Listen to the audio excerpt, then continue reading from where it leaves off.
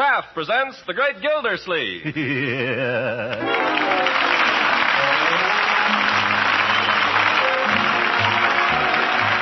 Kraft Cheese Company, makers of parquet margarine and a complete line of famous quality food products, presents Harold Perry as The Great Gildersleeve. Kraft brings you The Great Gildersleeve every week at this time, written by John Whedon and Sam Moore. We'll hear from The Great Gildersleeve in just a moment. Pabstet, the delicious golden cheese food, is so nourishing and so easily digested, so useful in 100 appetizing ways, you'll find it a wonderful help in menu planning. For a tempting main dish, blend Pabstet's mellow cheddar cheese flavor into nourishing and economical macaroni and au gratin dishes. Or melt Pabstet into a smooth, luscious cheese sauce for vegetables, hard-cooked eggs, chicken, or fish. For lunchbox sandwiches or quick company treats, spread delicious Pabstet on crackers or between layers of enriched bread. Yes, there are 100 different ways Pabstet can please your family and guests. And, especially important these days, Pabstet helps supply important food elements, muscle-building milk protein, food energy, milk minerals, and important vitamin A. So, for delightful menu surprises, buy wholesome, nourishing Pabstet. Whenever you can, serve this delicious golden cheese food, Pabstet.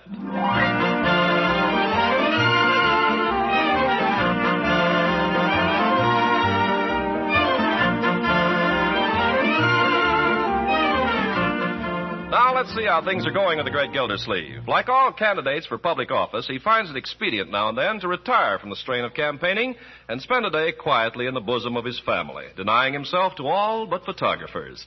Today is Saturday, and Gildersleeve has planned such a day. No photographers are clamoring at his door, but if one happened by now, he'd find the great man standing on the front porch with his niece Marjorie, surveying his acres and sampling the morning air. Just breathe that air, Marjorie. Go on, breathe some of it. Wonderful. Where else can you get air like that? You know, I wouldn't live anywhere else for $1 million. Neither would I. You take where Judge Hooker lives even. Of course, it's only 3 blocks from here. But somehow the air isn't the same. I notice the difference the minute I turn the corner. I think it's spring that's turned the corner. Huh? What do you mean? Well, see how green everything is. Why, in another week the lilacs will be out. It's really here, Uncle Mort. It's spring. Yes, it's spring. What is it the fellow says? Spring with its eternal promise? I don't know.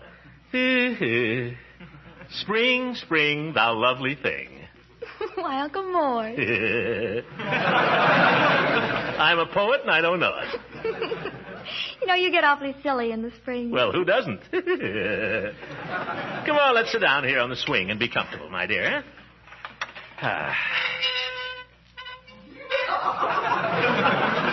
You got to remember to put some oil on that. Remind me next spring. Oh, I love spring. And I love this place. I love every tree and every bush and every little thing about it. Yeah, I wouldn't take $1 million for it. And the grass. See how green it is. You can almost see it growing. I can almost see me mowing. Oh, well, Leroy's a big boy now. Where is Leroy? He ducked out right after breakfast. Do you want him? No, let him go. What's he up to? I don't know. He borrowed a quarter from Bertie before he left. She'll probably never see it again. I've told him time and again he's not... Bertie, is that you? Where are you, Miss Gildersleeve? Out on the porch. Come on out. Mr. Gildersleeve, you going downtown today? I wasn't planning to, Bertie. I doubt if I even stir off this porch today. It's so comfortable here. Oh, shucks, I should have asked Leroy. He was going anyway. By the way, Bertie, I understand you lent Leroy some money this morning. Yes, sir. Well, I've told Leroy he's not to ask you for money, and I've asked you not to lend him any. Well, I wouldn't say I lent it to him exactly, Mr. Gildersleeve. You wouldn't? No, sir, I just advanced it to him. The distinction is a highly technical one, Bertie. Is what? Lending and advancing. The distinction is scarcely perceptible from where I sit. I'm sorry, Mr. Gildersleeve. You ain't coming through so good this morning. I say, what's the difference between lending money to Leroy and advancing it? Well, advancing money is where you're going to get it back come payday. Lending it is where you kiss it goodbye. Leroy's going to pay it back. Well, see that he does. What did he want it for, anyway? Oh, he made me promise not to tell. No, Bertie. Here comes Leroy on his bicycle. Yes, you better ask him. Hands! Look, no hands! Leroy! Oh, my goodness, don't do that. One of these days, he'll break his fool neck. No such luck. Yep. I got it, Bertie. Hi, Unc. Leroy, where have you been? Shopping? Stick in your shirt tail. What were you shopping for? Present? And who, may I ask, were you buying a present for with money which you borrowed from Bertie when I told you repeatedly you're not to do so? Well? Could you give me that again? What's the matter with everybody around here? I speak English, don't I? Excuse me, I got to look in the oven. Leroy, who was the present for? Miss Goodwin? Miss Goodwin, eh? Leroy, what's back of all this? Nothing, Unc. Nothing at all. He just wants to get promoted, that's all. June is coming. I do not. I do so. Tell her to keep out of this, Unc. If you didn't wait till the last minute every day to do your homework. Now, Marjorie, I'll handle this.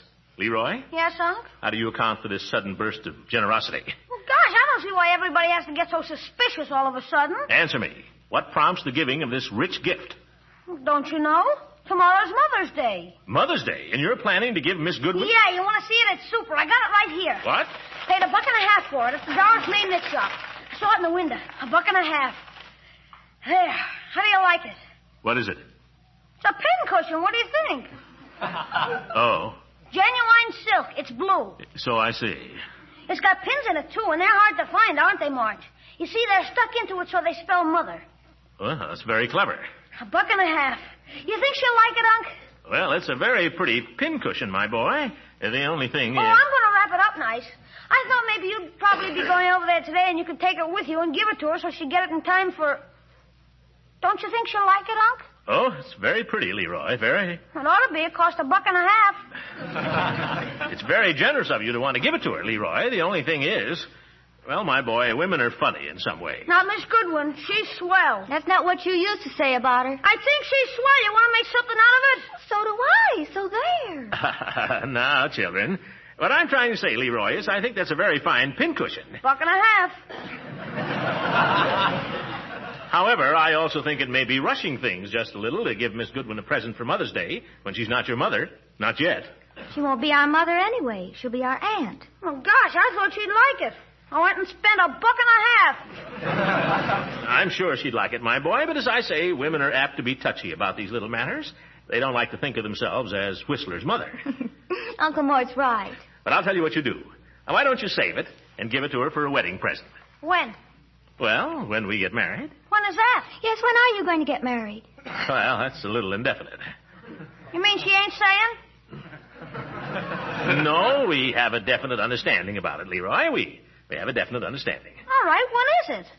Well, we decided, your Auntie Eve and I, that it would be too complicated to try to get married at the same time I'm running for mayor. Well, then why run for mayor? You have a point there, my boy. But Eve is very anxious to have me do it. She wants me to be the mayor. In fact, she promised that if I win the primaries in June, that same day she'll name the date of our wedding. And if you don't win, what then? Of course he's going to win, Leroy. Yeah, but what if he doesn't? We haven't really gone into that, my boy. Well, you better go into it. I don't want to get stuck with a pincushion that cost $1.50. Yes.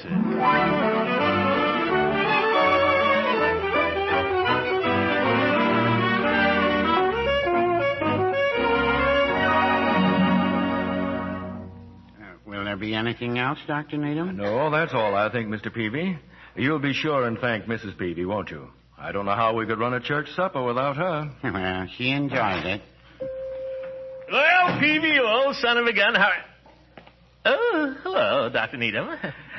Good day, Mr. Gildersleeve. I didn't see you when I first came in. That will be 25 cents, Dr. Needham. 25 cents. And the penny tax, of course. Of course. Render unto Caesar the things that are Caesar's. Eh, Mr. Gildersleeve? That's right.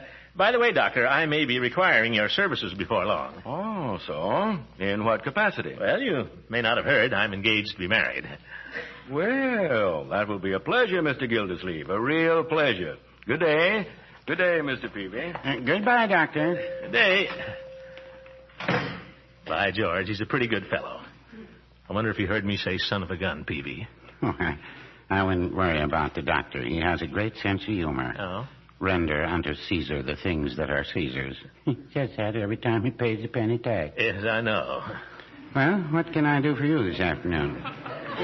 Not a thing, Peavy. I just dropped in to chew the fat for a while, if you're not busy. Not at all. Is the happy day really drawing nigh for you, Mr. Gildersleeve? Right after the election, I'll be the happiest man in the world. She's the finest woman I've ever known. Woman is a noble sex, Mr. Gildersleeve. I'd say it was the nobler of the two sexes. You're right, Peavy. Now, you take Mother's Day. Only a woman can be a mother. Yeah, that's true. Probably a good thing, too. Well, Judge Hooker. Hello, Peavy. Well, Gildersleeve, busy campaigning, I see. And I'm just resting for the moment, Judge. Peavy and I are talking about the nobility of woman. Women. Give me a pack of razor blades, Peavy, and a bottle of those liver pills. Sour grapes, Judge? All right, laugh, Gildy. You're no better off than I am. Well, now, I wouldn't say that. Mr. Gildersleeve's engaged to be married, you know. Yeah, I know, but there's many a slip twixt the cup and the lip. And Gildersleeve ought to know. Now, see here, Hooker. You better get it in writing, Gildy.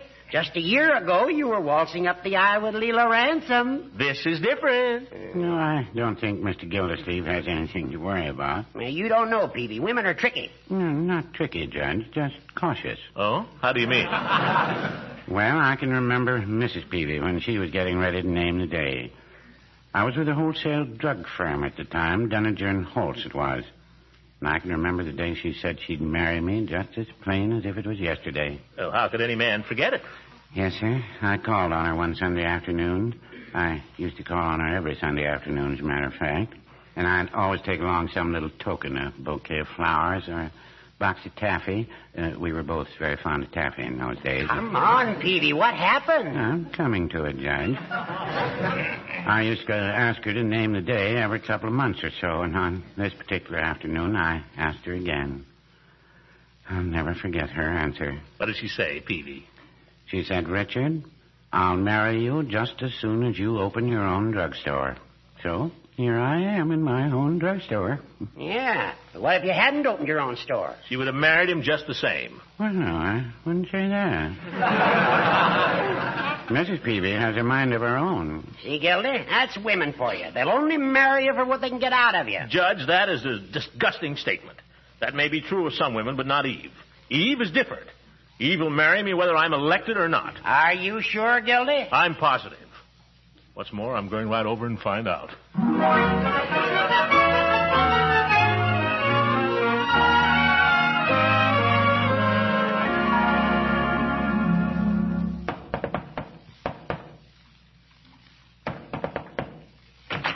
Well, in the middle of the morning? Sure. What's the matter with the morning? Nothing, Throckmorton, except that I was just going out. Would you like to come in just for a minute? I'll come in for a minute and stay the rest of the day. Throckmorton, I'm taking the day off. Oh, is Mayor Terwilliger taking the day off? Now, Eve, a man can only campaign so much. That's no way to win an election. Let's forget the election. Wouldn't you like to take the day off and have a little fun? I can't. And I don't think you should either. Oh, come on, Eve. Besides, I've got something I'd like to ask you about. You can ask me about it tonight. I have a teachers' meeting in a few minutes. Eve, don't I mean anything to you? Of course you do, only the thing... Eve, there's something I got to know right away. What's that, Throckmorton? Well, I got to thinking. I'm just wondering. We get married in June, huh? Maybe. Right after the election? It all depends. Depends on what? Throckmorton, that reminds me. I wrote my mother about you. I never do a thing without consulting Mother. Would you like to hear what she said? What did you write her about me? Oh, I told her I'd met you and how kind you'd been to me and what an important man you were getting to be. Is that all? Just about. Would you like to hear what she said about you? Well, some other time. But right now, Eve, I've got to know where I stand. Suppose I don't get elected. I refuse what? to consider that possibility. So should you. Well, of course, I'm going to keep right on plugging away, Eve. I'll do my best. And you'll win. I'm sure you will. What if I don't? Let me show you what Mother said. I've got a letter right here. Oh, for goodness sake. Let's see. The weather has been rather chilly, so and so and so and so. Nancy Grant had a baby last week, so and so and so and so. Oh, here. Mr. Gildersleeve, from your description, sounds very forceful and dynamic. I'm sure he has a real future in politics. There. Politics? What about my other future? Haven't you said anything to your mother about us? Maybe I have. What did she say about that? I don't have to tell you everything, do I, darling? Well, I want to know where I stand. Well, our engagement's been announced, hasn't it? I've been engaged before. What I want to know is, if I don't get elected... Throckmorton, you're being a defeatist. I won't consider that possibility. In fact... Oh, dear, they're blowing for me. I've got to go. But, Eve, can't you answer a simple question? Later. See you tonight, darling. Now, where am I? By George, if I didn't know her so well, I'd say she was tricky.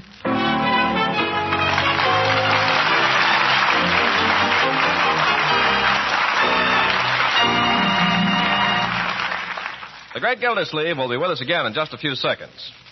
Now, more tempting ways to serve Pabstet, the delicious golden cheese food. Children simply love the wholesome, nourishing cheese goodness of Pabstet, so here are some special treats for the youngsters. Before serving vegetable soup, crumble Pabstet and let its mellow cheddar cheese flavor blend extra richness into this tempting soup. Creamed potatoes and creamed spinach made with Pabstet are sure to be greeted with ahs and ohs of delight. And between meals, crackers spread with Pabstet are treats that hungry youngsters will light into with lip-smacking satisfaction. There's just no end to the tempting ways of serving nourishing Pabstet. So whenever your dealer has a supply on hand, ask for the familiar round, flat package and buy this delicious golden cheese food, Pabstet. Delight the whole family. Remember, it's the original whole milk cheese food, so be sure to ask for Pabstet.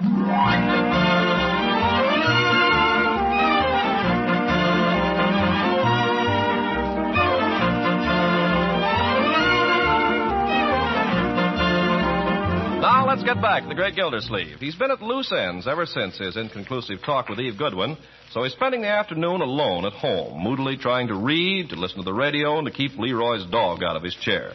Now, however, comes an interruption. Oh, now what? Shut up, Jeep. Well, good afternoon, Leila. Hello, Throckmorton. I hope you don't mind my dropping over, but it's such a lovely day. No, glad to see you. Come in. Get out of here, Jeep. Oh, I just couldn't stand being cooped up over there another minute, and I just thought, well, now, I'll just go have a nice, friendly visit with Throckmorton. Oh, fine. I've just been sitting around not doing a thing. Come in and sit down. Thank you. It's nice in here. I've always liked this room. You have? I've always liked this couch, too. Seems like old times, just the two of us here, doesn't it, Throckmorton? Yeah, just like old times. I'm terribly happy for you, darling. About Eve, I mean. That's good. She's a fine woman. One of the finest women I ever met. Really. She is a fine woman. When is the happy day to be, Throckmorton? We have a sort of a flexible arrangement. Probably in June. Oh, June's a lovely month for a wedding. Just think, a year ago... You're being awfully nice about this whole thing, Leila. Oh, but I think Eve is so perfect for you. You're almost as tall as she is.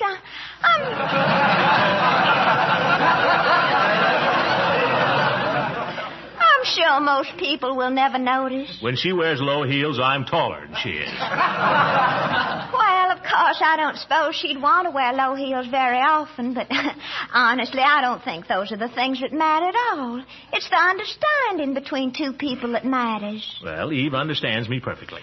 I just wish I could get to know her better. I'm certain she must be terribly interesting. Oh, she is. Fine talker, very well informed, but she's never boring. You know, some well-informed women are boring. I suppose so. I don't suppose you ever think about us anymore, do you, Throckmorton? Us? We had some happy moments. A few. I like to remember them sometimes. We had a lot of fun, Leila. Do you remember the time we got caught in the rain and had to spend all afternoon in that funny little country store? And we played checkers for 2 hours. And I didn't win one game. You always were too smart for me, Throckmorton. You weren't trying. Oh, yes, I was. Do you remember that afternoon we went out on the picnic, just the two of us? And we just lay on the grass and looked up at the clouds. Yeah, I remember. We didn't talk sensibly or think about anything. We just acted like two silly people who were in love all afternoon. Wasn't it silly? No, What was silly about it? Oh, we did such silly things. Are you still ticklish, Throckmorton? Now, Leila. Leila? Cut it out, Leila. Leila.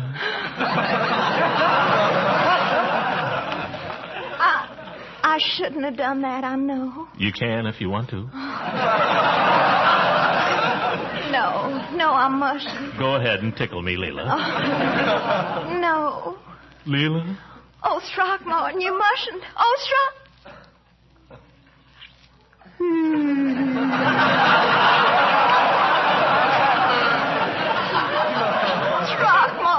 Throckmorton, what are we doing? I can't imagine how we ever... We were swept away. Oh, Throckmorton, how can I ever face Eve? How can you face her? What about me? You mustn't worry about it, darling. Eve is so understanding. I'm sure she would realize it was just a slip. Oh, she'd never forgive me. Oh, of course she would, Throckmorton. I only hope she can forgive me. It was my fault, Leila. It was all my fault. Well, I'll forgive you, you poor boy.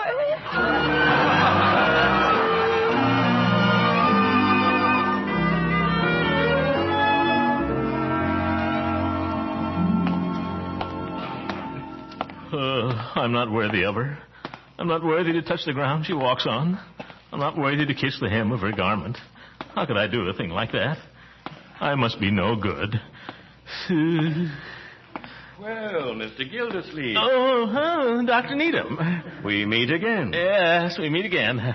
I suppose you're out for a little stroll? Yes, I usually take a little constitutional after supper Saturday evening. Sets me up for Sunday. Will I be seeing you in church tomorrow? Oh, yes, you certainly will. Good. I felt the need of church lately. The world needs the church, Mr. Gildersleeve. If the world but knew it. You're right, Doctor. You're absolutely right. Goodbye.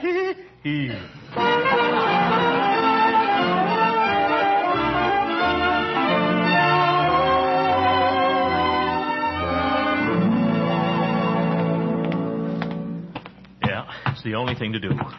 I'll just throw myself on her mercy. I'll just say to her, Eve, I've been a bad boy. Please forgive me. I'll just say to her, I don't know how it happened, Eve. I didn't mean to do it. It just happened. I'll say... Throckmorton. Hello, Eve. Well, come in, silly. Oh, thanks.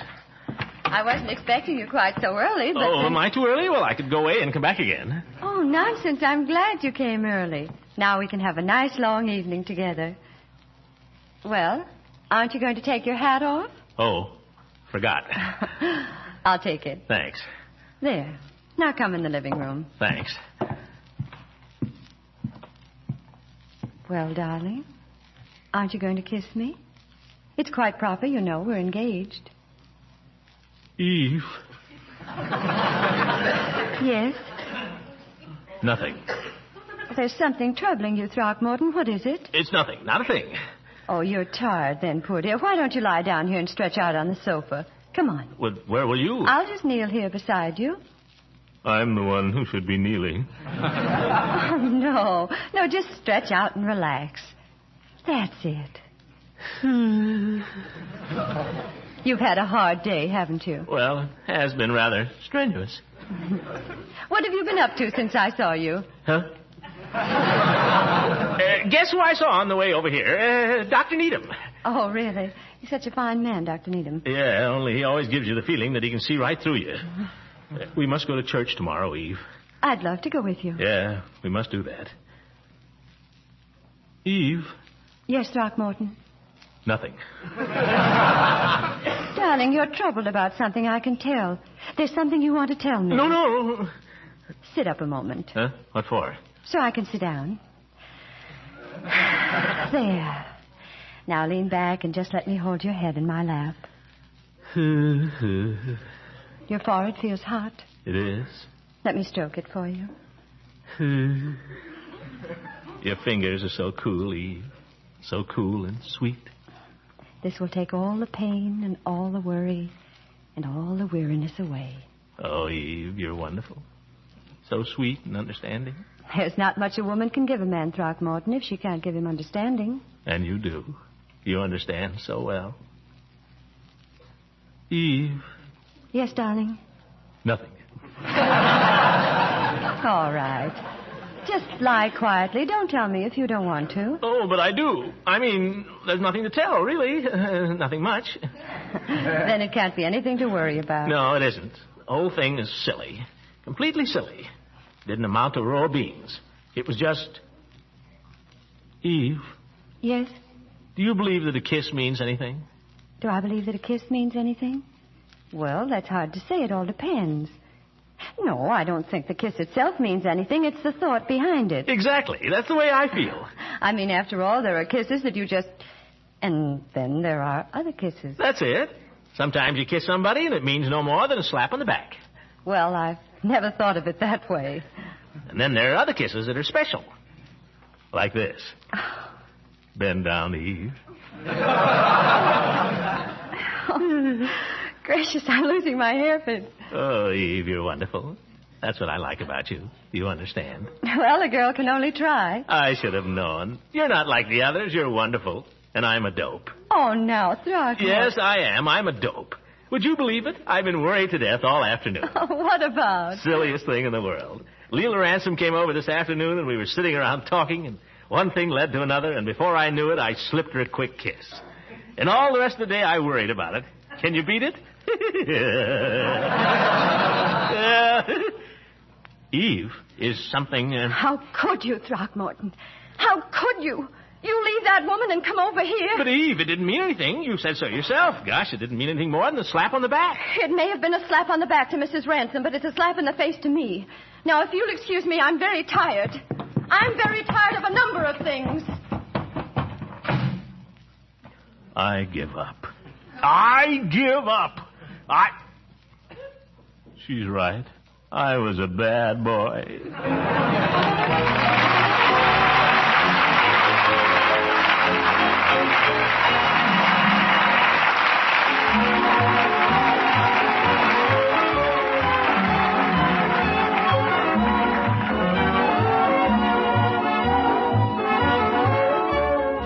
Here's a strange situation. While other foods are being rationed, we're urged now to cut loose and fill up on eggs. It seems this country has more eggs right now than it knows what to do with, and a very good thing to do with them is to eat them. There are good reasons for this sudden surplus. The hens have been going all out for victory, and at the same time, we're hard up for storage facilities and crates to pack the eggs in. We have to keep them moving direct from hen to consumer. It's a good thing, really, because doctors tell us that eggs have what it takes. They say we'd all be healthier if we ate them at least once a day. Well, not only do eggs supply many of the things we miss with those steaks we're not getting, but they have a specialty of their own. They help prevent pellagra. And right now, because of the surplus, eggs are cheaper than they're likely to be for some time. So it's a good chance to lay up a little extra health against hard times to come. Personally, Mr. Carpenter, I make a practice of eating 2 eggs for breakfast every morning, rain or shine. Yeah, I was just about to remark, Mr. Gildersleeve, I've never seen you looking better. Oh, I never felt better. Well, you heard what the man said, folks. Let's eat all the eggs we can get while this surplus lasts, because if we don't, the farmers are going to start laying off hens, and when the lean season comes around again, we'll be right back where we were before. Yeah, and that would be ridiculous. Good night, everybody.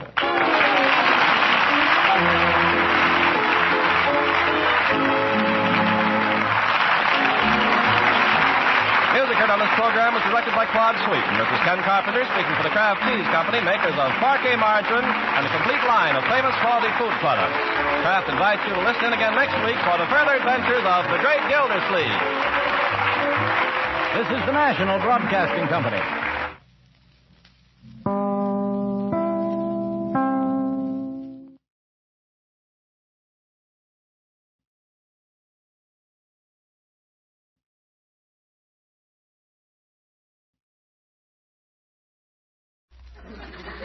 Kraft presents the great Gildersleeve. The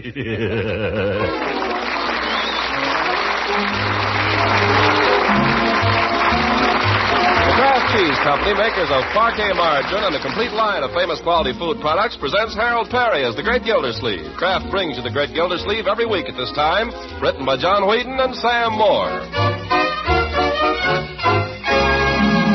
We'll hear from the great Gildersleeve in just a moment.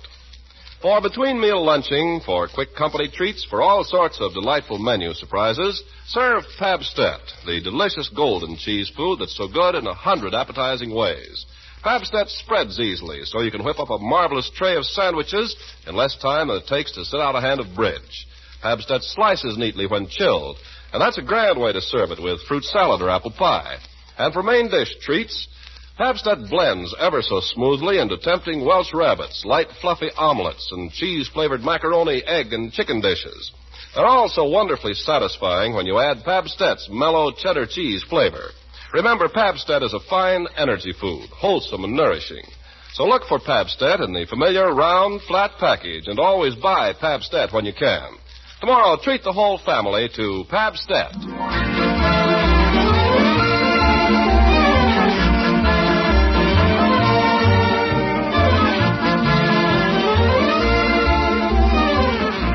Now let's join our friend the great Gildersleeve, who is still suffering the pangs of conscience for his momentary lapse into the arms of LEILA Ransom a few days ago. He's also suffering because Eve Goodwin hasn't spoken to him since he confessed his slip. We find him now at home trying to gather courage to telephone her. Let's see. I could just pretend there's nothing wrong at all. Pretend the whole thing was a bad dream. Well, Eve, I can say. How have you been? Where have you been keeping yourself? No good. Maybe I could ask her some kind of a question about my campaign. Ask her how to get the women's vote. Oh, no, that wouldn't do. Maybe if I... Don't be ridiculous, Leroy. This costume is just right. I don't care if it's right or wrong. I won't wear it. You'll have to wear it. Oh, make me. Leroy, what is all this, Marjorie? Leroy has to be in a maypole dance. Stop it, one at a time. What is this? Leroy has to take part in the maypole dance at Mayor Terwilliger's picnic, and he Just a minute. Let's get one thing straight around here. It's not Mayor Terwilliger's picnic.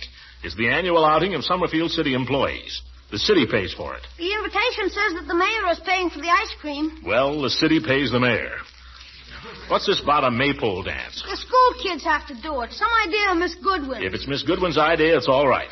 I want you to cooperate 100%, Leroy, at least. A maypole dance? That's kid stuff, Unc. It's not kid stuff at all. Why, a few hundred years ago, the maypole dance was a universal custom. The peasants used to dance around the maypole every spring. Grown-up peasants, too. Well, I ain't a peasant. We needn't go into that. If Miss Goodwin's putting on a maypole dance, you'll take part, Leroy, just like the rest of the children. Oh, I wouldn't mind that so much, but I got a special part. Oh? What is it? I have to present the crown to the Queen of the May. They want me to wear this little old Fauntleroy suit and to walk up there with a crown on a pillow. And then I have to kneel down and present it to the Queen of the May. Well, I think that's a very... And who do you suppose is Queen of the May? Who? Ethel Hammerschlag. Oh, Leroy, you make me sick. Ethel Hammerschlag is a very nice little girl. Oh, yeah? The new crowner. I not only have to crown her, but then I have to sit beside her on her throne. I don't even want to go to Terwilliger's old picnic. It's not Terwilliger's picnic, and you'll go. And by George, you'll wear that costume. But these pants are too tight. This suit is 2 years old. It's as good as new. You've never worn it. And today you will. Now go upstairs and put it on. Oh, for corn's sake. Go, Leroy. Okay. Excuse me, Mr. Gildersleeve. What about lunch for the mayor's picnic? You want hard-boiled eggs? Ye gods, Bertie, this picnic is not the personal property of Mayor Terwilliger. The city is paying for an outing for its employees. Yes, sir. You want hard-boiled eggs? I'm not going. Give the children whatever you have. Oh, Uncle Mort, I think you ought to go. And watch Terwilliger swelling around as if he owned the park? No, thank you. I fixed some fried chicken. Mm-hmm. And some nice cucumber sandwiches. Mm-hmm. Little mayonnaise on them, Bertie? Just a touch. Then I could put in some of them little baby tomatoes. Delicious. I thought I might just whip up a quick devil's food cake, Mr. Gildersleeve, but if you ain't going to the picnic, maybe I shouldn't bother. Well, the children will enjoy it. Besides, it never does any harm to have a cake around the house, Bertie. No, sir. Well, I better get with it. Well, I should think you'd want to go to the picnic, Uncle Mort. I should think you'd want to see Leroy as King of the May. I'd rather imagine it. I thought you'd be taking Miss Goodwin to the picnic. By George, maybe I should, eh? I might call her up and ask her. Why not? I think I will. What's the matter? Marjorie, I wonder if you'd mind going out on the porch or something just for a minute. All right, Unky. I'll leave you alone. Yeah, great. Now. Excuse me, Mr. Gildersleeve, but have Bertie, I'm trying to telephone if you don't mind. Oh, pardon me. Must be some price. Like trying to phone from a cigar store. What if she says no? But if I don't call her, how can she say yes? I don't know how I get into these things. All right, Unc, I'll leave it to you. Is this a costume? Oh, for heaven's sake, I'm trying to telephone, Leroy. Go ahead. Leave the room, Leroy. Hey, there goes Mrs. Ransom. Are you going to take her to the picnic? Certainly not. Well, she seems to be heading this way. Oh, my goodness. Unc, what's the matter? Nothing. Is she coming here, Leroy? How do I know? Hey, what are you doing behind the sofa? Where is she? Coming up the front walk? Tell her I'm out, Leroy. But you're right here. You wouldn't want me to tell a lie, would you, Unc? You won't be telling any lie, my boy. Tell her I'm out. You don't know when I'll be back. What a character.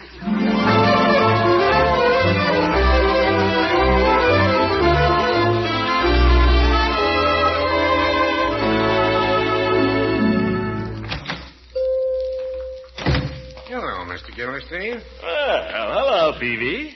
Be right with you. I'm just measuring out some mothballs here.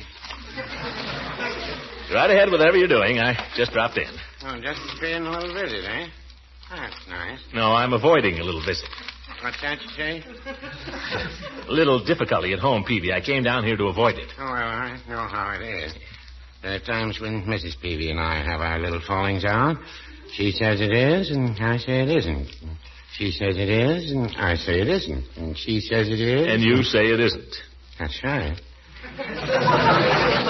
It goes on like that, and by she gets impatient. And she says to me, Richard, you're a stubborn old fool.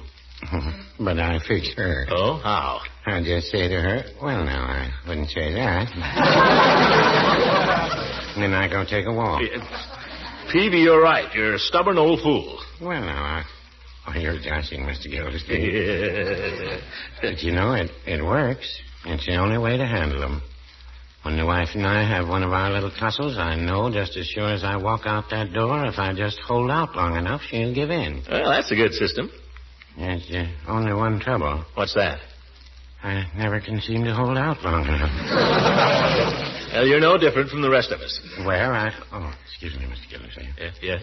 If you don't mind my asking, who was the party you came down here to avoid? I'm not mentioning the lady's name, Peavy. I'm withholding that information as a gentleman should. Well, I only ask because I'm afraid I see her coming in the shop now. Miss Goodwin. Miss Goodwin? I'm not avoiding her. Or am I? Well, anyway, I guess I'm trapped. Well, hello, Eve. Good morning, Throckmorton. Long time no see. Good morning, Miss Peavy. Good morning, Miss Goodwin. Nice day. Yes, it is. I'd like It was a little foggy this morning, though, but about 9:30 the sun broke through, so it turned out nice after all. I'd like a bottle of cologne, Mr. Peavy, if you have it. Cologne? Well, now, I'm afraid I'm going to have to disappoint you, Miss Goodwin. Cologne is very hard to get these days. Cologne is very hard to get, yeah. I put in an order back about Christmas time, but all they were able to send me was a grocer razor blades, which I, of course, was glad to get, but it wasn't quite... Like that all over. I heard of a fellow in the hardware business who excuse me. Have you anything else, Mr. Peavy? Any toilet water? Oh, yes, I have. I just get my glasses on here. Yeah, I have two here. Now, this one is called Parlement d'Amour. Same as the perfume. Has a very nice smell. Oh, that's very nice. I know that one. I used to buy that for... Oh, it's very nice. I think perhaps I'd prefer the other one. What's that? Yes, you'd probably prefer the other one, Peavy. Let's have a look at that. Well, let's see. This one is called Moment of Passion. May I smell it? Yeah, let her smell it, Peavy. Certainly. I can get the stuffer out. They stick a little sometimes. Here, I'm strong. Let me do it, Peavy. I got it. There you are, Miss Goodwin. Oh, that is nice. Care to smell it, Mr. Gildersleeve? Oh, no. Whatever's all right with Eve is all right with me. A lot of the ladies seem to like this one. I think I'll take it. How much is that? That'll be, let's see, it's written on the bottom here. $1.75 and 20% tax, $2.10. It's all paid for, Eve. Here you are, Peavy. Oh, no, please, I don't want you to. Here, Mr. Peavy. It's all paid for. But I couldn't think of it's having no it... use, Eve. Keep your money. Throckmorton, if you don't mind. Well, Okay. Gosh. 210 and 5 is 215, 225, 250, and 50 is $3. Thank you. Here's your parcel. Thank you. Goodbye, Mr. Peavy. Goodbye. Oh, Eve, just a minute. Yes? I mean, speaking of the weather, Eve, are you going to the picnic today, Eve? I expect to, yes. Some of the children from the school are giving a little performance. Yeah, I know. Leroy, he can hardly wait. Are you going with anybody in particular? I'm going with a group of the teachers. Oh. Well, perhaps I'll see you around. Perhaps. Goodbye, Mr. Peavy. Goodbye. Goodbye, Eve. See you around. Little trouble there, Mr. Gildersleeve? What do you think?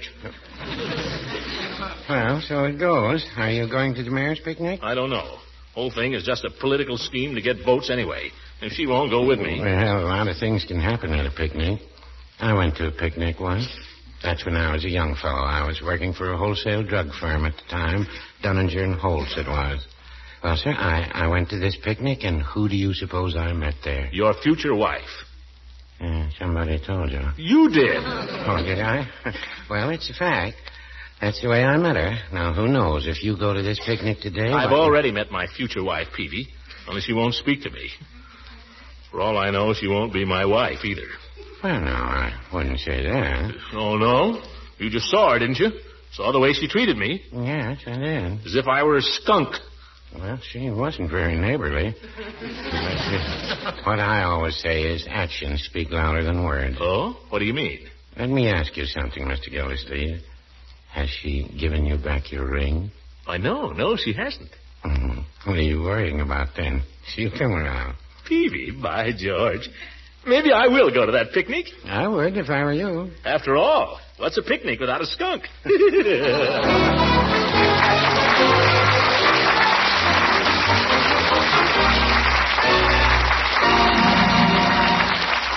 great Gildersleeve will be with us again in just a few seconds. Ready, set, let's go, ladies, for more of those tempting ways to serve Pabstet, the delicious golden cheese food of 100 uses. First course, cream soup. Just before serving, add a generous amount of Pabstet cut into small cubes and watch that cream soup hit a new high in appetizing goodness. Next, a main dish. And our suggestion is eggs golden sauce. Hard-cooked eggs drenched with the mellow cheddar cheese goodness of Pabstet. Now, a grand salad. Press 2 halves of a pear together with a tasty center filling of Pabstet and serve with lettuce and mayonnaise. And for dessert, apple pie served with Pabstet wedges. There you have it, menu magic from soup to dessert with Pabstet. And you'll find dozens of other exciting ways to surprise your family with this nourishing, wholesome cheese food. So tomorrow, look for, ask for, and buy Pabstet. Remember the name, Pabstet.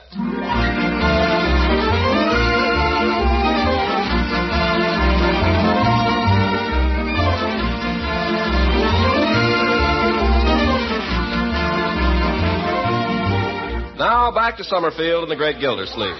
The city employees' picnic is well underway with games for the children, tests of strength and skill for the gentlemen, and special events for the ladies, all to the strains of the Sanitation Department Band.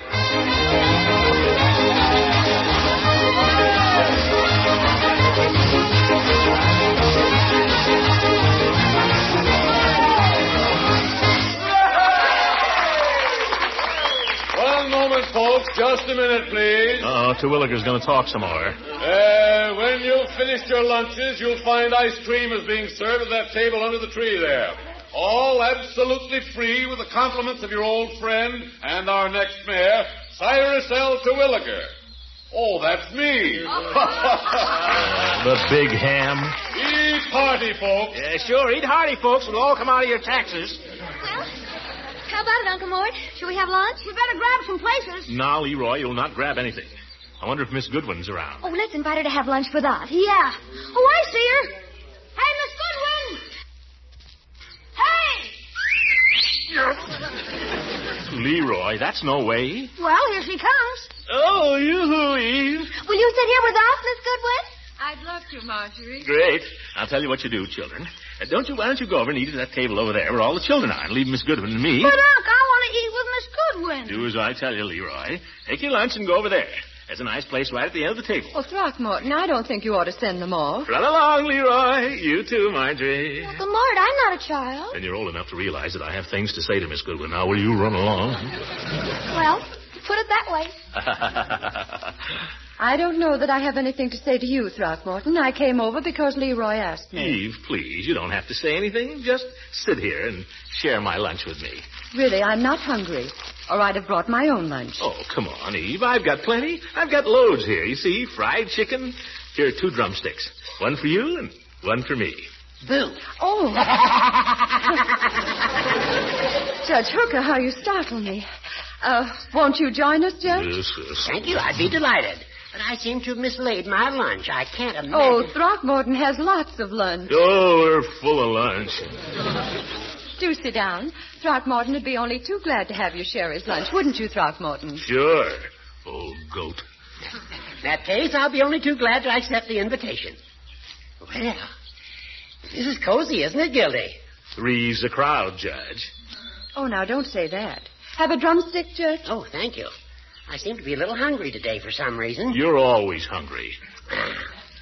Well, I want to tell you, that's the finest fried chicken I've ever put in my mouth. Wipe your chin. Oh. Throckmorton, a drumstick for you? No, thanks. What? I'm not hungry. Oh, come now, that's nonsense. There's all this chicken here. Go ahead and try it, Gildy. It's marvelous. Thank you, Judge. That's very generous of you. But I seem to have lost my appetite. Oh, well, all right. But you're missing something. Finest fried chicken I ever tasted. I'm glad now they couldn't find my lunch. You never had a lunch, and you know it. You old goat, why don't you eat the paper plate, too? Oh, here's Mayor Terwilliger. Oh, what does he want? Well, this is a merry little group. Miss Goodwin. How do you do? Judge. Have some fried chicken? No, thank you. Ah, there, Gildersleeve. I'm going to have to ask you gentlemen if I can borrow this lady for a little while. What?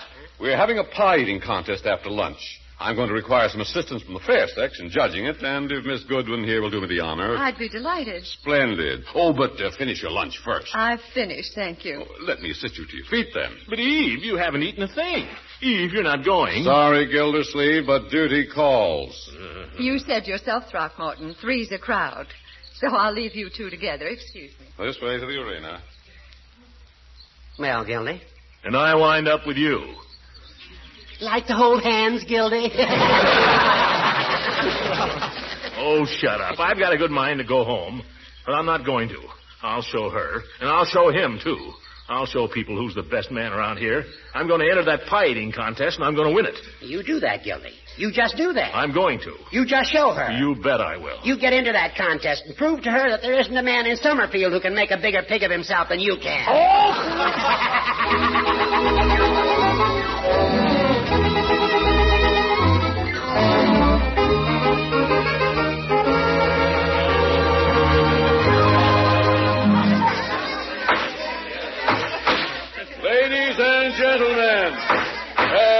Ladies and gentlemen, could I have your attention for a moment, please? Yeah, what'd I tell you, Judge? He's going to make another speech. Just keep your shirt on, Gildy. All you can do is be a good sport. Ladies and gentlemen, friends of Summerfield, I only hope you've all had as pleasant a time so far as I've had myself. Thank you. I know some of you have had a good time. There's a certain politician, for instance, who enjoyed winning the pie-eating contest. Why, you... I won't mention his name because he's my political opponent. But I can tell you he's a little on the stout side. I wouldn't say he's exactly fat, but I understand one time he had the mumps for 2 weeks before he found it out. Be a good sport, Gildy. Laugh. Now, we're not going to have any speeches today, folks. This is just a social occasion. At the same time, if I may take a moment, I would like to call your attention to 1 or 2 facts about the political situation at this time. Now, in the year 1776, what was Summerfield? 1776. In the year 1776, Summerfield was just a tiny village. But in that tiny village were all the seeds of the Summerfield that was to grow into the great and prosperous city of today. This could go on for days. The glorious tradition of Summerfield began to grow and expand. In the year 1812, what do we find? This isn't a speech, it's a filibuster, Judge. The year 1812 saw the establishment of Summerfield's first manufacturing concern. That concern, my friends, was the Summerfield Iron Works, whose sleds and washboards have since made the name of our city famous throughout the country. Is he going to tell about every business in town?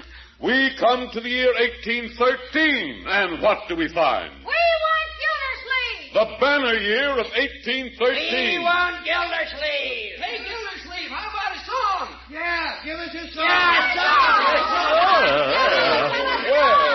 Well, now, that's an idea. Yes.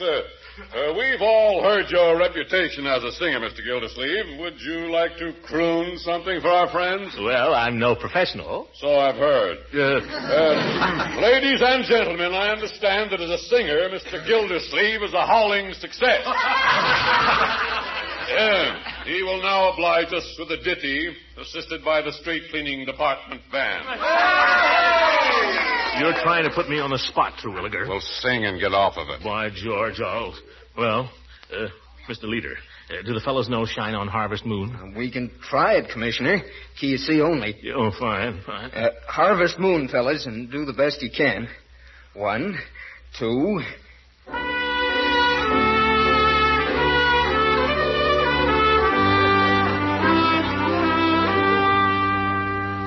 Shine on, harvest moon, up in the sky.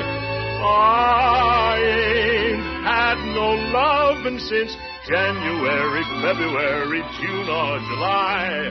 It's no time, ain't no time to stay outdoors and spoon.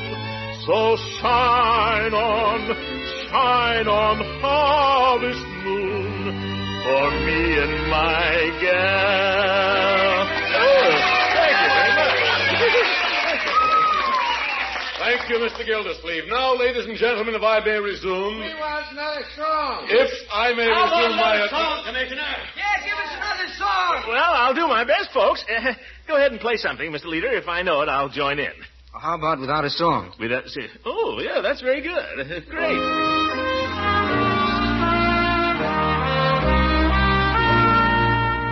Without a song, the day would never end. Without a song, the road would never bend. When things go wrong, a man ain't got a friend. Without a passion girl with heart so true, one who loves nobody else but you. I want a girl just like the girl that married dear old Dad. Thank you. All right, Gildersleeve, now get off. Don't you wish I would? If I may continue from the point at which I was interrupted, friends. We want another song! Yeah, give us another song. Really, friends, Mr. Gildersleeve has sung 8 songs already. I'm afraid his voice is tired. Are you kidding? I'm as fresh as a daisy, folks. How about a song just for the ladies? Yeah, all right, ladies. Your wish is my very command. Mr. Leader. Oh, sure, we know that one. Number 18, boys. Oh.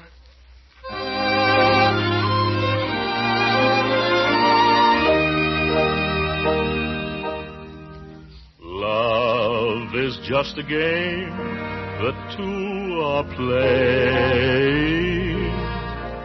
Love is nothing but a game of chance. For the one who chooses very often loses. Love is never sure to be romance. Danger always lurks in Cupid's arrows, but he hasn't aimed at you and me. If you are thinking of some other boy to love, you may always know but you are free.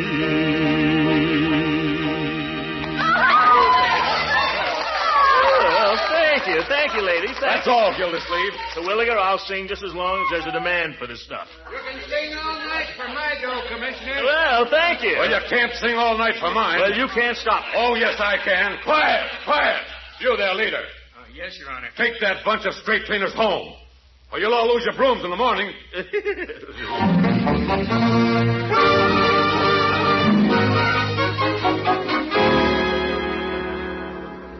Oh, Uncle Mort, you were wonderful. Wasn't he wonderful, Miss Goodwin? He certainly was, Marjorie. Did you hear the way that crowd cheered?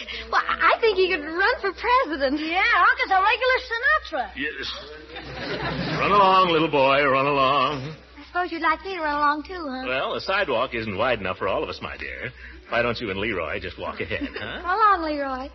Give him a break. How much is there in it for me? Leroy. Okay. That's a boy. Well, shall we start home, Throckmorton? Oh, if you'd like. I was very proud of you this afternoon, Throckmorton. Oh, that's so? Yes. I thought you handled a difficult situation very well. Nothing much. It could have been very embarrassing. You know, when Terwilliger got you up there to sing, he was trying to make you ridiculous. That was his mistake. I think he found that out. Throckmorton. Yes? Nothing. Eve, what's the use of bluffing? I can't be mad at you. Well, I can't stay mad at you. When you sing the way you did just now, I don't know, something happens to me. Oh, well, that's because I was singing to you, Eve. Just you. Were you? You think I could sing that way to anybody else? Oh, darling, it's been so long. Eve.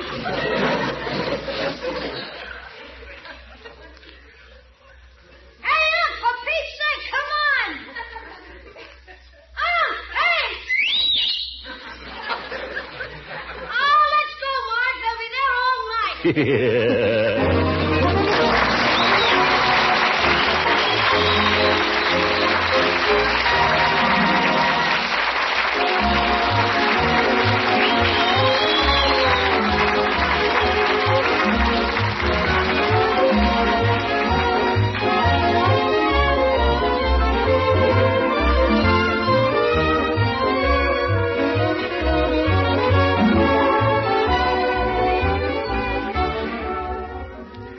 By George, that's pretty nice. Listen to this, Marjorie. Huh? What is it? It's a letter from Mattie Parsons.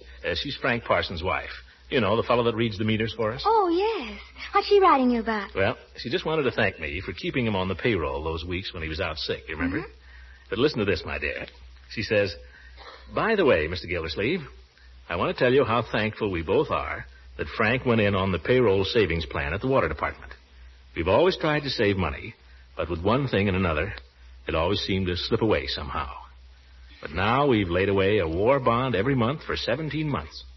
It'll be a nice little nest egg. Luckily, we didn't have to cash in any of the bonds to pay for Frank's illness. But it was sure nice to know that the money was there in case we did need it. Well, is everybody down at the water department in on the payroll savings plan? All the smart ones are, my dear, because there isn't a better investment in this whole world or an easier way to save money.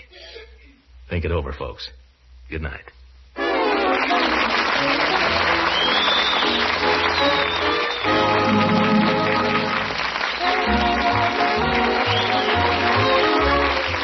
Music on this program was selected by Bob Sweet. This is Ken Carpenter speaking for the Kraft Cheese Company, makers of Parquet margarine and a complete line of famous quality food products. Kraft invites you to listen in again next week for the further adventures of the great Gildersleeve. This is the National Broadcasting Company.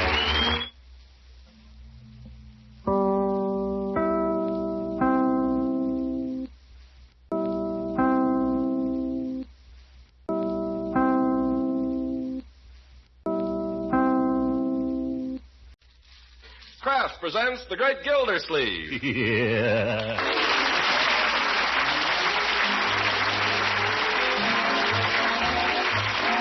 The Kraft Cheese Company, makers of Parquet margarine and a complete line of famous quality food products, presents Harold Perry as the great Gildersleeve. Kraft brings you the Great Gildersleeve every week at this time, written by John Whedon and Sam Moore. We'll hear from the Great Gildersleeve in just a moment. If you're taking the family on a picnic this Memorial Day, surprise them with a variety of tempting treats made with Pabstet, the delicious golden cheese food. Pabstet goes a long way toward satisfying hearty appetites because Pabstet is so delicious in so many appetizing ways. For example, blend a smooth, luscious Pabstet cheese sauce into a macaroni loaf or a molded cheese loaf or a molded vegetable ring. They're easy to prepare and delicious on an outing. Dates or prunes stuffed with Pabstet make another grand picnic treat. And, of course, it goes without saying that Pabstet is wonderful as a sandwich spread, rich in mellow cheddar cheese flavor. Remember, too, that Pabstet adds nourishing goodness, muscle-building proteins, food energy, milk minerals, and vitamin A. So head up your shopping list with Pabstet, the delicious golden cheese food. Don't forget, the name is Pabstet.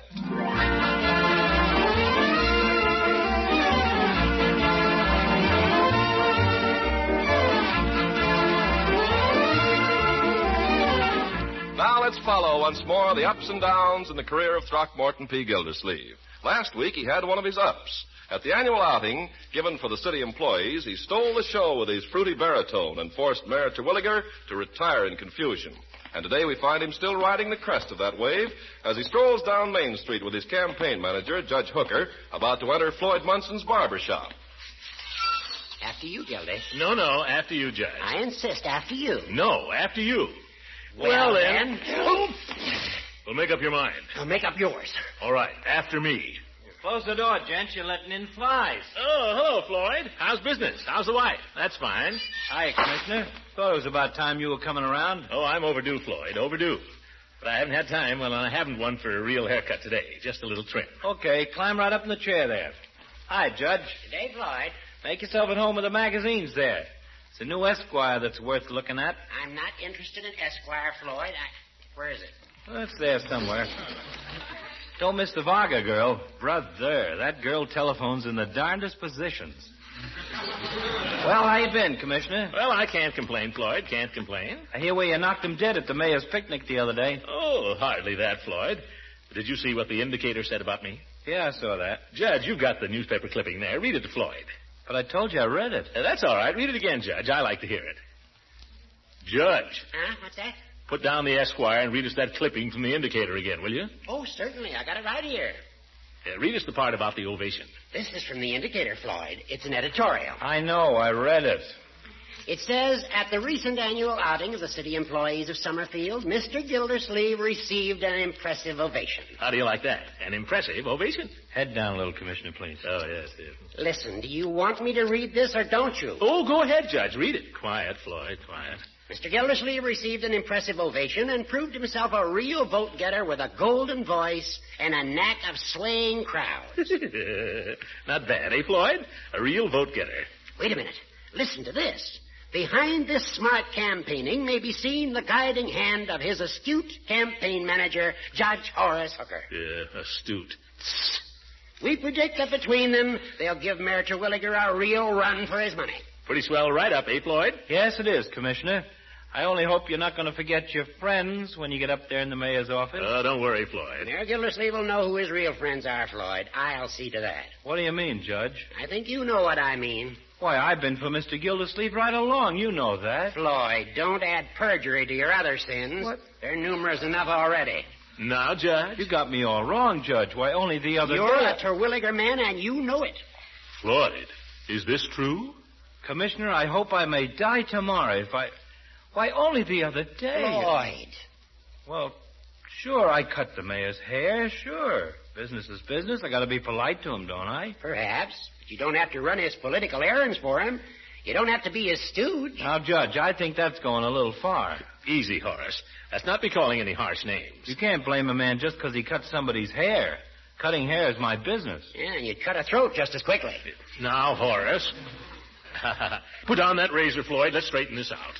Well, I think the judge owes me an apology. Apology for what? Now, I think Floyd sees which way the political wind is blowing, Judge. You're darn right I do. I feel sure he's going to vote the way his conscience tells him to. Aren't you, Floyd? You're darn right I am. Then why, may I ask, has he consistently refused to lend your campaign any assistance whatsoever? Judge, how can you say that? I've been for the commissioner here right along. Why, only the other day I we could... need office space for our headquarters. The floor above this shop is empty, and it would be ideal. No, but every time that I've asked you to let us use it, you've hemmed and hawed and stalled around. Now, how about it? Yes, Floyd. How about it? Well, gosh, fellas, you put me in kind of a difficult position. How about it, Floyd? Well, voting for Mr. Gildersleeve is one thing, but having his headquarters right here in the shop... Gosh, I'm liable to lose some trade that way. Only the undesirable trade, Floyd. The time has come, Floyd, for every man to make his choice and declare himself. Is it yes or no? Well, all right. Fine, I knew you would, Floyd. Now, Judge, you get busy and see if you can rustle up some office furniture. I don't suppose there's any up there, Floyd. Oh, nothing but an old piano. Well, we need a couple of desks and some chairs and, and some files. Yeah, I'll get right on it, Gildy. I think I even know where I can borrow an electric fan. Great. I'll run home and see if I can round up some volunteer workers. Hey, let me up, Floyd. But the haircut, I haven't finished, Commissioner. We'll call it done. Finish it some other time. Here, keep the change. Say, you don't let any moss grow, do you? Not me. Uh-oh, telephone. Yeah, I'll take it. Oh. Gildersleeve headquarters. She and I had a nice, quiet little business here.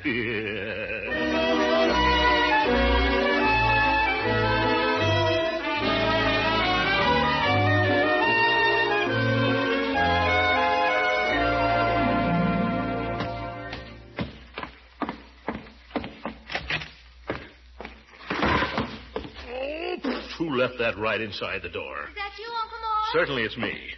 Look at this hallway. Baseball gloves, comic books. It's lucky I didn't break my neck. Where's Leroy? He's up in his room. He's got his commando gang up there. Well, they better stay there. I've got some telephoning to do. Well, I won't bother you. I'm going to the movies. Oh, not this afternoon, my dear. I need your help. Oh, Uncle Mort. Yeah, where's Bertie? I need you both this afternoon. Oh, Bertie! Bertie! Oh, gosh, this always happens. You calling me, Miss Gildersleeve? Yeah, Bertie? I thought I heard your golden voice. No, Bertie. That's what it said in the paper, Mr. Gildersleeve. Well, never mind that. I wonder if you'd like to do a little political work this afternoon, Bertie.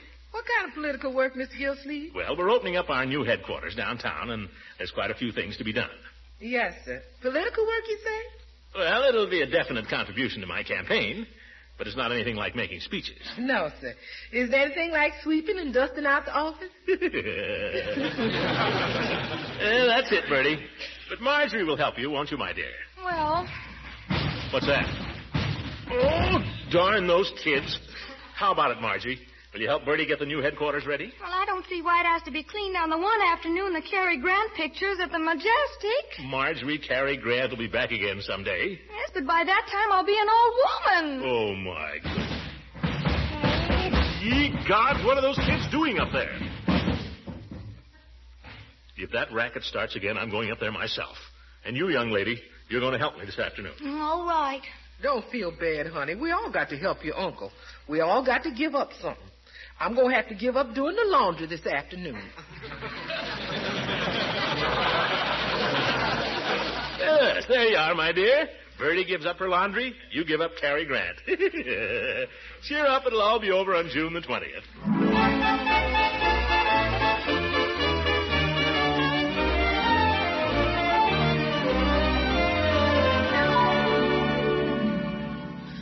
To use it because I'm head of the commandos. Well, the whole thing was my idea, so naturally I get first Oh, shot. for corn's sake, the commandos will please come to order. What's that mean? Peggy, don't you know anything? Everybody knows what come to order means. Well, I don't. What does it mean, Leroy? It means shut up. Now come to order. Well, I don't see why you always have to be the boss. Who said you were the boss anyway? Do we have to go all over that again? Come to order. Okay. I bet there's a catch to it. There's no catch, Whitey. Gosh, don't you understand? We gotta be systematic. We gotta vote and decide this question. What question? What have we been arguing about for half an hour? If we just take a vote on it, the majority can decide. Well, for corn's sake, why didn't you say so? Okay, let's vote. Wait a minute. First, everybody gets a chance to speak. Me first. Why do you have to be first? What difference does it make? It doesn't make any difference who goes first. I'm offering to go first just to give you the idea. Okay, go ahead. Gosh. Okay. Fellow commandos, I believe I should be the first one to use the new flamethrower because I am head of the commandos, and so naturally I should go first.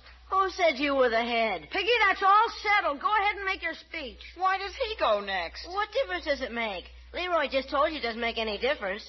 Fellow commandos, I believe I should be the first to use the new flamethrower because it was my idea. I thought of the whole thing. I thank you. Very good, Piggy. Okay, Whitey, you're next. Well, I think I should get first shot because my father owns the blowtorch, and if I don't, I'll take it home. Hey, that's no fair! If you do that, you're a poor sport, Whitey. Besides, who thought of it in the first place? I don't care. Well, let's get this over with. Let's have the vote. Who do you vote for, Whitey? I vote for me. You're not supposed to vote for yourself, you dope. Who do you vote for, Pig? Me. Then I'll vote for myself, too. Only I forgot to tell you, in case of a tie, the chairman wins. Hey, that's over.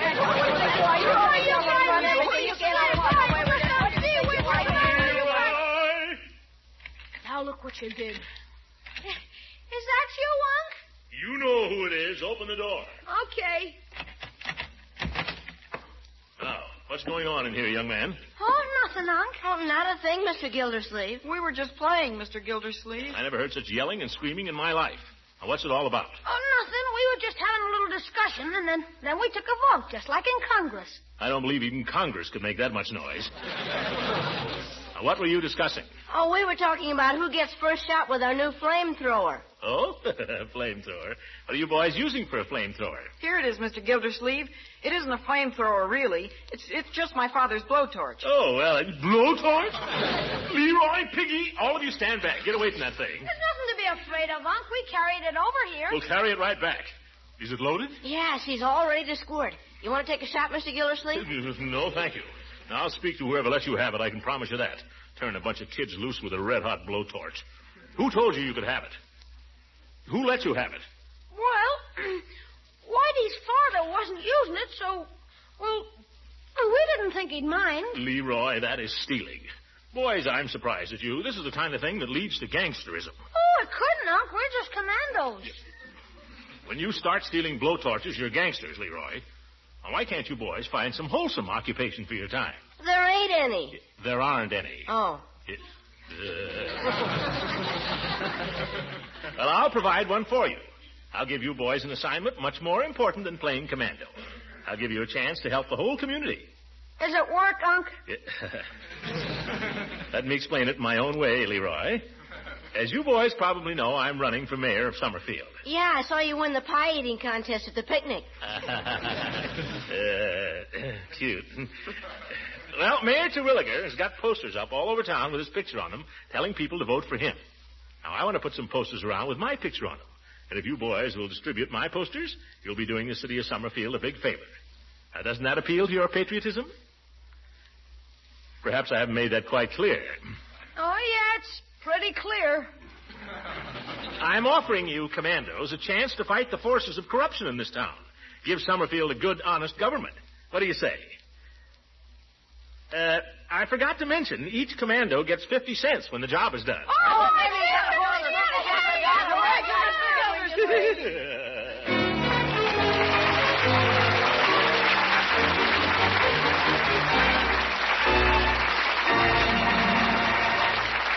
The great Gildersleeve will be with us again in just a few seconds. Of course, no one's wasting important leftovers these days. But do you know the trick of making leftovers not seem like leftovers at all? Well, it's easy with Pabstet, the delicious golden cheese food. First, you make a smooth, luscious cheese sauce with Pabstet and a little milk. And then pour this appetizing Pabstet cheese sauce over leftovers of meat, fish, vegetables, or rice, fixed any way you like. And presto, Pabstet has helped provide you with a brand new main dish, rich in mellow cheddar cheese flavor. You can serve Pabstet in a variety of other ways, too. Melted with macaroni for a tempting casserole dish, toasted in sandwiches, or sliced for serving with dessert. And remember, Pabstet is wholesome and nourishing, a real favorite with children. So watch your dealer's stocks, and whenever you can, buy Pabstet. Ask for the delicious golden cheese food of 100 uses, Pabstet.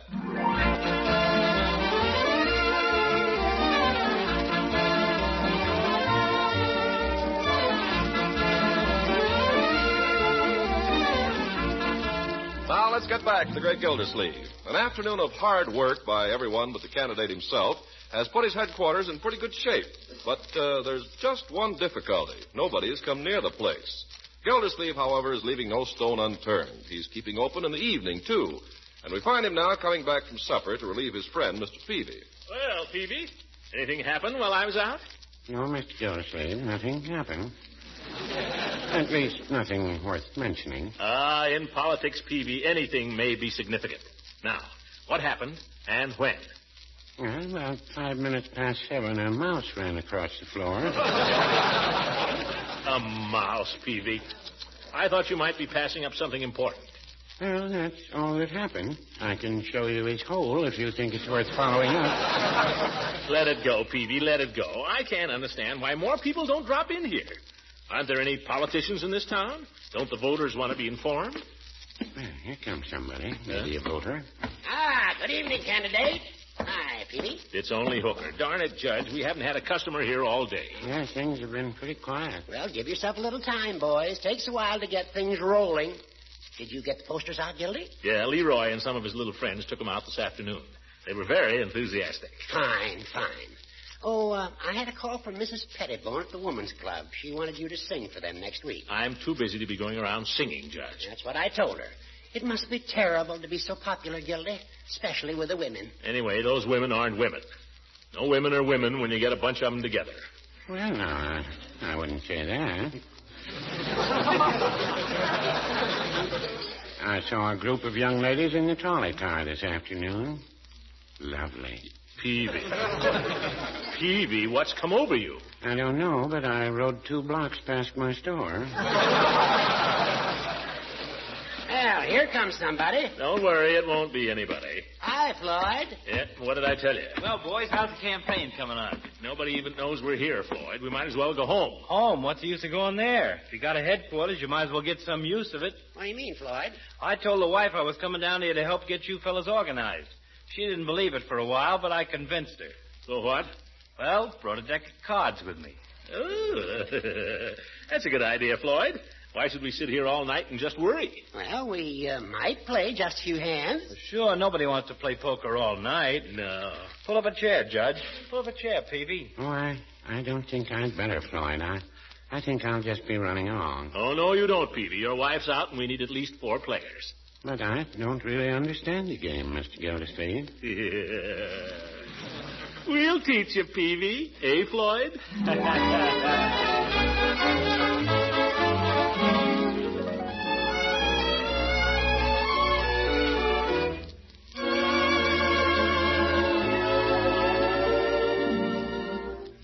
Well, I'll call. What do you got this time, Peavy? Well, it really doesn't amount to much. All I've got is 3 queens. And then these 2 8s. Well, I'm licked. Telephone. You take it, Judge. Another hand, boys? Yeah, deal faster. I'll never get even. Gildersleeve headquarters. I'm sorry, Mr. Gildersleeve is very busy right now. This is campaign manager. Could I give him a message? Must be long distance the way the judge is shouting. Yeah? Yes? In just a minute, I'll ask him. It's the president of the Kiwanis Club, Gildy. They're giving a smoker Friday night, and they want to know if you'll be the guest of honor. Oh, tell them I'd be only too happy. I suppose they'll want me to say a few words. Mr. Gildersleeve says that he'd be only too happy to say a few words. Ask him what topic they'd like me to speak on, Judge. Oh? Oh, I see. Oh, just a minute. They don't want you to speak, Gildy. They want you to sing. Sing? What is this? I'm a busy man, Judge. I'm trying to run a campaign. Tell him certainly not. I'm sorry, Mr. Gildersleeve is extremely busy with his campaigning these days, and he... What's that? $800. Dollars? Hold the wire. He says if you'll do it, he can practically guarantee you 800 votes. You better grab it, Gildy. Say, for 800 votes, I'd sing all night. Mr. Gildersleeve would be delighted. He'll be there with his music. Well, what do you know about that? You're getting to be a regular thrush, Commissioner. Gildy, I've got it. I've got it. By golly, I've got it. You've got what? The old fox has done it again. The old goat. Look, now, how did Pappy O'Daniel get to be governor of Texas? O'Daniel? Ain't he the guy that used to sing Pass the Biscuits, Pappy? That's right. He toured the state with a band, and he sang his way right into office. There's the keynote of your campaign. By George, Horace, maybe you've stumbled onto something there. Stumbled my eye. Yeah, you know, all you need is a good campaign song, Commissioner. Look, like this one. Oh, brother. Floyd, where'd you get that piano? I don't know. It came with the joint. Now listen. All vote for Gildy, Gildy. Gildersleeve's a grand old name. No. I've got it. Oh, what a pal is Gildy. Oh, what a pal is Gildy. No, boys. That's no good. Wait a minute. Oh, here's one. Oh, Gildersleeve, sweet Gildersleeve. Oh, mayors come and mayors may go. Now what?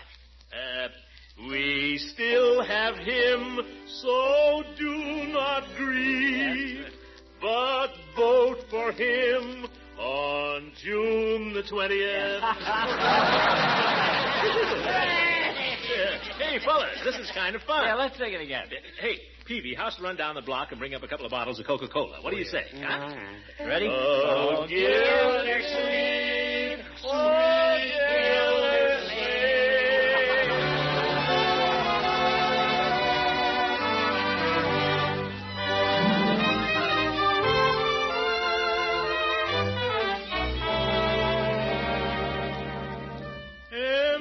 For the million things she gave me. Oh, it's only that she's growing old.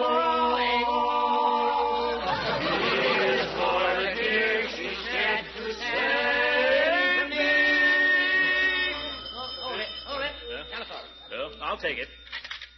Gildersleeve headquarters, Gildersleeve speaking. What? Leroy? What's he done? Now, see here, you can't do that. You hold on, I'll be right down there. What's wrong, Gildy? Leroy, they got him down at police headquarters. What for? Darned if I know. I thought he was home in bed, Judge. Anyway, it's persecution, that's what it is. By George, if Terwilliger's back of this, I'll have the law on him. Come on, fellas. Come on, Floyd. Come on, Peavy.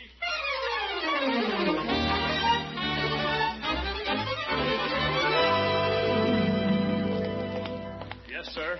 I'll tell this two-for-a-nickel stooge of Mayor Terwilliger. That's right. You tell him, Commissioner. You fellas had better let me handle this. Terwilliger can't push me around, and he can't push my family around either. Gildy, for heaven's sake, be tactful. Tactful. You're an appeaser, you old goat. Quiet. Now, I think that we should leave Floyd and Peavy outside here. Okay. If you need any help, Commissioner, just holler.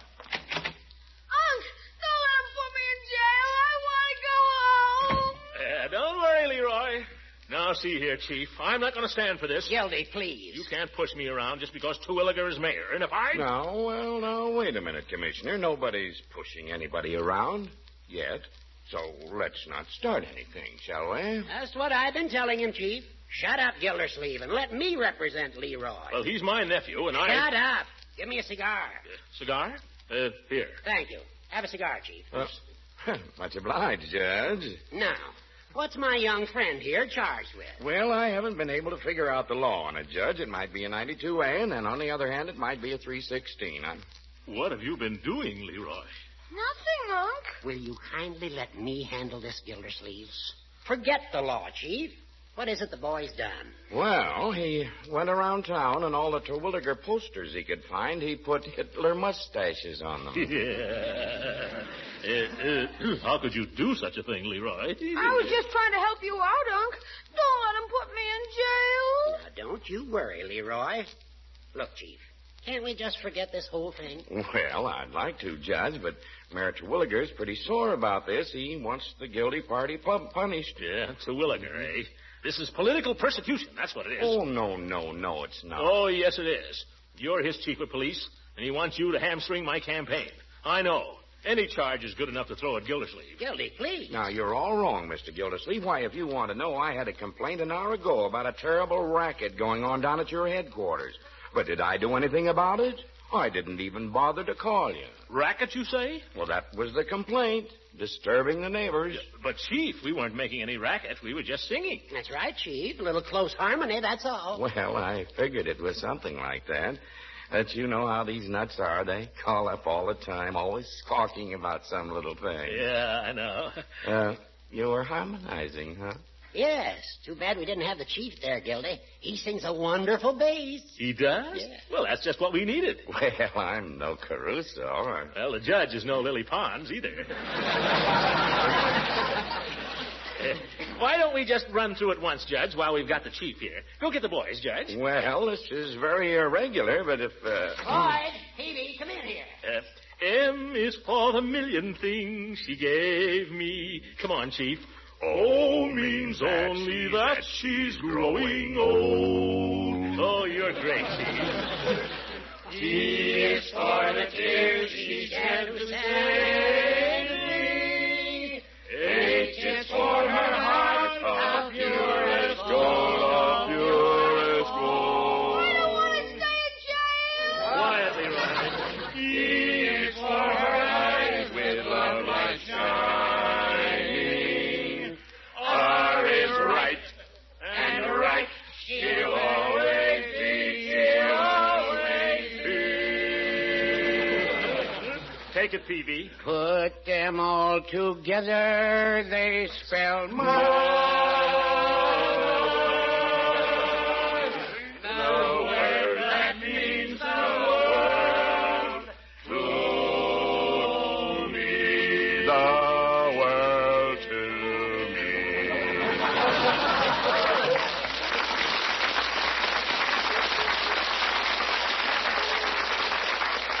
Hey, that was wonderful, Chief. You were great. Well, we were all good. I think we could do even better. Hey, Unc. Leroy, what are you doing up? It's way past your bedtime.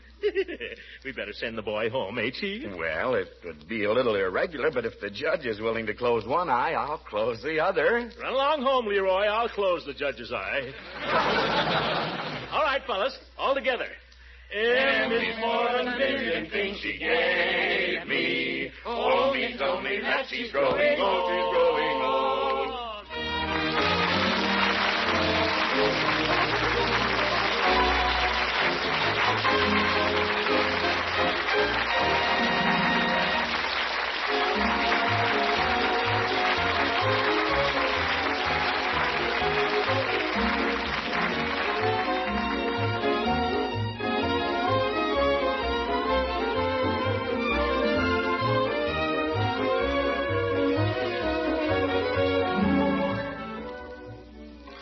M is for the many things she gave me.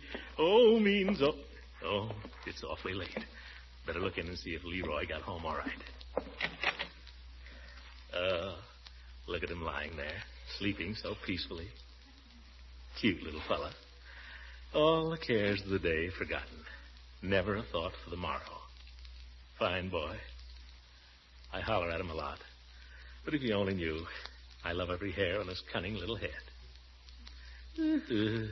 Sweet dreams, Leroy. What a character. Oh, good night, everybody.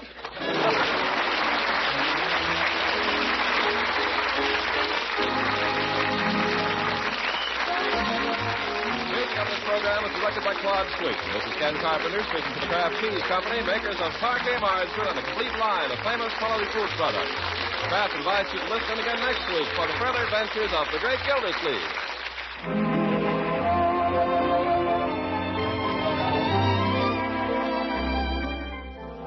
When warm weather sends your family's appetite into a slump, liven up interest in foods with the taste-tingling flavored tang of Kraft Salad Mustard. Yes, you can get Kraft quality in mustard, too, and this light golden, creamy, smooth salad mustard is spiced just right for most everyone's taste. You can serve Kraft Salad Mustard in dozens of appetite-rousing ways. Blended into tasty relishes and sandwich fillings, spread on sausage and cold meat cuts, or added to salad dressings for extra flavor zest. What's more, Kraft Salad Mustard is grand to use in cooking, blended into a golden sauce for hot-cooked vegetables, or added to a tempting cheese fondue or Welsh rabbit. Then there's another Kraft quality mustard you'll want to try, a sharper variety with horseradish added. Buy them both for variety. Kraft mustard with horseradish and that popular favorite, tangy golden Kraft Salad Mustard.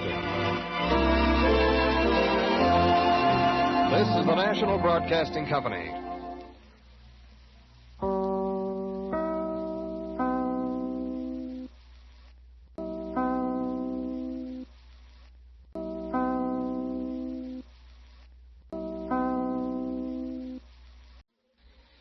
Kraft presents The Great Gildersleeve. The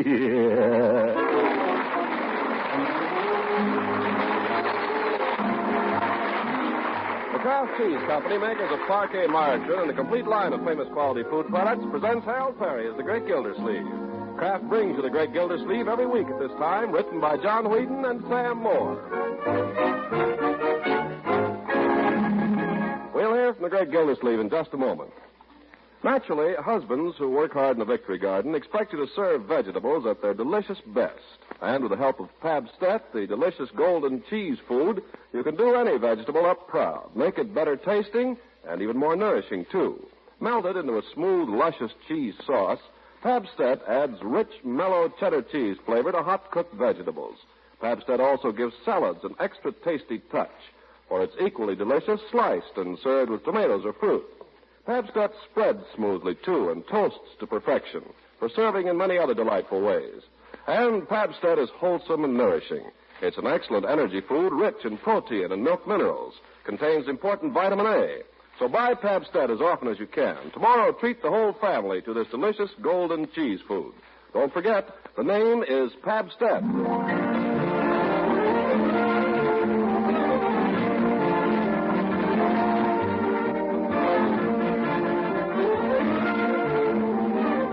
Now let's see how things are going with the great Gildersleeve in his campaign for mayor. He's really hit his stride this week. He's made personal appearances at smokers, rallies, bridge luncheons, on street corners, and even at the fire that broke out in Frank Crutch's ice house. And for every occasion, he's had a ready song. Today, we find him with his niece and nephew in the honor box at the ballpark, leading a little singing before tossing out the first ball. Take me out to the ball game. Take me out to the crowd. Find me some peanuts and cracker jack. I don't care if I never get back, so it's root for the home team. If they don't finish the game, oh, it's 1, 2, 3 strikes, you're out at the old ball game.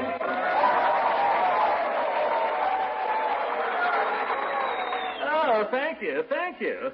I'd just like to say, ladies and gentlemen, that nothing is closer to my heart than the great American game of baseball.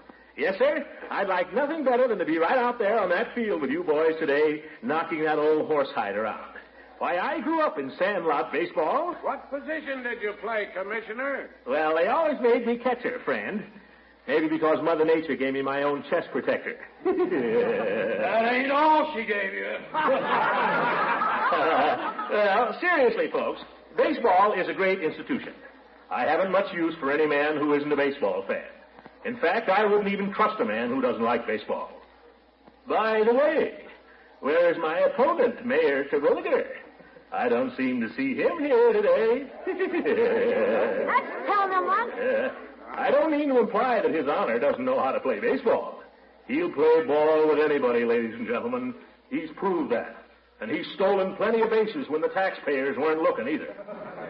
However... Oh, let's get on with the game. Yes, you're right, my friend. Let's have the ball, Leroy. Here, let's see how far you can heave it. Don't you worry about that, my boy. Ready out there? Yeah, come on. Oh, brother, what a wind-up. Play ball. Hey! The ball! Hey, look, Doc Lady got... Oh, he almost hit a woman. Sorry, madam. A little out of training, I'm afraid. Toss it out in the field, somebody.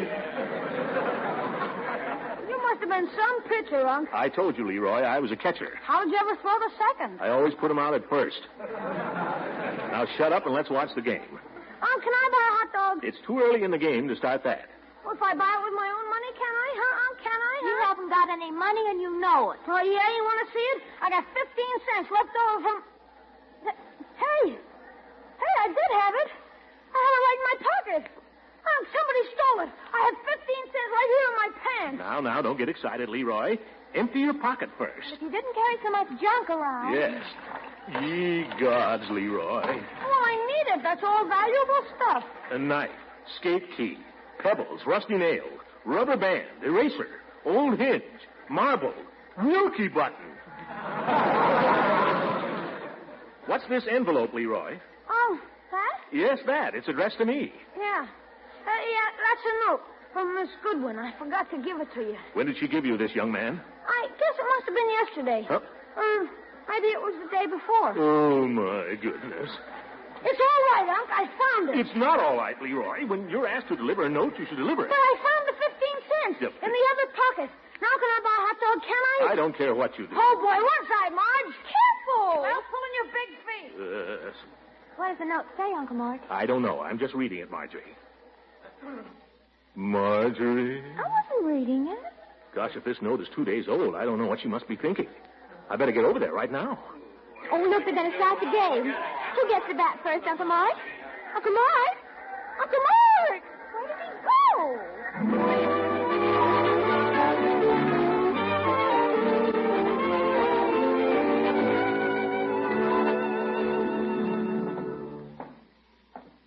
Dear Throckmorton, it seems as if I'd hardly seen you for weeks. I know you've been busy with your campaign, and I'm very proud of you. I've been busy, too, working late every afternoon. But couldn't we play a little hooky together just once? She misses me. Besides, I have some good news for you. So let's try to get together real soon. Your loving Eve. Well, I'm not the man to keep her waiting. Come in. My name is Throckmorton. I was told to come to the principal's office. Oh, Throckmorton, you silly. Miss Benson sent me down here because I was a bad boy. I'm the worst boy in 6A. Oh, really? Well, what did you do that was naughty? I kissed every girl in the room except Miss Benson. Oh, well, that's terrible. Stand in the corner and recite the multiplication table 100 times. Oh, Eve, we can think of something that's more fun than that, can't we? Are you through with your work? Well, not quite. Now, be fair, Eve. As soon as Leroy gave me your note, I dropped my work. What were you doing? Watching a ball game. Come on, Eve. It's a beautiful day. Let me take you home. I'll carry your books. Well... Come on. I'll even buy you soda. I'll hold your hand under the counter. That's enough.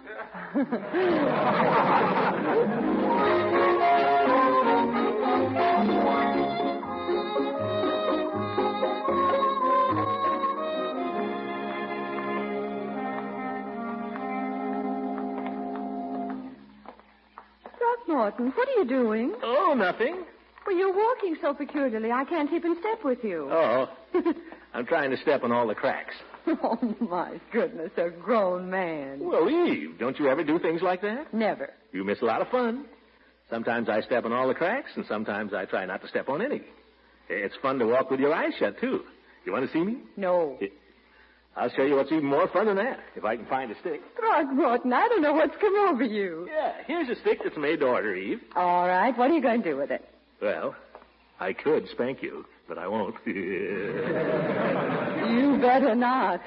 Wait till we come to Mr. Lawler's picket fence. Well, of all the ways to entertain a girl. What can I do? I can't kiss you here in the street. Or can I? No. Well, all right, then. Listen to this. Let me try it. Sure, go ahead. I must say it's more fun than I thought. What'd I tell you? Wish there was more fence. Huh? There'll be some more a little farther along, Eve. Let's hold hands and skip. What do you say?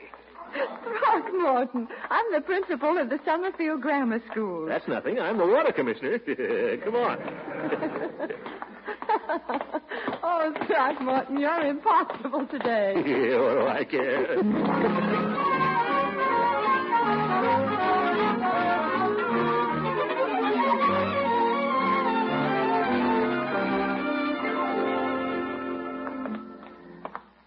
Throckmorton, I don't understand you. Huh? What do you mean, Eve? You're not human. I told you in my note that I had some news for you, and you haven't even asked what it is. I forgot all about it. What is it? Well, I don't think I'll tell you now. That's no fair, Eve. Now you got me all curious. Come on, what is it? No, I don't feel like telling. Please, Eve. No. Will you tell me if I buy you a soda? Here's the drugstore.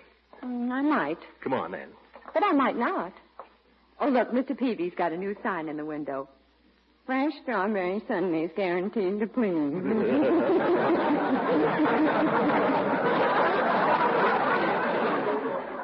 Well, talented, Eve. Will a strawberry sundae make you talk? If it's good, it will. It'll be good, and I hope it makes you talk better than that. After you, my love. Well, good afternoon, Miss Goodwin. Good afternoon. Hello, Peavy. We want 2 of your fresh strawberry sundaes. Now, if you don't like them, we want our money back. I think you'll find them very enjoyable. I had quite a run on them today. Oh? Here, sit down here, Eve. We'll watch the great artist at work. Thank you. Darn it, Peavy, why don't you put some booths for your soda customers? Can't you afford a booth? Well, I've got a phone booth. All right, we'll have our sundaes in there. How about it, Eve? Isn't he awful, Mr. Peavy? No, he's only joking, Miss Goodwin. He can't get in the phone booth himself, let alone... Yeah. Here's your sundaes, folks. You like a few chopped nuts sprinkled on top? Oh, yes. It's a nickel extra. Oh, that's all right, Peavy. I feel like throwing money around today anyway. Well, I'm glad you dropped in. You don't happen to need any staple drug items like aspirin? Now, don't try to sell me the store, Peavy. I came in here to make this lady talk. This strawberry sundae is supposed to loosen her tongue. I think maybe it will, too. This is delicious, Mr. Peavy. Thank you, ma'am. Miss Goodwin keeping a secret from you, Mr. Gildersleeve? Yes, he's trying to, Peavy. I ask you, is that a nice thing for a man's fiancée to do? Well, it's customary. And the ladies like having their little secrets. Every so often, Mrs. Peavy gets some little piece of information about one of the neighbors and holds on to it. Oh? Just devils you with it, eh, Peavy? Well, she likes to tease me a little. Here. Just a few days ago, for instance, she had an item on Mr. Wheeler. He lives 2 doors down from us. Charlie Wheeler? Oh, what was it, Peavy? Well, I can't tell you that, Mr. Gildersleeve. Yeah, you don't have to. Poor old Charlie. I bet it was something about his... You ought to be ashamed of yourself, Throckmorton. You're right, though, Mr. Gildersleeve. It was that little habit. Mr. Peavy, why, you men are the worst gossips I ever saw. Well, no, I wouldn't say that. I guess everybody likes hearing juicy little things about their neighbors. Well, I'm certainly not interested. I scarcely know Mr. Wheeler. Of course, the Wheeler children are in school, and they're a bit of a problem. I know Mrs. Wheeler very slightly. Does he beat her? I'll tell you if you tell me your secret, Eve. Come on, what is it? Well, mine isn't gossip. Mine is just good news. Oh, good news, eh? What is it? My mother's coming to visit me tomorrow. Huh? Liz, is that all you have to say? I've told you how much Mother means to me, Throckmorton. Oh, yes, I think it's fine that she's coming, Eve. Great. I can't wait to meet her. I was hoping you could drive me over to Moore's Junction and meet her train tomorrow morning. Oh, certainly. Fine. Glad to do it, Eve. And how much are the sundaes, Peavy? 50 cents, Mr. Gildersleeve. That includes the nuts. Nuts? Oh, yes. Well, here you are. All through, Eve? Yes, thank you. Yeah, that's certainly fine about your mother. So long, Peavy. See you later. Goodbye, Mr. Peavy. Goodbye, Mr. Gildersleeve. Goodbye, Miss Goodwin. My, she never found out about Charlie Wheeler's little peculiarity. Well, for that piece of news she had, she didn't deserve to.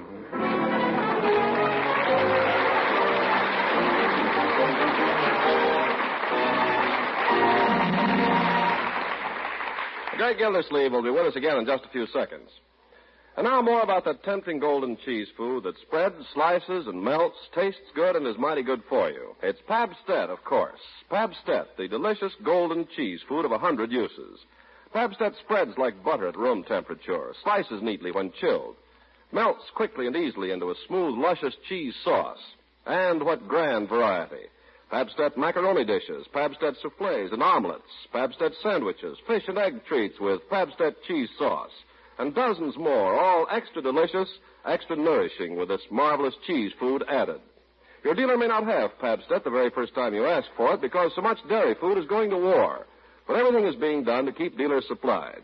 So watch for Pabstet in the familiar round flat package, and when you can, buy this wholesome, nourishing cheese food, Pabstet.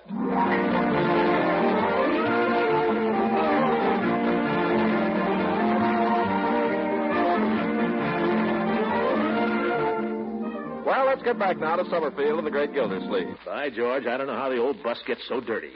I had it washed only last February. There's some sponge in the bucket, Mr. Gildersleeve. Thank you, Bertie. And now we can get started. We? Ever washed a car, Bertie? No, sir. Can't say that I have. Oh, it's an experience, Bertie, an experience.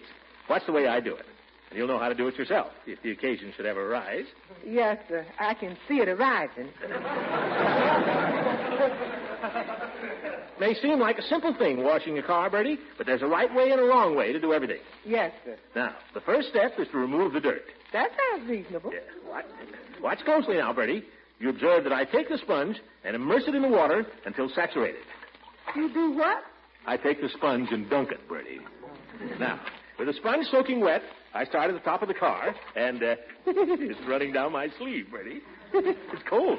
You ought to roll up your sleeves, Mr. Gildersleeve. Well, that's not so easy. I have my good clothes on. But you haven't any sleeves, Bertie. I tell you, Mr. Gildersleeve, why don't you use the hose instead of the sponge? That would be easier and you wouldn't get so wet. Hose? That's a good idea, Bertie. A very good idea. You're catching on very quickly. Drag it over here, will you? Yes, I'll get it. You seem to have a knack for this sort of thing, Bertie. I wouldn't be surprised if I could entrust the whole job to you before long. I wouldn't be surprised either. Here you are. Fine. Now, you go turn it on. Good afternoon, Throckmorton. Well, hello. Washing your car, Throckmorton? Yeah, just washing the car. Oh, gracious. Look out. Stand back, Leila. You'll get all wet. Now, don't you point that hose at me, Throckmorton, you hear? Oh, I wouldn't, Leila. Because if you did, I'd just never forgive you, understand? Don't you dare to squirt it at me. Well, maybe I won't. Maybe I will. Now, Throckmorton. Look out, Leila. Here I come. No, protect me. All right, turn it off, Bertie. Turn off the hose. Throckmorton, Gildersleeve, I declare you're the worst man. I am. That ain't getting the car washed, Mr. Gildersleeve. No, it isn't, Bertie, but I'll get around to it. Tell me, what are you washing your car for? You must be stepping out somewhere, huh? Not exactly, Leila.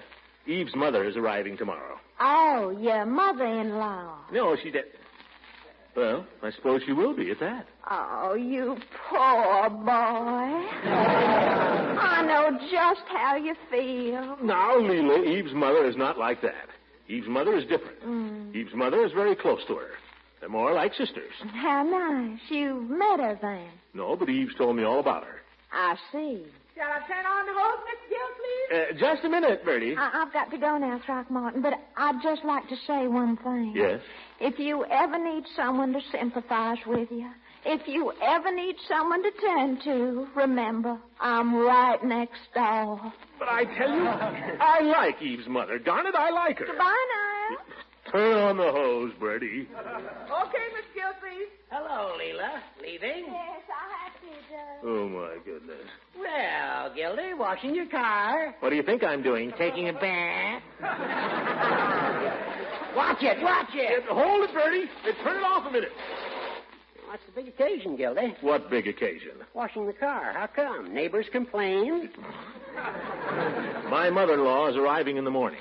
Your mother-in-law? Well, that is my mother-in-law to be. Deepest sympathy, old man. Deepest sympathy. She's only coming for a few days, Judge, and she's staying with her daughter. So there. Uh-huh. Coming to town to look you over, huh? Well, I suppose so. Only natural for a mother to want to know what kind of a man her daughter is marrying. What are you going to do when she finds out? Now listen, you old goat.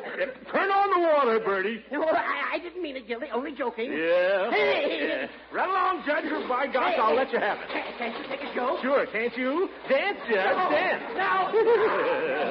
What's going on, Mr. Gildersleeve? Oh, hello, Peavy. What's that you say? What's going on? You washing your car? Can't hear you. I'm washing my car. Turn it off, Bertie. Now, what'd you say, Peavy? I see you're washing your car. Yes, Peavy, I'm washing my car. Planning to take the family out for a little spin, Mr. Gildersleeve? No, Peavy. I'm planning to go down and meet my future mother-in-law at the train tomorrow morning. I want the car to look nice. Mother-in-law, huh? And no remarks, see? Oh, I wasn't going to make any remark. Well, everybody else has. I have a mother-in-law myself. That is, I did up to the time she passed on. Well, my mother-in-law isn't like most mother-in-laws, Peavy. My mother-in-law is different. That's what I used to say. Mother Horsefall, I always called her. She liked to have me call her Mother. My wife's name was Horsefall. I hope so. And so was her mother's. Yeah. Mother Horsefall. Mother Horsefall. I've always had a sneaking fondness for the old girl. Well, I'm glad to hear you say so, Peavy. Yes, we got along pretty well for the first few months, but after that, well, such is life. With that thought, Mr. Gildersleeve, I'll leave you. Good day. Good day, Peavy. The idea. Mr. Gildersleeve, how about it? Let it go, Bertie. Why can't they let me alone? Why can't they let me polish my car? Oh, the devil with a car. Let the old lady ride in it the way it is.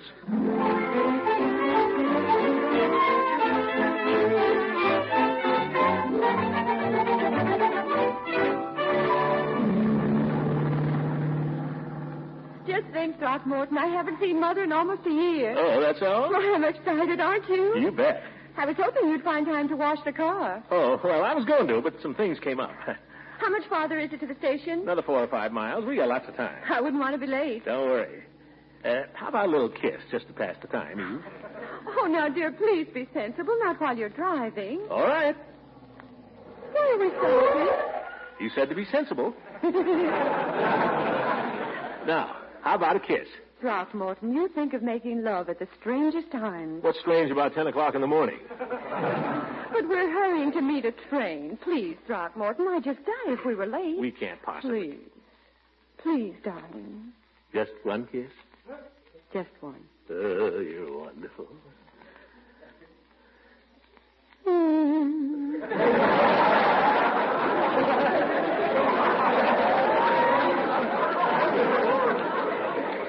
The train is due at 10:27, dear. How can you be thinking about timetables? Well, after all, it's my mother. We must go on, Throckmorton. All right.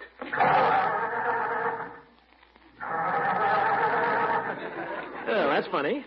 Is the ignition on? Oh, sure. I'll choke her a little. She must be flooded. This old bus gets that way once in a while. She does? Yeah, but don't worry. I know her like a book. Just have to let her sit there for a minute. I wish we hadn't stopped. Now, Eve, there's nothing to worry about. 30 seconds and we'll be on our merry way. Well, you can't blame me for being nervous. Can't you try it now? Too soon, Eve. I know this car like a book. Oh, dear. Yeah, give it a few seconds more. Now, she'll start off like a B-24. Is the ignition on? Oh, yes, it's on. Well, I just have to look under the hood, I guess. Check a few things. Oh, dear, this is awful. This won't take a second, my dear. Are you sure there's gas in the tank? Oh, yeah, I put in 2 gallons just this morning. The needle isn't even touching the E. What are you pounding? Don't worry, I fixed it this way once before. You just leave it to me, my dear. Men understand such things. That's what men think. What's that, Eve? Oh, nothing. Please hurry, Throckmorton. Ye gods, what can I do? Do you want me to give you a piggyback ride to Moore's Junction? Well, there's no need to lose your temper, Throckmorton. I just thought if you'd stop some car that's going by, there might be someone who could help you. I'm perfectly capable of finding the trouble, Eve, and I can fix it, too. So just relax, for heaven's sake. Very well, Throckmorton. Leave me alone a minute so I can concentrate. Oh, dear, poor Mother. Throckmorton! I know, I heard it.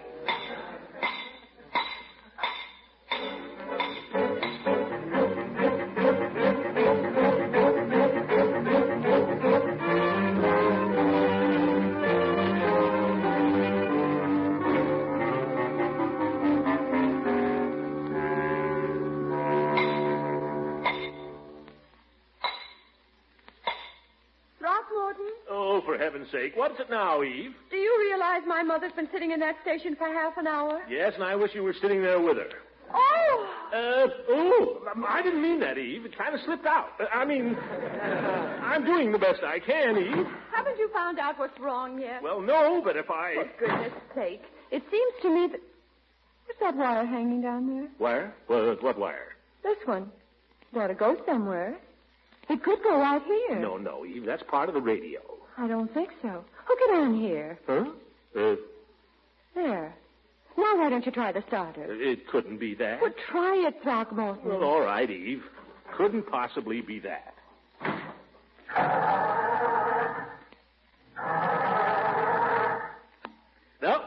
afraid it's not that. I didn't think so. Did you have the ignition on, Throckmorton? Ignition? Oh. Oh, my goodness. Well, what do you know about that? Some people are born lucky.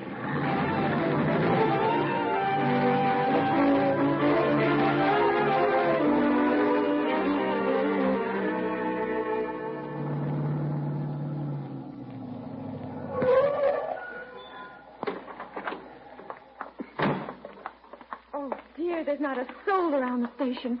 I just know the train got in hours ago. It wasn't due till 10:27. If anything's happened to Mother, I'll never forgive you. Never. Nothing's happened to your mother, Eve. She'll be around somewhere if she's got any sense. That's right. Blame the whole thing on Mother. Eve, I'm not blaming you on anybody. I just...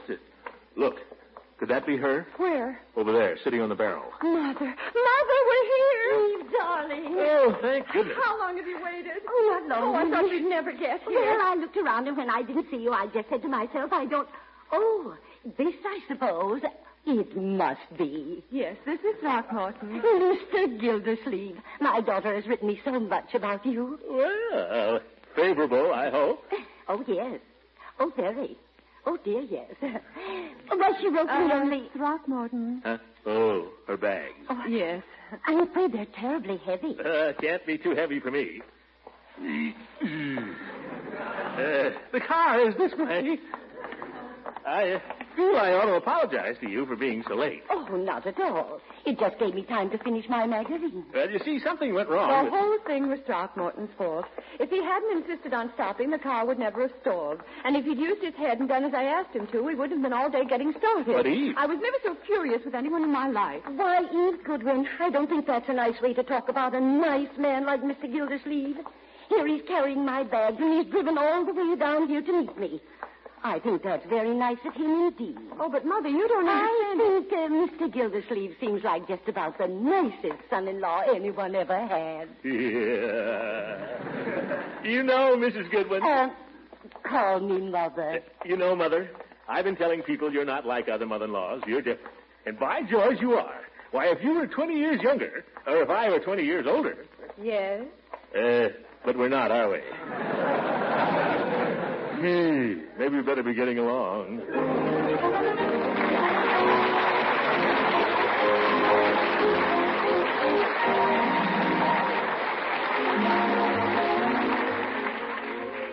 Dear Diary, well, you have to expect these little misunderstandings, I guess. Guess you have to take the bitter with the sweet. That's part of the fun of being in love. Give and take. That's what real love is based on. Gosh, you can't really be in love with a girl if you get all upset over every little thing. Who was it said that forgiveness is the greatest of all virtues? Well, I forgive her. But by George, she's not going to tell me how to run my car. Good night.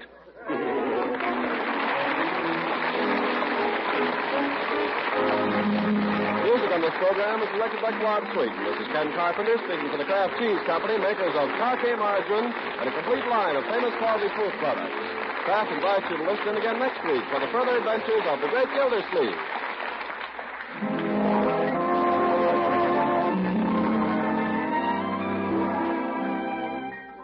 Today, America's bakers are making so much good bread that's enriched for even better nutrition, you'll want to eat plenty of it, and enjoy it more, too, by spreading your bread with delicious parquet margarine.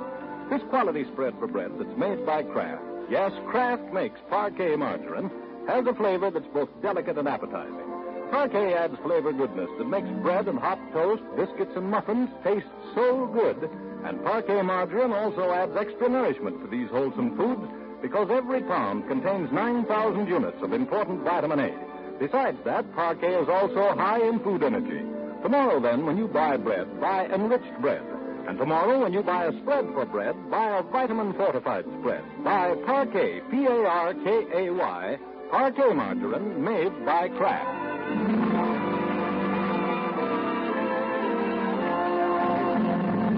This is the National Broadcasting Company.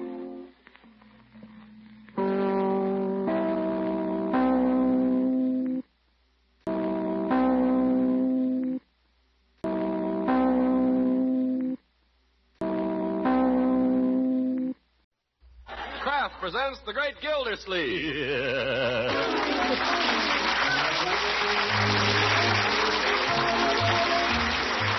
Cheese Company, makers of Parquet Margarine and a complete line of famous quality food products, presents Harold Perry as the Great Gildersleeve.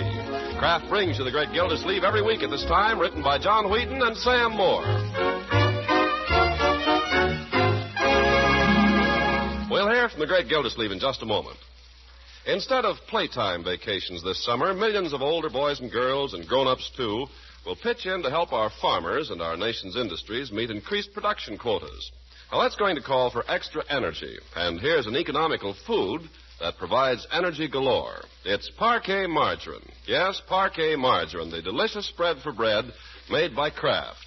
It's one of the best energy foods you can serve. And besides furnishing energy, every pound of Parquet Margarine contains 9,000 units of vitamin A.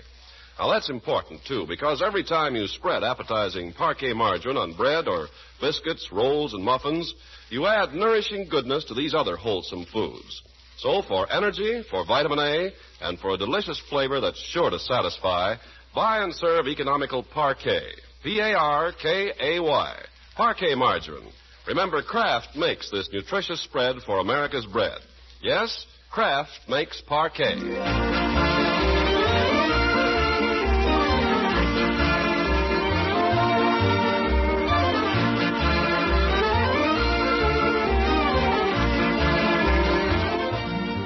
To Summerfield, home of the Great Gildersleeve. His campaign for mayor has been going like a house afire all week. Yes, there's been a big swing to Gildersleeve, so perhaps he may be forgiven a slight swagger as he strolls home from the office, accompanied by his campaign manager, and drops in at his headquarters over the barber shop. Did you see how the indicators poll came out, Judge? Yes, I saw it. Pretty nice, eh? All it gives you is a bare majority. There's nothing bare about it. 53 to 47. That's a bigger lead than the indicator gave Landon in 1936. Well, don't let it go to your head. Go on in. Leroy. Oh, hi, Unc. Take your feet off that desk. Okay. How do you think that looks, sitting here in my headquarters reading comic books? What are you doing here, anyway? Yeah, where is everybody? Where's Mrs. Banks? I thought she was on duty here this afternoon. Well, Mrs. Banks had to go to a funeral, so she got Marge to take her place. Well, then where's Marjorie? Well, she wanted to get her hair washed. Why today, for goodness sake? On account of Miss Goodwin and her mother coming to dinner. Oh. So I very kindly offered to substitute for her. Oh, my goodness. She better pay me, too.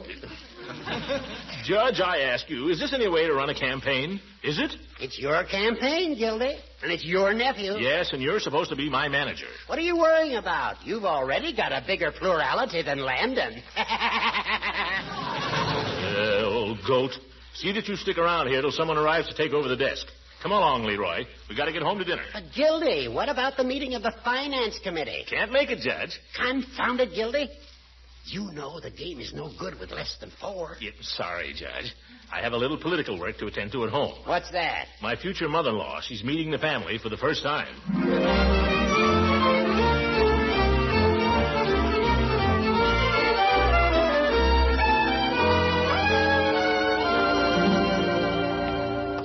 Leroy, I want you to watch your manners tonight. I always do. Well, watch them a little more closely, then. I want you to make a good impression. Say, Unc. Yes? When are you going to do it? Huh? Do what? Get married. Oh, well, I guess I told you. Your Auntie Eve and I have a little understanding about that. As soon as I'm elected mayor, if not sooner. You mean you might get married right away? Well, the primaries are only 10 days from now. If I get the nomination, I'm as good as elected. So why put it off? Gee. Yes. I'll tell you a little secret, my boy. That's why Miss Goodwin's mother is visiting her now. That's why she's coming to dinner tonight, to meet the family and sort of look us over. Yeah? And what if she doesn't like us? Of course she'll like us, Leroy. It's up to you and up to Marjorie and all of us to see that she does. And you like her, too. You like her fine. How do you know? Because if you don't, I'll break your little neck. Now get along.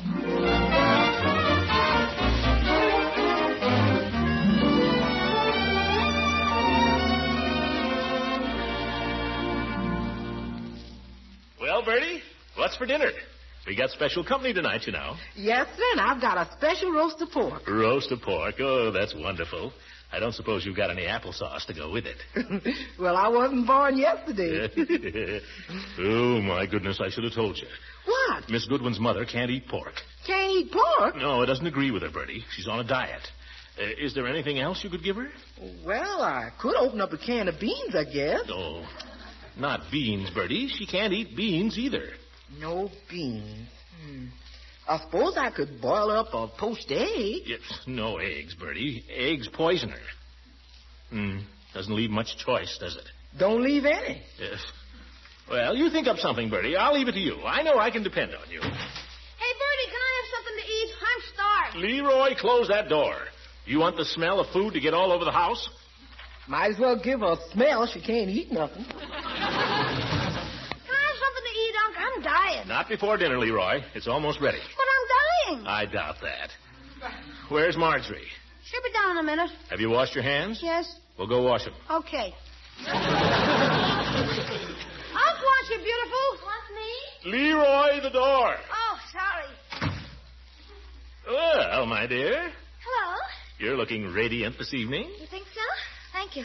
Never seen you looking better. Come on, kiss your old Uncle Mort.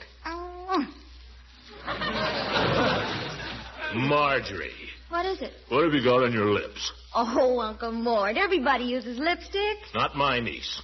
Why, I've been using it for months. Shows how much attention you pay to me. Well, this is different. Eve is coming here this evening, and her mother. What will she think? Don't ask me. Your own daughter uses it. Eve? Certainly. I've never noticed it on her. I've noticed it on you. Bertie, I don't see anything to laugh at. You would if you had to wash your shirt collar.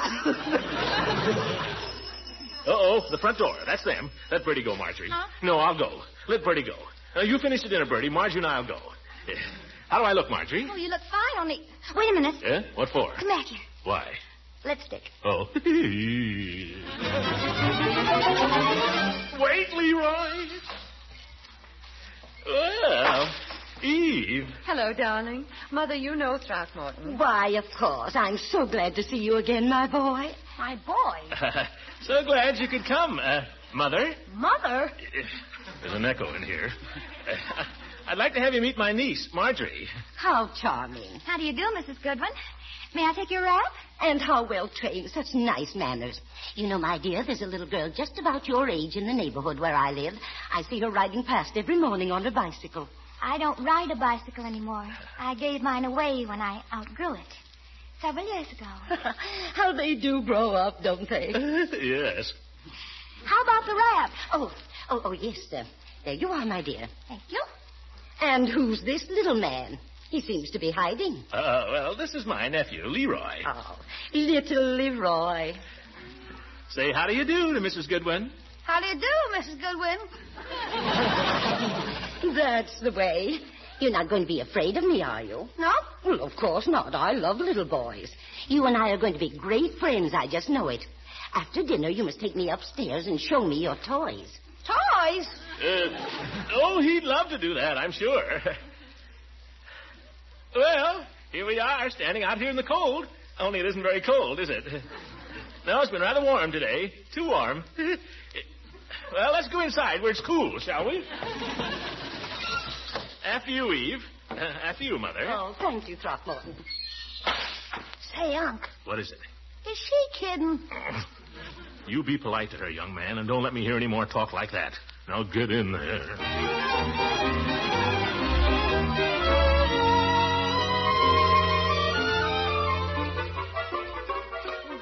I want to tell you, I couldn't eat, I couldn't sleep, I was just a wreck.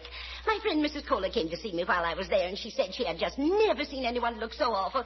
Well, you know, they kept me under observation there for 2 solid weeks. Pardon me, but can I... No more, thank you, no more. 2 whole weeks. Well, of course, I didn't say anything, but I could just see they weren't getting anywhere. And that was when my son called in Dr. Farrer. I just said to him, and Dr. Farrer should come to see me, and I said to my son... Hi. I wish you'd come...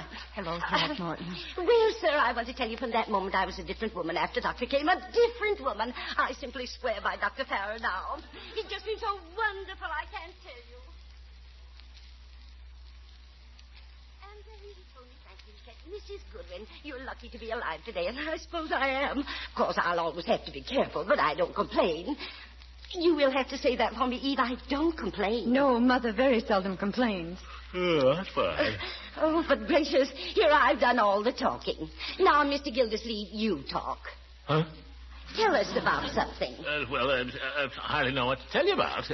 I saw a movie yesterday, The Fighting Sea Beast. Super. It's all about this guy. He doesn't have the right attitude. Not just now, Leroy. Some other time, my boy. Oh, do you allow Leroy to go to motion pictures? Well, he isn't always allowed, but he seems to go. I suppose you saw Snow White and the Seven Dwarfs then. Didn't you just love it? Let's go into the other room, shall we? Yes, let's go. Uncle Lloyd, if you'll excuse me, I think I'll be going up to bed now. Why, Marjorie, so early? Aren't you feeling well? Oh, I feel fine, but it's been a hard day, and I think I'll just go up, if you don't mind. Yeah, me too, Unc. Hard day. I'm kind of tired. Huh? Good night, everyone. Good night, Mrs. Goodwin. Good night, Miss Goodwin. Good night, Marjorie. You must come and see me. I'll see if I can't find a little present for you. Thank you. Good night, everybody. Good night, Leroy. Oh, wait just a minute, Leroy. What for? I'm coming up with you. What? Wouldn't you like me to tuck you in and hear your prayers and maybe tell you a story? I always used to do that for Eve. Oh, gosh, Mrs. Goodwin. You don't need to do that. I'll be all right. You stay down here and entertain Unc. You stay right there.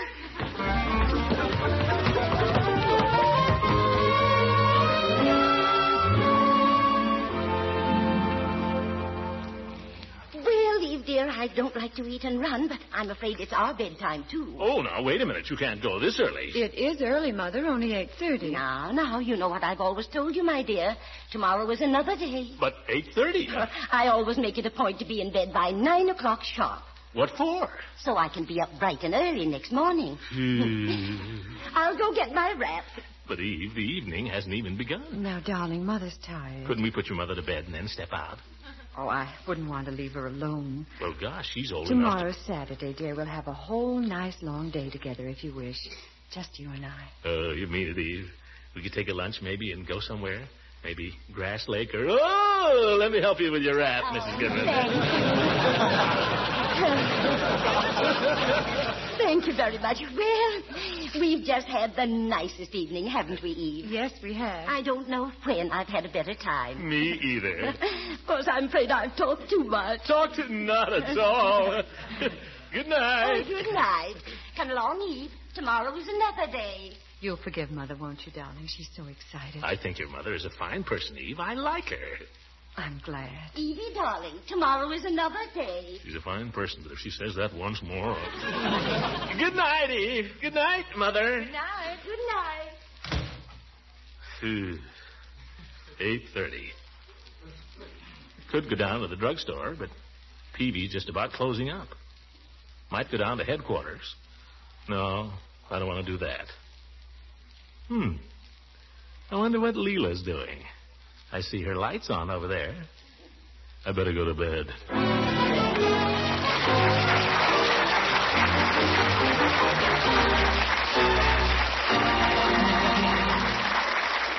The great Gildersleeve will be with us again in just a few seconds.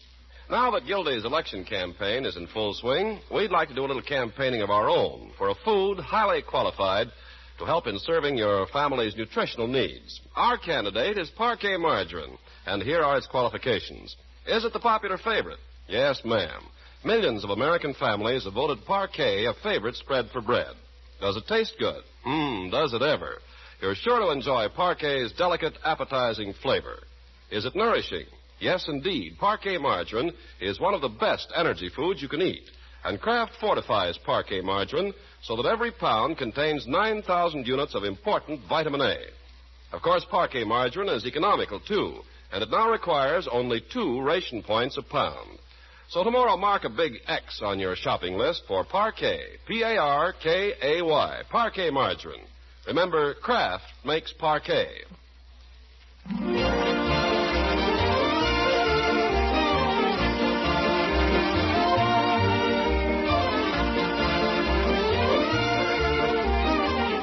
Now let's get back to our friend the great Gildersleeve. It's Saturday morning, and he's up early in anticipation of a long day of pleasure.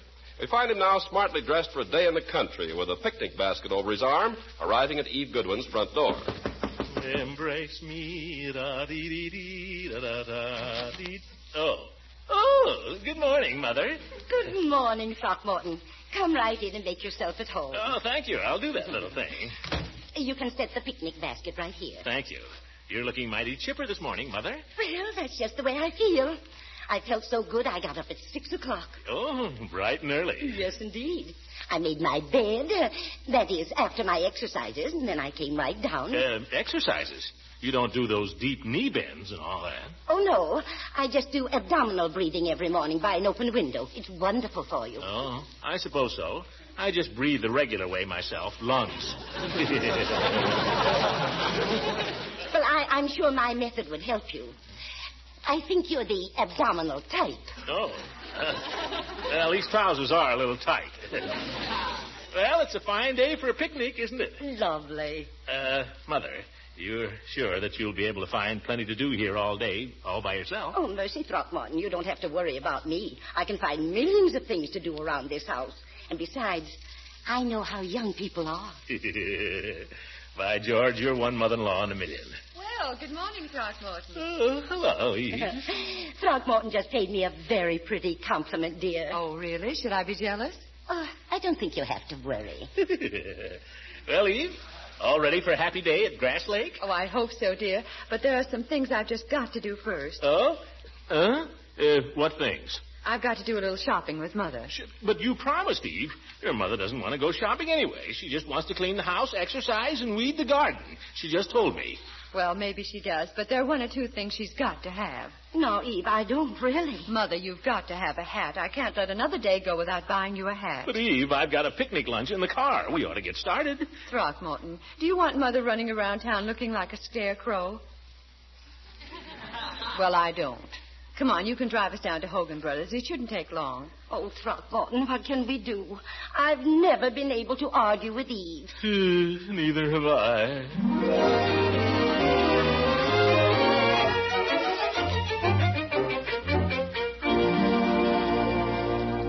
Now, Mother, you're being a little difficult. I think that hat's perfectly adorable on you. Oh, I'm sorry, dear, but I think it makes me look too young. Oh, Mother, that's silly. What do you think, Throckmorton?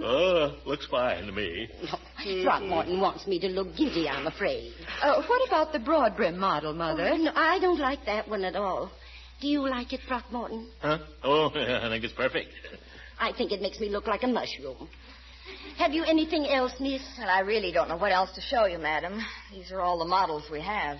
Let me look at that straw we tried first. I like that. Oh, Eve, I don't like straw hats. They always make me sneeze. Oh, Mother, that's something you've just got fixed in your mind. Nobody could possibly be allergic to straw hats. What's the matter with the little blue hat, Eve? The blue one? I never even considered that a possibility. Mother, will you try this one with the feather, please? Well, I've told you, Eve, a feather makes me look too tall. We could remove the feather, madam. And she looked too short. Why don't you cut the feather in half? Throckmorton, don't try to be funny. Can't you cooperate? But, Eve... Eve, here's a hat I really like. Oh, well, do let me see. Oh, dear, how did she find that? That's my hat. Huh? If she likes it, miss, sell it to her. I'll give you an extra $5. You will? Yeah. Just watch me. Well, I must say, this is the only hat I've seen here that's worth trying on. Well, I'm sorry I didn't show it to you before, madam. It only came in this morning. It's copied from a Paris exclusive. Yes, smuggled out by the underground. I think it's just my type, Eve, don't you? Exactly. Don't you think so, Throckmorton? Oh, like it was made for her. Wrap it up, miss. Why don't you wear it, Mother, and let her send your old hat? Yes, that's even better. How much is it? $15. $15? Gee, does that include everything? Yes, sir. Oh, well. Here. Come on, ladies. We'll get started. Wait a minute, Throckmorton. Huh? What's it now? I want to look at Mother for just a minute. Oh, yes, I was afraid so. Eve, the hat is perfect. Oh, yes, but her dress. What's the matter with the dress? It doesn't go with the hat. Come on up to the next floor, Mother. Oh, my goodness. Well, go ahead and buy her an outfit. Buy her the whole store. When you get through, you'll find me at Peavy's.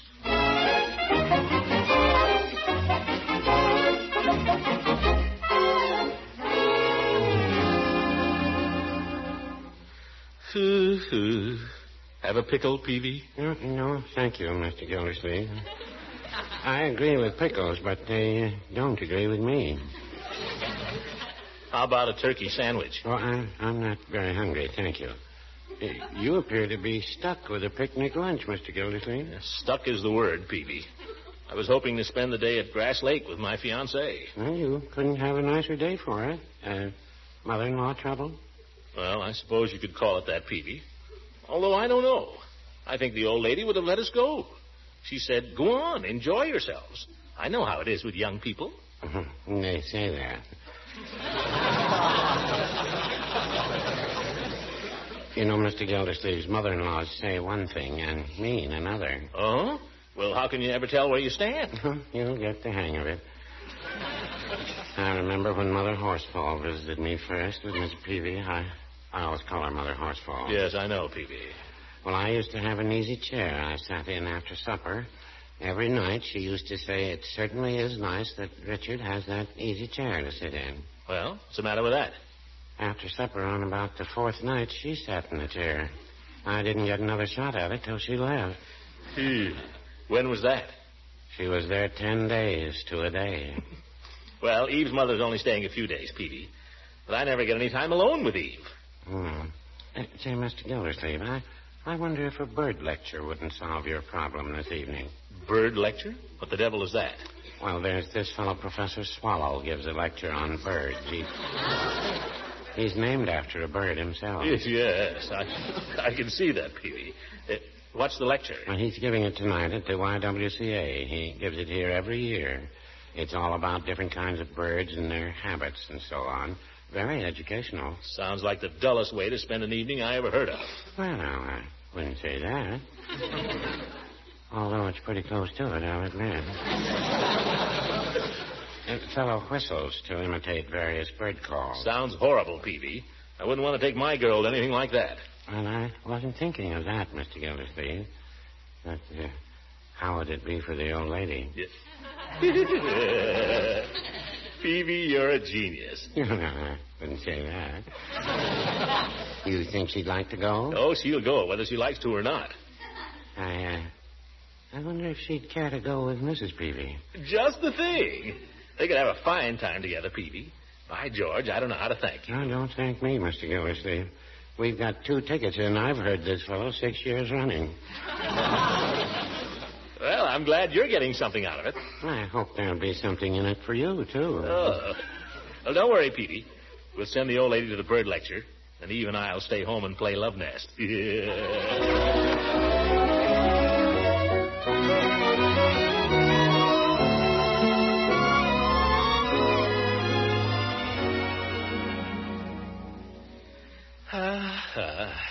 Well, you'll have to admit, Eve, this is pretty nice. Happy, Throckmorton? What do you think? I'm sitting on a sofa with my best girl. You're sweet. I hope you weren't too disappointed about the trip to the lake, darling. Oh, I've forgotten all about it. And you're right, Eve. Your mother should have some new clothes. Don't you like her clothes, Throckmorton? Oh, sure. Only I just think whatever you say is right. Oh. I was afraid you were criticizing Mother's wardrobe. Certainly not, my dear. Her clothes are fine. I hope she's having a good time at the lecture. She'll love it. Mrs. Peavy likes it. Your mother's bound to like it, isn't she? Well, not necessarily. Mother's not quite as old as Mrs. Peavy, Throckmorton. Oh, no, of course not. But I imagine your mother likes birds, doesn't she? Well, I don't think she cares about them one way or the other. Do you like Mother, Throckmorton? Do I? She's a peach, Eve. She's true blue. Well, I'd feel very unhappy if I thought you didn't like Mother. Oh, I'm crazy about her, Eve. Why shouldn't I be? She's the old block that you're the chip off of.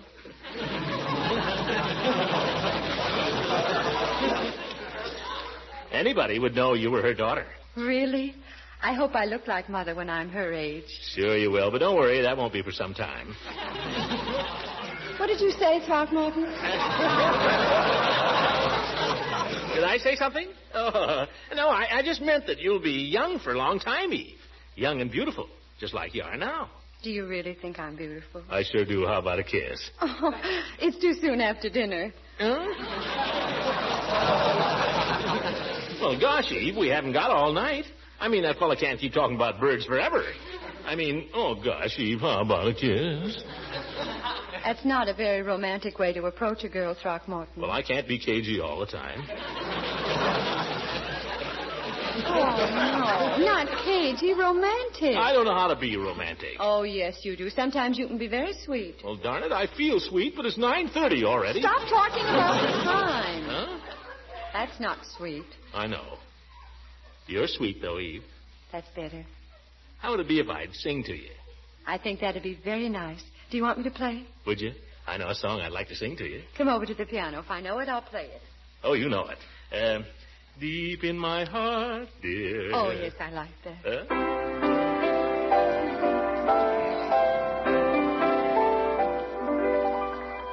Deep in my heart, dear, I have a dream of you. Fashioned of starlight, perfume of roses and dew.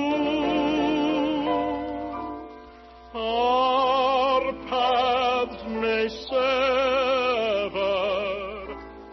but I'll remember forever.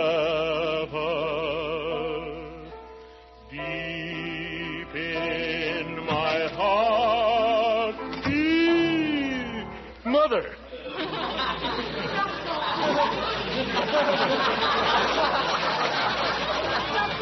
Don't stop singing, please. You have a lovely voice. Well, thank you. What happened to the bird lecture? The magic lantern broke down. Do go on singing, Throckmorton. Oh, yes, Throckmorton. Sing something for Mother. Eve, where are you going? Just out to the kitchen. I'll be right back. Sing something nice for me, Throckmorton. All right, Mother. What would you like? Well, let's see. Oh, one of my favorites is Polly Wolly Doodle. Do you remember it? Yes, I remember it. Now, don't be bashful. Come on. Oh, I went down south for to see my gal. Come on, Throckmorton. Oh, I went down south for to see my gal, sing Polly Wolly Doodle all the day. My gal, she is a spunky gal, sing Polly Wolly Doodle all the day. Why, Throckmorton, what's the matter? I don't know. I want to go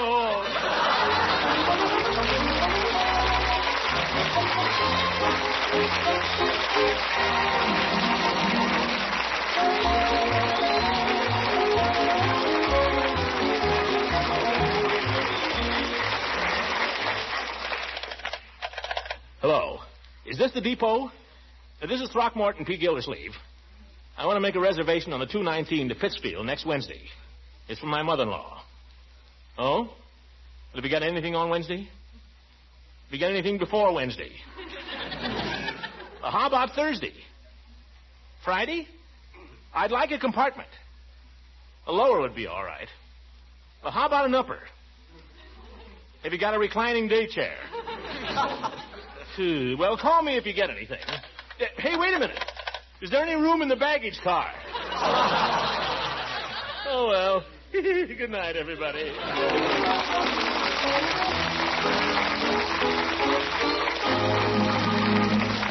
Music on this program is directed by Claude Sweet. This is Ken Carpenter speaking for the Kraft Cheese Company, makers of sparkly margarine and a complete line of famous quality food products. Kraft invites you to listen in again next week for the further adventures of the great Gildersleeve.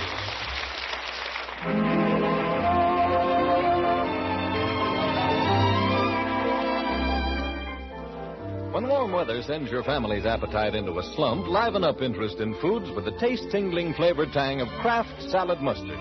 Yes, you can get Kraft quality in mustard, too, and this light golden, creamy, smooth salad mustard is spiced just right for most everyone's taste. You can serve Kraft Salad Mustard in dozens of appetite-rousing ways. Blended into tasty relishes and sandwich fillings, spread on sausage and cold meat cuts, or added to salad dressings for extra flavor zest. What's more, Kraft Salad Mustard is grand to use in cooking, blended into a golden sauce for hot-cooked vegetables, or added to a tempting cheese fondue or Welsh rabbit. Then there's another Kraft quality mustard you'll want to try, a sharper variety with horseradish added. Try them both for variety. Kraft mustard with horseradish, and that popular favorite, tangy, golden Kraft Salad Mustard. This is the National Broadcasting Company.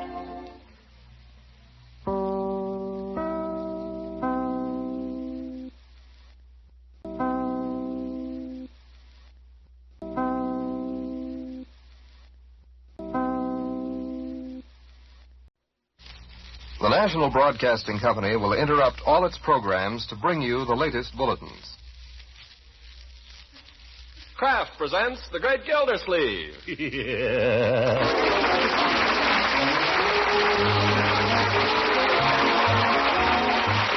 Kraft Cheese Company, makers of parquet margarine and a complete line of famous quality food products, presents Harold Perry as The Great Gildersleeve. Kraft brings you The Great Gildersleeve every week at this time, written by John Wheaton and Sam Moore. We'll hear from The Great Gildersleeve in just a moment.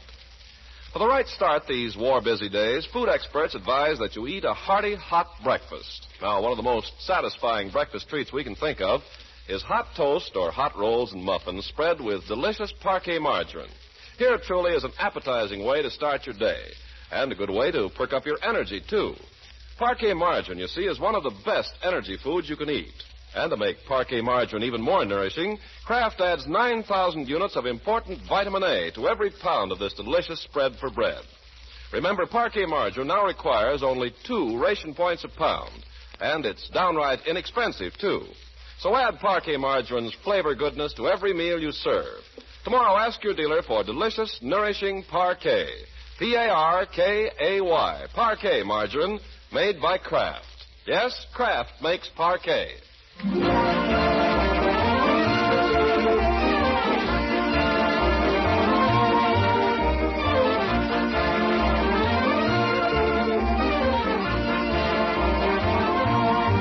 We take you now to Summerfield. Go ahead, Summerfield. This is Summerfield. With the primary elections only 4 days off, political rivalry here has reached its peak. Mayor Terwilliger and his opponent, Throckmorton P. Gildersleeve, have been slugging it out toe-to-toe in a series of political debates all over town.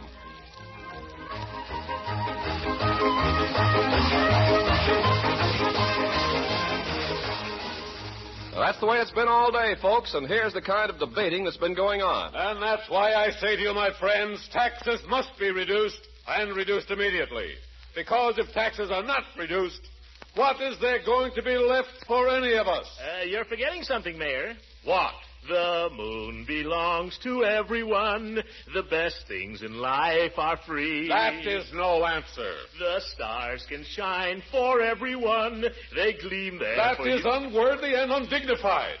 I challenge my opponent to put down his ukulele and give the taxpayers of this town a straightforward answer on the question of school appropriation. Ukulele. Why does Gildersleeve insist that we should spend more money on the schools? Mayor, I can answer that in 2 words. What are they? School days, dear old golden rule days. Louder reading and writing and arithmetic. I want to... Taught to the tune of the hickory. Oh, go chase yourselves, all of you. Mayor, what kind of talk is that? Hee. Go ahead, vote for Gildersleeve. It'll serve you right. Temper. I wrote on your slate, I love you, Terwilliger, when we were a couple of kids.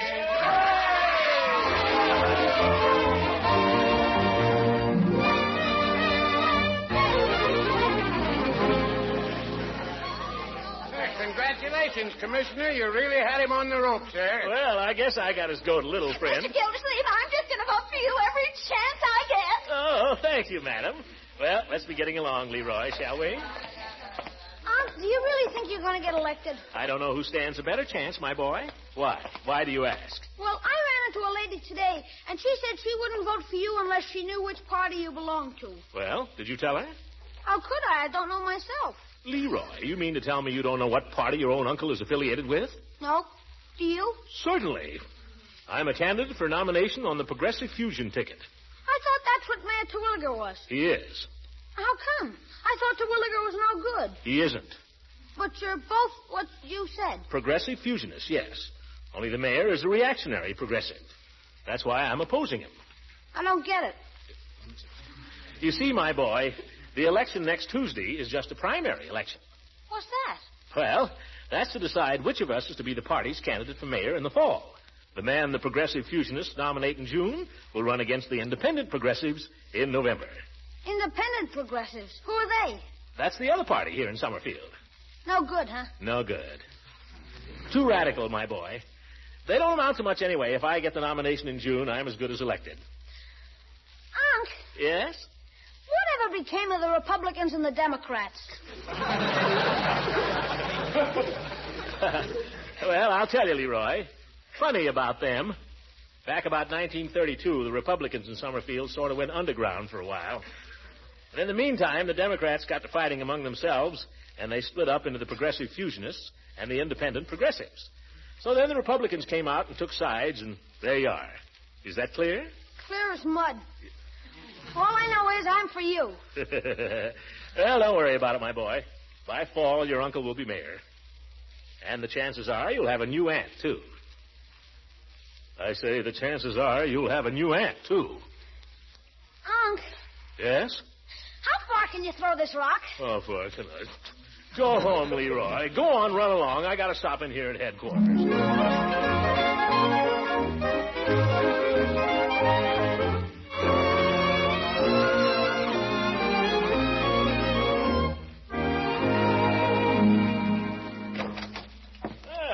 Judge.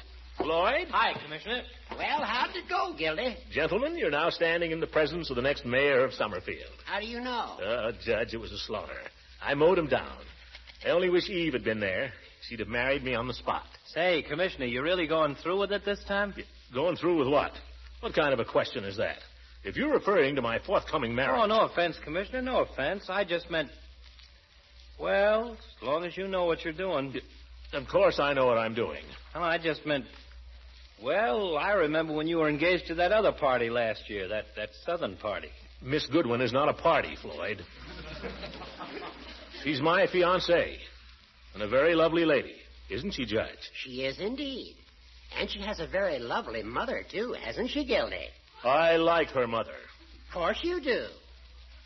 When's she leaving town, Gildy? Just as soon as I can get her reservations. And that's what I wanted to talk to you about, Judge. You're my campaign manager. You're supposed to be in charge of arrangements. Now, Gildy, reservations are hard to get without priorities. Well, there ought to be a priorities on mother-in-laws. But I like her, you understand. Hey, you know, I might be in a position to help you out there, Commissioner. Oh? You think you could get her reservations? Well, I know the man that could. Al Bergman down at the depot. I did him a favor once by keeping my mouth shut. Floyd, if you could take care of this for me, I'd be your friend for life. Could you call him up now? Well, I'd like to do you the favor, Commissioner. Only remember it was me that did it. Oh, Floyd, you're a pal. I don't know how many people would go to that much trouble for a friend. Do you, Judge? You're darn right you don't. I only hope I can do as much for Floyd someday. Depot, is Al there? Oh, this is Floyd, Al. Floyd Munson. Yeah. How you been, Al? Tell him I'd like to get a lower on the 619 tomorrow night. That's good. How's the wife? Tell him if he hasn't got a lower, an upper will do. That's good. Say, Al, I got a friend here. He'd like to get reservations on the 619 tomorrow. Oh, it is, huh? Oh, that's too bad. No chance then, huh?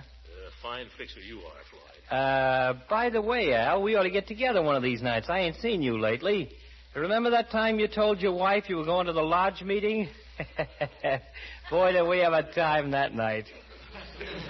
Oh, you don't need to worry, Al. There's nobody here, and I wouldn't tell anybody. You know that.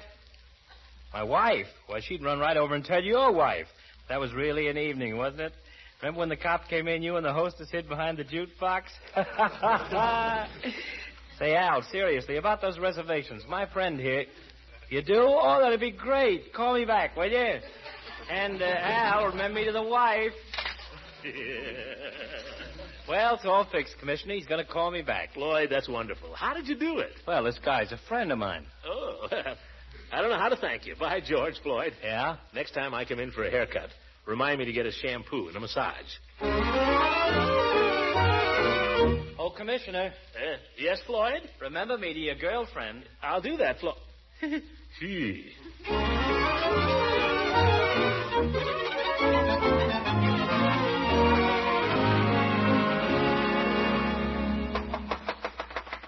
$6:30. She must be home. Look who's here. Oh, dear, Throckmorton, come in. Mother, the stove, something's boiling over. I can't stay, Eve. Don't worry. Oh, I'm sorry. I was just getting supper. Can't stay but a minute. Just dropped by to tell you I've got some wonderful news. Oh, really? What is it? Guess. Oh, I can't guess, Throckmorton. Tell me. Go ahead. Make one guess. Wait, you haven't done something foolish, darling. You didn't go and buy those earrings just because I happen to admire them. No, nothing foolish, Eve. Guess again. Oh, I can't. Go on, try. Throckmorton, I have a cake in the oven. If you have something to tell me, I wish... Forget the cake, Eve. Listen, I finally did it. I got your mother reservations. She leaves town tomorrow night on the 6:19, rain or shine. Well, I must say you seem awfully happy about it. Why shouldn't I? I've been working on it for a week. I mean...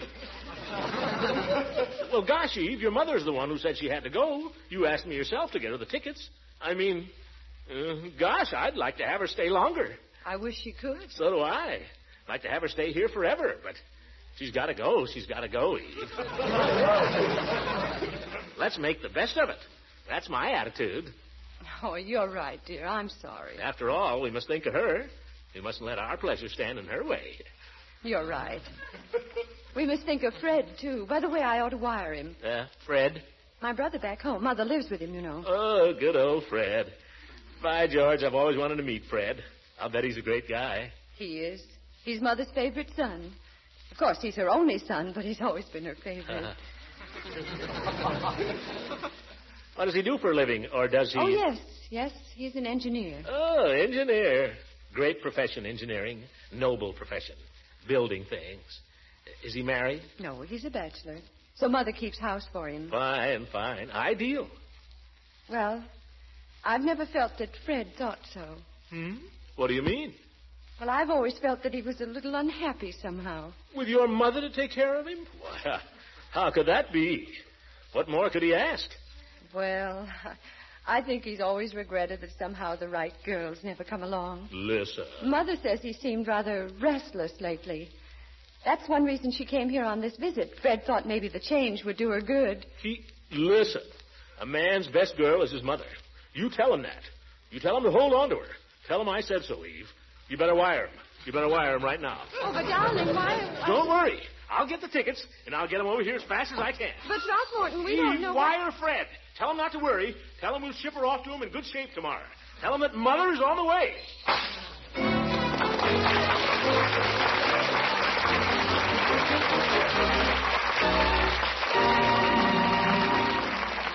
The great Gildersleeve will be with us again in just a few moments.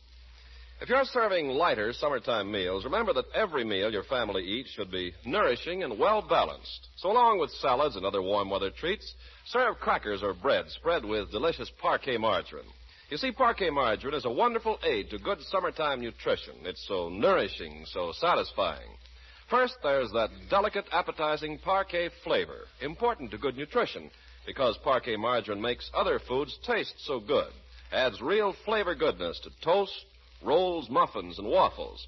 Then there's that marvelous food energy parquet margarine provides, so economically. And last, there's the important vitamin A that Kraft adds to parquet margarine.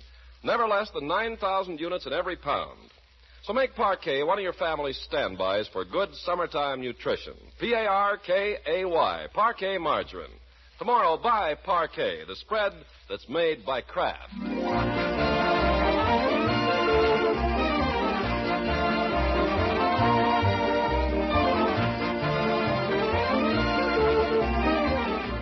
Now let's get back to the great Gildersleeve. It's breakfast time, but so far only Marjorie and Leroy have reached the dining room.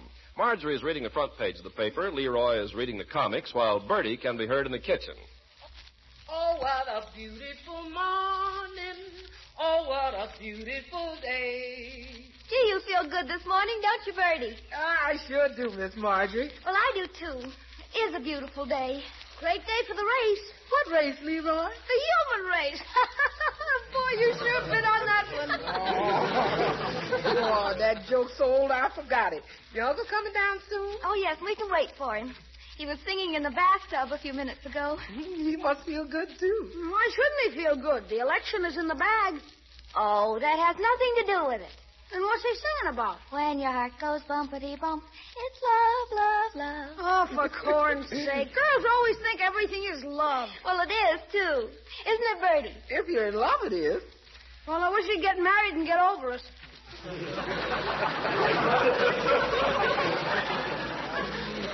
What? Well, I mean, it'll be great when they're married. How come you think so, Leroy? Well, if my aunt is principal of the school, can you see those teachers pushing me around? Well, I like her because she's nice. You like Miss Goodwin, don't you, Bertie? Well, if Mr. Gildersleeve likes her, I like her. One nice thing about her, she don't know nothing about cooking. That'll save a lot of wear and tear on my personality. Well, good morning. And a special good morning to you, Bertie. Why a special one for me, Mr. Gildersleeve? Because you're the only member of my household that's able to vote on Tuesday. You're 21, aren't you, Bertie? Yes, sir. I'm 21, going on 34. Well, are you registered? Been registered ever since I've been in Summerfield. Fine, Bertie. I won't attempt to influence your vote, but you can have all day Tuesday off. Thank you, sir. In the meantime, would you like a little breakfast? I would indeed, Bertie. I've got to make a phone call, though. Bring it right in. Yes, sir. You seem to feel pretty good this morning, Unc. Never felt better in my life. That's because you're in love. Well, that may have something to do with it. The fact is, Hello? Hello, Floyd? Gildersleeve. Any news for me? He's got him? All right, when do I get him? I don't care how sure you are, I want to see him. Fine, Floyd. I'll pick him up at the barber shop in a couple of hours. So long. By George, if I wasn't going to have breakfast, I think I'd go upstairs and take another bath. For goodness sake, why? Because now I've really got something to sing about.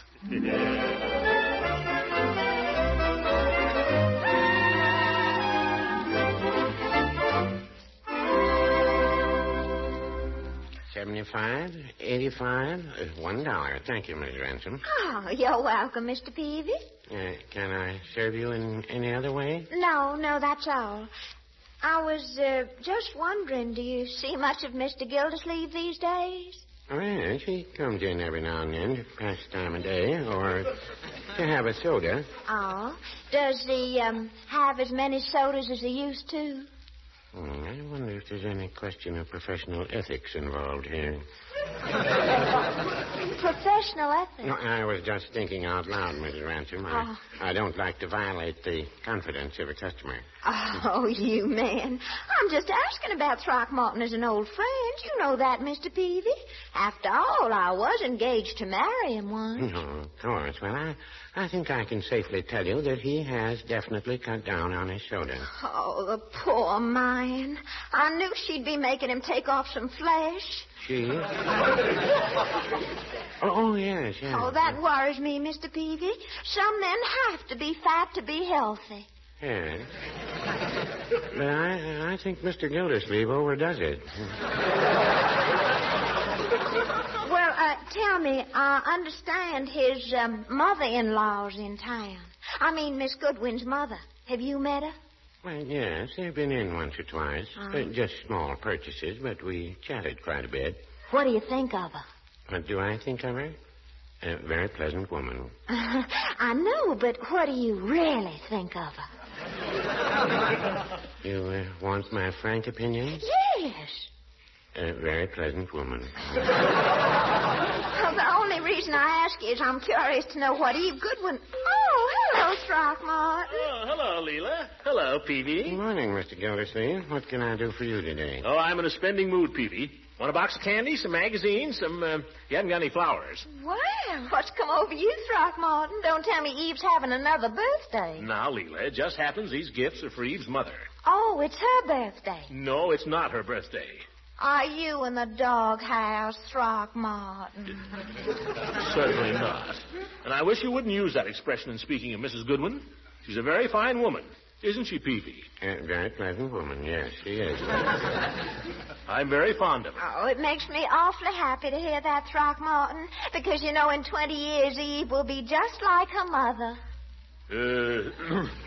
The reason I'm buying her mother these few little things is because she's going back home. Oh, I see. Well, it's so nice that you're so fond of your mother-in-law, Throckmorton. It's quite unusual. Oh, this whole mother-in-law business is just a myth anyway. Nothing in it. Well, I wouldn't say that. Well, all I know is every time my husband Beauregard's mother came to visit, we had trouble. She had to have special things to eat, and I almost killed myself trying to please her. Well, Eve's mother has I suppose you could call it a diet. But it's no trouble at all. Mm-hmm. No, really, Leila. I'll be sorry to see Eve's mother go. She's mighty good company. Lively, you know. Something going on every minute. Beauregard's mother used to talk every minute. He used to get awfully wearing. Well, Eve's mother is different. She's well informed on the questions of the day. Good talker. Isn't she a good talker, Peavy? Yeah, she certainly is. Yes, sir. She's... Oh, hello, Floyd. Hello, Mr. Gildersleeve. How do, Mrs. Ransom? Morning, Mr. Munson. Hi, Peavy. Still helping the doctors make business for the undertakers? Well, now, I resent that. That's all. Well, Mr. Gildersleeve, I got your Pullman ticket. Oh, you have? Oh, that's fine. Yeah, that's fine, Floyd. How much do I... Yeah, I called your house as soon as I got the tickets, and they told me you were over here. Yeah, that's fine. How much do I... I could have waited at the shop, but I knew you were anxious to get a hold of those reservations, so I run right over. He's been calling me 4 or 5 times a day. Floyd. Well, I guess we all know how it is when a fellow's trying to get his mother-in-law out of town. Oh, shut up.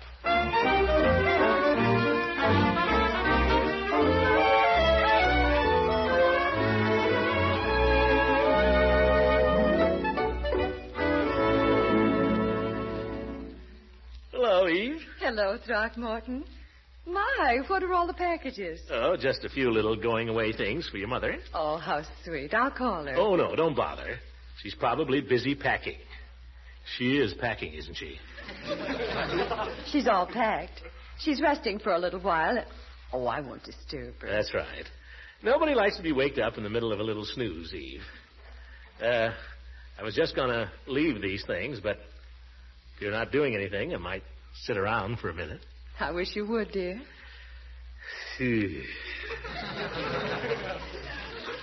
Oh, look, here's the Pullman ticket. Yeah, lower 9. Very comfortable, right in the middle of the car. Oh, that's wonderful. And with all these presents, Mother'll be traveling in style. I'm having a corsage sent to her at the depot. Oh, Throckmorton, you're doing too much. Not the way I look at it, Eve. Now, sir, the best is none too good for my girl's mother. You're awfully sweet. So are you. Will you still think I'm sweet when I'm Mayor Gildersleeve? Of course. Only then I'll say you're awfully sweet, Your Honor. By George, Eve, you're quite a girl. Eve, dear, is there someone with you? It's Throckmorton, Mother. Did we wake you up? Oh, no, I wasn't really asleep. Good afternoon, Throckmorton. Hello, Mother. I certainly didn't mean to disturb you. You didn't. Mother, I insist you must get a little rest. Throckmorton's brought you some awfully interesting-looking presents, though, and you ought to thank him. Oh, no thanks are necessary, Mother. Throckmorton, you certainly are thoughtful. Should I open them now? No, Mother, not till you're on the train. Now, you go lie down for a little while and finish your nap. Yes, Mother. Train trips are quite tiring, you know. Oh, so thoughtful. Well, I'll see you before I leave, won't I, Throckmorton? Oh, yes, I'm taking you to the station.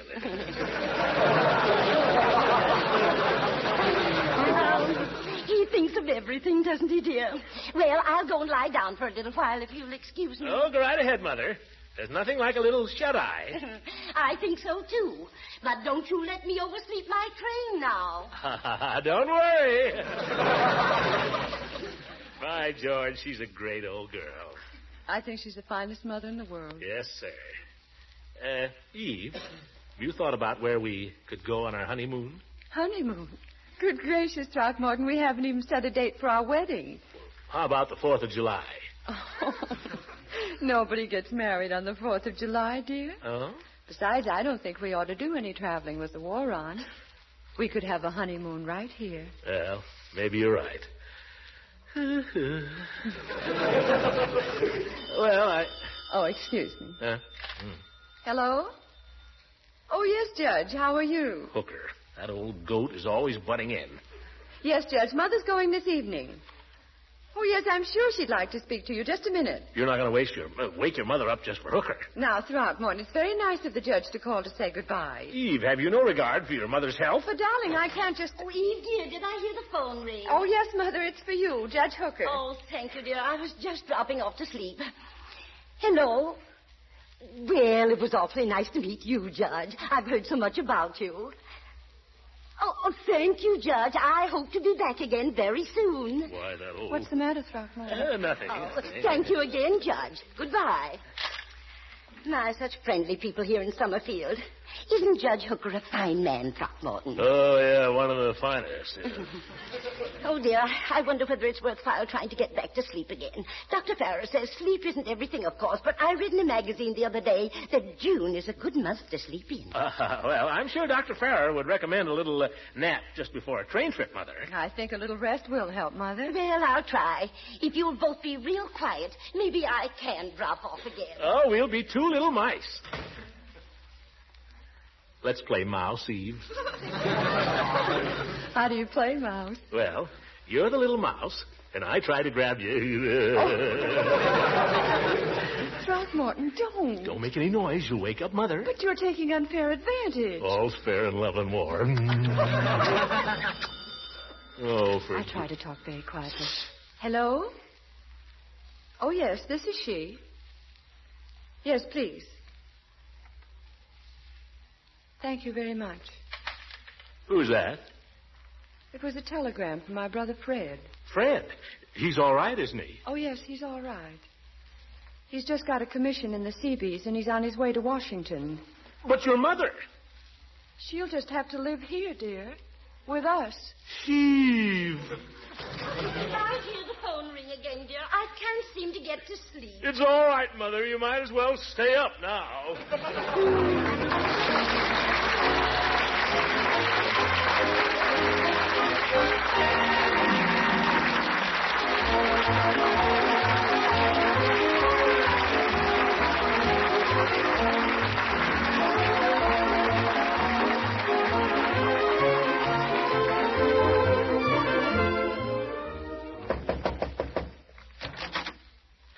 Hello, Mr. Gildersleeve. Well, come in. I'm not disturbing you, I hope. Not at all. Come in. I could go away and come back at some more convenient time. I'm not doing a thing, Peavy. Just sitting here reading a magazine. Come on in. Yeah. What's on your mind, Peavy? You're sure I'm not... No, not at all. What's on your mind? Mr. Gildersleeve, you wouldn't want to buy a war bond, would you? You see, there's this big drive. Not if that's the way you're going to sell them. No, well, I didn't think you would. Yeah, wait a minute. I'm only trying to tell you that's no way to sell bonds. No? No. You come mooching in here. Ye God's man, there's a war on. There is? I mean, yes. I know. That's why we're selling the bonds, the war. Well, that's no way to sell them. Well, how would you sell them, Mr. Gildersleeve? How would I sell them? I'd make people realize there's a war going on, that's how. I'd say to them, look here, brother, you've been hollering your head off for a second front. Well, now you got it. A lot of fellows are over there fighting and dying for what you've been hollering for. Well, let's see you back them up. And then I'd say to them, the time has come, brother, to put up or shut up. That's what I'd tell them. You would? Yes, sir. And I'd tell them more, Peavy. I'd say, look, this is the greatest chance in history.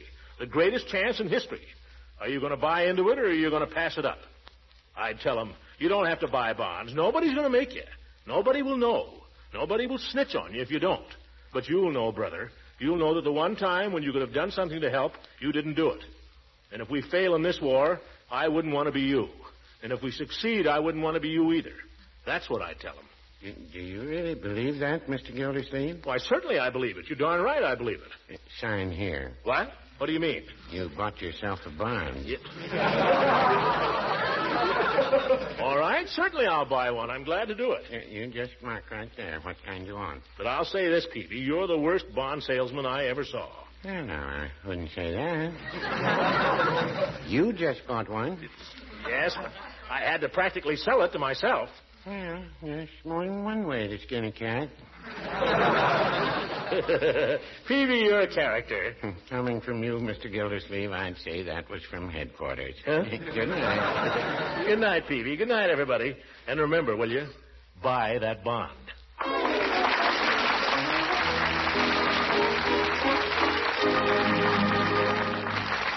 Music on this program was directed by Claude Sweet. This is Ken Carpenter speaking for the Kraft Cheese Company, makers of Parquet margarine and a complete line of famous quality food products. Kraft invites you to listen in again next week for the further adventures of the great Gildersleeve. This is the National Broadcasting Company.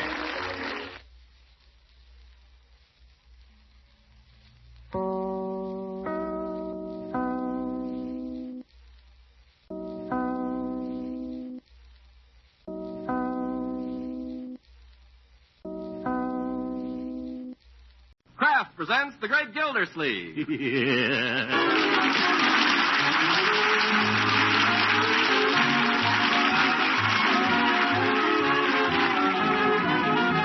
Cheese Company, makers of parquet margarine and a complete line of famous quality food products, presents Harold Perry as the Great Gildersleeve, written by John Wheaton and Sam Moore. We'll hear from the Great Gildersleeve in just a moment. But first, a ration point bulletin that's good news for all the ladies.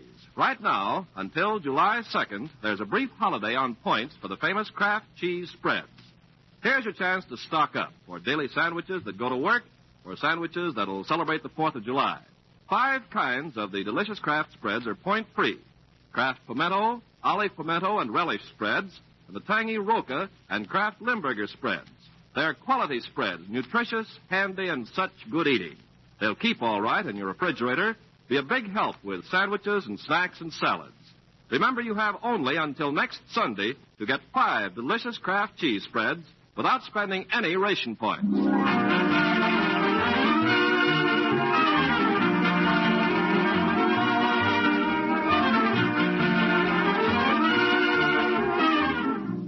Now let's get up to date on the Great Gildersleeve. It's late Sunday night. The final week of campaigning is over, and only one day remains before the good citizens of Summerfield go to the polls to cast their ballots in the primary. It's been a hard week, but the decision now is in the lap of the gods, and candidate Gildersleeve is in the arms of Morpheus. Through his weary brain run troubled fantasies, and he tosses and twists in his sleep as he argues with himself. If he gets the nomination Tuesday, he's as good as elected. That's nice. And if he's elected mayor, Eve Goodwin has promised to marry him. Yeah, that's nice. But if Eve marries him, Mother Goodwin comes to live with them. No.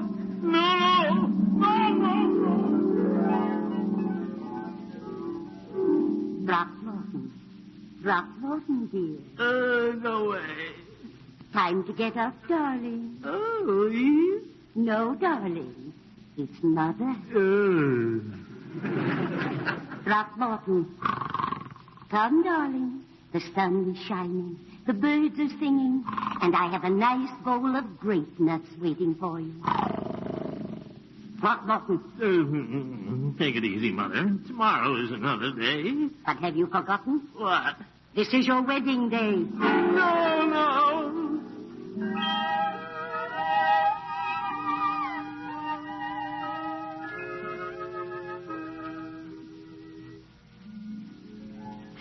Well, Marjorie, aren't you going to wish your Uncle luck? Oh, Uncle Mort. Why, Marjorie? I'll never see you again. I just know it. Why, of course you will. Unc. Hey, Unc, before you go. Little Leroy. What is it, my boy? Unc, I'm sorry about everything. Sorry about what? What are you talking about? Come along, Throckmorton. Oh, but Mother, I haven't even said goodbye. Wait, there's Bertie. Goodbye, Mr. Gildersleeve. You're the best man I ever worked for. That's a fact. Come along, Throckmorton. Oh, look what you've done. Come along.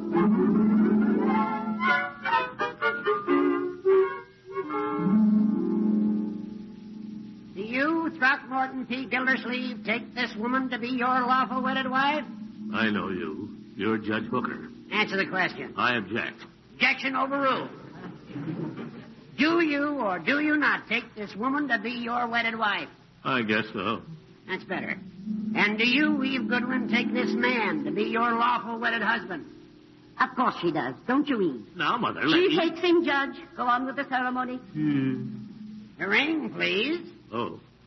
TV, you got the ring? Huh? Oh, yeah. Yeah, the ring. Let me see now. This ring, I have it here. Well? Just get my glasses on here. That's funny. I remember just as plainly. Peavy, you're the worst, best man in the world. No, I wouldn't say that. Now, what do you know about that? Have you got the ring? Yes. There it was all the time, right on the end of my nose. It's a wonder you wouldn't look there in the first place. Place the ring on the lady's finger. That's right. Now, I now pronounce you man and wife. Old goat. $2, please. You may now kiss the bride. There's no time for that. We got to rush for the train. Train? What train? Where are we going? On our honeymoon. Hurry. Honeymoon? Eve, you don't mean Mother. Oh, I wouldn't think of going anywhere without Mother, dear. I can't go through with it. I can't go through with it.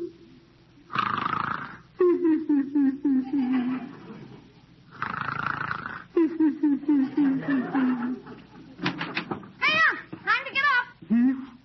Gotta get up, Unc. It's almost 9 o'clock. Well, where's my... What you for? Huh? Gee. That you, Leroy? Sure, it's me. What's the matter with you? Oh, tell me something, Leroy. What? I'm not married, am I? Are you kidding? Of course I'm not married. We haven't even set a date for the wedding. Everything's all right, huh? Just a bad dream. Hurry up, Unc. Breakfast has been ready for an hour. Don't go away, Leroy. Leroy! What's the matter? Don't leave me, my boy. Stay here with your old uncle. For corn's sake. Aren't you going to get dressed? Right away. I'll get right up and... Ooh, where are my slippers? Slippers? Where'd you leave them? Oh, here they are. Hats! Oh, gosh, I didn't mean to hit you, Unc. It's all right, Leroy. Perfectly all right. I forgive you. Huh? What a character.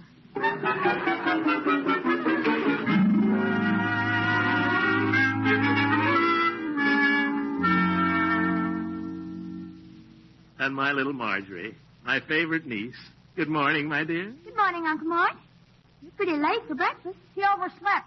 Yeah, I overslept. I'm sorry. You're not leaving? Oh, well, I finished, and I've got a lot to do today. Oh, sit down with me here a minute, my dear. You too, Leroy. I want to feel my little family around me. But I was going shopping with Eve and Mrs. Goodwin. Well, they're not here yet. Oh, here. Here's $5 for a spring hat. A summer hat. Whatever you want. Gee. Hey, what about me? All right. Here.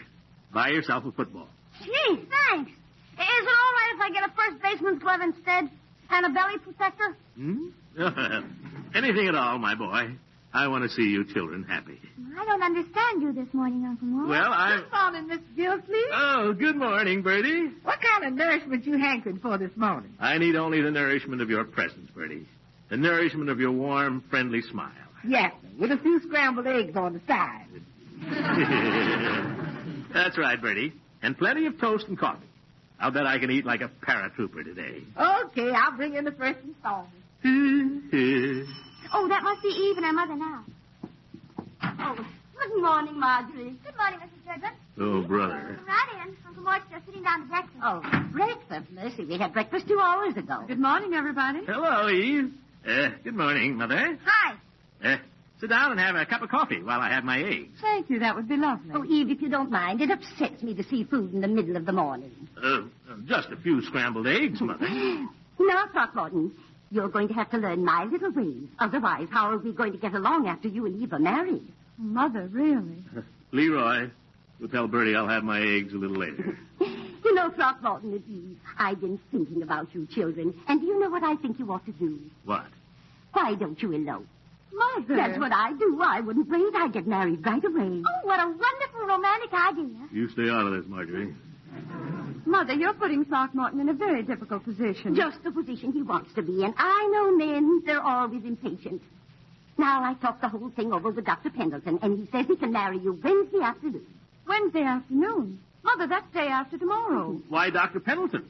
Dr. Needham is the man I go to for all that. Dr. Needham is my pastor. Well, I go to a different church, Throckmorton. If anyone but Dr. Pendleton performed the ceremony, I just couldn't consider you married. Now about the honeymoon. Oh, Mother, this is ridiculous. Let's discuss one thing at a time, please. You're right, Eve. But there's nothing ridiculous about it. If you got married right now, I have a friend who owns a summer hotel, and you could get in before the season opens. You remember Helen Pepper Eve? She has that little place on Lake Vespucci. I don't want to go to Mrs. Pepper's hotel, Mother. You must learn to think of your husband's pocketbook, my dear. If you go to a hotel out of season, it will make a substantial saving in the cost of your wedding trip. When your father and I went to Niagara, the falls were frozen solid, but our room was only $1 a day. Why don't you wait till winter, Unc? Leroy, this is a grown-up conversation. Well, Leroy is my nephew. He should be allowed to put in his 2 cents worth. That's not a bad suggestion, my boy. Yeah, I'd like to see the falls frozen solid. Well, you won't be there, Leroy. Hot or cold, you won't be there. Well, you young people can suit yourself about the honeymoon, but I wouldn't put off this wedding if I were you. But, Mother, why not? Why the rush all of a sudden? Yes, why the rush? Well, I can't explain it, but I've just got a feeling in my bones. Oh, now, Mother, those feelings in your bones. Don't laugh at my bones, Eve. I predicted World War II. And I've got a feeling that if you two aren't married right away, well, after all, neither of you are growing any younger. Mother. I think Mother and I better go now, Throckmorton. You just think it over now, and I'm sure you'll see it my way. It will be at our house, of course, Throckmorton. At your house. Come along, Mother, for goodness sake. Will you call me later, Throckmorton? Yes, Eve. I think we ought to discuss this a little. There's nothing to discuss. Come along, Eve. Are you coming with us, Marjorie? Oh, yes, I'm all ready. Goodbye, Throckmorton. Goodbye, Leroy. Goodbye, Mother. Say goodbye, Leroy. Goodbye, Grandma. Well, Uncle, you're all set, I guess. Yes. I'm all set. She's giving you a nice break, isn't she, Uncle? How do you mean, my boy? Well, I thought you didn't get to marry her unless you won the election. Oh. Well, the election is in the bag. The paper says I'm 2-1 over Terwilliger. Yeah, Terwilliger's practically quit. That's the trouble with Terwilliger. He's yellow. He could still win if he'd put up a fight. Why, if I... Listen, Leroy. You go on about your business. I've got work to do. What kind of work? Never mind. You go out and play. Go buy a baseball glove or something. Oh, gosh, aren't you even going to eat your breakfast? Later, my boy. I've got some phone calls to make first. Run along, Leroy. Okay. Goodbye. Now, I'll start with the A's. Adams.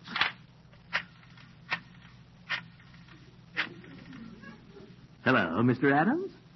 Are you a registered voter? Well, vote for Terwilliger tomorrow. Oh, never mind who I am. I'm just a friend of good government. The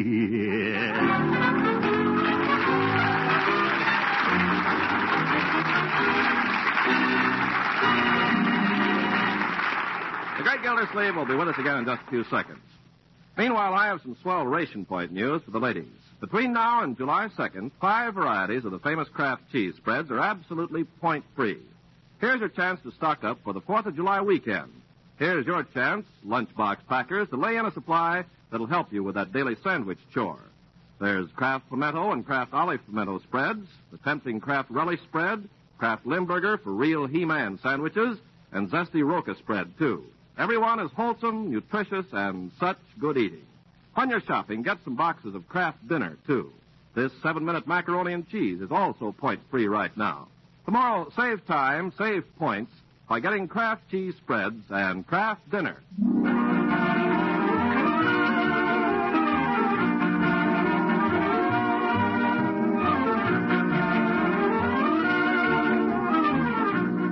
Now let's hurry back to the great Gildersleeve, who by this time is a very uneasy man. It's Tuesday night, the polls have closed, dinner's over, and our candidate is down at his headquarters, biting his nails and wiping the sweat off his brow as he listens to the returns coming in. Terwilliger 347, Gildersleeve 693. That's the stuff. Quiet, Judge. 9th Precinct, final returns. Terwilliger 531, Gildersleeve 1,539. By golly, Gildy, it's a landslide. Well, now, I didn't say that. Peavy's right, Judge. Terwilliger can still show some unexpected strength, you know. Well, that seems to be all the returns we have at the present time. We'll bring you further returns Turn when it off, they're Peavy. available. Meanwhile, stay tuned to WSUM for complete... Well, Gildy, the old fox has done it again. Done what? I told you I'd make you mayor, whether the people want you or not. I'm not mayor yet. Oh, don't be silly.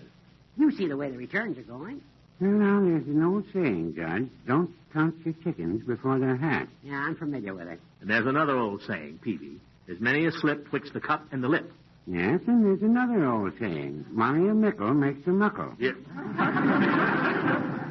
What's that got to do with this or anything else?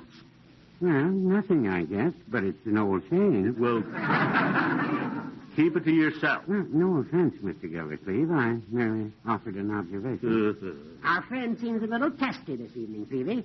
You don't suppose his high office has gone to his head already? I'm tired, Judge, that's all. I've had a hard day. I'm sorry, Peavy. Oh, that's all right, Mr. Gildersleeve. Where have you been all day, Gildy? I haven't seen you around. Oh? Well, I was down in the gas house district doing a little last-minute campaigning, Judge. Yeah, the boys there told me it looked a little doubtful. Oh, you've got nothing to worry about. That's what you think, brother. Hey, what's that? What? That noise. It's outside in the street. I'll go look. Turn on the radio, Peavy. See if anything's happened. Crowd, Gildy. Gathering outside. According to final returns, although there are several precincts yet to be heard from, Mayor Terwilliger conceded the election to his opponent, Mr. Gildersleeve, at 8:45 this evening. Conceded? As soon as complete returns come through, we will relay them to you without delay. They're calling for you, Gildy. They want you to speak to them. I won't do it. Oh, come on. Come at the window. Come on, Gildy. Say a few words to them. That's the stuff. Quiet, folks. Quiet, please. Quiet, quiet. Here he is, folks. I give you your newly elected mayor. Hooray! What do you say, Gildersleeve? I demand a recount.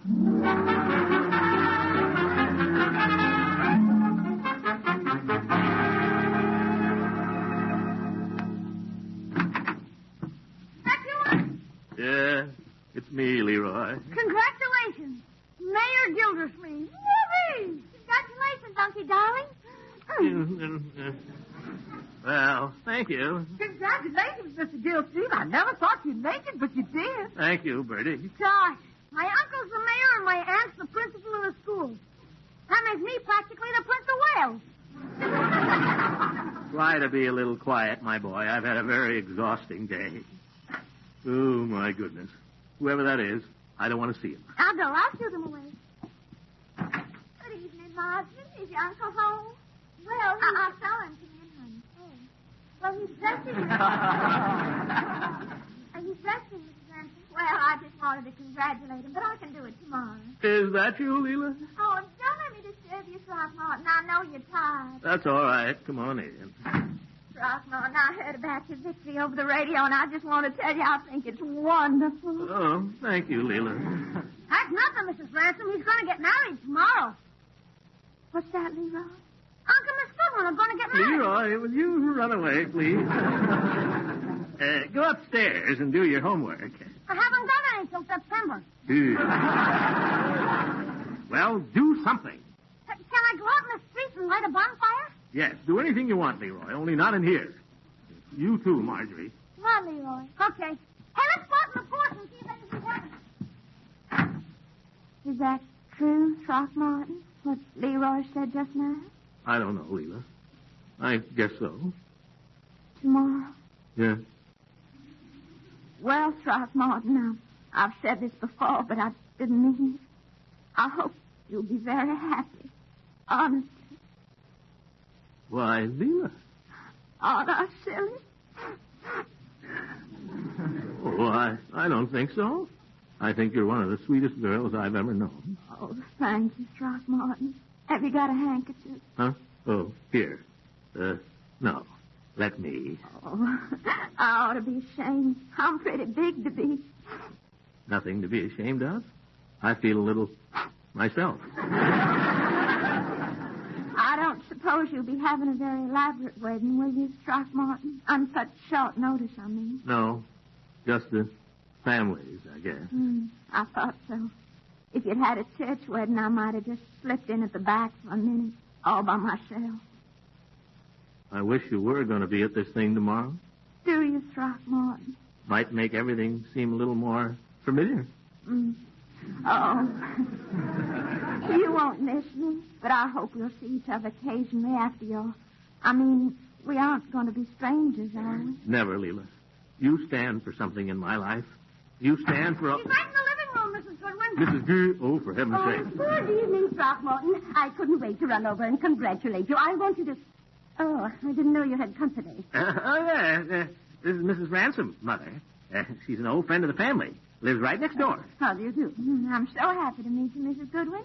Throckmorton has told me such lovely things about you. Really? Oh, yes.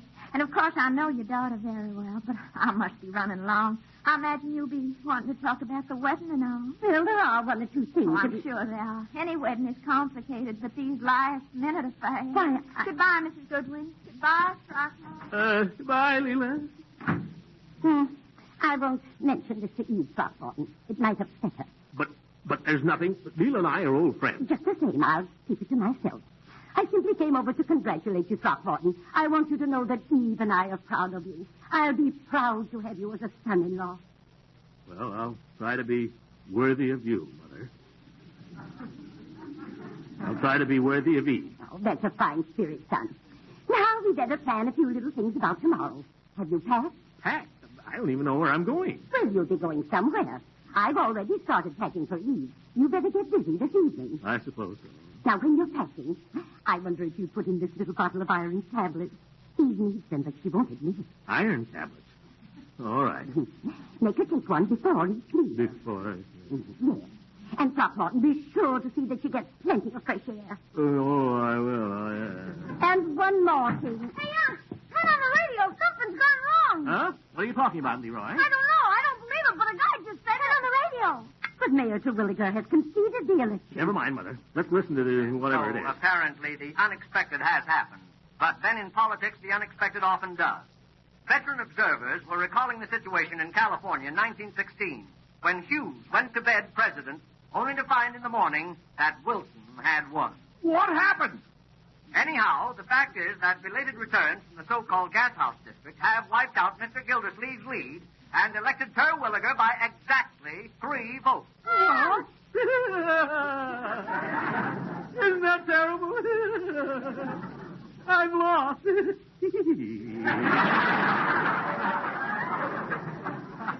Oh, Throckmorton, I can't tell you how sorry I am. Oh, now, Mother, no use crying over spilt milk. I fought hard and Terwilliger won. That's life. That's politics. You got to take the bitter with the sweet. You're very brave, Throckmorton. But I want you to know that Eve is brave, too. Eve will stand by you through thick and thin. But, Mother... And I'll stand by Eve. By George, I'm going right over and talk to your daughter. You stay right there.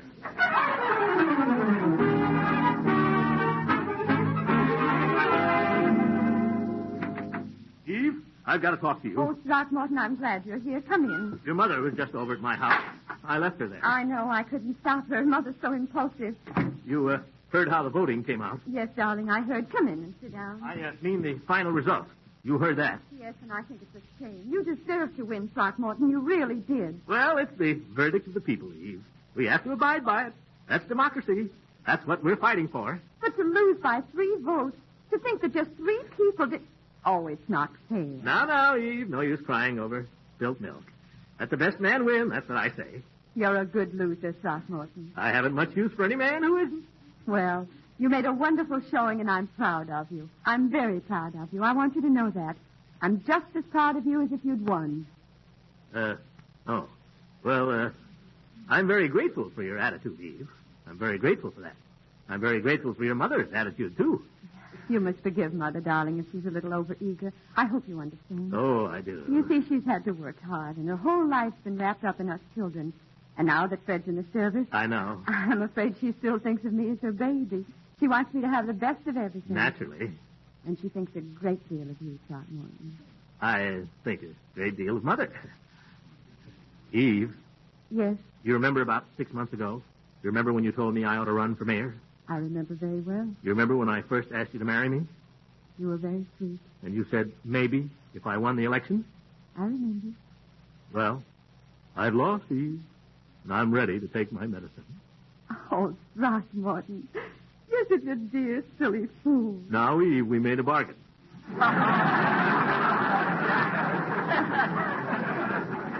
Throckmorton, did you think I meant that? We made a bargain, and I intend to stick to it. A bargain? Throckmorton, you make it sound so cold-blooded. Love isn't something you bargain with. But that's what you said. If I got elected, you'd marry me. But I didn't. Throckmorton, you're so literal. I only said that to make you try harder, silly. You mean... I never dreamed you'd take it literally. I certainly hope you don't think I'm the kind of a girl who would marry a man just because he was mayor. Well, no, only... And I hope you don't think I'd desert him just because he failed. Well, no, only... Ye gods, how's a fellow going to know where he stands?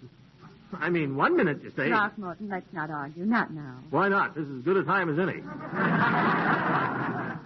Not now, darling. You see, I have something to say to you, Throckmorton, and I don't know quite how to say it. Oh, you need to worry about me, Eve. I'm not one of those fellows that proposes to a girl and then... Please, dear. This is something that's going to hurt you, I'm afraid. And I don't like hurting you. I'm very fond of you, Throckmorton. Terribly fond of you. What's more important, I respect you. I think you're one of the finest men I've ever known. I like you, too, Eve. I admire you. And I hope we'll always be good friends. Huh? I know how you must feel, dear. This is sudden, and it may seem unreasonable, but I've thought it over, and I'm sure it's best this way. You see... Eve, just wait a minute. Yes? Let me get this straight. You mean you can't marry me? I'm afraid not, dear. Throckmorton, can you ever forgive me? Oh, I'll try, Eve. I'll try. Please do. Yes, perhaps in time. Who knows? The pain will wear away, and I can learn to forget. You're brave. You're so brave, Throckmorton. I'll go away somewhere. Grass Lake, perhaps. You see, dear, there were so many things. After all, there's Mother. My first duty is to her. You're right, Eve. That's what I like about you. You know your duty, and you do it. I could see you were never going to be able to get along with her. Well, no, I wouldn't say that. Oh, I could tell. And then, too, I got to thinking these last few weeks, I did a lot of things. Me too. It occurred to me that maybe this was just one of those things. Yeah, just one of those things. Just one of those things that was never meant to be. Yeah. After all, when you come right down to it, we're not much alike, you and I. Not at all. I'm fat and you're... No. I mean, it's possible that we just weren't meant for each other. Sure. Maybe it was a mistake from the start. Maybe we were foolish ever to think of it. Absolutely. Silliest thing I ever heard. Where do people get these ideas? Throckmorton, let's face it. What? You don't love me, do you? No.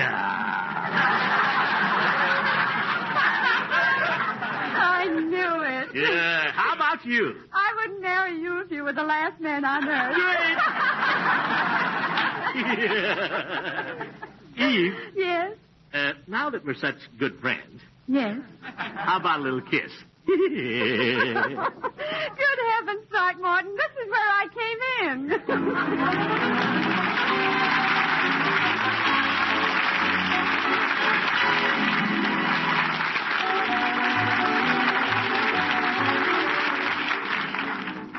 The things I get into. Oh, brother, I need a vacation. We all need a vacation. So we're going to knock off for the next few weeks and play some camp shows and bond rallies. I'm starting out with Salt Lake City tomorrow night. This is our last broadcast this season. We'll be back again the first week in September at the same time and over these same stations. Before saying goodbye, we want to thank you for the encouragement you've given us through your letters and for your response to the government messages we've carried from time to time. To our sponsors, the Kraft Cheese Company, we're grateful for rare understanding and cooperation. And we want to give the credit due to all members of the Gildersleeve cast whom you've come to know. Dee Benaderet, who plays Eve Goodwin, Shirley Mitchell, who plays Leila, Lorene Tuttle, who is Marjorie, Lillian Randolph, she's Birdie, Walter Tetley, Little Leroy, Earl Ross, who plays Judge Hooker, Arthur Q. Bryan, he's Floyd the Barber, and Richard LeGrand, our Mr. Peavy. Thanks, too, to Claude Sweeten for his excellent music, to our writers John Whedon and Sam Moore for their words, Frank Pittman for his direction, and to Ken Carpenter, the dean of all cheese announcers. Well, thank you, Hal. Incidentally, the Kraft people have donated this time next week to the Treasury Department for a big bond program. There'll be a lot of stars, and it looks like a great show. Oh, fine. I'm sure it will be. Well, that's about all, folks, except I'd like to remind you that I made a new picture at RKO, and they're releasing it very soon in theaters from coast to coast. It's called Gildersleeve's Ghost. So do come around, and I'll haunt you. Yeah. Good night, everybody. Have a good summer.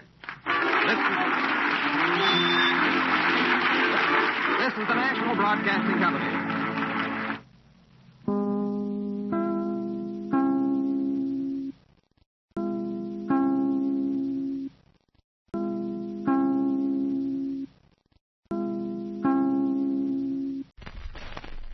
The Great Gildersleeve.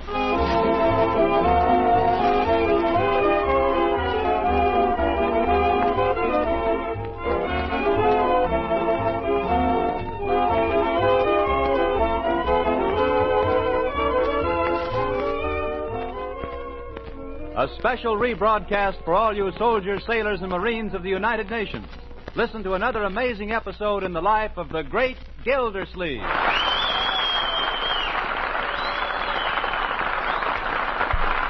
Now let's join the Great Gildersleeve. How goes it with our hero at the end of a long, hot summer? Well, we find him sitting in his shirt sleeves on the front porch of his home in Summerfield, quietly perspiring. He's alone, with Bertie on her vacation, his nephew Leroy at camp, his niece Marjorie visiting friends. And so, having eaten an inadequate supper prepared by himself and feeling the need for human companionship, he sees his old friend Judge Hooker going by and calls out to him. Hi, Judge. Where you going? Hi, Gildy. Well, is it hot enough for you? Sit down, Judge. Take a chair. Have a cigar. No, thanks, Gildy. I gotta be running along. Oh, you haven't got to be anywhere. I'm sorry. I have an engagement with a lady. Oh, Horace, listen, stick around, will you? Tell you what I'll do. I'll play cribbage with you. And you know how I hate to play cribbage. Yeah, I know. Fortunately, I'm going to call on a lady who enjoys playing cribbage. Ta-ta. Oh, Horace, wait a minute. What is it? I'm late now. How would it be if I went along with you? Oh, no, you don't. You spend your evening and I'll spend mine. But never the twain shall meet. Bye, Gildy. All right, you old goat. You'll be sorry.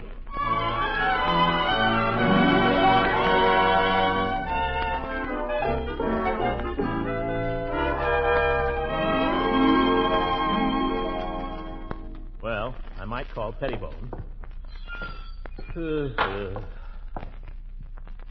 What a town.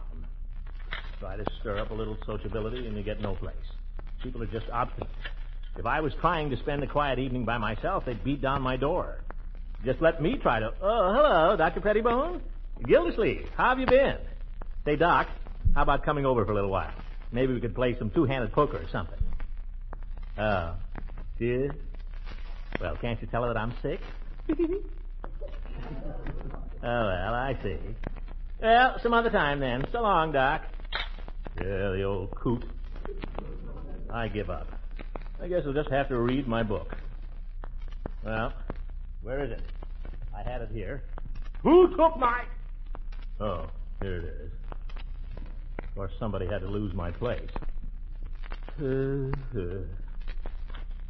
Yeah. Pettibone's just like all the rest. She's got him tied to her apron strings. By George, you'll never catch me with an apron string. A year ago, maybe. 2 years ago. But not now. I've learned my lesson. Yes, sir. Old Doc, he has to sit there. Yes, dear. Yes, dear. Yes, dear. All evening long, in one ear and out the other. No, sir, not for me. Not for yours truly. I have the whole place to myself here. I can sit down, be comfortable, quiet, spend the evening with a good book.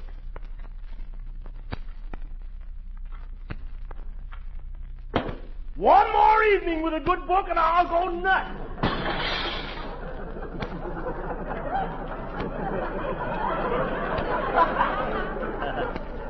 I shouldn't have done that. Well, why not? It's my house, isn't it? I live here, don't I? I can throw things if I want. Never did like that picture anyway. Oh, doorbell. Who could that be? Well, go and see. Never mind, I'll answer this. What am I saying? Coming! Be right there. Don't go away. Leila. Hello, Throckmorton. Well, I'll be. Well, hello. I mean, come in. Oh, I don't think I'd better, Throckmorton. I saw your light on, and I said to myself, I'll just run over and say hello to Throckmorton and tell him I'm back. Well, I'm glad you did. Come on in. You're letting in the mosquitoes. Oh, well, just for a minute. Come on in the living room. I've got a fan going there. Well, did you have a nice summer? Oh, I've had a wonderful time. What about you? Oh, so-and-so. Have you seen Miss Goodwin lately? No. I haven't seen her all summer. Oh. She hasn't seen me either.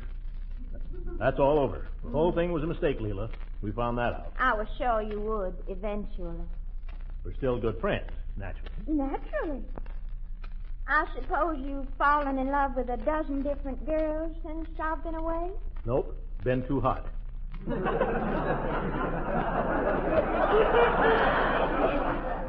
All I've done, Leila, is sit here in front of the fan, all by myself, night after night. You poor boy.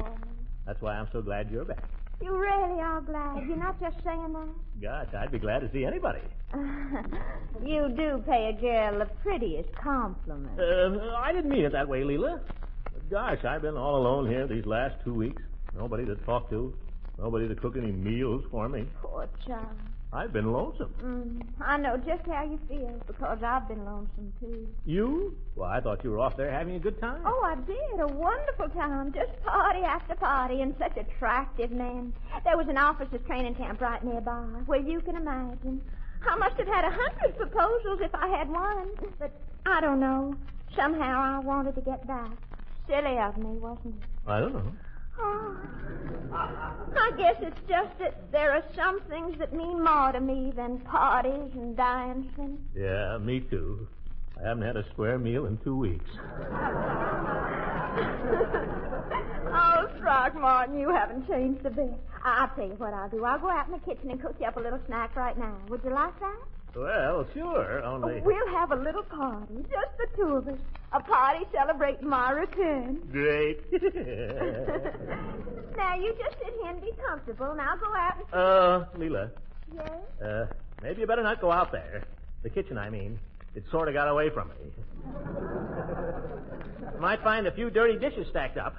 Oh, now, don't you worry about the dishes, Throckmorton. This is a woman's work. Well, that's what I've always said. Say, you weren't thinking of doing them. I don't know why not. Just because I go to gay parties and have all these proposals from handsome officers and all, I can be practical, too. Leila. You know, you need someone to take care of you, Throckmorton. You really do. Oh, I declare you're as helpless as a child. Now, you just enjoy yourself while I... Leila. Yes? There's something I feel I ought to say to you. Yes, Throckmorton. I've done quite a lot of thinking these last 2 weeks while I've been alone here. There hasn't been anything else to do. I've been thinking, too, Throckmorton. I've done a lot of thinking, and I've come to a conclusion, Leila. Yes? I've decided that I'm the type of man who ought never to marry. Well, really, I think it's only fair to tell you this. I've decided that women are not for me. Well, that's a coincidence, because I've just decided the same thing about men. Really? Well, that's fine. Then we both... Particularly you, Mr. Gildersleeve. Huh? Wait, Leila, you're not mad, are you? Gracious, why should I be mad? Well, then why are you going? After all, I only ran over to say hello. I know, but... Now that I've said it, I'll say goodbye. Leila, don't go. Don't leave me alone here. What about the dishes? I mean about our party. One of the officers was a colonel. What did I do? What did I say? I give up. Now what? Nothing to do, I guess, but go to bed. Just the same, I was right about women. Life is too short. I don't know why women can't be more like men. Oh, well, forget it. Oh, brother, look at that bed. Well, there's no use making it now.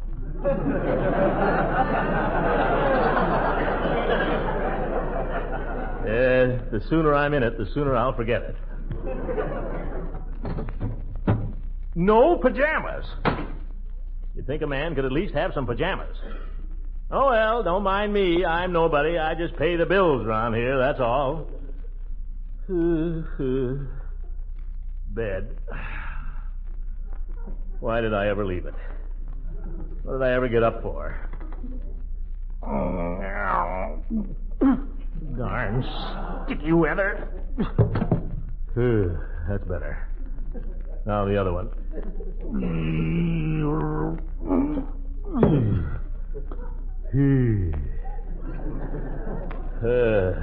Gosh, I ought to have these pants pressed. All right, so I ought to have them pressed. I can't do everything, can I? Oh, shut up and go to bed, Gildersleeve. Turn out the light and go to sleep. Bed.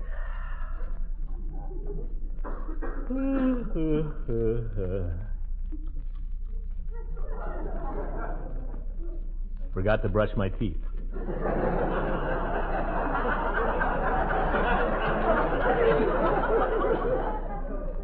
Oh, well, who'll know? Yes, sir. Tomorrow the children will be home, so I'd be glad. Little Marjorie, so sweet, so understanding. Little Leroy. Bless them both. What's a home without children? Just an empty house. No childish voices to welcome you home at night. No patter of little feet. I was trying to be a better uncle to them. I must be more patient. More patience. Must try to spend more time with them. More time. Must try to remember when I was a child. At winter, I get up at night and dress by yellow candlelight. In summer, quite the other way, I have to go to bed by day. I have to go to bed and see the birds still hopping on the tree. Ooh, birds still hopping on the tree. Birds still hopping. Birds.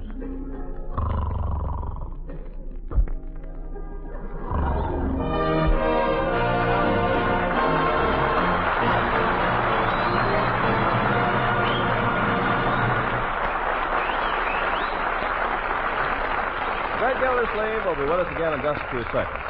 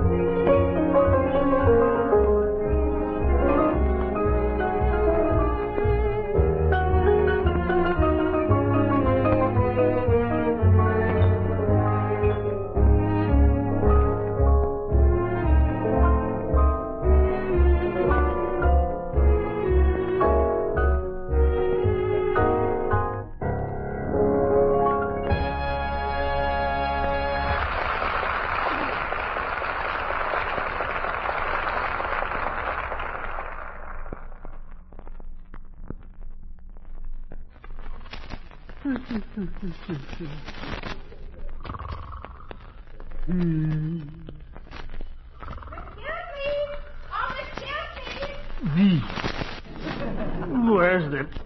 Oh, doorbell. Oh, Bertie. Bertie, where are you? All right, Bertie, I'll be right down. Don't go no way.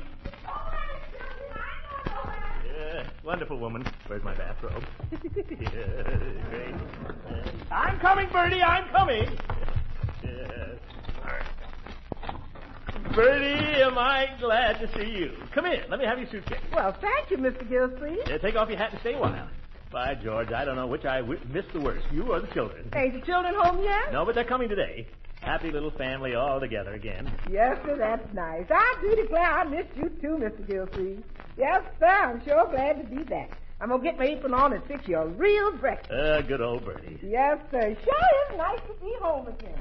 Oh, my goodness gracious. Oh, what's the matter in here? Hey, what's the matter, Bertie? Mr. Gildersleeve, I'm in dirty dishes. Oh, I'm sorry, Bertie. I was going to wash them today. You was? I am. I'll wash them, Bertie. I'll do anything for a square meal. I've been too weak to wash dishes. Mm-hmm. I've been undernourished, Bertie. I'm suffering from malnutrition. You sure don't shorten, Mr. Gildersleeve. Yeah. Rickets. Yeah. How'd you like some orange juice and some scrambled eggs and crisp bacon and some toast and coffee? Oh, I'd love it, Bertie. But I'm afraid to look in the icebox. No oranges. No eggs. No bacon. It's nothing to laugh at, Bertie. The icebox is as empty as Mother Hubbard's cupboard. Oh, I knew it would be, Mr. Gildersleeve. What you think I got in this big sack here? Ooh, Bertie. Good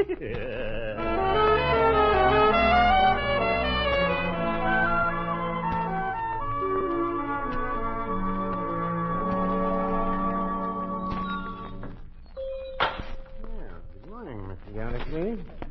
Is it hot enough for you this morning? Oh, yes, Peavy, it certainly is. But I don't care. All right. Care for a glass of ginger ale? Yes, I would. With plenty of ice.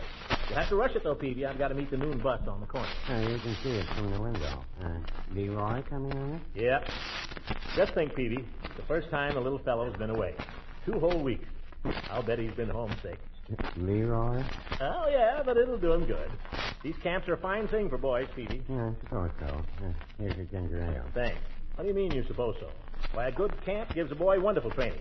Teaches him how to live in the woods. Yeah, I guess that's useful if a boy's training to live in the woods. That's got nothing to do with it, Peavy. The idea is to make the boys healthy, self-reliant, all that stuff. Well, here comes the bus. How much do I owe you? That'll be 10. I'll pay you later. The bus is stopped. Oh, there he is now. Leroy! Oh, Leroy! By George, he's a great kid. Well, he certainly got himself a sunburn. My goodness, that's a terrible burn. Why, that's Leroy. What's the matter with your face? Poison oak. If you think my face is bad, you ought to see my stomach. That's terrible, my boy. Is it painful? No, it just itches. Well, what the heck? Those are the brakes, kid. Huh? You come right into Peavy's and get some calamine lotion on your face. I don't need it, Unc. The camp doctor said so. Never mind that. Come on in here and get yourself fixed up. Hello, Leroy. Welcome home. Hi, Doc. Glad to see you. That's what the kids at camp call a druggist, Doc. Yeah, I see. Looks to me like you've got a bad case of poison oak, Leroy. Well, those are the brakes, kid. Bottle of calamine lotion, Mr. Gildersleeve. If you please, Peavy. Well, Leroy, I suppose you're hungry, aren't you? Oh, boy, am I. No grub since 6 o'clock this morning. Oh, yes, grub. Well, let's go home, huh? Bertie's got a nice lunch for you. Lead me to it. Here you are, Mr. Gildersleeve. Just supply it liberally to the infected parts. That'll be 65 with the ginger ale. Oh, yes. Here. Goodbye, Peavy. Goodbye, Mr. Gildersleeve. Goodbye, Leroy. So long, Doc.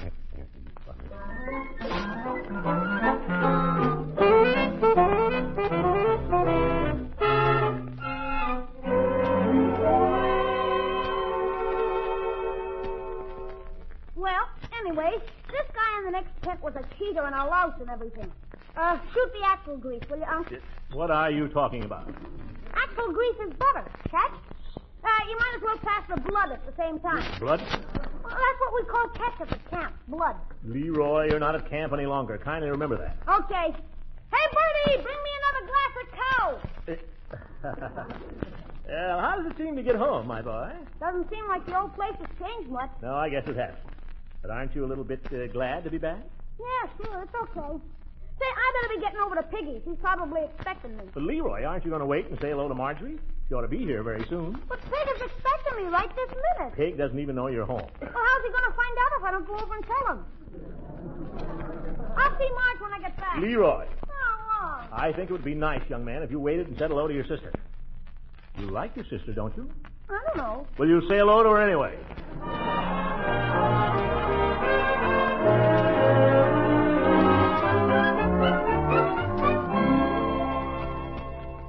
Well, Uncle, I hope you're satisfied. The whole afternoon's a total loss. Dinner's just about ready, Mr. Gildersleeve. When do you think Miss Marge will be here? I don't know. Ye gods, don't everybody keep asking me when she's going to get here. I don't know. She was supposed to be here by 2 o'clock. I'm sorry, Mr. Gildersleeve. I was only asking. I'm sorry, Bertie. I shouldn't talk like that. It's just... Well, I'm darn glad to see you all. I got upset, I guess. Come on, Leroy. Cheer up. I don't know what Piggy's gonna think. Piggy will be just as glad to see you tomorrow. Can I call him up? No. Why not? Because if you call him up, he'll come over. I think it'd be nice if we had the first evening to ourselves. Just the family. You think I was a prisoner here or something? Gosh, at camp they let you do anything you want to. Well, you're not at camp. You're telling me. Yes. Now, Leroy. We mustn't get into an argument, my boy. After all, we haven't seen each other for 2 weeks. Let's be pals, shall we, huh? Here she comes, Mr. Gildersleeve. What? There's a car pulling up in the front. Oh, it's her, all right. It's Marjorie. Let's all go and meet her. Come on, Leroy. Get her bag. I'll get her. Well, by George. Oh, Opie, I'm so glad to see you. By George, it's good to have you home, my dear. Open the door, will you, Bertie? I expect you must be hungry, Miss Marjorie. I'll have dinner ready in 2 days. Oh, that's wonderful, Bertie. Leroy just got back this morning. Well, Leroy, aren't you going to say hello to your sister? Hi. Leroy, for heaven's sake, what have you got all over you? Leprosy. How about a kiss? No, Leroy, don't touch me. Yeah, now, my dear. It's only poison oak. Leroy, behave yourself. I see the camp hasn't improved his manners any. How do you like that? I wait here all afternoon for her, and that's the kind of reception I get. Well, you asked for it. Young man, are you ready for dinner? I'll say. Yeah, let me see your hands. Leroy. It's on account of the poison oak, Unc. The doctor at camp said not to get any water on it. He said water is very bad. If you're very careful, you can at least scrub your nails. Go and do so. But, Unc, the doctor said I don't care what the doctor said. I'll take full responsibility. Okay. But don't blame me if I get infected. Well, my dear, did you have a good time? Oh, Uncle Mort, it was wonderful. You should see the Benson's house. It's just beautiful. I always thought their house here in Summerfield was a little pretentious. Oh, their new house is much nicer than that, much. And they have 2 maids. We have a maid. But they have an upstairs maid and a downstairs maid. And in the morning you can have breakfast in bed if you want to. I'm opposed to breakfast in bed. It encourages laziness. Oh, you'd love it. You know you would. We had breakfast in bed every morning, Barbie and I. We had more fun. All we did was laugh together. Uncle Phil called us the Giggly Twins. Uncle Phil? Mr. Benson. He asked me to call him Uncle Phil. He did. And he took us out to dinner several times at the country club. Country club. And Barbie and I went to the most wonderful dance there. I don't know. The boys there aren't like the Summerfield boys. They seem more grown up. What's the matter with the Summerfield boys? I think they're a pretty manly lot myself.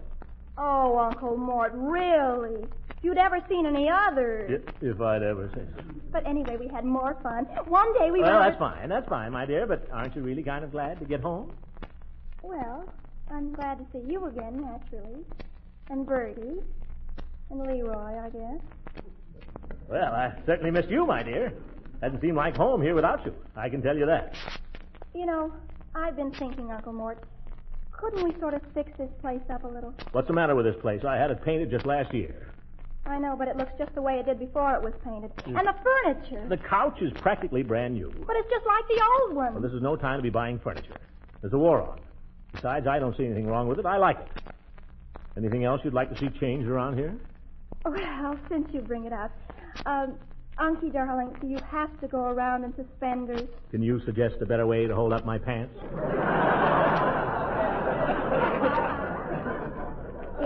It's not that, but couldn't you wear a jacket? In this weather? Well, at least to dinner. Yes, I suppose so. And Leroy. We've got to do something about Leroy. His manners, really. I'd be embarrassed to have the Bensons meeting. Well, he could be a little smoother. Leroy, suppose you go upstairs and put on a necktie. Necktie? Are you kidding? I'm not kidding. You see me putting on my jacket, do you not? What is this? We are trying, my boy, to show your sister that we're not cannibals here. We'd like her to believe that we know how to behave just as well as the Bensons. Miss Gildersleeve! Yes, Bertie? The grub is on. Come and get it. Oh! Shall we go to into dinner, my dear?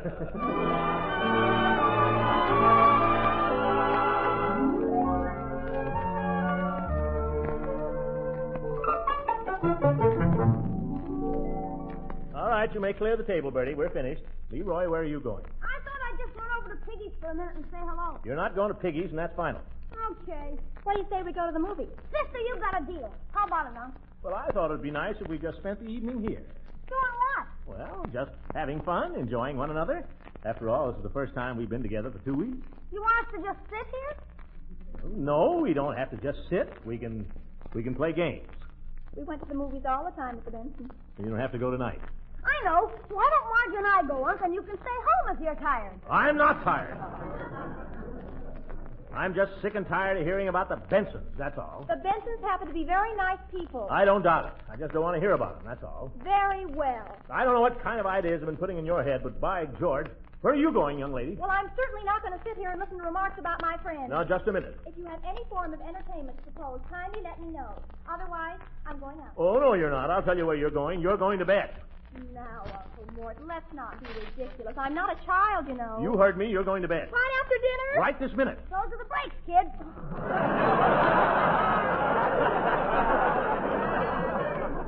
What about Leroy? Never mind about Leroy. You go right up those stairs just as fast as you can. That's telling her, Unc. You can't do this to me. Oh, can't I? That's telling her. Quiet! You can't treat me like a child. You can't. You can't. Oh! And go to bed. You too, Leroy. Me? You heard me. Go to bed. Oh, Unc, what did I do? On your way. Get started. Oh, gee, I don't see why I have to go to bed. See if we can't have a little discipline and obedience around here. I don't see why I have to pay some of these kids. I got no friends.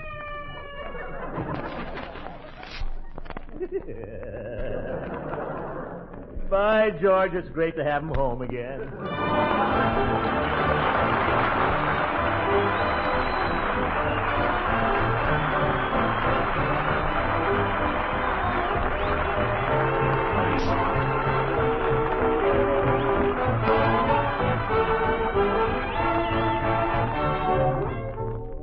Ladies and gentlemen, it's nice to be back on the air again. I hope you've enjoyed the program, and I hope you'll all be listening again next week.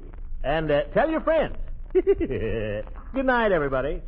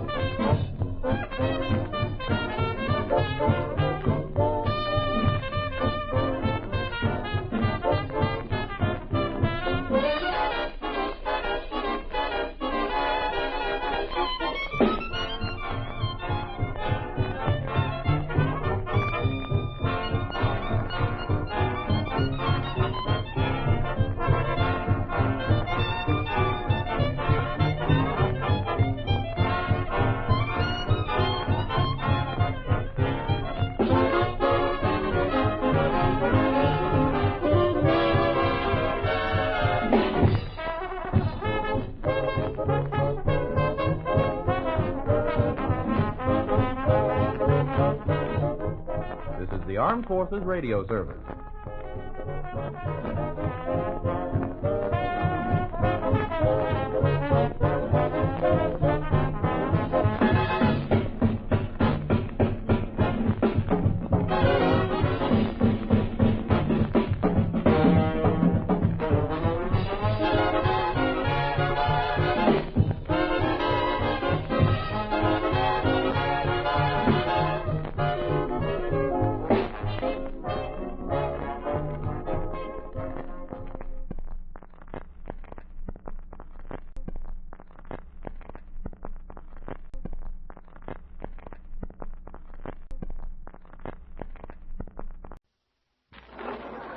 Kraft presents The Great Gildersleeve. The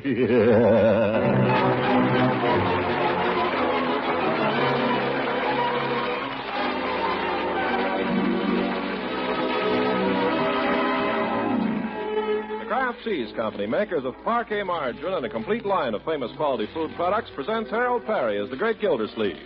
Kraft brings you the Great Gildersleeve every week at this time, written by John Whedon and Sam Moore, with music by Claude Sweet.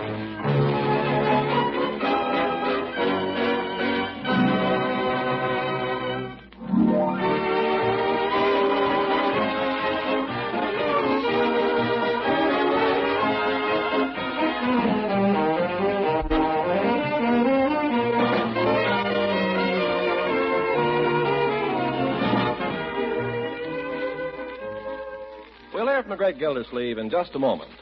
You know that there's a spread for bread that's made by Kraft and that it's called parquet margarine? Well, sure you do. Most everyone knows that.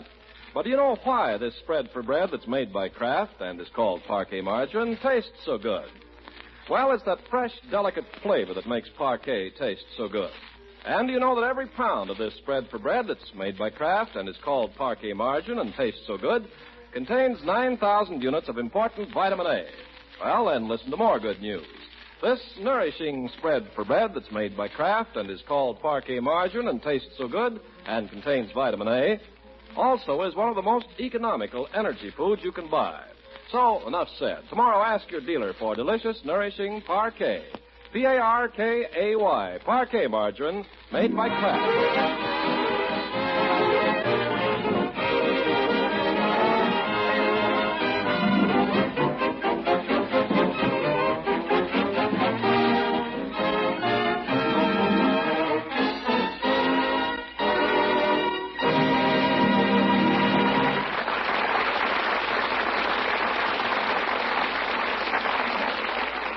Let's drop in on our friend the Great Gildersleeve in Summerfield. The town is suffering from a long, dry heat wave, I'm sorry to say, and Gildersleeve, like the rest of the fat men, is suffering more than his share. We find him now at breakfast with his family, considerably past the time when he should be downtown in his office at the water department. Hot. Leroy, could I have the newspaper, please?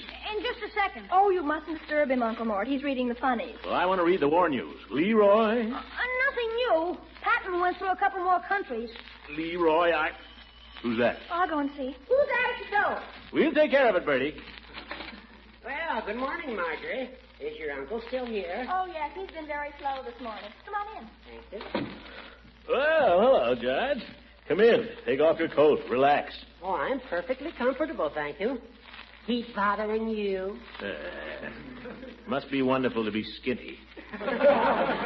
What's on your mind? Have you seen the morning paper? Not yet. I haven't been able to get it away from Leroy. But by George, Here it is. You don't have to grab. Hi, Judge. Hello, Leroy. Here. Let me read you the item, Gildy.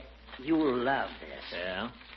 Mayor Cyrus Terwilliger was the victim of a freak accident last night when his car skidded on State Highway 47 where it passes the Summerfield Reservoir. The mayor suffered minor lacerations and contusions. Yeah, too bad, wasn't it? Investigation of the cause of the accident led to the discovery that a number of live eels were leaving the reservoir. Eels? They were crossing the highway at this point, and it is thought the mayor's car skidded on striking the procession of slippery creatures. Eels? If you ask me, the mayor was full of root beer. Well, what were the eels doing walking across the road? You know, come to think of it, there's an old belief that when eels leave a pond, it means it's going dry. That's nothing but a superstition. Eels. Why, the Summerfield Reservoir is full of water. Always has been. The whole thing is ridiculous. Maybe I better get down to the office and look into this.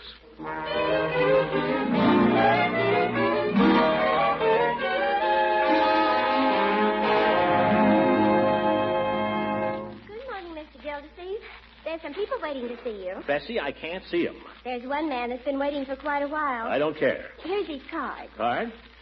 Professor Luther T-Berry, rainologist. Send him away. Send him away, Bessie, and get me Charlie Anderson on the phone. Charlie Anderson? Yes, Bessie, the engineer out at the reservoir. Oh, he's one of the people that's waiting to see you. Well, show him in. Egods, what's the matter with you, Bessie? By George, I'm going to have to let her go. Well, Commissioner, you sure keep banker's hours. I've been sitting out there since 8:30 waiting to see you. Where the dickens Now, is... Charlie. Leave us alone, please, Bessie. Yes, sir. Charlie, what's the water situation out at the reservoir? How's she holding up? That's what I come in to see you about. We're put in there dry. Well, you're a fine engineer. If the reservoir is that low, why didn't you warn me? Warn you? I've been sending you reports on it every day for a month. Did you read them? Well, let me see. Would they be in the in basket or the out basket? Oh, here they are, in the immediate action file. Quite a few of them here. Well, I sent you 20 or 30. Oh, yeah, well, let's see. According to the most recent, the water's down to 18. Is that feet? No, it's inches. Oh, my goodness. Yeah, if she drops another 3 inches, the intake pipe on the pump will be out of water. What happens then? What do you think happened? We pump air. Folks will be taking baths in air. They'll be washing their clothes in air. They'll be... Yeah, I understand, Charlie. But why can't we lower the intake pipe a few inches? Can't you do that? No, you can't. Lower it 3 inches and you'll be pumping mud. Folks will be taking baths in mud. They'll be washing their clothes. Yeah. Yes, all right. Well, Charlie, we've got to keep calm. That's busted. What do you want, sister? Didn't the commissioner say we wasn't to be disturbed? No, Charlie, we did wish privacy, Bessie. What is it? Well, the mayor just called. He wants to see you right away. Oh. Well, you tell that fathead to go take a run and jump. Oh, no, Charlie. Under the circumstances, I think I'd better go and see him.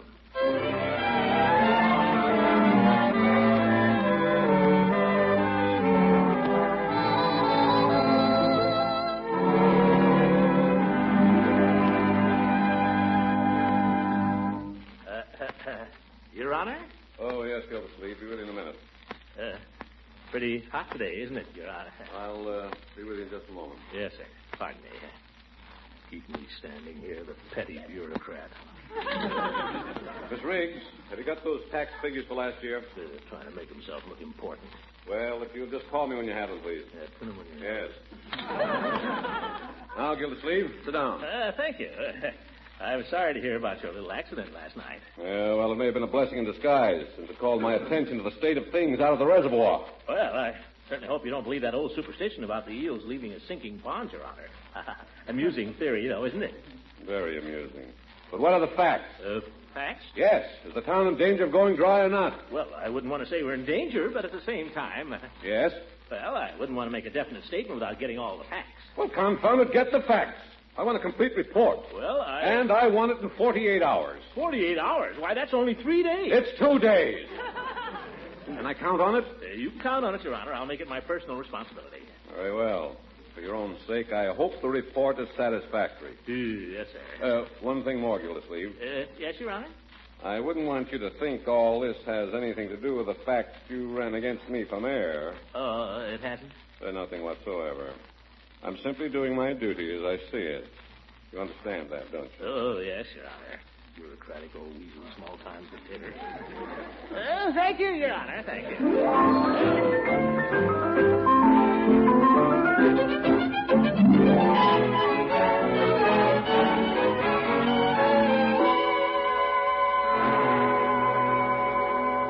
Wants a report, does he? I'll give him a report. Let's see. To begin with, there's no water. We'll have to find a better way to say it than that. Oh, well. Yep, something's leaking. Huh? What? Who? What? Have you got a moment, friend? Who are you? Well, you have my card there, Professor Luther Teabury. That, Bessie. What are you doing in my office? Oh, that I'll explain, friend. That I'll explain. Hey, wait a minute. What are you locking that door for? Well, what I have to explain is of a scientific nature. Huh? Mm-hmm. Enemy ears may be listening. No, look here. I'm a busy man. Oh, sure, my friend. But if you will give me just 5 minutes of your time... Well, what do you want? Tell me, Mr. Gildersleeve, what would a cloudburst be worth to you right now? Cloudburst? Mm-hmm. How would you like it if it rained cats and dogs tomorrow and just kept right on raining? You mean you can make it rain? That's what I mean, friend. That's what I mean. Oh, brother.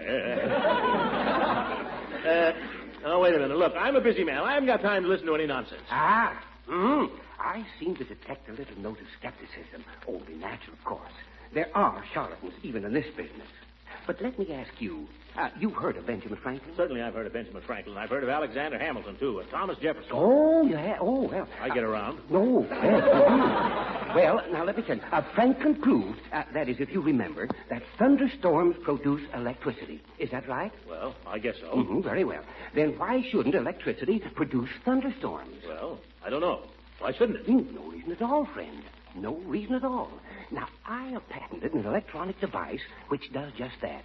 It generates high-tension electrical charges, which are transmitted by means of a reverse lightning rod to the clouds up above. Gradually, the potential is built up there until it is sufficient to cause a discharge. In other words, lightning. The lightning breaks the atmospheric tension, causing precipitation. You follow me?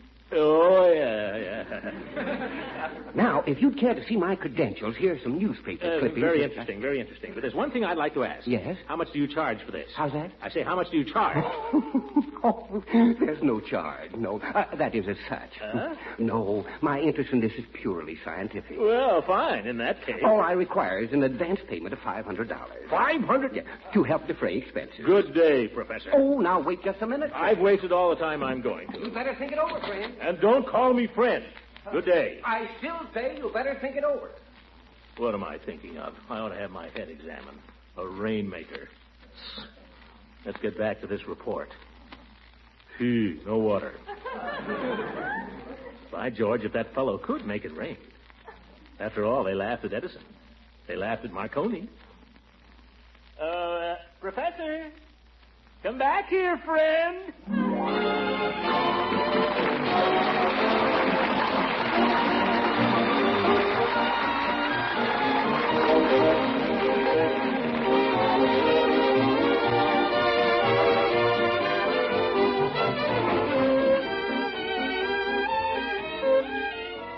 The great Gildersleeve will be with us again in just a few seconds. You know, most of us like to eat bread at every meal, and whether you prefer it as crunchy toast, as a plain slice from a golden-crusted loaf, or as rolls and muffins, you're sure to enjoy bread at its best when spread with delicious Parquet margarine. Kraft makes Parquet margarine, so naturally you'd expect Parquet to taste extra good, to have a fine, delicate flavor that really satisfies. And remember, Parquet is more than just a good-tasting spread. It's a splendid energy food, one of the best you can eat. Equally important, Kraft fortifies Parquet so that every pound contains 9,000 units of essential vitamin A. So for good nutrition and real flavor enjoyment, too, buy and serve Parquet, P-A-R-K-A-Y. This economical, nutritious spread for America's bread requires only 2 ration points a pound. So ask for Parquet, the quality margarine that's made by Kraft.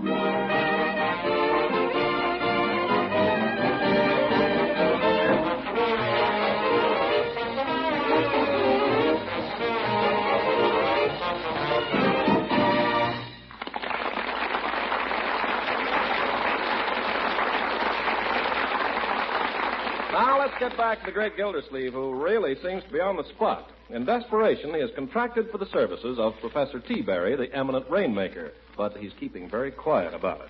We find him now on his way home from the office, seeking solace in the company of his old friend and family pharmacist, Mr. Peavy. Hello, Mr. Gildersleeve. Hello, Peavy. Hot enough for you? Don't mention the weather, Peavy, please. Excuse me, there's a fly on that table behind you. I wonder if you'd be good enough to... Here's the swatter. There. Darn flies, they get all over everything. Always buzzing around. Yeah, it's like Mark Twain said, everybody talks about the weather, but nobody does anything about it. Peavy, how much longer do you think this dry spell can last? Well, that's hard to say, Mr. Gildersleeve. Hard to say. But you know, they tell me, the people who've been out there, they tell me it's got so bad the eels are leaving the reservoir. Well, that was in the newspaper. Don't tell me you believe all that stuff about eels. No, it's pretty hard to fool an eel. Eels are pretty slick. Yes, they're pretty slippery, too. But that doesn't mean they know more than you and I do. Well, no, I wouldn't say that. An eel can be wrong, you know. Have you ever known an eel to be wrong? I've never known an eel. Let's forget about eels, if you don't mind. I don't like them. Squeamish? I'm not squeamish. I just don't like them. Peavy, tell me something. Yes? Do you believe that science can produce rain? Mr. Gildersleeve, you weren't thinking... Well, I'm asking this for a friend. Oh. You see, I have this friend. He happens to be a water commissioner, too. Lives over in, I forget the name of the town. But they have a little problem over there. No water. Okay. Well, anyway, to make a long story short, Peavy, this friend of mine, the water commissioner, he discovered a scientist who claims he can manufacture rain. Now, my friend wants to know if such a thing is possible. Is your friend asking me? I'm asking you. My friend asked me. What do you think? Well, I don't know any more about it than my friend, but you make things in your back room there. You know about science and stuff. I'm afraid making a few ounces of barley water is a little different from making a cloudburst. That's a pretty large prescription. I didn't say you could do it, but do you think it can be done? That's what I want to know. I mean, my friend does. Well, I'd be the last to say anything was impossible. After all, look at your fountain pen. Huh? But there's one word of advice I'd give your friend, if you see him. Oh, I'll be seeing him. Well, tell him that if this scientist brings up the question of payment... Oh, come to think of it, I believe my friend said the fellow wanted $500 for the job. $500? That's a lot of money in any kind of weather. You're telling my friend. Well, my advice would be to pay the man after he produced the rain, not before. I wish my friend had thought of that. If you ask me, Mr. Gildersleeve, it sounds as if your friend were a little soft in the head. Now, listen. My friend is just as smart as you are any day of the week, and don't you forget it. Goodbye, Pete. Goodbye, Mr. Gildersleeve. Oh, and my regards to your friend.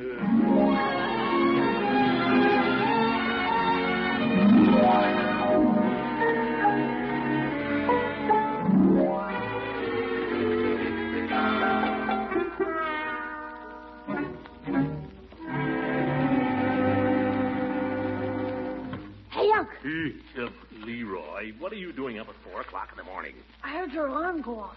Where are you going, Unc? Nowhere. Can I go? No. Why not? Because. Oh, gee, you wake me up 3 hours before breakfast and you already... Leroy, quiet. Well, can't I come with you, Unc? You can come with me if you'll keep quiet and stop asking questions. Okay. Where are we going? Out to the Eels, reservoir. What for? I want to conduct some experiments. What kind? You'll see. Why so early? I want to get the jump on the weather. How are you going to do that? Ye gods, Leroy, stop asking questions. You'll see when we get there.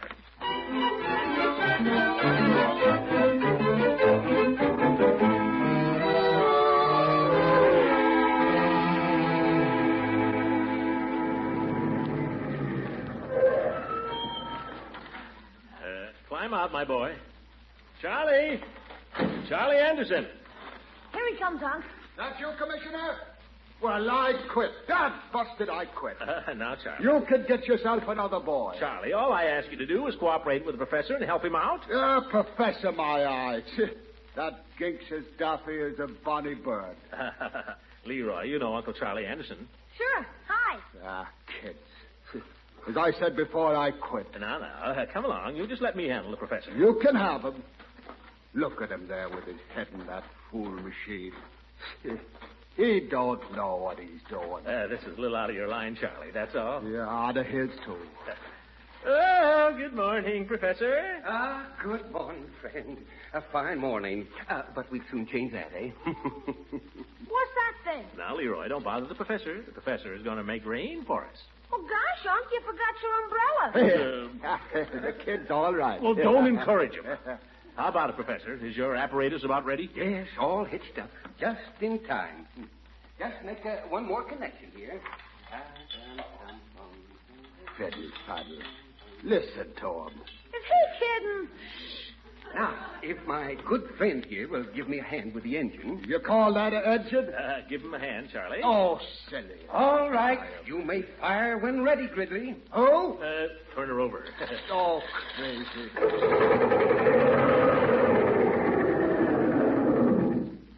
No gas, huh? You keep out of this, Leroy. Well, if at first you don't succeed, just try again. Once more into the breach, dear friend. What? Turn it over again. Oh, this silly thing.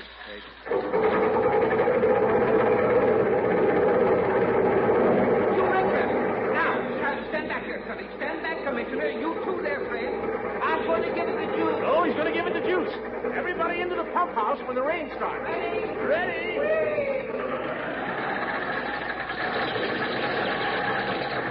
Holy Toledo! We'll be lucky if she don't blow up.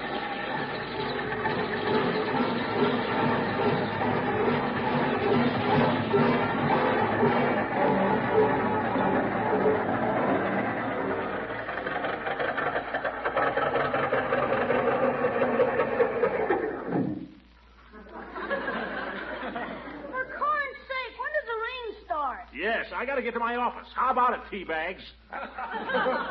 Oh, I can't understand it. It worked in Moose County. It worked at Hoosier Falls. Well, those are the brakes, kid. Leroy, I don't care for that expression. Don't worry, friend. I won't give up the ship.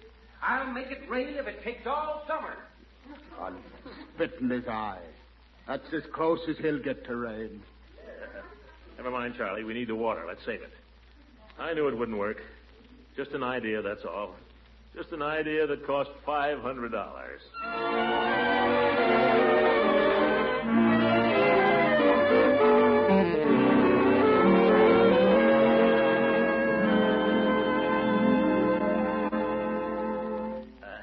Your Honor, you sent for me? I certainly did, Gildersleeve. Sit down.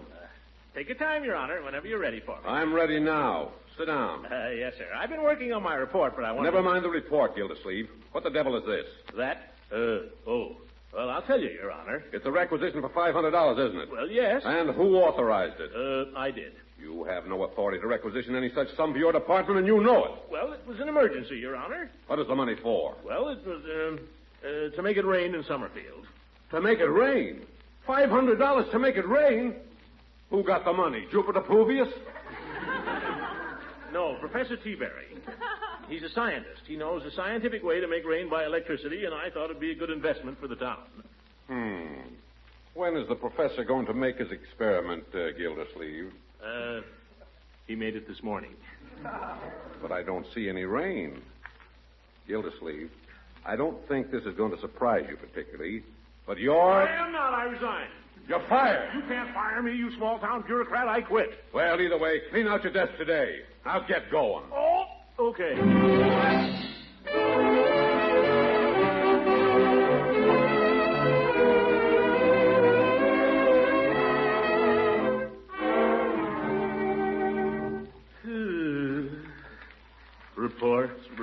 Reports. Throw them away. Average water pressure for the year 1942. Who cares about that? All water over the dam now. Here's something you might want to take with you, Mr. Gildersleeve. Huh? What's that? This clipping. It's a story in the Indicator the day you became water commissioner. Oh, yeah. Let me see it. A new era in public service was promised Summerfield's citizens today by Throckmorton P. Gildersleeve, who moved into his new office as water commissioner at City Hall this morning. Put it in my briefcase, Bessie. Yes, sir. Ah, me, the path of glory leads but to the grave. Were you speaking to me, Mr. Gildersleeve? No, I wasn't, Bessie. That is not particularly. Well, I guess I might as well be going now. Oh, Mr. Gildersleeve, it isn't going to be the same without you. Now, Bessie, you and the new commissioner will get along fine, whoever he is. Oh, but I like you. I can't stand to have you go. That's very nice of you, Bessie. I'll miss you, too. You may not be the best secretary in the world, but I'll miss you just the same. Oh, thank you. Now, Bessie, confound it. Hey, Commissioner. Charlie, what are you doing here? What's this I hear about you quitting? Well, it's true, Charlie. Well, if you quit, I quit. They could get another boy. That's the way I feel, too, Charlie. I want to quit, too. You keep quiet, Dad Buster. I won't. Oh. Now, Bessie, please. I want you both to know, you, Bessie, and you, Charlie, that I value your loyalty. I value your friendship. Yeah. It means a lot to me. But you've got to stay on. You've got to stick to your job. The city needs water. You'll have a new commissioner in a few days, and he'll need your help. He'll need more than that. The intake pipe is high and dry right now. Goodbye, Mr. Gildersleeve. Where's my hat? Oh, you got it on. Briefcase. Well, goodbye, Charlie. Goodbye, Bessie. Goodbye. Goodbye. Fine people. No man ever had better employees. Well, they'll carry on in the Gildersleeve tradition. Commissioners come, commissioners go, but the waterworks goes on forever. Well, we're home early, huh, Gildersleeve? Good night. I give the best years of my life to the water department. What thanks do I get? Good night, Commissioner. Commissioner. Oh, well. Oh! Rain! Rain! Too late. Well, those are the breaks, kid.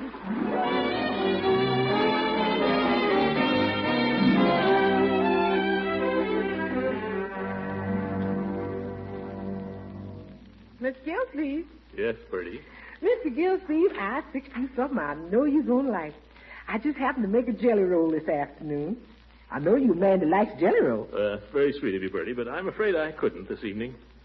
Tell the truth, I'm not very hungry somehow. Oh, you shouldn't take it so hard, Mr. Gildersleeve. It ain't so bad being fired. I was not fired, Bertie. I resigned. Well, it ain't so bad to resign. Well, I think you were lucky to be fired, Uncle Mort. I mean, it's lucky you thought of resigning. I think it's the best thing that ever happened to you. Why, you probably have all sorts of wonderful opportunities now. Such as what? I don't know, but something will turn up. Do you think we'll starve, Unc? Well, not immediately. I'd be glad to give up my music lessons. That'd save money.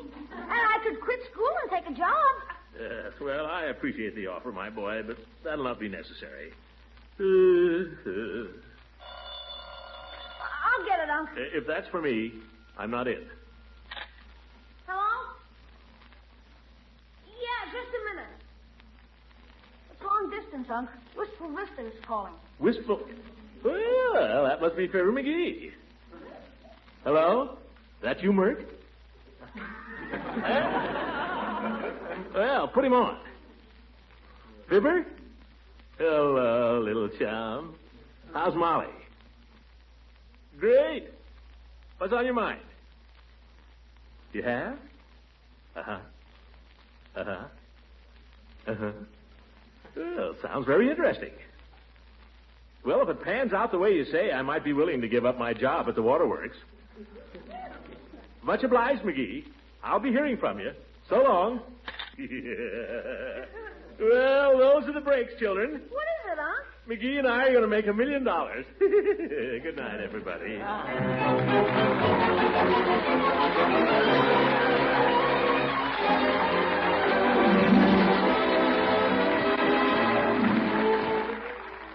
Music on this program was directed by Claude Sweeten. This is Ken Carpenter speaking for the Kraft Cheese Company, makers of Parkay margarine and a complete line of famous quality food products. Kraft invites you to listen in again next week at this same time for the further adventures of the great Gildersleeve.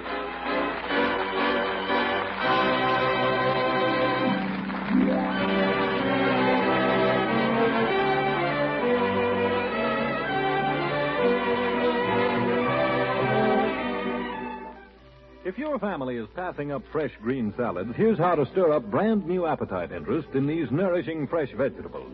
For a new surprise touch of flavor, zip up your salad dressings with tangy golden Kraft salad mustard.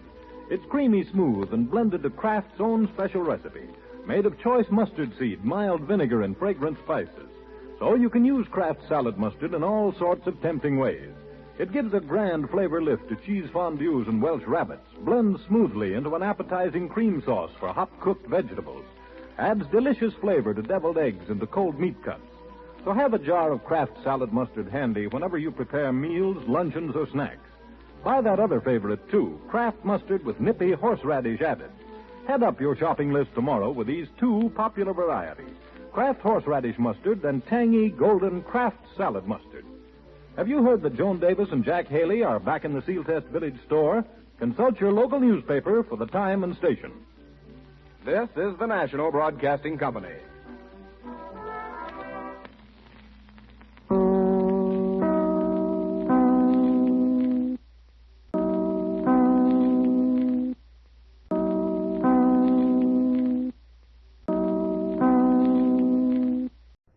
Kraft presents the great Gildersleeve.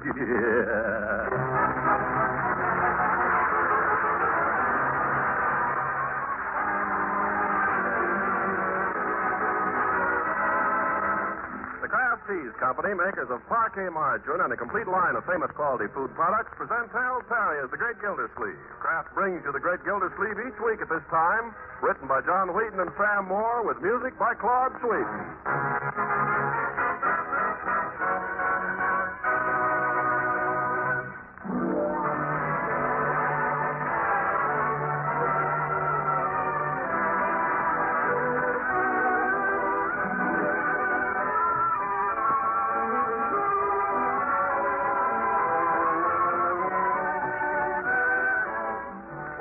The Great Gildersleeve in just a moment. If you can't take all the time you'd like eating breakfast, well, the next best thing is to pack all the good nourishment you can into your first meal of the day. That's why it's so important for you to include a fine energy food like parquet margarine in every breakfast you eat.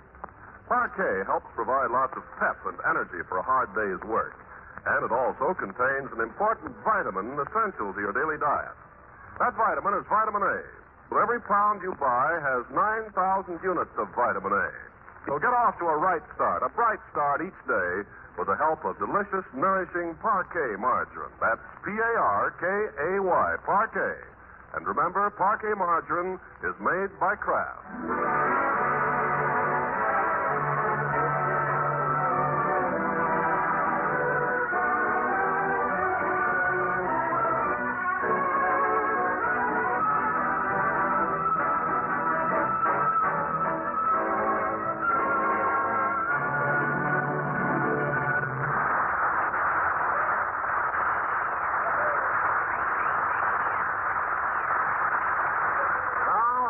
With the Great Gildersleeve. Well, his old opponent, the mayor of Summerfield, has begun warming up his campaign for re-election, and his first political move was to oust our friend from his position as water commissioner.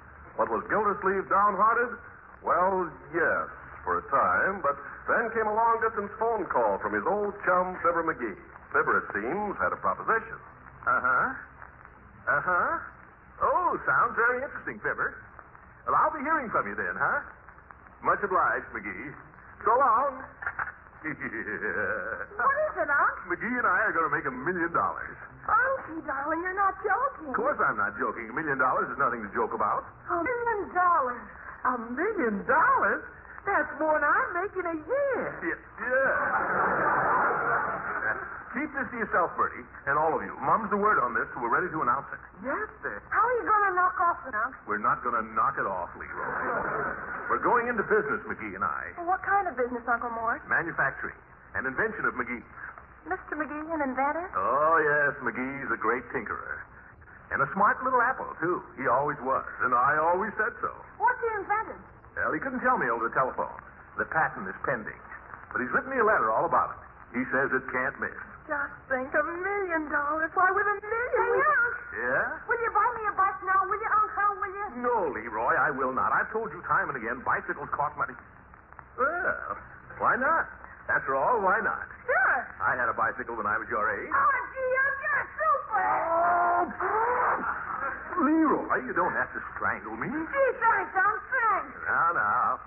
I want you to understand, my boy, if I buy you this bicycle... Well, I'll take super care of it. And not leave it around where it'll get stolen. I promise. You'll have to study your music every day as soon as you get home from school. Oh, I will, yes, sir. That's right. Getting so kind of like music now. Oh, well, I'm glad to hear it. Marjorie, you've been very quiet, my dear. What do you think of your old uncle after all these years suddenly striking it rich?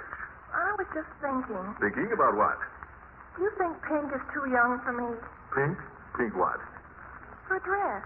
I was designing one in my mind, and I thought of pink net. But then I decided maybe it'd be too young. What do you think, Bertie? Oh, I like pink. Pink's mighty pretty. Funny. Last year I couldn't stand pink. Now all of a sudden I like it again. At least I think I do. I read somewhere that pink is coming back. Where's it been? I think Mars looks better in yellow. Yellow? Yeah, you know that yellow suit of yours? I like that. Oh, but that's 2 years old. I don't care. I like it. You look pretty in that. Why, Leroy. I didn't think you ever even noticed. Nobody's better looking than you when you wear that suit. Leroy, that's very sweet of you. All right, George. That's the way I like to hear you talk. Why can't you always be like that, you two, instead of picking fights with one another? Who picks fights? I never pick a fight. Well, Marge makes some crack naturally. Who made a crack? Well, you usually do. I don't. If you want to Now, children. Getting back to the dress. Why don't you go down to Hogan Brothers, my dear, and see what they've got? School will be starting next week. You probably need some clothes. Oh, but what I had in mind wasn't exactly a school dress. It was more of a formal. Oh, well, pick up a few school dresses, too, while you're there. Oh, Uncle. Well, I never got such attention when I was poor. All they love me for is my money. Bertie, you haven't made any requests yet. Isn't there anything you need? Well, yes, it is one thing. I don't like to mention it, but... Name it, Bertie, and it's yours. Hang the expense. Well, if you could fix the cord on that electric iron, you going to fix the last 2 months. Oh, yes, If you could fix it so it don't spark at me every time I go to touch it. Yes, I'll do better than that, Bertie. I'll get you a new iron. Well, it don't need a new iron, Mr. Gildersleeve. It's just a cord. Now, if you could fix that so Forget the iron, Bertie. I'll tell you what I'll do. I'll get you a new washing machine. The doggonedest washing machine you ever saw. With shock absorbers and a built-in radio. Well, that's fine, Mr. Gildersleeve. What am I going to iron with? There's going to be a lot of changes around here, folks. You know, Marjorie, you were saying the other day we ought to fix this place up a little. Well, I may do that. Yep, may do it. Might even sell this house and buy a newer one, a bigger one. Oh, Uncle darling. Yeah? Well, while we're on the subject, I seem to have spent all my allowance. Yeah? Well, what would you suggest?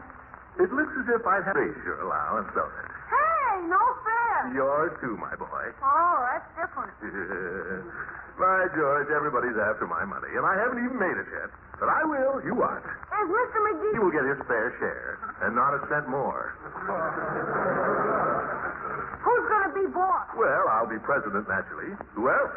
You don't think a little squirt like McGee could be just like him to try, though. Be just like McGee, to... Well, by George, we'll settle that right at the start. McGee isn't going to pull anything like that on me. I'll see my lawyer. I'll go see him the first thing in the morning.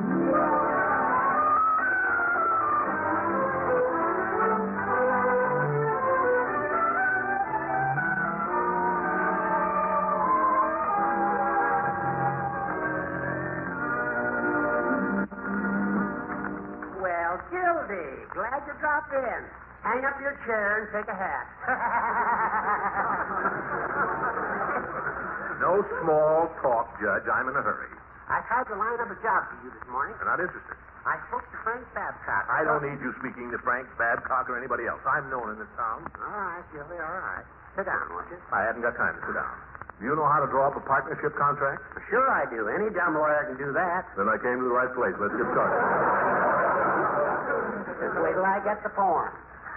Who are you going in partners with, Gildy? Oh, a friend of mine from Whistle Vista, Fibber McGee. Oh, yeah. I want you to draw up a partnership contract for me and McGee. Then I've got to find an office right away. All right. What line of business is it going to be? I don't know yet. Not exactly. I'm expecting a letter this afternoon that'll give all the details. All right. I'll leave that blank. How much money are you going to put into it? None of your business. I'm only asking as your lawyer. It's customary for each partner to put in so much money. I don't even know how much McGee's putting in yet. Leave that blank. All right. Name of the firm, McGee and Gildersleeve, or Gildersleeve and McGee? I like the second one better. But it's not perfect. Leave that blank. Judge. Yeah? McGee's a pretty nice little fellow, you understand. Yeah. Clever inventor and all that, and I've known him a good long time. One of my best friends. Yeah? Just the same, I wouldn't want him to have too much to say about the business. Can you fix that? I don't know, Gildy. A partnership is an equal proposition. I know, Horace, I know. But can't you slip in some little clause so that if it comes to a showdown, I'm the boss? No, Gildy, it can't be done. Some lawyer. All you know how to do is fill out forms. Well, what do you expect? You don't even know what business you're in. Listen, Judge, McGee has an invention. Now, what kind of an invention does a smart inventor make today? Sure enough, I know. Bang, bang, bang, Judge. Oh. You think you might get some government contracts, Gildy? Do I? That's why I need an office. You want a suite of offices? Possibly. Might need a whole building. Well, I don't know of any whole buildings that are available right now. Might have to build, then. On this kind of thing, there wouldn't be any trouble with priorities, you understand? Naturally. See, there's a string of little stores down there next to the... Wait a minute, Horace. Gives me an idea. Huh? Why not the Gildersleeve block? I'll occupy one building and we'll rent out the rest. Make a lot of money that way. Golly, I'll see if I can get you an option on that property this morning. Do that, Judge. Say, I just thought of a name for the firm.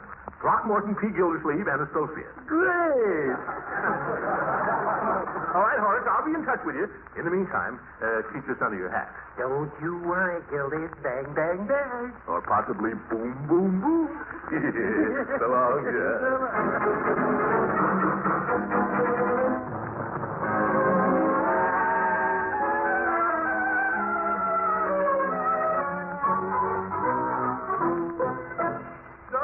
Dum-dum-dum-dum-dum-bum. Uh-oh, that may be the postman, Bertie. Postman don't ring, Miss Gildersleeve, but I'll go see. Maybe it's a registered letter. After all, it's important. Good afternoon, Bertie. Afternoon, Miss Ransom. Leila, she's heard I'm rich. Come in, Miss Ransom. You'll find Miss Gildersleeve in the parlor. Thank you. Well, good afternoon, Throckmorton. Hello, Leila. I'm not a millionaire yet, you understand. I don't know what you're talking about. Oh, you must have heard. One of the children must have told you. Told me what? Now, don't let this get around, Leila. But I expect to be a big manufacturer pretty soon. My little chum, Fibber McGee, has made an important invention. My, how exciting. What is it? Well, I can't tell you. It's kind of a military secret. But it's going to be very big. Oh, you'll be an important man now, won't you? I guess so. Yes, I presume so. I suppose you'll forget all about the little girl that lives next door. I don't know.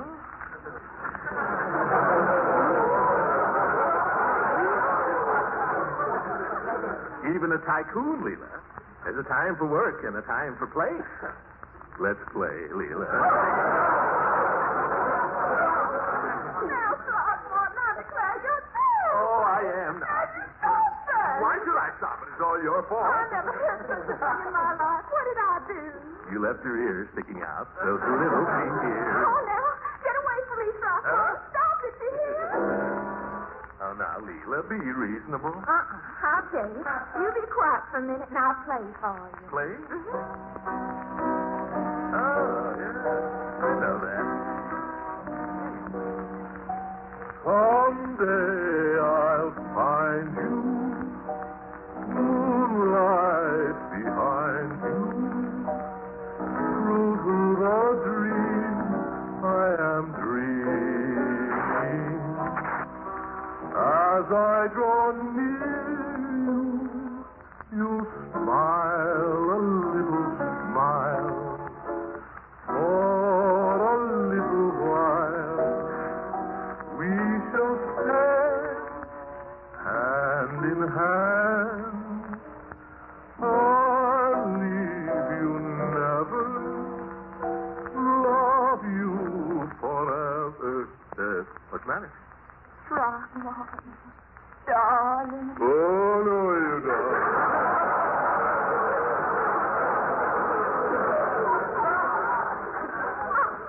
Well, what do you mean? You know what I mean. I have no idea what you're talking about. Well, none of that love stuff.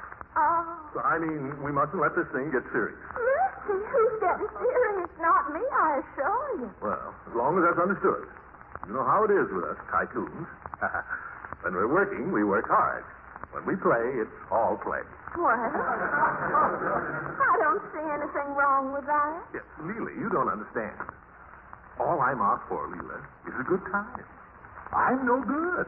You're a talent. Yeah, I'm a cad. A playboy. Well, nobody loves to play any more than I do. Great. Now,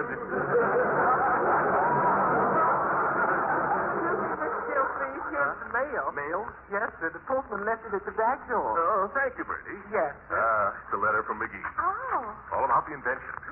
Let's see. Dear Throcky, I sure was glad to hear you say you'd go partners with me on my invention. I believe you'll make a barrel of money out of it, and I'm glad you're in on the ground floor. The invention does not use any scarce materials. It can be made of plastics, which is very important. Also, there's a good chance the government will be interested. After all, the Army and Navy need mouse traps just as much as...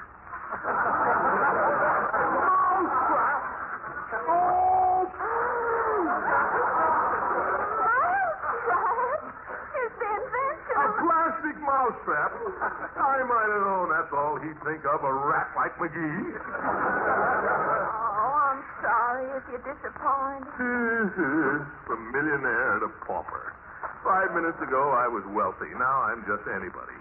Middle age, looking for a job. Quite a come down, Leila. Did you hear what I said, Leila? Of course I have. It doesn't make any difference to me, Throckmorton. Really, Leila? Of course not, silly. You're the same man you were 5 minutes ago, aren't you? Sure, I guess so. And I'm the same girl. The kind of a girl who believes in sticking by a man when he's in trouble. Leila, maybe I was wrong. I was wrong. I was never cut out to be a playboy. Oh, Throckmorton. Yes, sir. A man should be serious about women. Women are serious business. You think so? I sure do. Now let's get down to business.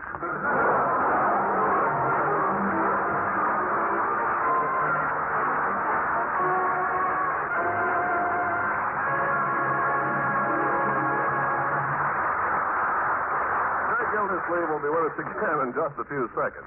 These days, we're all apt to have our ups and downs trying to balance the family food budget. So it's wise to choose foods high in nutritional value, yet low in cash and ration point cost. Surely one such food is economical parquet margarine, the delicious, nourishing spread for bread that's made by Kraft. High in food energy value, fortified by Kraft so that every pound contains 9,000 units of important vitamin A, parquet margarine is a downright economical aid to good family nutrition. Think of it. Parquet provides these important food elements, yet requires only 2 ration points a pound. And parquet's fresh, delicate flavor is another fine aid to good nutrition. So to keep appetites up, to keep your food budget down, buy economical parquet. P-A-R-K-A-Y. Remember, delicious, nourishing parquet margarine is made by Kraft.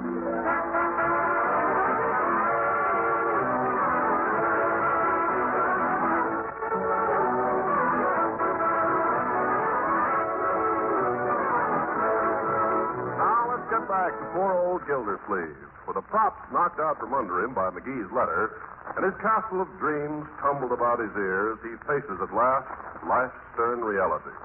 In desperation, he swallowed his pride and decided to follow up a lead on a job that Judge Hooker gave him. So we find him now entering Frank Babcock's hardware store. Well, madam, what can I do for you?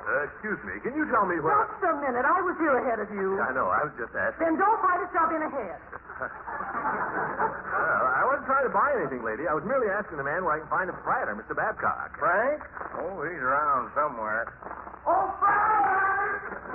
Some people have no manners. I guess he's down in the cellar. Come this way, will you? Listen, you were waiting on me. I'll be right back, madam. Keep your bonnet on. Yeah, the old grouch. Oh, we get plenty of them. Hey, Frank! Frank, you down there? Yeah. Man up here, see you. Oh, what is it now? I'll be up. He'll be up. He'll be up. Thanks. I'll wait. Not much of a place he's got here. Have to be a lot of changes. It's like a junk shop. Oh, Mr. Babcock? Yes. My name is Gildersleeve, Throckmorton P. Gildersleeve. How much are these dishcloths, please? Those, lady, those are 25 cents. 25 cents for a dishcloth? Of all the nerve. Well, there's a war on, lady. That's the price. What can I do for you, bud? My name is Gildersleeve. I was told... Hey, Frank. Yeah? What's the price on these here nails? They're not marked. Oh, make it 10 cents. Now, something you wanted? Well, God, I came over here because Judge Hooker told me that you were considering... Oh, you're the fella. Well, as I told the judge, I did have an opening. Can't get hardware now with the war, so I'm trying to build up the feed and fertilizer in. Fertilizer? Yes. I needed a salesman with a car to go around. Yes, but I hired a fella yesterday. Of course, maybe he won't work out. You might come back in a week. Yeah, and I might not. Good day, Mr. Babcock.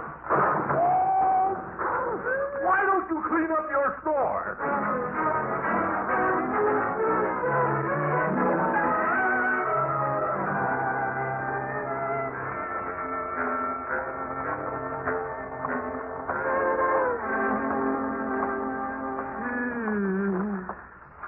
Oh, well, something will turn up. Something's bound to turn up. Yeah, but when? You'll have to cut down, that's all. I'll have to tell the kids. And Bertie. Uncle Mort, is that you? Yes, it's me. Well, close your eyes before you come in. Huh? What for? Close them. All right, they're closed. Wait a minute, Miss Margaret. Shall I get it? What is this? All right, you can look now. Surprise. Well, oh, my goodness. That's quite a dress. Well, don't you like it? Don't you think it's pretty? Oh, of course. You don't think it's too long, do you, Bertie? Yes, it is just right. I like it better than the other one. Other one? Well, of course, that's just for sportswear, really. If I can find a coat to go with it, I think it'll be very smart, though. Marjorie. Of course, this is the one I love. Marjorie, there's something I have to tell you. You too, Bertie. Yes, sir. And Leroy, where's he? Oh, he's around somewhere. Leroy! Leroy!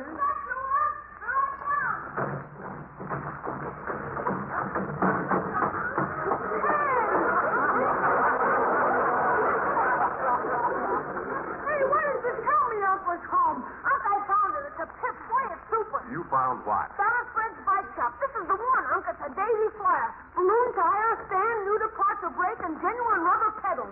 Boy, you should see it. You want to come down with me now and see it? How about it? Fred said he'd hold it for me. A bell, too. It's got a bell. Yeah, but... Leroy, will you write for a minute? I want to talk to you. Okay, shoot. But after we'll go down and see it, huh? I'm afraid not, my boy. Huh? I hate to disappoint you, Leroy. You too, my dear, but... The fact is, I guess I was a little over-enthusiastic about Mr. McGee's invention. You mean we're not going to make $1 million? I'm afraid not, my boy. Well, don't you care, Uncle Mort. We don't need $1 million. Yeah, what's the difference? So long as we're rich. But we're not going to be rich. All right, so we're not rich. Who is? You know, the good thing about this bicycle, it's got to stand like a motorcycle. Leroy, I don't think you understand, my boy. This means no bicycle. No bicycle? I'm afraid not. We're going to have to cut down all around. Now, I'm giving up cigars. Mr. Gildersleeve? Yes, Bertie. I suppose this means I ain't never going to get that iron cord fixed. Bertie, I'll fix that iron cord this very evening, if not tomorrow morning. Now, my dear, that's a very pretty dress. And I'll send it back, Uncle Mort. I'll send both of them back. Well, now... I don't need any dresses. I've got plenty of dresses. I just bought them, that's all. I could choke that McGee. I'll wrap that up for you, Miss Margaret. It's all right, Bert. I can do it. So right about the bike. I don't need a bike. I can walk to school. Well, it's very manly of you, my boy. I'm not like some kids, scared to walk to school. I like to walk, doggone it. Need any help there, boy? Oh, I can't stand this. I think I'll go for a little walk. Be right back, folks. Where you going, huh? Oh, just down the corner for a cigar. I thought you were giving up cigars. Well, a very cheap cigar.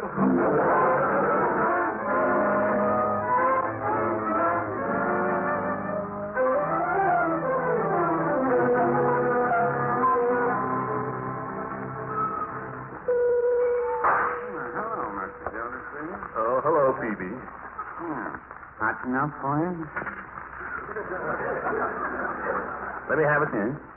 The usual, I suppose. No, I'm thinking of making a slight change. Let me try one of those floored in whatchamacallits there, will you? The green ones. I hear they're very good. Well, they're cheaper. I'll try one. You're the customer. Right? Thanks. Yes, I've had a little disappointment today, Peavy. Well, I'm sorry to hear that. Yes,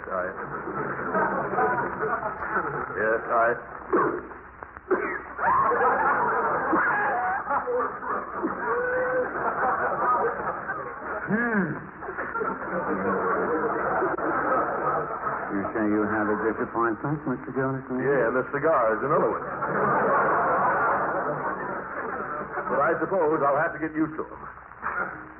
Peavy, did you ever have a fellow you considered a friend? Did you ever have him call you up and tell you had a great invention that was going to make you a pot full of money? And then when the letter came, it turned out to be nothing at all?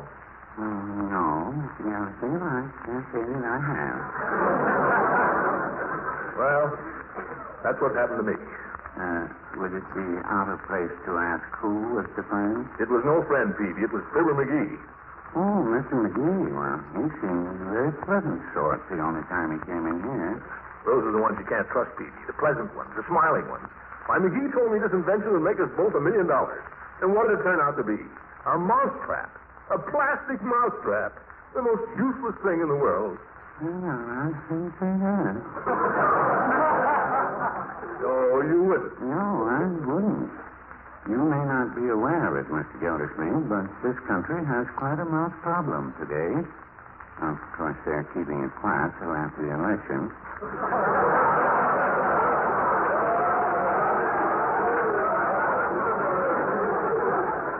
But really, it's more serious than people know. Peavy, you're kidding. No, I'm not. I have a mouse problem right here in the shop. Why don't you keep a cat? I used to keep a cat, but I had to let him go. He kept rubbing up against the electric eye there at the door and ringing the gong. Darn thing drove me crazy. I wish I had him back, though. I'd stuff cotton in my ears. Yeah, that's all right. Well, then why don't you get some traps? Yeah, that's just it, Mr. Gildersleeve. There are no traps. No traps? There's no metal to make them with. By George, I never thought of that. And no rat poison. The Army's using all the chemicals. Peavy, you know what this means? It means the mice will be all over the place. No, Peavy, it means the biggest potential market for mousetraps ever conceived in the history of mankind. Well, you know the old saying, build a better mousetrap. That's what we'll call it, Peavy. The Better Mousetrap Company, Throckmorton P. Gildersleeve, president. Why, we'll build them by the billions. We'll have a factory in every key city in the United States. We'll have a backlog of 1 million orders. Peavy, do you realize what this will do for humanity? Do you know there are mice right this minute carrying diseases nobody ever heard of? We'll wipe out whole plagues, McGee and I. And what's more, we'll make $1 million. Give me another cigar, Peavy, and take this one out and bury it. You want a better cigar, I think. They're the best you've got. Give me 6. Oh, that McGee. I always said he was a smart cookie. LEILA. Hello, Throckmorton, Mr. Peavy. By George, LEILA, you came at the right time. Sit down and have a soda. Heck, have a banana split. Have one yourself, Peavy. Oh, no. Thank you. And not for me, Mr. Throckmorton, thank you, my figure. But I would have a lemonade. A lemonade for the lady, Peavy, with 2 straws. Why, Throckmorton, I don't know whatever's come over you. You better look out for me, LEILA. I'm a cad again.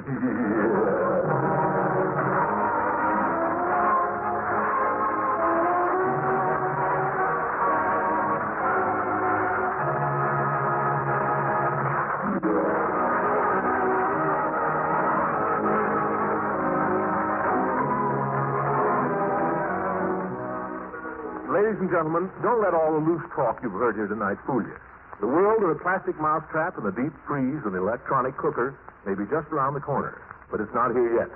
We still have a war on our hands, and one of our greatest dangers is still inflation.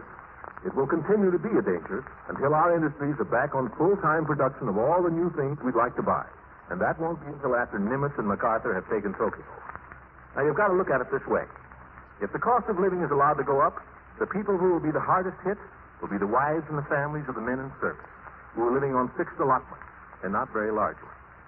So let's not ask for higher wages or raise the prices of the things we have to sell till the war is won and things are back to normal. Victory is coming, but it's not here yet.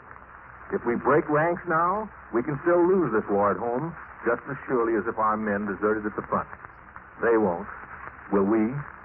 Good night, ladies and gentlemen.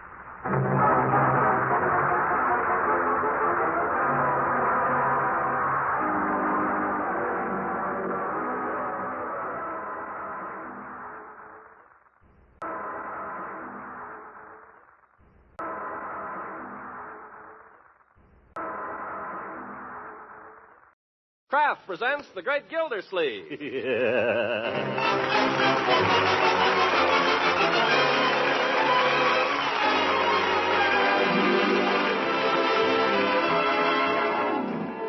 The Kraft Cheese Company, makers of Parquet margarine and a complete line of famous quality food products, presents Harold Perry as The Great Gildersleeve.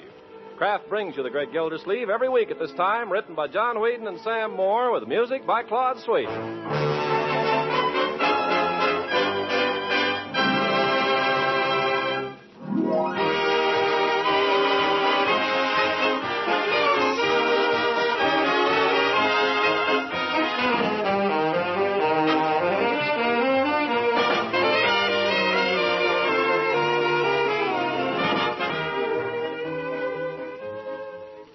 the great Gildersleeve in just a moment. Do you know that there's a spread for bread that's made by Kraft and that it's called parquet margarine? Well, sure you do. Most everyone knows that. But do you know why this spread for bread that's made by Kraft and is called parquet margarine tastes so good? Well, it's that fresh, delicate flavor that makes parquet taste so good. And do you know that every pound of this spread for bread that's made by Kraft and is called parquet margarine and tastes so good contains 9,000 units of important vitamin A? Well, then listen to more good news. This nourishing spread for bread that's made by Kraft and is called parquet margarine and tastes so good and contains vitamin A also is one of the most economical energy foods you can buy. So, enough said. Tomorrow, ask your dealer for delicious, nourishing parquet. P-A-R-K-A-Y, parquet margarine made by Kraft.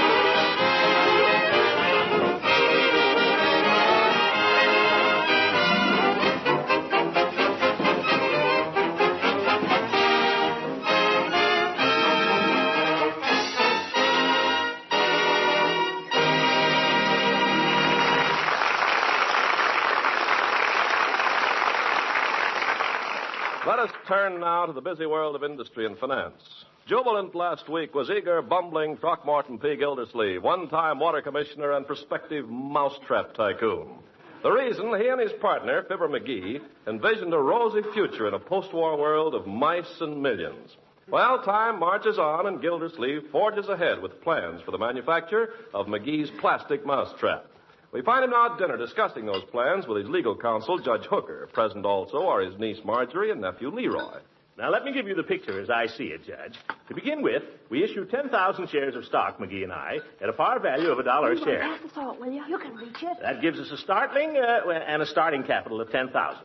Now, all... Leroy, pass the salt. Leroy, pass the salt. She didn't say please. I did, too. And anyway, why should I? Pass the salt. Pass it. Here, Marge, salt. Never mind. You're too late. I'll eat it without salt. You'll take it. Here, give me that, Leroy. Uncle Mort, not on my ham. You asked for salt. Confound it. Now eat it. But not on my ham. The ham was salty already. I wanted it on my... Eat it. God. I'm trying to talk business with the judge here. I'm sorry, Judge. Continue. I wasn't saying anything, Gildy. It was you. Oh, yes. Well, I'll go back. To begin with, McGee and I issue 10,000 shares of stock. Excuse me, please. Yes? Before you begin, if Marjorie's through with the salt there... Give him the salt. Here, Judge Leroy, you don't have to grab. Quiet. Now, if you're listening, Judge... I'm listening, Gildy. Continue. I always like a little salt on my spinach. I always like a little quiet when I'm talking. You're always talking. Leroy... Proceed, Gildy. I've forgotten where I was now. Well, you were cooking up some shady stock deal. Oh, yes. Well, to begin with, what do you mean, shady? This is all open and above board, Judge. We simply issue 10,000 shares of common ordinary stock, which gives us a working capital... Excuse me. What is it, Bertie? How about a little more of the corn pudding for the judge? Pudding, Judge? Well, I'll tell you, Bertie, I shouldn't eat any more, but by golly, I'm going to. It's simply delicious. Yes, sir, it sure is. Shoot the jam, Marge. Leroy, that's no way to ask. Sorry. Prithee, fair one, wouldst pass the raspberry jam? Marjorie? Thank you, sister dear. You're welcome, brother dear, and may it choke you. Sweet kid. No. Leroy, a little more corn pudding for you? Not for me, Bertie. I got only a little of it left here. Ain't you going to help finish it up? No, thanks, Bertie. I can't stand the stuff. Leroy, is that any way to talk about something Bertie has worked hard on? Well, it's squishy. I can't stand anything squishy. I've told you, young man, not to criticize your food. Give him another helping, Bertie. Oh, Mr. Gildersleeve, if the boy don't want Give him another helping. According to modern education, Gildy, you're all wrong in Let's keep modern education out of this, Judge. Give the boy another helping, Bertie. Yes, sir. I'm sorry, Leroy. I'm telling you, I can't eat it. You'll either eat it or go to bed. All right, I'll go to bed. No, you won't. You'll eat it. Yes, sir. A little corn pudding never hurt anybody. I ate corn pudding when I was your age. Didn't like it particularly, but I ate it. Corn pudding is good for you, Leroy. Builds you up. Vitamins. All right, you don't have to eat it if you don't want to. Thanks, Unc. Hey, guess who's back in town? Who? Marge knows, don't you, Marge? If you're referring to Everett Todd, I can't stand him. Oh, you can't, hey? No, I can't. Everett Todd is a mole. Yeah, a what? A mole. He's a drip. A mole? That's a new one. You mean Ainsworth's Todd's boy? Yeah, Everett. I thought he went to military school. He did, but the Army took it over. So now he's back in high school.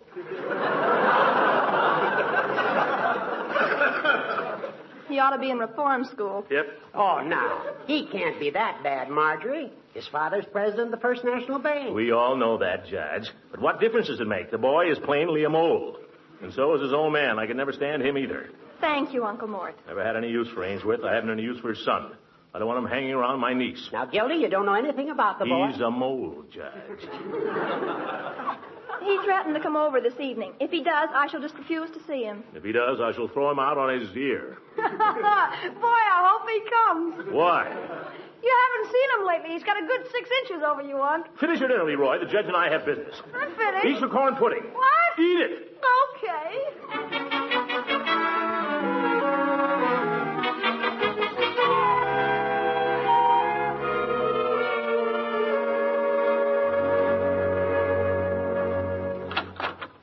Excuse me, Miss Gildersleeve. Miss Margie ain't in here? No, she's up in her room doing her homework. Oh, there's a young Mr. Todd at the door to see her. Todd? That must be Ainsworth's boy. Well, by George, I'll tell him where Now, he... wait a minute, Gildy, wait a minute. Have the young men wait, Bertie. You know, I've been thinking. What? I wouldn't be too hasty about throwing young Todd out of the house. You may want to borrow money from his father's bank. Borrow from Ainsworth Todd? That stuffed shirt? I never borrow a nickel from him. I'd sooner raise the money myself. By George, I will raise it myself. How? I don't know. Todd isn't a bad fellow. He's got the only bank in Summerfield. Monopoly. Oh, you're talking like a baby, Throckmorton. What on earth have you got against Todd? Well, he threw me out of his office once, if you must know. What for? We had a disagreement. I may have called him a crook in the heat of the argument.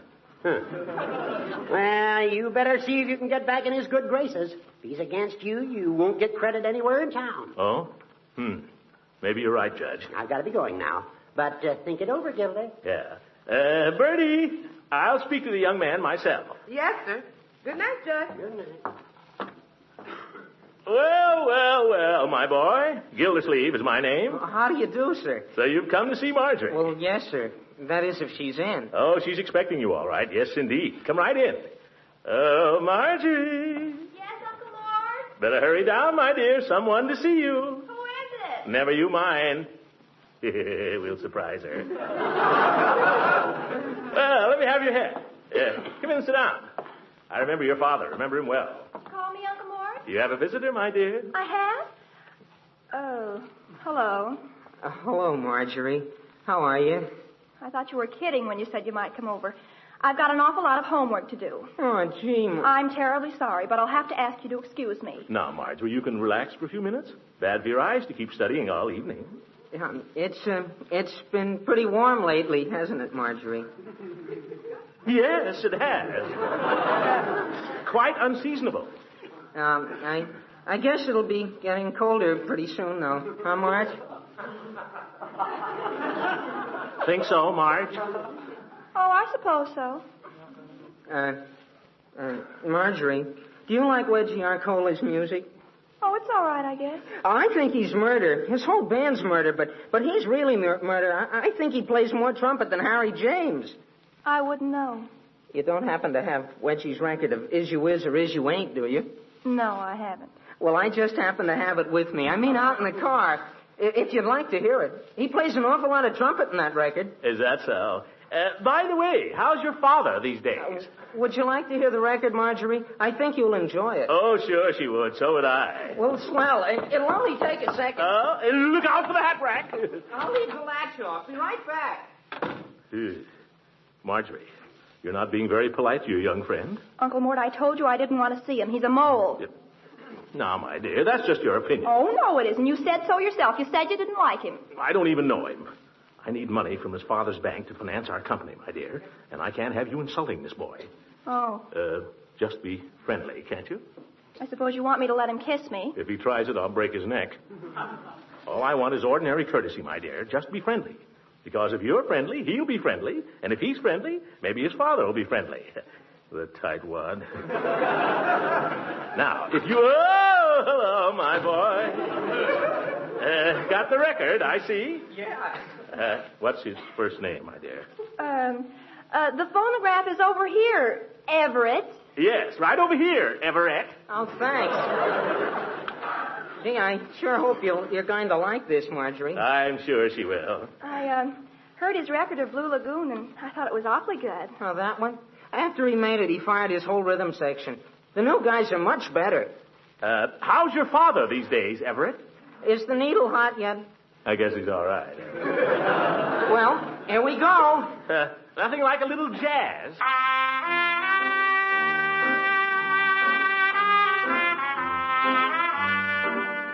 That's Wedgie, Mr. Gildersleeve.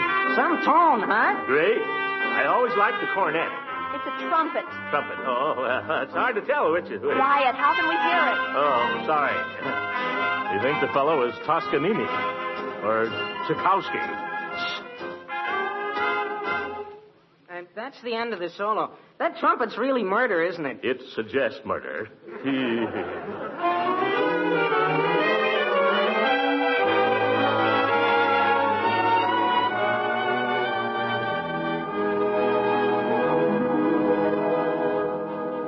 Well, anyway, when this Arcola first started, he was a piano player. He didn't switch to the trumpet till later. Well, that happens. By the way, Everett, what was your father before he became a banker? Oh, I guess he was always a banker. I guess he's pretty good at it, too. Knows who to lend money to. Knows a reliable man when he sees one. Yeah, I suppose so. I never thought much about it. Leroy, what are you doing down here in your pajamas? For corn's sake, I couldn't sleep. What was all that racket? Racket. That Wedgie Arcola's latest record. Arcola? Oh, boy, play it again, huh? He's super. Why not? Just the trumpet solo, Everett. You belong in bed, young man. Oh, just let me hear it this once. Roll 'em, Everett. They're rolling.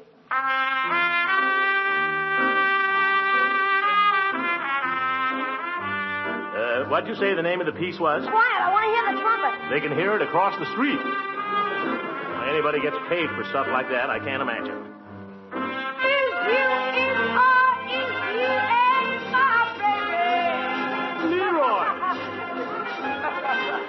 That's the name of the piece, Unc. Is you is or is you ain't my baby. A little ungrammatical, isn't it? Boy,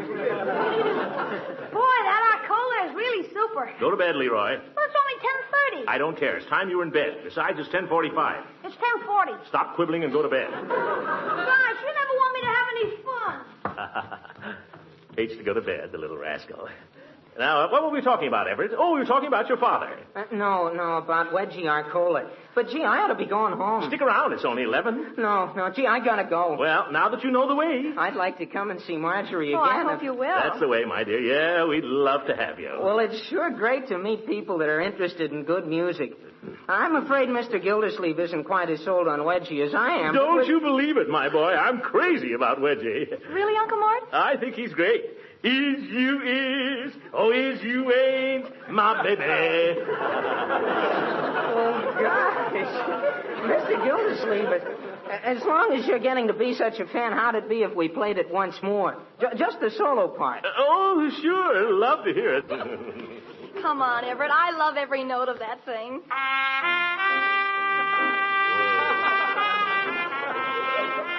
It'll take more than 10,000 to pay me for this, more than 20. By George, there isn't enough money in the whole bank.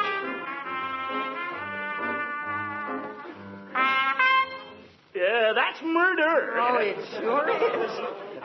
Well, good night, Mr. Gildersleeve.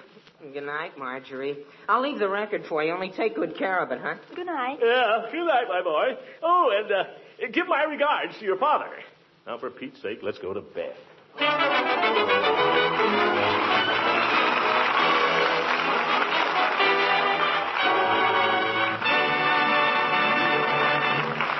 The great Gildersleeve will be with us again in just a few seconds. Now, 3 ways you can help yourself and help the dealer who supplies you with Parquet margarine, the delicious Kraft quality spread for bread. First, to save valuable shopping time, know the point value of rationed foods. Parquet margarine, by the way, still requires only 2 ration points a pound. Second, plan menus a week in advance and serve the most nourishing foods available. And, of course, serve economical parquet margarine as often as you can. It's such a splendid energy food and is fortified by Kraft so that every pound contains 9,000 units of vitamin A. And now, a third important point. To conserve paper vitally needed in the war, avoid useless wrapping. Don't ask your dealer to wrap packaged foods. And that means the attractive yellow and blue package, too. Yes, the one that contains that delicious, nourishing spread for bread, Parquet. That's P-A-R-K-A-Y, Parquet margarine. Tomorrow, buy Parquet, made by Kraft.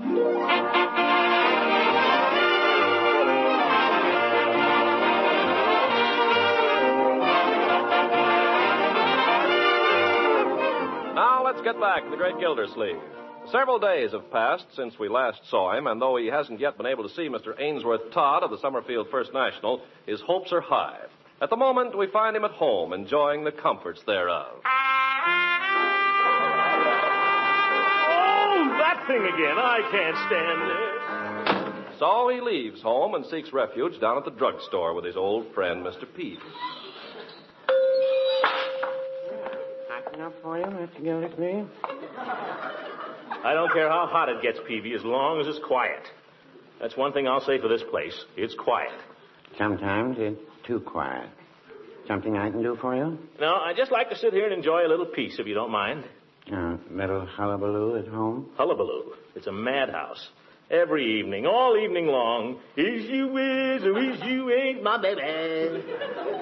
I can't get the darn thing out of my head. Yeah, I know how it is. Reminds me of a tune when I was a boy. Drove Father crazy. That must have been 45 years ago, but I still catch myself humming it. Let's see, how did it go now? Never mind. Dun, dun, dun, dun, dun, dun, dun, dun, let it go. Dun, dun, dun, I know. That's enough. There'd be a hot time in the old town tonight. Listen, that's the kind of a thing I came down here to get away from. Oh, I'm sorry, Mr. Gildersleeve, but your mentioning tunes reminded me of it. I'll be more careful in the future. Yes, sir. I believe we still have a record of that on our music box. Music box? You still have a music box? Oh, yes. The modern type, of course, with the flat metal record. The modern type, yes. I thought some last Christmas of trading it in on phonograph. Thought maybe Mrs. Peavy might like it. But then I decided to wait until they get the thing perfected. Well, maybe you're better off with the music box at that, Peavy. At least you won't run into an is you is or is you ain't my baby. Oh, dear. By George, Peavy, have you ever stopped to ask yourself what the younger generation is coming to? No, I haven't. What are they coming to, Mr. Gildersleeve? I don't know. But I don't want to be around when it arrives, I'll tell you that. Is you is or is you ain't. I'll tell you one thing, they'll come to no good. No, I wouldn't say that. You take your children. Now, Marjorie, she comes in here after school sometimes. Yes? And the boys crowd around her, maybe 2 or 3 of them, and offer to buy her a soda. Oh, how does she handle it? Well, I don't know how she does it, but she does. By George, she's pretty cute, isn't she? Yes, and the boys seem to think so, too. Yeah, that's going to be a problem. Going to be a problem. Heck, it is a problem.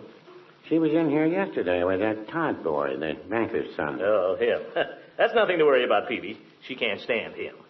Yeah, I wouldn't say that. Peavy, I know all about it. She's being nice to him. But she's doing that because I asked her to. You asked her to? Uh-huh. You see, well, I can't stand the kid either, but his father is president of the bank. Oh. McGee and I are planning to negotiate a little loan so we can go into production. The mousetrap. Yeah, the mousetrap. I have an appointment at the bank tomorrow morning, Peavy, so I just hold on to myself and keep my temper to Lynn, and Marjorie can keep hers. We'll get what we need, and we can give Junior the old heave-ho then. Pretty foxy, eh, Peavy? Mr. Gildersleeve, do you ever have trouble sleeping nights? No, why? What do you mean? That's just good business, Peavy. You know Todd will do the same thing. Can't trust those fellas. I only asked the girl to be a little polite to the kid, for goodness sake. There's nothing wrong in that. Oh, good night, Peavy.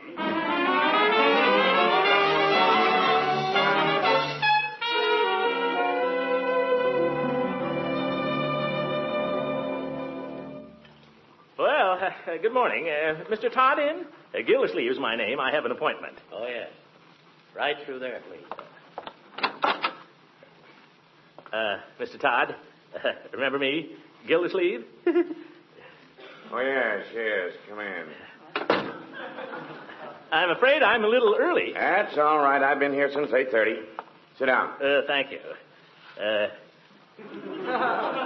I guess you have to get up pretty early in the morning to get ahead of the First National Bank of Summerfield. Yes, sir. Well, we're all a little busy these days. By the way, we've been seeing a good deal of your son lately. Fine lad. Perhaps he's mentioned me. Not that I recall. Oh, he hasn't. Was there something you wanted to see me about, Mr. Gildersleeve? Yes, there is. Mr. Todd, you're a banker, right? I like to think so. I guess we all know what bankers are in business for, to make a little money, right? The First National is interested in any legitimate proposition. Then you've come to the right place. Mr. Todd, I'd like a loan of $10,000. You would? Well, may I ask the purpose of this loan? The purpose is to build a factory. And what, may I ask, is this factory going to manufacture? None of your business. Well, you can't expect a loan if you don't tell us what you're going to manufacture. If I tell you, how do I know you won't steal the idea and make it yourself? Mr. Gildersleeve, the First National of Summerfield is a banking institution, pure and simple. We do no manufacturing and no selling. Neither do we wash windows. I noticed that.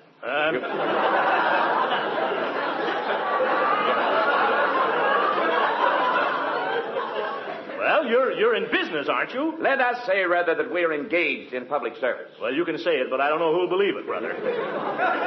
Here I come in with a perfectly good invention that all it needs is a little money to get it started. And what kind of a reception do I get? Mr. Gildersleeve, if you would be so very kind as to tell me what your invention is, perhaps we could then sit down and discuss this matter reasonably. All right, I'll tell you. Certainly, I'll tell you. I'll tell you what it is. It's a mousetrap. It's a mousetrap? Yeah, and a darn good one. Mr. Gildersleeve, I am a very busy man. Good day. Listen, Todd, you can't treat me like this. I'm a depositor in this bank. I was just about to mention that. Well, I withdraw my account. It has just been brought to my attention, Gildersleeve, that your account has been overdrawn. Nevertheless, I withdraw it. In the future, you can withdraw your son from my power if I don't kick him out first.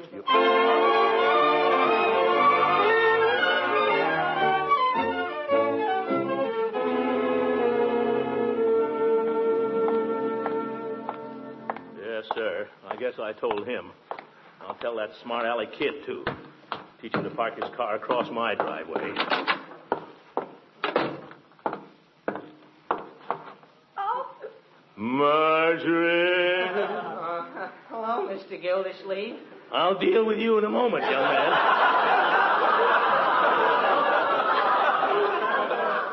Marjorie, will you come with me, please? Here, into my study. Yes, Uncle Mort. You wait right where you are, Everett.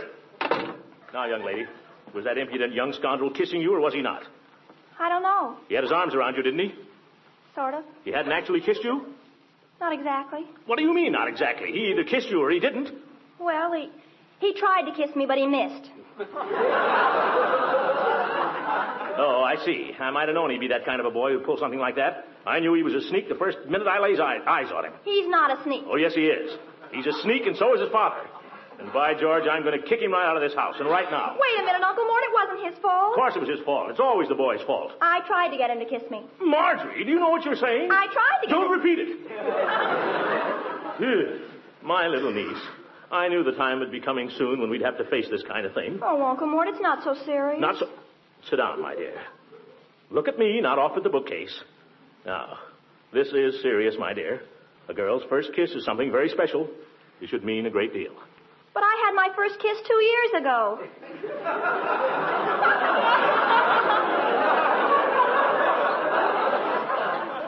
Jerry Nesmith. He kissed me in the cloakroom in junior high school. Oh, he did, eh? Well, from now on, I want your kisses to be something sacred, Marjorie. I want you to start saving them for the man you're going to marry. But I don't know who that is. You'll know when you meet him. When the right man comes along, you'll know. How? Well, if you just know, that's all. It'll feel like spring in your heart, my dear. You'll find yourself thinking about him all the time. You'll be unhappy when he's not around. You'll spend all day looking forward to the moment when you'll see him. And when you're with him, you'll feel like singing. Is that the way it is? That's love, my dear, when the right man comes along. That's exactly the way I felt ever since Tuesday. Oh!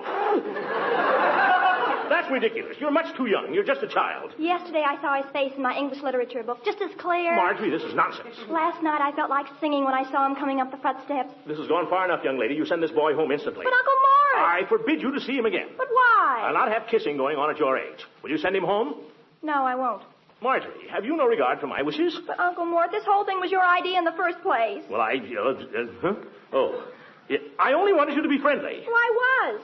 Can I help it if I like him? Liking him is one thing, and kissing and cuddling is something else. I won't have it.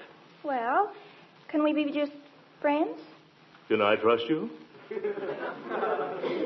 Sure. We'll just talk and have fun like we did before. Well, we can try it. But the first time I see a sign of any monkey business... Oh, Uncle Mort, you're a darling. Now, Marjorie... You're the sweetest uncle that ever lived. Now, why did I do that? Well, we're only young once, I guess. Probably just as well, too. Oh, this could go on for years.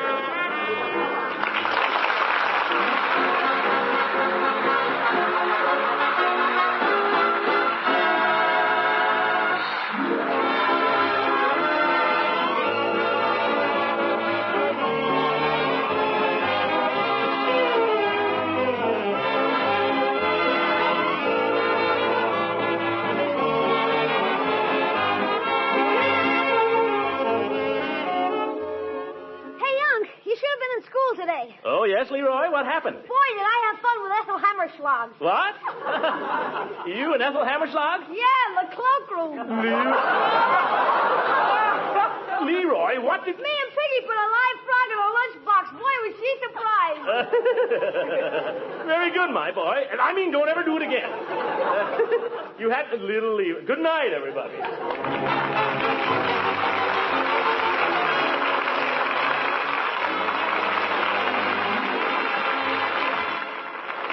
The program was directed by Claude Sweeten. This is Ken Carpenter speaking for the Kraft Cheese Company, makers of Parquet margarine and a complete line of famous quality food products. Kraft invites you to listen again next week for the further adventures of the great Gildersleeve.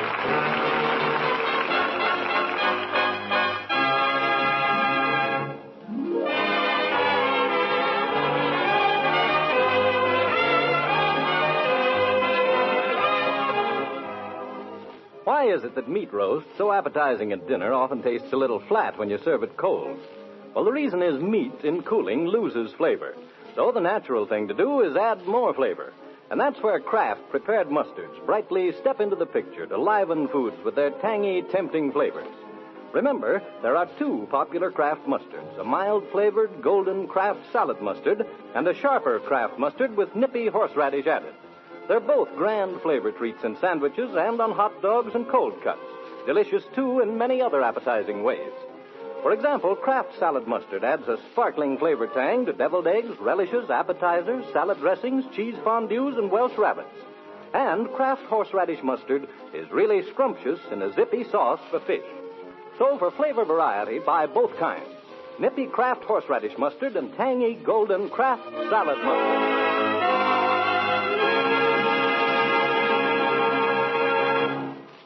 This is the National Broadcasting Company.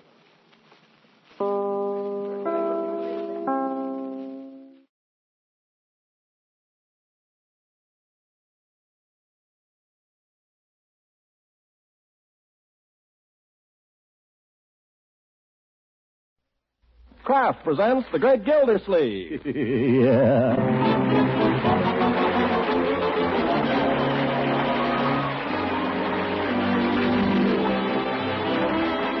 Cheese Company, makers of Parquet margarine and a complete line of famous quality food products, presents Harold Perry as the Great Gildersleeve. Kraft brings you the Great Gildersleeve every week at this time, written by John Whedon and Sam Moore, music by Claude Sweeten.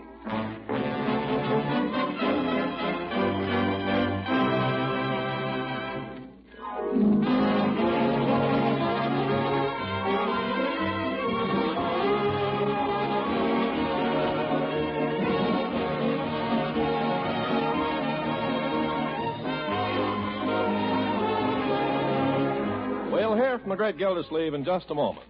When you ladies finish baking those light, fluffy biscuits and those crust-brown dinner rolls the whole family loves, here's how to serve them in grand style. While they're still fresh and piping hot, pop them open and spread with delicious Parquet margarine. Man, oh man, what flavor. Yes, Parquet's fresh, delicate flavor adds a crowning touch that's sure to make any baking treat downright delicious eating. Parquet is a favorite spread for bread, hot toast, and rolls. For pancakes and waffles, too, in millions of American homes. And it's a fine energy food, too, one of the very best you can serve. What's more, Kraft fortifies Parquet so that every pound contains 9,000 units of important vitamin A. So for delicious, satisfying flavor, and for good nutrition, too, serve Parquet as often as you can. Tomorrow, ask your dealer for Parquet, P-A-R-K-A-Y. Parquet margarine made by Kraft. Yes, Kraft makes Parquet.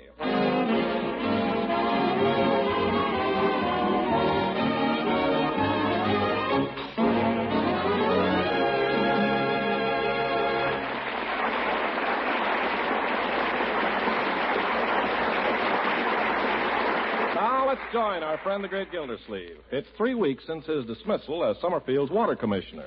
The development of his friend Fibber McGee's plastic mousetrap has been stymied temporarily for lack of capital, and Gildersleeve's affairs appear to be at a standstill. However, he still likes to eat, as we see now, joining him at breakfast with his family. Pass the syrup, will you please, my boy? Here. More hotcakes, Mr. Gildersleeve? Yeah, but not too many, Bertie. Say 3 or 4, huh? How about you, Marjorie? No, thanks. I think you and Leroy are disgusting. Disgusting? Why, we're just healthy, my dear. Well, I'll fix one more batch, and that'll have to hold you. All right, Bertie. Oh, Mr. Gildersleeve, I wonder could you give me some money for the grocery bill? The man asked for it yesterday, but you was out. What does he want money now for? Tell him I'll pay him the bill in the usual way. I told him that, but he wants it now. Why? Why in the name of why? Well, I'll tell you how it was, Mr. Gildersleeve. Man came in yesterday afternoon, and he says to me, "Hi," he says, "is the boss home?" "No, he ain't," I says. And he says, "Well, when he gets home, you ask him for this 1843 that's due on the groceries," he says. Yes, Bertie. So I says to him, "How come?" I says. And he says, "Mr. Gildersleeve ain't working now," he says, "and I can't afford to take no chances," he says. "Chances?" I said. "Look here, man. You ain't take no chances on Mr. Gildersleeve," I said. "Why, he ain't paid me my salary for 2 weeks," I says. And I ain't one bit worried. Oh, my goodness. I sure told him, didn't I, Mr. Gildersleeve? You sure told him, Bertie. But he still wants his money. Well, I'm sorry about your salary, Bertie. It's strictly an oversight. Here. Oh. A little short. Well, here's 1 week anyway, Bertie. Oh, thank you, sir. If that's one of your friends, Leroy, have him wait outside till we finish breakfast. I won't have him watching every forkful I put in my mouth. Oh, it might be Piggy. I'll go see him. The darn kids. Why don't they stay home? Maybe it's the grocery man. If it is, he can go right back. And who is it, Leroy? It's a lady, Unc. Here's her card. Oh? Miss Gladys Wheeler. Real estate. What does she want? How should I know? Well, ask her to come in. Okay. She ain't bad looking. Isn't Leroy horrible? No, he's not. Well, he's growing up anyway. Come in, Miss Wheeler. Come in. Sit down. Have some hotcakes. Have some coffee. Oh, no, thank you, Mr. Gildersleeve. I'm an awful pest interrupting your breakfast. I'd be glad to wait outside until you're through. No, I finished, as a matter of fact. Sit down. This is my niece, Marjorie. How do you do? How do you do? And my nephew, Leroy. How do you do, Leroy? Say, how do you do, Leroy? Okay, how do you do? Gosh, I let her in.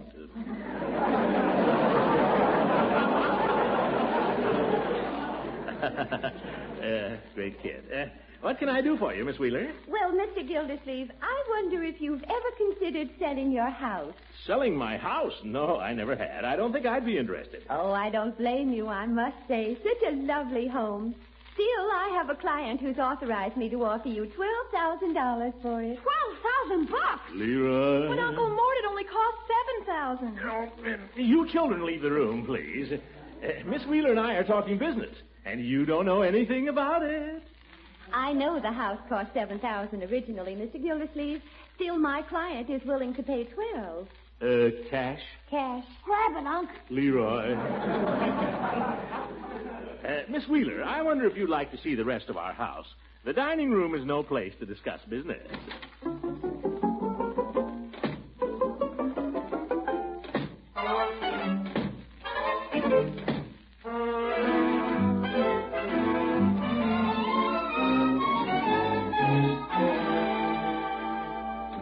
And here we are back in our living room. I guess you've seen everything in our humble abode. Oh, it's all so nice and homey. Oh, yes, but I've been thinking of making a change. Man ought to move once in a while. Then you'll be dropping in at my office this afternoon to sign the contract. Oh, yes, I'll be there. Honestly, Mr. Gildersleeve, it's a pleasure to do business with a man who knows his own mind. Well, I've always liked to make decisions quickly. Bingo, that's me. I'll bet you're a wonderful executive. Oh, you think so? Well, most men would have to consult their wives. Haven't got one. Really? Oh, no, sir. Footloose and fancy-free, full of beans, and will I make my own decisions. Well, at least most men would have to consult lawyers and goodness knows who. Why should I pay my lawyer a fee on such a simple deal as this? The old goat, he'll be surprised. Mr. Gildersleeve, as I said before, it's a pleasure to do business with you. Well, it's the same to you, Miss Wheeler. Say, do you ever like to, Do I like to what? let it go. I'll be in your office this afternoon. Oh, that's fine. Thanks, Miss Gildersleeve. Oh, thank you. Goodbye, Miss Wheeler. Goodbye. Yeah. By George, she's so cute it's a shame to take advantage of her. Still, it's not her money. What's that? Hey, Uncle, you going to sell a house? Huh? Are we going to move? Well, I agreed to sell it, my boy. I'll sign the papers this afternoon. Hey, Marge, we're going to move. Leroy. Bertie, we're going to move. Leroy. Hey. Subside, please, Leroy. Of course, you understand you children will have to give your consent. I'm only the trustee. Well, I'll okay the deal. Leroy, what were you hollering just now? Uncle selling the house, Bertie. We're going to move. Isn't that swell? My. Is it true, Uncle Mort? Are you really going to sell it? If you approve, my dear, the house really belongs to you and Leroy. Oh, sell it. Sell it and buy a new one. I know just the house. Well, maybe we ought to talk about it a little. I hope you realize your uncle is making a pretty smart deal. Oh, sure. You know, I ought to go into the real estate business myself. It's a lot easier than I thought. Yeah, all you do is you buy a house for $7,000 and sell it for $12,000. Well, the whole trick, my boy, is to know values. Know values and make decisions quickly. If I'd been the kind of a man that fools around, can't make up his mind, she might have bought some other house. I told you to grab it, Unc. Sure, but what do you know? I know how much is 7 from 12. Are you sure? No, children. Uncle Mort, could we buy the Weston's house? It's not very big, but it's cute. Oh, yes, it's a nice house. Very nice. It has 2 bathrooms. I get awfully sick of waiting for you to finish shaving every morning. What about me hanging around where you take those bubble baths? I do not take bubble baths. You took one last week. You left a lot of bubbles in the tub, too. I did not. You did so. If that will do, children. The Weston house might be very nice, Marjorie. Probably get it for $6,000, maybe $5,000. Or how about something out in that new subdivision? Oh, I'd love to live in Shady Oaks. The houses are all new out there. The kitchens are nice out there, too. Post-war style. Oh, the Nielsen's have a lovely English cottage out there. 2 bedrooms and 3 bathrooms. Only 2 bedrooms? Oh, Bertie'd love the kitchen. Yeah, I'd love it, but I wouldn't want to sleep in it. Yeah, I don't think I'm going to sleep in the bathroom either. Yes. We'll need something a little bigger than 2 bedrooms, Marjorie. But don't worry, there are dozens of houses in town that'll be fine for us. Let's get a great big house. We don't need a mansion, my boy. As long as there's plenty of bathrooms. It'd be wonderful to have a house with a powder room. Powder room? Every house in Hollywood has a powder room and a rumpus room. Wouldn't you like a rumpus room, Uncle Mort? Why not? Yeah, let's have a rumpus room. If I'm going to clean all these rooms, I hope there's a restroom.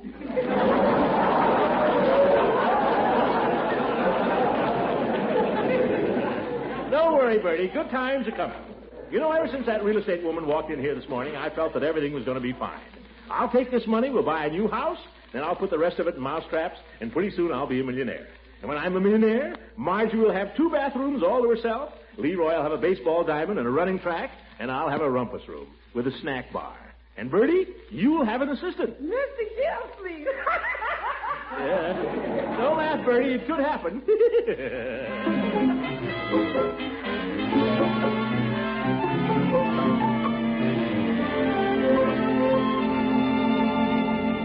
This is just a standard form sale contract, Mr. Gildersleeve. It provides that you vacate your house within 30 days. 30 days? Well, that's customary. Oh, but of course I don't have to tell you. I can see you've had real estate dealings before. Oh, yes, plenty of them. Would you care to use my pen or... maybe I ought to just glance through the rest of this. Oh, by all means, take your time. Oh, thank you. You're a smart girl, Miss Wheeler. Not like an ordinary agent rushing a fellow into something. Where do I sign?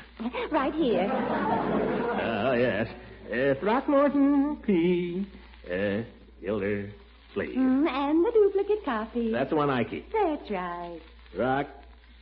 Oh, pen's gone dry. Oh, sorry. Here's another one. Oh, wonderful. 2 pens. Well, Throckmorton P.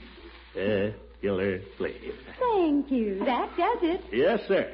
Well, I have a feeling we ought to celebrate a little. Come on out and I'll buy you a soda. Oh, I'd love to, Mr. Gildersleeve, but I've got a customer waiting over on the other side of town. Some other time. All right, some other time. Before you go, Miss Wheeler, it's been such a pleasure doing business with you. Yes? I'd like to throw a little business your way. Oh, really? Well, you call me. Oh, I don't have to call you. I just want you to find me a house. Something around $5,000 or $6,000. Oh, well, I'm sorry, Mr. Gildersleeve. What do you mean? Don't you want my business? Well, yes, but... Well, the fact is there isn't a single house available in Summerfield. What? Unless you'd be interested in something around $20,000 or $25,000. Give me back that contract. Now, Mr. Gildersleeve, that would hardly be fair to my client, would it? Fair? What's being fair about it to me? You swindle me out of my house for half what it's worth, and all the time you know I won't have anywhere to go. You know where you can go, Mr. Gildersleeve. Oh, by George, if you...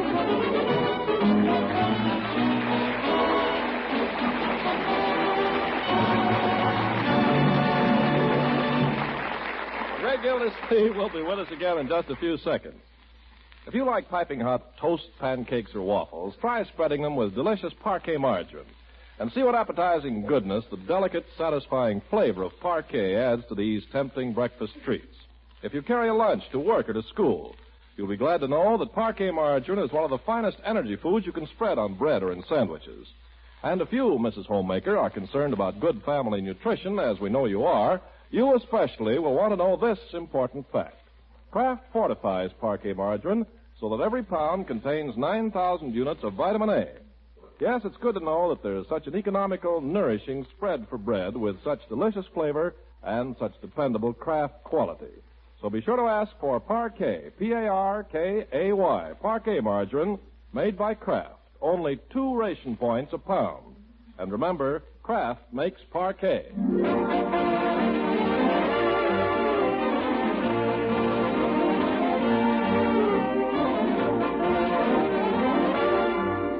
Now let's get back to the great Gildersleeve, who's really painted himself into a corner. Having sold his own house for a good price, he can't find another to move into at any price.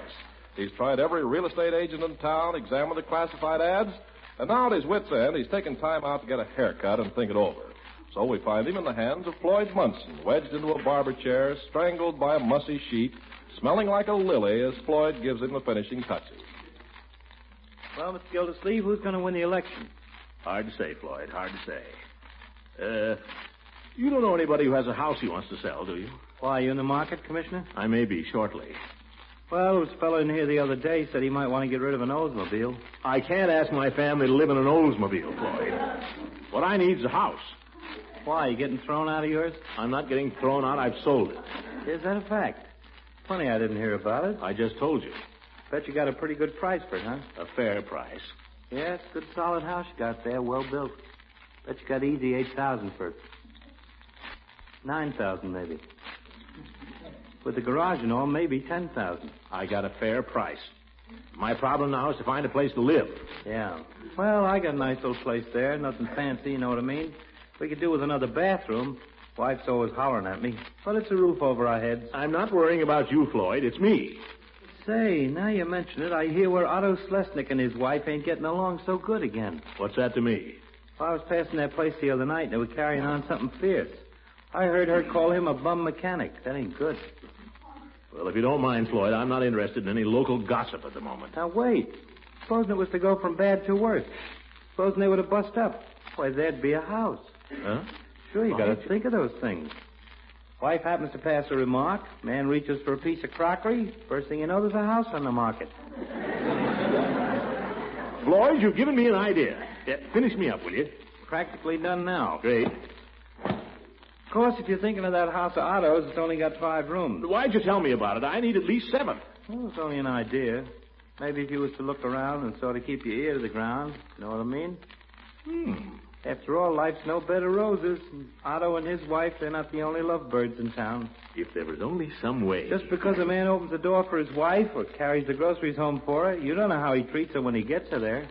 Floyd, how are the Thompsons getting along these days? Oh, I'm afraid that's all straightened out. Her mother finally went home. Oh, blew over.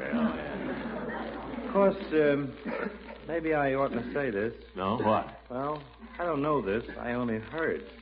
But it seems where Doc Pettibone came home at 4:30 the other morning, and she put the bolt on the door and wouldn't let him in. Doc Pettibone, eh? Always wondered how he stood it. It's not a bad house, either. Well, that's only what I heard. But where there's smoke, there must be fire, you know what I mean? By George, I know where I can find out, too. Let me out of this chair, Floyd. There you are, Commissioner. Thanks, Floyd. Thank you very much. Well, if it ain't Fred Kelly. What happened, Fred? No crack, please. Where'd you get the black eye, Fred? Ran into a door in the dark. Oh, that's too bad. Too bad. Let me know if you hear anything, Floyd. Uh-huh. So long.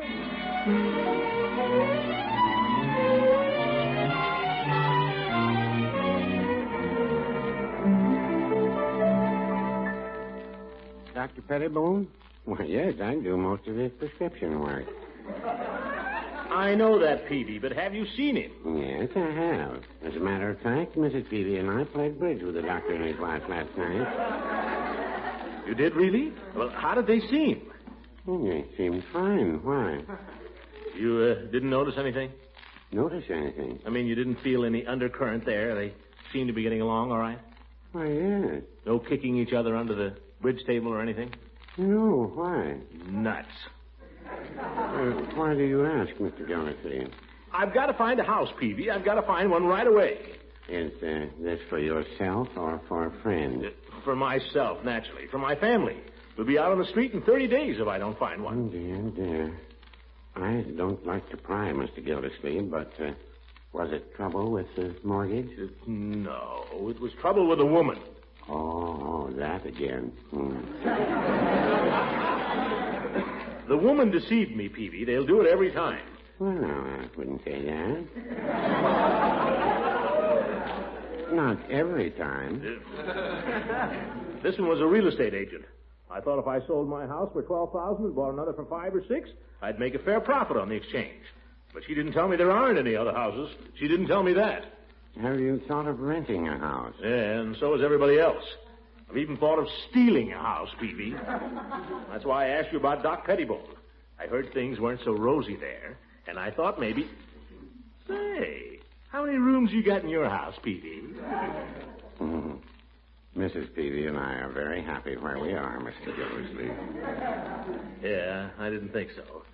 You don't know anybody who's leaving town or anything? No, I'm afraid I don't. The doctor hasn't happened to mention anybody who's on the anxious list. Not that I can recall.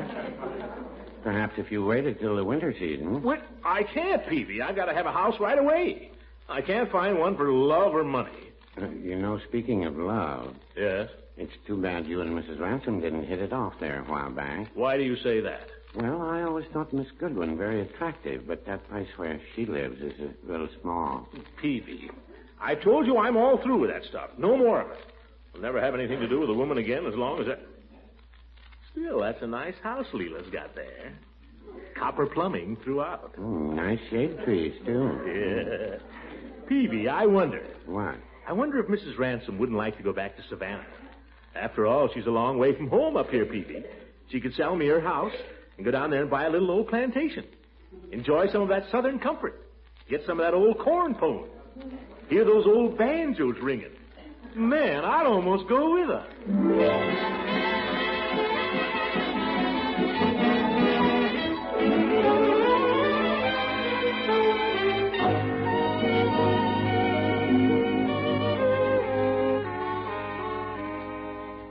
So glad you dropped in, Throckmorton.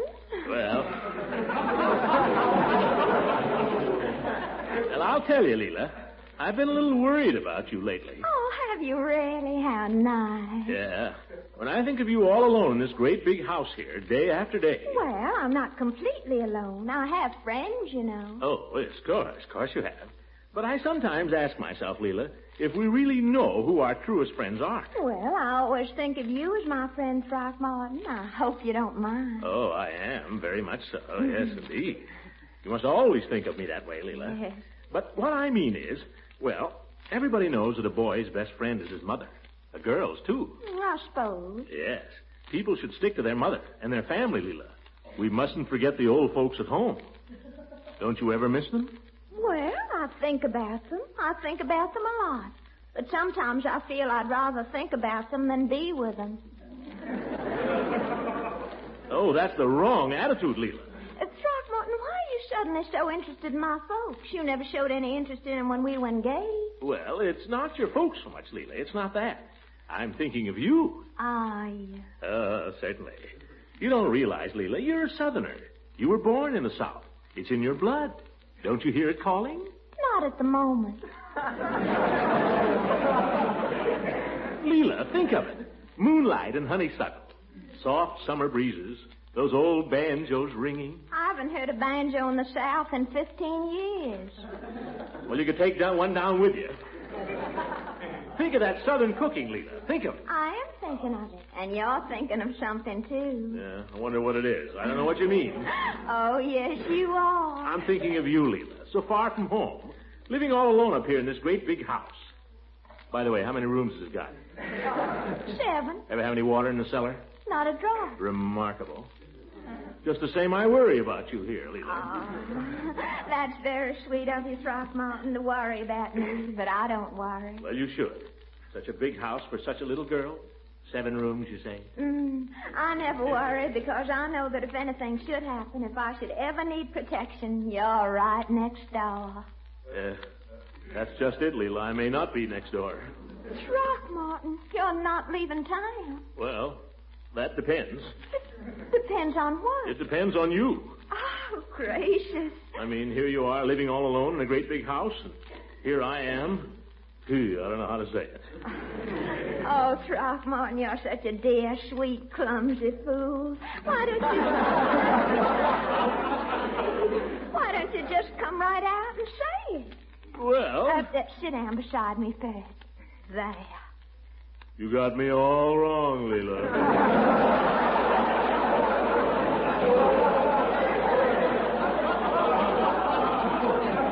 Well, I'll take my chances on that. Now, what is it you wanted to say to me?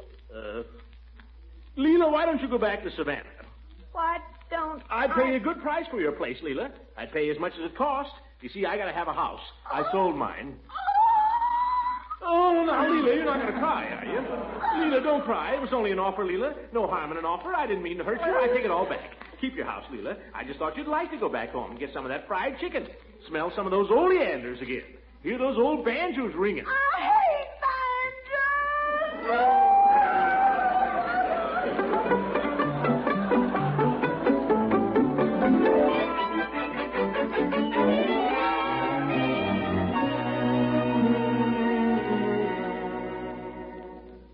Make yourself at home, Gildy. You always do. There's an ashtray beside you. I was just enjoying my usual after-dinner Kalak water. Care for a glass? No, thank you. Judge? Yes, Gildy. I dropped over here tonight to let you in on a good thing. If it has anything to do with mousetraps, let me out. No. As a matter of fact, it has to do with this rat trap you're living in here. This what? Your house. I think I may have a prospective purchaser for it. That is, if the price is right. Sorry, I wouldn't be interested. Oh, Judge, don't be ridiculous. This is a bona fide offer. No, not interested. Don't be a dog in the manger, Judge. What do you want to wallow around in a 9-room house for? I like it here. May not be beautiful, but it's comfortable and I like it. I hope and expect to remain here till the day I die. But that may be years. Look, Judge, this man is no piker. He's prepared to offer $5,000 spot cash for the whole shebang, just as she stands. I might possibly consider 14. 14? That's $2,000 more than I got. If you think your house is worth more than mine... Wait a minute, Gildy. Do you mean to tell me you've sold your house? Well, I didn't mean to tell you, Judge, but That's about the size of it. But, Gildy, that house isn't yours to sell. You're only the executor. It's held in trust for Marjorie and Leroy. No, I consulted them before I did it. Oh, you did? Well, why didn't you consult me? Well, doggone it, Horace. Every time I consult you about anything, you send me a bill. Oh, well, that's it. What am I going to do, Horace? I've sold the house and I can't find another one. Are you asking me what to do? Well, I'm asking you. I'll bill you, so help me, I'll bill you.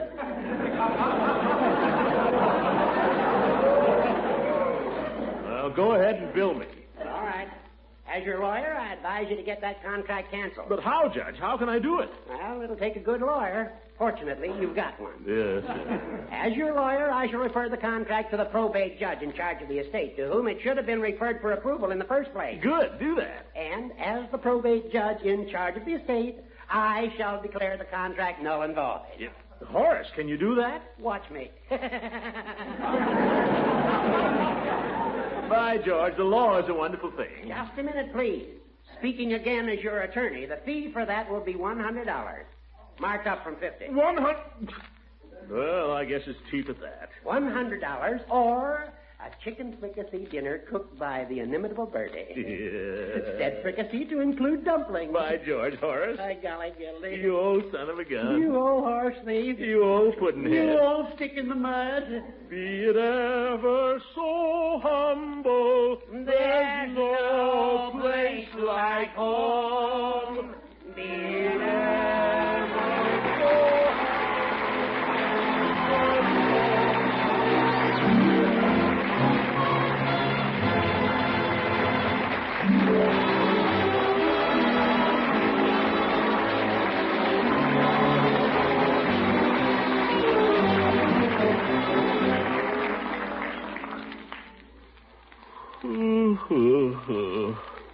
my own little bed in our own little house. By George, I'm glad we didn't sell it. Listen to that. Rain on the roof. And here I am, snug as a bug in the rug. Hey, Unc, the water's coming through the ceiling in my room. It is? Yes, dripping right in my face. Never mind, Leroy. These days a man is lucky to have a leak over his head. You go to bed. Good night, everybody.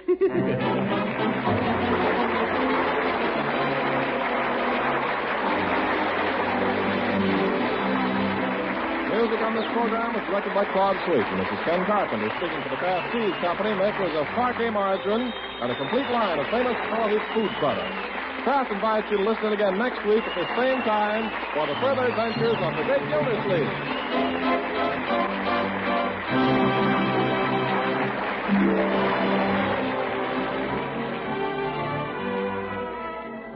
It may even surprise some of you good cooks, and it's sure to surprise your family and guests to discover what marvelous new flavor interest you can add to foods with delicious Kraft prepared mustards. First, get hep to tangy golden Kraft salad mustard. It's something really quite special in a salad mustard. Creamy smooth, mild, yet so zestfully spiced, Kraft salad mustard has just what it takes to pep up a golden sauce for hot-cooked vegetables, and it adds a delightful flavor tang to egg and cheese dishes. Puts new sparkle into relishes, appetizers, and sandwich spreads. And here's another great favorite, Kraft mustard with nippy horseradish added, to sharpen your appetite for frankfurters and cold meat cuts, and to zip up the flavor of sauces for fish. Buy both kinds for lively flavor variety. Tomorrow, ask your dealer for Kraft mustard, the nippy horseradish variety, and the tangy golden Kraft salad mustard.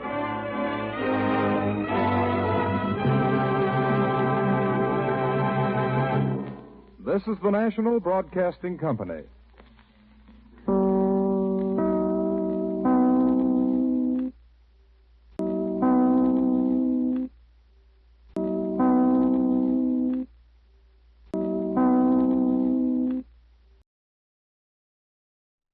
Kraft presents The Great Gildersleeve.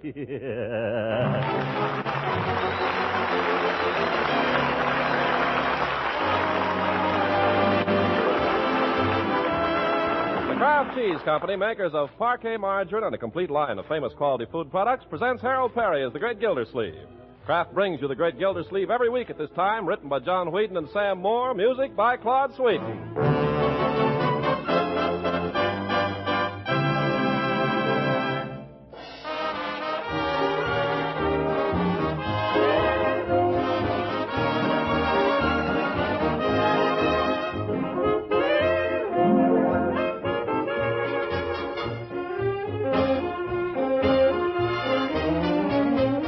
We'll hear from the great Gildersleeve in just a moment. Pancakes hot off the griddle, a pat of delicious parquet margarine melting into each golden brown cake for extra flavor goodness, and then some syrup, jam, or honey to top them off. That's our idea of a good way to satisfy hungry appetites these crisp autumn days. And just as parquet margarine's fresh, delicate flavor adds such appetizing goodness to pancakes, so too parquet adds flavor that satisfies to many other foods. Millions of families enjoy parquet daily as a spread for bread, toast, rolls, and waffles. And parquet margarine is doubly welcome in these homes because it's such a fine aid to good nutrition, so high in food energy value, so dependable for vitamin A.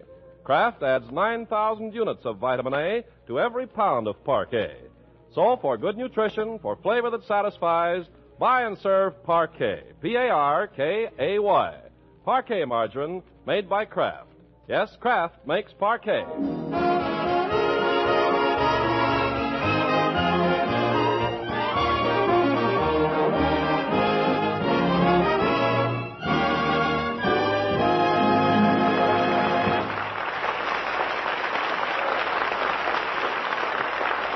Now, how goes it with the great Gildersleeve? Well, if the sounds coming from the Gildersleeve kitchen are any indication, things should be going very well indeed. It's Friday, the morning after Bertie's night out, and she's whipping up a fine breakfast of scrambled eggs and sausages with a little ragtime thrown in. He has no manners when he eats his food. He's fat and lazy and extremely rude. But if you don't give a feather or a fig, you may grow up to be a pig. I'm coming. You may grow up to be a pig. Bertie, what's holding you up out there? Come in, Mr. Gildersleeve, coming on a wing and a prayer.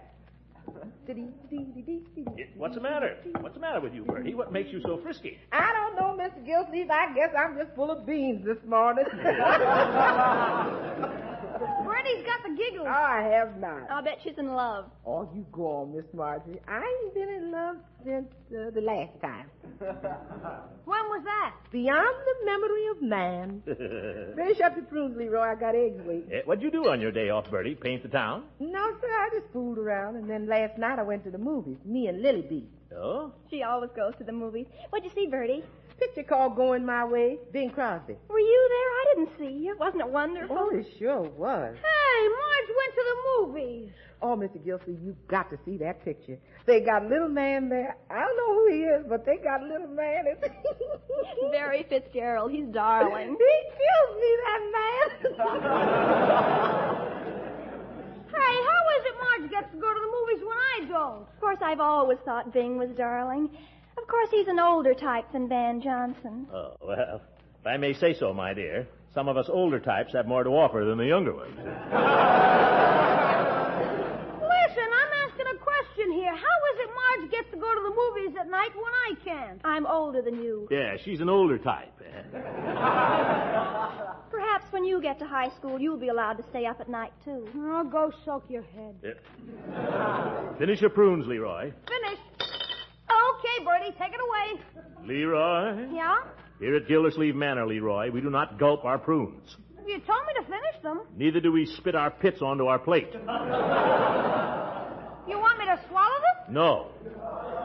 We simply remove them delicately one by one, young man, with the aid of a spoon, and lay them beside our saucer. I see I'm going to have to take you in hand. I wish somebody would. As for you, young lady, I'd like to speak to you about last evening. To me? Yes, you. Unc wants to speak to you. Go ahead, Unc. Yeah. In my own good time. You didn't tell me, my dear, when you went out last night you were planning to go to the movies. We weren't. It just came over us later. Who'd you go with? Everett, I suppose. None of your business. I thought you were never going to speak to him again. Oh, that was yesterday. We, made it up at the movies. Just as I suspected. You'll go to no more movies with Everett. I don't know why you're so mean about Everett. I don't like his father. Everett is a very nice boy. And it may interest you to know that he's going to be a missionary. A missionary? When was that decided? On our way home from the picture last night. He's either going to be a missionary or a fighter pilot. Leroy, what would you like in your lunch? Would you like a peanut butter sandwich or cheese or Swiss cheese? What you want? Huh? Or would you rather be a mule? There she goes again. You really better see that picture, Mr. Gildersleeve. You'll love it. Oh, as a matter of fact, Bertie, I did see it. What? When? Last night, my dear. Leroy was asleep upstairs, and I was all alone here, so I sneaked out by myself. I ask you, is that justice? Everybody goes to the movies but me. Now, Leroy, your turn will come. Yeah. Miss Marjorie, I don't like to rush you, but I see Francis Ewing coming up the street. Oh, my goodness, Francie, I must be late. Oh, I am late. Goodbye, Uncle Mort. Goodbye, my dear. Goodbye, Leroy. Goodbye, Bertie. Leroy, say goodbye to your sister. Goodbye, Lord. Not with your mouth full. Goodbye. Don't forget your lunch. Are you going to be warm enough in that thing? My books, where are they? Somebody stop me! Oh, here. Well, goodbye. Hey, Francie, wait up! Well, that's one of them off. Leroy, you better be getting ready. Oh, I'm glad you mentioned it, Unc. Mentioned what? I'm glad you reminded me. I might have forgotten. I've got a thing here. What kind of a thing? A note. If I can get it out of my pocket. A note from whom? Stuck. I'd like to know who put chewing gum in my pocket. Come on, let's have it. There you are, Unc. Note. What have you been doing? Sleeping on it? How long have you had this? Couple of days, I guess. Couple of... I forgot. Appears to have been open, too. It came open. Oh, it did. Yeah. Yeah, they aren't putting the stuff in those envelopes anymore. That's probably the war. Yes. Summerfield Grammar School, office of the principal. Leroy, this is from Miss Goodwin. Yeah, I know. You haven't heard from her in quite a while, have you? That's neither here nor there. Let's see. Dear Mr. Gildersleeve, it's been brought to my attention that Leroy and a number of his friends have been hanging around the school after hours and getting into trouble. I feel that a word from you... Leroy... It's not my fault, Unc. Honest, the whole thing is Tony's fault. He keeps getting me into trouble. It's Tony. Who's Tony? A boy in my class. He sits right across from me, and he keeps getting me into trouble. I tell him not to do it, but he keeps doing it. Bigger than me, too. He's bigger than me. He got left back twice. Now, wait a minute. Yes, sir? You're a big enough boy to know how to keep out of trouble and behave yourself? Yes, sir. I don't know what we're going to do about you, Leroy. I really don't. It's a problem, all right. I suppose I really ought to spend more time with you. Yeah, maybe if you'd spend more time with me, I wouldn't get into so much trouble. Well, I've always been meaning to. I would if I weren't so busy. You're not busy now, Unc. What do you mean? Well, you haven't got a job? You don't do anything but sit around? I have a great many things I'm considering, Leroy, and it takes all my time. Now, you get along to school. Yes, sir. Hey, you like me, Leroy? Thanks, Bertie. Goodbye, Unc. Yes. Confound it, Bertie. I'm going to have to do something about Leroy. Oh, he ain't a bad boy, Mr. Gildersleeve. Yeah, I know, Bertie. What is it that makes boys get into mischief?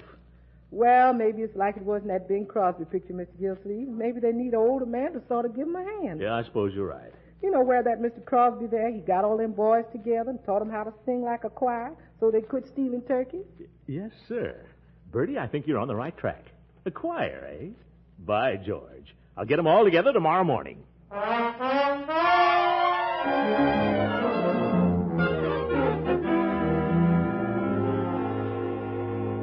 Okay, Piggy, this time you're the center and I'll carry the ball. Leroy, you try to break up the play. Gosh, Tony, when do I get to carry the ball? When I say so. Now, all set? Leroy! Oh, Leroy! Hey, Unc, you want to get in the game? Come on, Unc. Not just now, thank you. Come here a minute, please, Leroy. Oh, what for, Unc? I told you we're having a game. Tony and Piggy and... Come here, please, my man. Oh, for corn's sake. Time out for a minute, fellas. Don't be talking to him all day, Leroy. Okay. What do you want, Unc? Make it snappy, will you? I'll not make it snappy. I have something to say, and I'll take as much time as I require. Who's that boy that said don't be talking all day? Him? That's Tony. He's the best forward passer in the 7B. Oh, so that's Tony. And I want to talk to him, too. I want to talk to all of you. What are you going to do, give us a lecture? No, my boy. Not going to give you a lecture. I'm going to try to guide your activities. Give you something wholesome to do. It'll be fun, Leroy. We're having fun. This will be more fun. You'll enjoy it. All of you. I'm going to teach you to sing.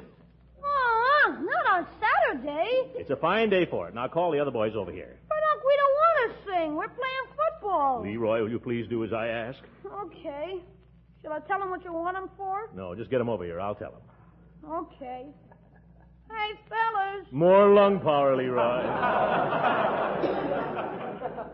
fellas, come over here a sec. Who said so? I said so. Come here, Tony. Come over here, Piggy. I want to tell you something. Oh, for Okay, Mr. Gildersleeve. I don't think Tony is going to like this, Unc. We'll see, Leroy. At least I want your cooperation. You understand? Well, boys, good morning. Oh, hi, Mr. Gildersleeve. Piggy? And you're Tony, I presume. I'm Leroy's uncle. Yeah, I know. Well, boys, now that I've got you all together, football is all very well. But if you're going to keep out of mischief, you need other interests, more wholesome interests. And one of the finest pastimes there is for boys is singing. It develops the lungs. Well, let's get it over with, fellas. What do you want us to do, Unc? We'll sing a jolly song. We'll sing it in harmony. Doesn't that sound like fun? Well, it is fun. Yes. Now, first, I'll give you your notes. Leroy, you sing do. Do. Come on, Leroy. Gosh. Now, cut it out, guys. Yeah, quiet, fellas. Sing the note again, Leroy. Do. Yeah, that's fine. Now, Piggy, you sing sol, huh? Mm-hmm. Do, sol. I can't, Mr. Gildersleeve. Let me hear you try. So. So. That's Leroy's note, Piggy. Do, so. Now sing sol. So. You're not trying, Piggy. Yes, I am, Mr. Gildersleeve. Once more now, huh? So.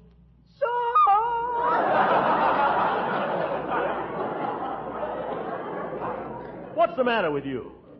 Now, I don't know. The music teacher at school says I'm tone deaf. That's right, Unc. That's right. He can't sing for sour apples. You better forget the whole thing, Unc. It'll sound terrible. I don't care how it sounds. We're going to sing anyway. Piggy, you sing do on any note you please. Leroy will take the so, and Tony can take... Tony, where are you going? I'm going home. You can't go home. We're just starting to sing, fellow. I didn't come over to sing. So long, Leroy. So long, Piggy. Come here, young man. Oh, wait a sec, Tony. I'm coming with you. Piggy! Wait a sec, Tony. I'm coming too. No, you're not, Leroy. You're going to stay here and sing. But, Unc. You're going to sing whether you like it or not. But by George, if I ever run into that Bing Crosby, what a faker.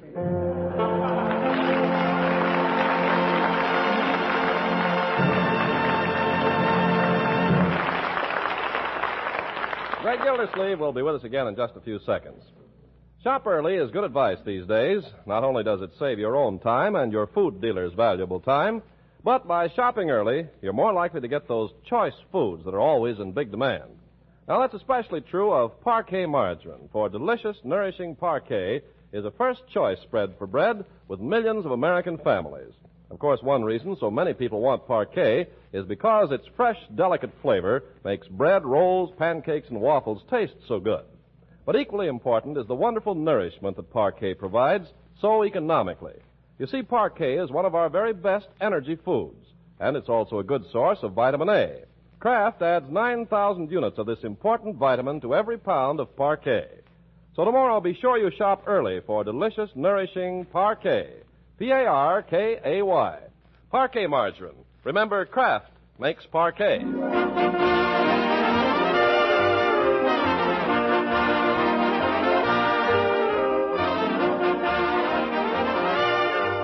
Now let's get back to the great Gildersleeve and his campaign to reform the bad boys of Summerfield. Undiscouraged by his musical experiment, he's enlisted the aid of Judge Hooker, and together they're on their way to the drugstore to talk to Mr. Peavy. But let's see what's going on there before they arrive. Oh, Masterful Comics is no good. I like Commando Comics. You're nuts, Leroy. Commando Comics is corny. Captain Magic is the best. Captain Magic is nothing but pictures of dames. Hey, Tony, isn't Commando Comics the best? Nah, Captain Magic, huh, Tony? They both stink. Come on, guys, let's get out of here. Yeah, now, that's the best suggestion I've heard so far. Oh, wait a minute, guys. I got some money. Let's see the candy, Mr. Peavy. Is this for yourself or for a friend? Are you kidding? Well, yes, I was. You can see all I've got right there on the counter, Leroy. How much are these? They're all the same price, 5 cents. All nationally advertised brands. That is, all but the peppermint. I put that up myself. How much dough have you got, Leroy? A dime. I can buy 2 kinds. Oh, you can't get anything decent for a nickel. Let's match and the winner gets a soda. No okay. You got a coin to match with? No, say, Doc, let me have a nickel for a second, will you? I don't encourage gambling in here, young man. Oh, this ain't gambling. Oh, we're just going to match to see who gets the soda, Mr. Peavy. It isn't gambling, Mr. Peavy. Come on, Doc, be a good guy and cough up a nickel. No, I won't. Okay. Come on, Leroy. We'll spend your dime over at Beckman's. Come on, Piggy. Okay. Beckman's is better than Peavy's anyway. Sure. Beckman's is better than Peavy's. Beckman's is better than Peavy's. Now, go on. Go to Beckman's. You can give all your trade to Beckman's. Beckman's is better than Peavy's. Beckman's is better than Peavy's. Jiggers, last one out to rotten egg. Over you. What the dickens? Leroy. Those are the brakes, kid. Yes, I'll deal with you later, Leroy. Darn kids will wind up gangsters. Well, much obliged, gentlemen. Now, what can I do for you? Huh? Yes. We got a proposition I think will interest you, Peavy. From what we've just seen, I'm sure it will. Is this a business proposition? No, this is more what you might call a service to the community. Now, we know you're a public-spirited man, Peavy. I've made my contribution to the war chest, Judge. Oh, this is different. Stop beating around the bush, Horace. Peavy, we're organizing a boys' club. Something to keep the boys of Summerfield off the streets. Worst place there is for the boys, Peavy. Well, no, I wouldn't say that. I'd be more interested in a project to keep them away from my magazine stand. Yeah, well, this club will do the trick. It'll keep them off the streets, keep them out of pool rooms, drugstores. The boys will just stay in their club where they can't bother anybody. The way you describe it, it sounds a little like a jail. Not at all, Peavy. They'll love it. Why, sure. Chief of Police has promised to cooperate. Besides, we're putting in a Parcheesi board. Good game, Parcheesi. Quite a lot of skill to it. It all depends on where you put your blockades. Now, I haven't got time to listen to your Parcheesi system, Peavy. We've got to organize this club. Can we count on your support? Just what would that involve, Mr. Gildersleeve? Nothing financial, Peavy. Floyd Munson has given us the place over his barber shop for a club room. The judge and I are taking care of all the details. All we want from you, Peavy, is some refreshments. Could you bring over a few Coca-Colas? I think I could make that contribution. Yeah, we're all set then, Peavy. Judge, we can open her up tonight. By golly, Gildy, I believe we can. We owe it to the boys, men. How about it, Peavy? Can you come to the grand opening? I'll try, Mr. Gildersleeve. You'll try nothing. You'll be there and bring the refreshments.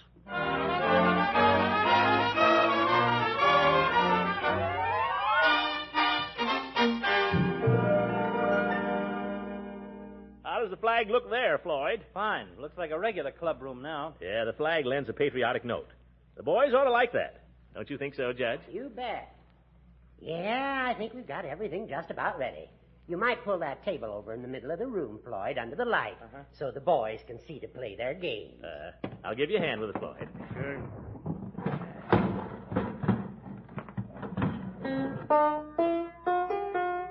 I suppose we ought to get this piano tuned sometime. What's the matter with that piano? Perfectly good piano. A few cigarette burns don't affect the tone.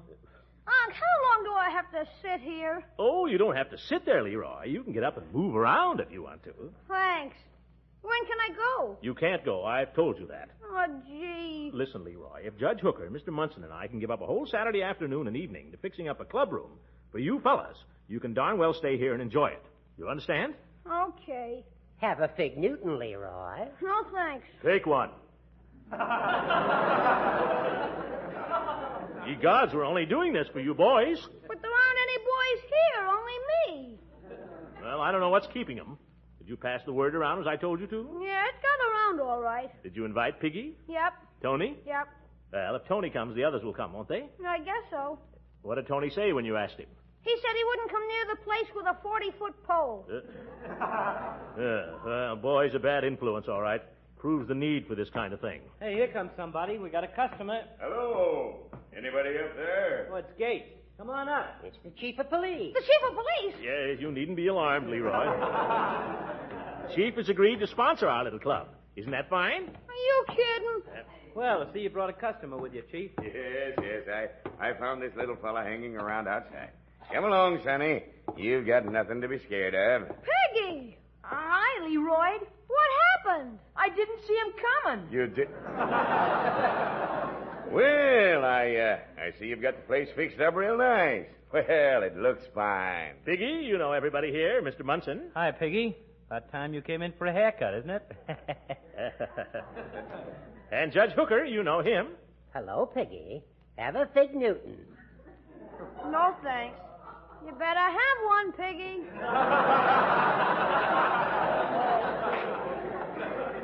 Oh, okay. Take 2. They're small. Take 2, Pig. Now, Piggy, we want you boys to feel entirely at home here. This place is yours, and we want you to regard it as such. Am I right, gentlemen? Right. Take your feet off the table, Leroy. We men are here only to help you have a good time, boys. We'd like you to regard us as your big brothers. Is that understood? Yes, sir. Now, what would you like to do? I don't know. We got all kinds of equipment here. Would you like to play Parcheesi, huh? Well, Sure. There's nothing like a good, lively game of Parcheesi. How about it? if you say so. Wait a minute. Maybe he don't want to play Parcheesi. Certainly. We got other games. How would you like to play Pin the Tail on the Donkey? Oh, for corn's sake. Quiet, you. Of course, if we play Pin the Tail on the Donkey, we'll have to ask the judge to step outside, or somebody might pin the tail on him. Well, don't just sit there, fellas. What do you want to play? If you'd like to know what we'd really like to play... Yes? We'd like to go down to the Y and play basketball with the other fellas. After all the work we went to here? Now, Gildy, we don't want to force the boys to remain here if they don't want to. Well, doggone it. Of course, if they go now, they won't be allowed to come back. That's right. If they go now, they won't get any Coca-Cola. That's right. If they go now, they'll be missing a lot of dandy fun. That's right. But the choice is up to them. What do you say, boys? We'll go! Oh! Well, go on then, both of you. Come on, Pig! Go ahead, get out of here. And don't come back. The darn kids, you try to do something for them, and what thanks do you get? My goodness, what's going on up here? Peavy. Hello, Peavy. I'm sorry if I'm late, gentlemen, but I brought the Coca-Cola. Hey, I could go for a Coke right now. Oh, but it's easier for the boys, Floyd. Nuts to the boys. Let's open them up. Well, I don't understand, Mr. Gildersleeve. Seems our little club is something of a flop, Peavy. Evidently not good enough for them. Well, no, I wouldn't say that. I think it looks very attractive. Got an opener, Peavy? Right here. Oh, look out, Floyd. It's running over. Grab it, Floyd. That's the stuff. Open one for me, Peavy. Boy, that's good. Believe I'll have one too, Peavy. There you are, Mr. Gildersleeve. That's more like it. You know, I'm kind of glad those kids left. Me too. They kind of throw a damper on things. You know what I mean? I don't know what's the matter with boys these days. They don't know how to have fun. Oh, speaking of fun, what would you gentlemen say to a few hands of pinochle? Got a deck down in the shop. Good idea. What do you say, Peavy? Uh-oh, I'm afraid I ought to be getting home, gentlemen. Bourgeois, Peavy, stick around. Hey, Judge, open a bottle for the peeve. One Coke coming up. Yeah. No, really, gentlemen, I've got to drive. Yes, you've got to.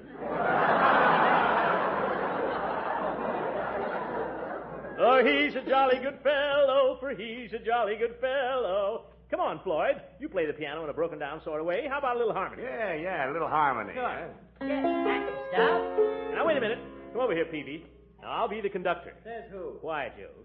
Now, Judge, here's your note. Do. Yeah, a little bushy. That's right. Now, hold on to it. Floyd, you take, me. Yeah, that's your note. I'll take, so. And Peavy, you take, do. Can you make it? Do. Well, congratulations. Oh, and the chief. Chief, can you? Do. Great. There is a tavern in the town, No, Peavy. Now, wait a minute. I know a rule. Huh? Dear old girl. Oh. The robin sings about you, dear old girl. It speaks of how I love. Blinding tears are falling as I think of my lost pearl, and my broken heart is calling, calling for you, dear old.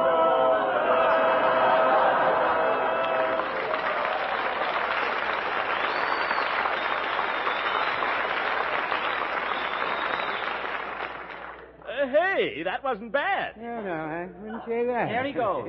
Say, this is fun, do you know it? We ought to do this more often. Yeah, we ought to do it once a week. Tuesday nights, that's when the wife plays Well, bridge. Fridays is better for me. Oh? How about you, Peavy? What's a good night for you? There's no such thing as a good night.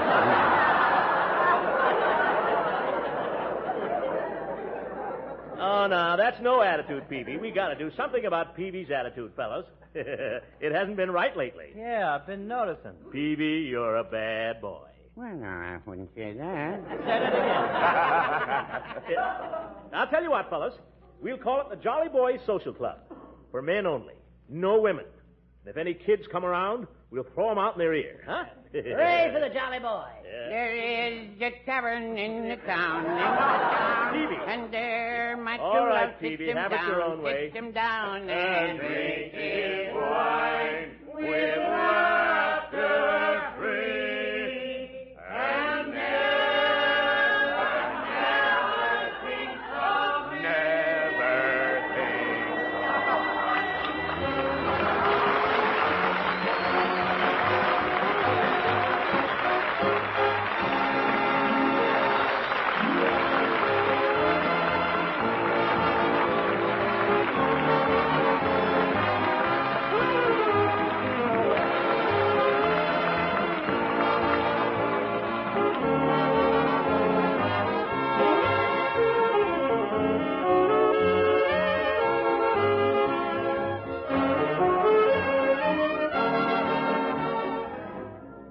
Well, folks, Gildersleeve was kind of silly again tonight.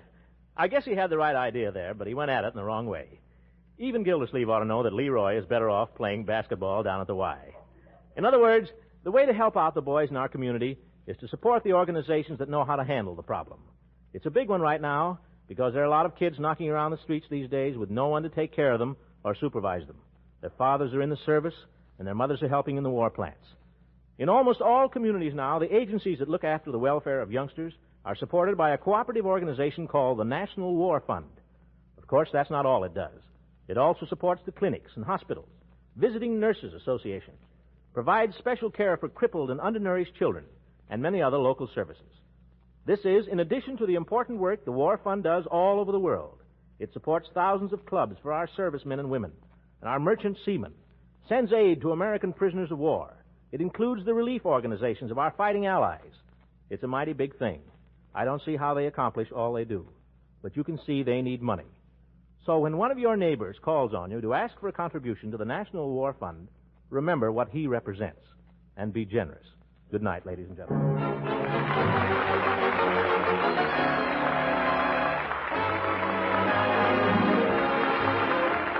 Music on this program was directed by Claude Sweet. And this is Ken Carpenter speaking for the Kraft Cheese Company, makers of parquet margarine and a complete line of famous quality food products.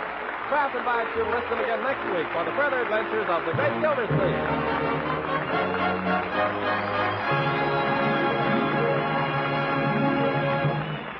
This is the National Broadcasting Company.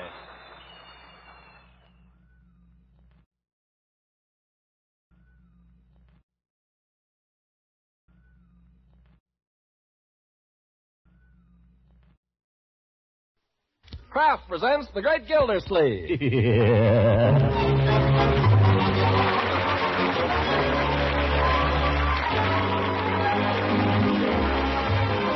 The Kraft Cheese Company, makers of parquet margarine and a complete line of famous quality food products, presents Harold Perry as the great Gildersleeve. Kraft brings you the great Gildersleeve every week at this time, written by John Whedon and Sam Moore, music by Claude Sweet.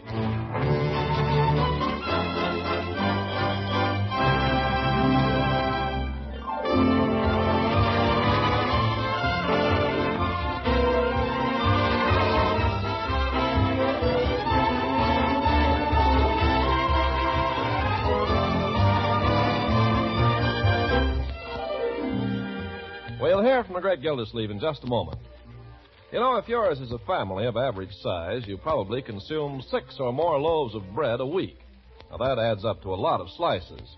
And to make it add up to a lot of good eating enjoyment, too, spread your bread, toast, or sandwiches with delicious, nourishing parquet margarine made by Kraft. Parquet's fresh, delicate flavor really satisfies. Makes bread, rolls, pancakes, and waffles taste so good you'll want to eat more. And as for good nutrition, listen to this.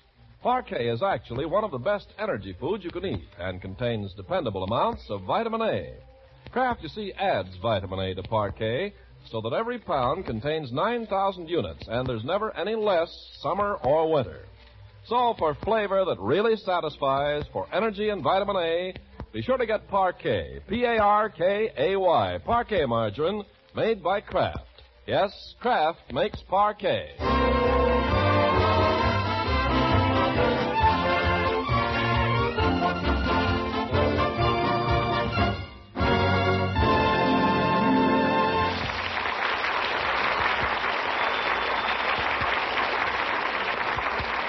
Now let's join our friend, the great Gildersleeve. After weeks of correspondence with his old friend, Fibber McGee in Wistful Vista, a model of McGee's plastic mousetrap has arrived by special delivery. With Marjorie and Leroy at his heels, Gildersleeve bears it triumphantly out to the kitchen. Well, Bertie, there it is. The world's first plastic mousetrap. Looks good, huh, Bertie? Yeah, it looks good, but it sure don't look like a mousetrap. Well, this is no ordinary mousetrap, Bertie. Look, I'll show you how it works.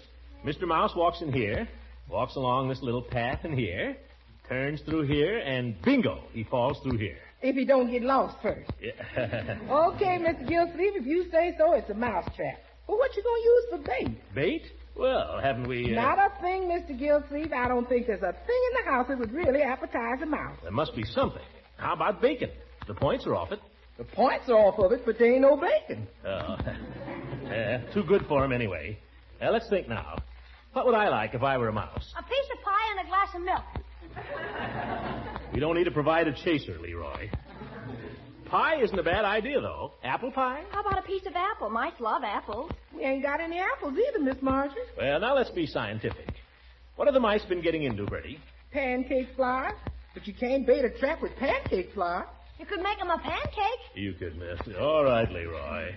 I guess we'll have to get something tomorrow. Confound it, this is very annoying, Bertie. Brand new mousetrap, an invention that's going to make us millions of dollars, and nothing to bait it with. Well, those are the breaks, kid. You go to bed, Leroy.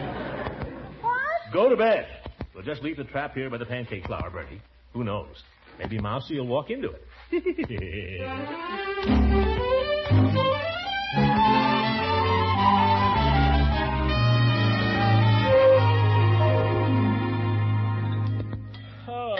Thank you, Bertie. Wait a minute, Leroy. Have you finished your breakfast? Holy cow, I had 11 pancakes. I'm shoving off. I'll see you later. Just a minute. You too, Marjorie. I want to hold a family conference. About what? Well, I'm going to have to ask you children for a little cooperation. Bertie, you too. You see, all the money's going out these days, and none of it's coming in. Yeah, how about that, Unc? When are you going to get off the dime? I don't understand that expression, Leroy, and I don't think I like it either. Well, aren't you ever going to get a job? If you'll be quiet a minute. I know just the job, Uncle Mort. Hogan Brothers need a floor walker. Floor walker? They have a sign in the window. Yeah, I guess that's the easiest job there is, Unc. Why don't you grab it? A man doesn't step out of a career in the public service to become a floor walker. I'm not looking for a job anyway. I'm merely asking you people to hold down on expenses. McGee and I are going to need every cent we can scrape together to get into production. Uncle Mort, I've been thinking. Why don't you be a diplomat? Diplomat? Yeah. It'd be wonderful to travel around in foreign countries and go to state dinners and formal balls. Don't you think so? Yes, it would. Of course, that's not all there is to it, my dear. Say, I wonder how you get into that. Have to have a pull, I suppose. Well, you must know somebody in Washington, don't you? The fellow I went to college with has a job in the Department of Agriculture. I wonder if he knows how. You can't be a diplomat unless you can talk all kinds of languages. Well? Parlez-vous français, Uncle Mort? No, but I bet I could pick it up in a hurry. Yeah. Bertie, how'd you like to live in France? Voulez-vous? Oui, oui, Mr. Gildersleeve. Beaucoup. Bertie, where did you learn French? My brother learned a little French in the last war, and he just passed it along. Yeah, I'd like to hear Bertie hobnobbing with a French chef. Mademoiselle, should the filet à sole be cooked comme ici or comme ça? Say, you're pretty good too, Unc. Gosh, I'm the only one in the family that can't talk French. Well, we'll put you in a French school, Leroy. You'll be talking like a native. Jeepers, would Piggy Banks be surprised? Let's do it, Unc, huh? Well, I might look into it. See who that is, will you, my boy? Yeah, it's probably Piggy. Can I go now if it's Piggy? Yeah, we'll see. Hello? Yeah, just a sec. For you, Unc. Oh, thank you, my boy. Hello? The indicator.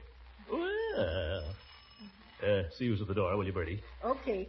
I was talking to someone at this end. Yes, I'd be very glad to see you. This morning would be fine. Oh, no, thank you, miss. Goodbye. He's right in here, Judge. Thank you, Bertie. Well, good morning, all. Judge, golf knickers. I haven't seen a pair in years. Criminy, get him. Nothing so extraordinary about golf knickers. I thought it was getting a little chilly, and they might feel nice later on in the afternoon. Come on, Gildy. We need you to fill out the fumbling foursome. Sorry, Judge, but I'm being interviewed by the press in a few moments. Oh, for goodness sake. About what? About my plans for the future and so on. Uncle Mort is thinking of going back to work. Don't misquote me, my dear. Well, about time. We were just discussing the possibility of a diplomatic career, Judge. You? A diplomat? Why not? Well, what's so funny? You? You a diplomat? I'm sorry, Gildy, but I think that's the funniest thing I ever heard. I don't see anything funny about it. I'd love it. Same here. Well, it would be fine for you children, but... Now, see here, Hooker. I'm sorry, Gildy. I'm terribly sorry. But the diplomatic career is not for you. Why? Well, in the first place, you have to be a millionaire. And in the second place, you're the most undiplomatic man I ever met. How would you like a punch in the nose, you old goat? Why, George, you'd get one if you weren't such an old goat. Well, there's a fair sample of your diplomacy. The punch in the nose isn't being used this season at Dumbarton Oaks. If you were there, it would be. Now, look at it reasonably, Gildy. You know a diplomat's salary is nothing. He has to entertain out of his own pocket. All these state dinners of Marjorie's, you pay for them. Gee, never thought of that. Nobody but a millionaire can afford to take the job. Yeah, you're right. I'd forgotten that. I'm glad you dropped in before I wrote to Washington. Yeah, Unc had the job practically sewed up. Yes. Well, why don't you stop fooling around and get busy and find yourself a permanent connection that'll keep your family from want? Listen, Hooker, I don't want any permanent connection. In a few weeks, McGee and I will be in production with our mousetrap. Mousetrap? Yes. And this mousetrap is going to be bigger than you or me. Oh, fiddle. Why don't you go out to the war plant and see Nelson Humstone? I can fix it up. Now, what do I want to see him for? Humstone is a big man. He was a big man. You wouldn't know him. Why should I go out there with my hat in my hand? You know, Gildy, I believe you're afraid you'd get a job. Nothing of the kind. Then why don't you let me fix it up with Humstone? Why are you so anxious for me to see Humstone, Judge? Are you getting a commission on this? That's a nice thing to say to a friend. Yes. Oh, must be the lady from the Indicator. If you'll excuse me, Judge. Don't worry, I'm leaving. Sorehead, you're just jealous because she isn't interviewing you. It so happens, my friend, that she interviewed me 3 months ago. When she comes to see you, she's getting pretty near the bottom of the barrel. Why? Go on, get out of here, get out of here.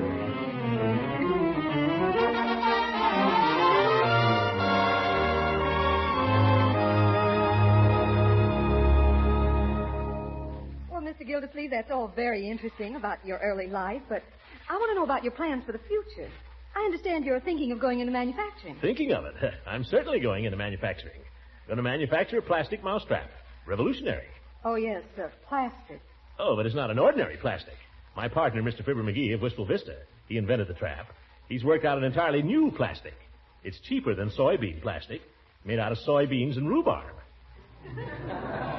Why is that cheaper? Cheaper? Well, because nobody likes rhubarb. Well, that should be a nice little business. It won't be little very long, miss. Mousetraps is just the first step. Plant number 1. Then will come plastic dishes, plastic radios, alarm clocks, plastic pianos. Houses? Certainly. Stockings? Undoubtedly. By in no time at all, Summerfield will be the plastic capital of the world, surrounded by acres of soybeans and rhubarb. That's simply marvelous, Mr. Gildersleeve. You'll go down in history as Summerfield's greatest benefactor. I wouldn't be surprised. Will you be able to print all this? Oh, yes. But I ought to get back to the office now and start writing it. Oh, just one more thing. When do you think you will actually get into production? Any minute, my dear. Almost any minute. Then I'd better hurry. Huh? Mr. Gildersleeve, it's been very interesting. Well, thank you. If you need any more figures or facts, feel perfectly free to call on me. I will. Goodbye, Mr. Gildersleeve. Goodbye, miss. It's been a pleasure. Well, guess that'll show this town who's a big man. I guess that'll make a few people sit up and think... Unc, the mousetrap. Eureka! We've caught a mouse. The age of plastics has begun. But, Unc! Where's the mouse, Leroy? We'll have him stuffed and keep him as a historic souvenir. A monument. Not this mouse, Unc. He ate up half the trap and ran away. Ate it? Oh!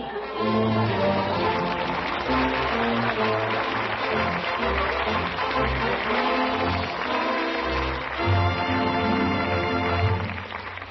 great Gildersleeve will be with us again in just a few seconds.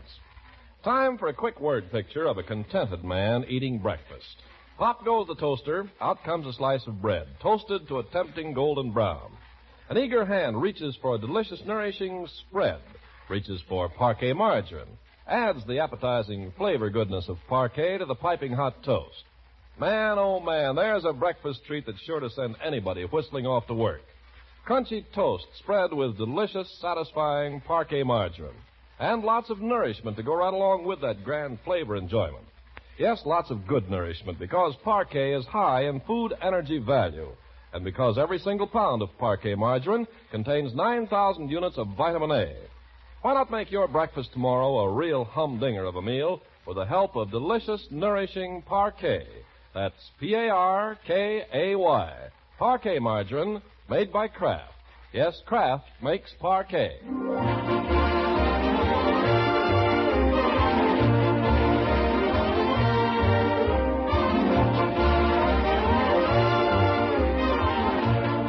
Let's return now to the great Gildersleeve. Despite the glowing story the Indicator has published about him, it's a chastened Gildersleeve we find on Monday morning.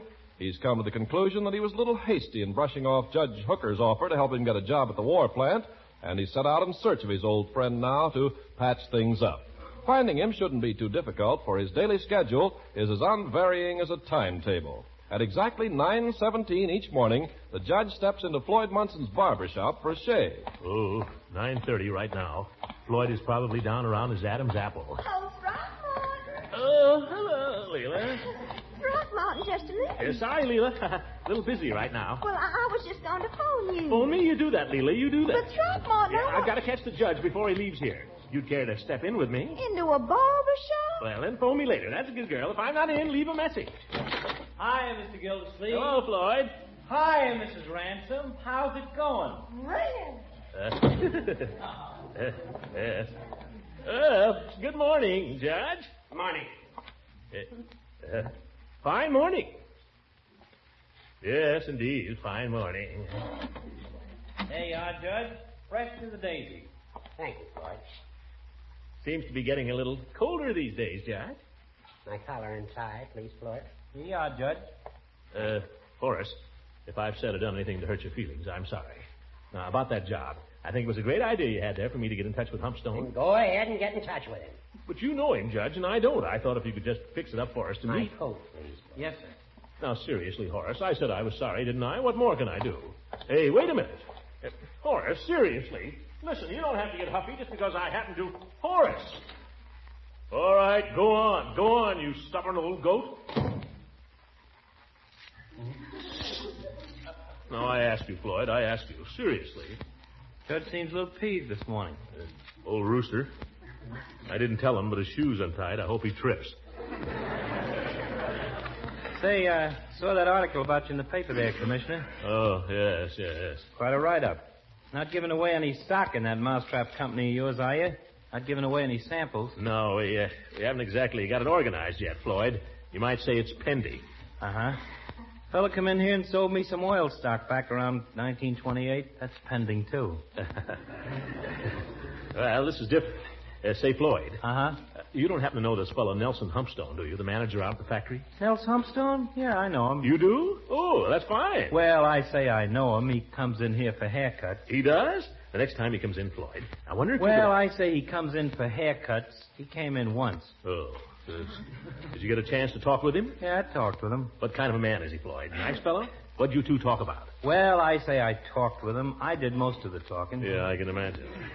Yeah, I remember it like it was yesterday. Fella comes in, he don't say much. Sits down in the chair, remarks he'd like a shave. So, okay, I start in. First I mention it's a nice day out. Never mind what you said. What did he say? Didn't commit himself much one way or the other. So then I asked him who's going to win the election. That usually gets him if the weather don't. What'd he say? Said he hadn't made up his mind, and with that he shuts his eyes like he was going to sleep. So I says to myself, okay, if he don't want to talk, okay. I'm not one of these barbers that runs off at the mouth all the time, you know what I mean? Yeah, I know what you mean. If a man don't want to talk, that's all right with me. I can take a hint. Sometimes I don't want to talk myself. Sometimes I'll be quiet for whole minutes at a time, just thinking. The wife says to me at night sometimes, Floyd, for goodness sake, she says, why don't you stop thrashing around and go to sleep? Just thinking. Getting back to Humpstone, Floyd. Oh, yeah, so he's laying there with his eyes closed, and I'm shaving him. Well, I might have never heard another peep out of him, only the razor slipped. You call yourself a barber? Well, your razor would have slipped, too. It would? What do you mean? Well, I'm looking out the window, and I happen to see one of the Bagley sisters waltzing by. So I waved to her with my razor, just being friendly, you know what I mean? And who comes along right behind her but the wife? Boy, I got back to work so fast, no wonder I nicked him. Well, what did he do? Bawl you out? No, it's a funny thing. He just opens one eye and says, watch it. Gave me a quarter, too, when he left. But you know, he's never come back. Funny fellow, Humpstone. Hard to figure out. Yeah, well, I can see you aren't going to be much help to me, Floyd. Oh, sorry, Commissioner. You don't know anybody else who knows him? Might try Peavy. How would Peavy know him? Well, I'll tell you, I always seem to be out of court plaster here somehow, so when I run into a little bad luck with a customer, I usually send him along to the drugstore, and Peavy patches them up. No wonder he has time for anything else. Yeah, well, I drew blood with Humpstone there, so who knows? Maybe him and Peavy struck up an acquaintance. I'll try him, Floyd. Goodbye. So long, Commissioner. Be seeing you at the Jolly Boys Club tomorrow night? That depends, Floyd. Depends on how jolly I feel.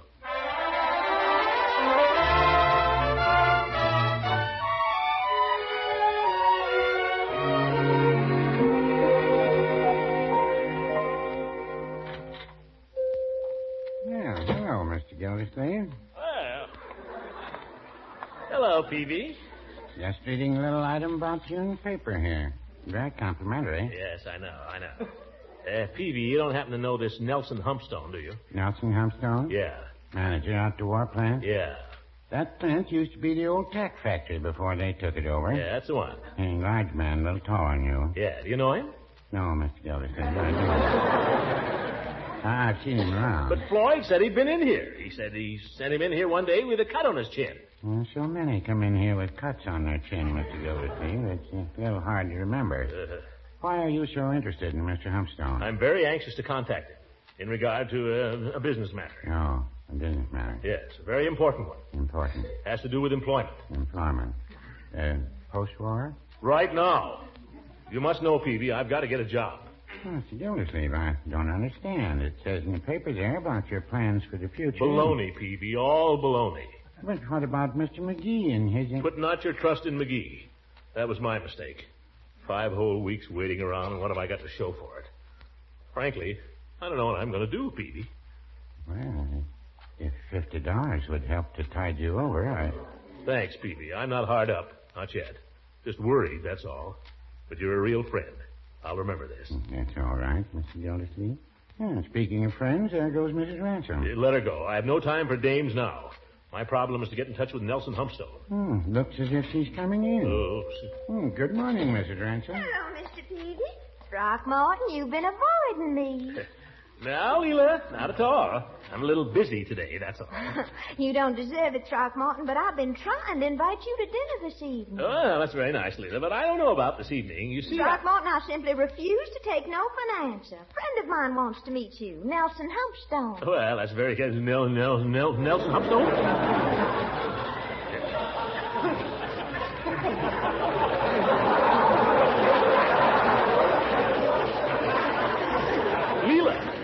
Leila, is Nelson Humpstone a friend of yours? Well, I only met him last weekend at the country club, but we got along famously, if I do say so. And Nelson Humpstone wants to meet me? He called me up specially this morning before I was hardly awake. Peavy, it's a small world.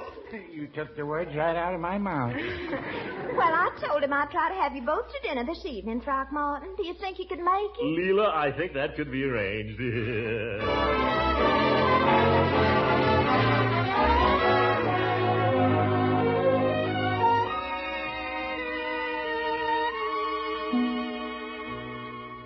It's all a matter of organization. Organization and know-how. They said it couldn't be done. Humpstone, they said it can't be done. Well, sir, Excuse me. Bertie, I'm afraid Mr. Humpstone's glass is empty. Yes, ma'am. Oh, forgive me, Mr. Humpstone. Continue. You're sure this is not boring? Oh, gracious, not at all. I think it's fascinating. Fascinating. Well, sir, you won't believe this, but as of August 1st, we were turning them out at the rate of $90,000 a day. That's over $600,000 per week. Say, that's nothing. At the time I resigned from the water department, You know how many gallons we were pumping? 800,000 per. Per week? No, per month. When you think of that in quarts, brother, that's a lot of water. Excuse me, Mr. Gildersleeve, but how about another little piece of peach shortcake, huh?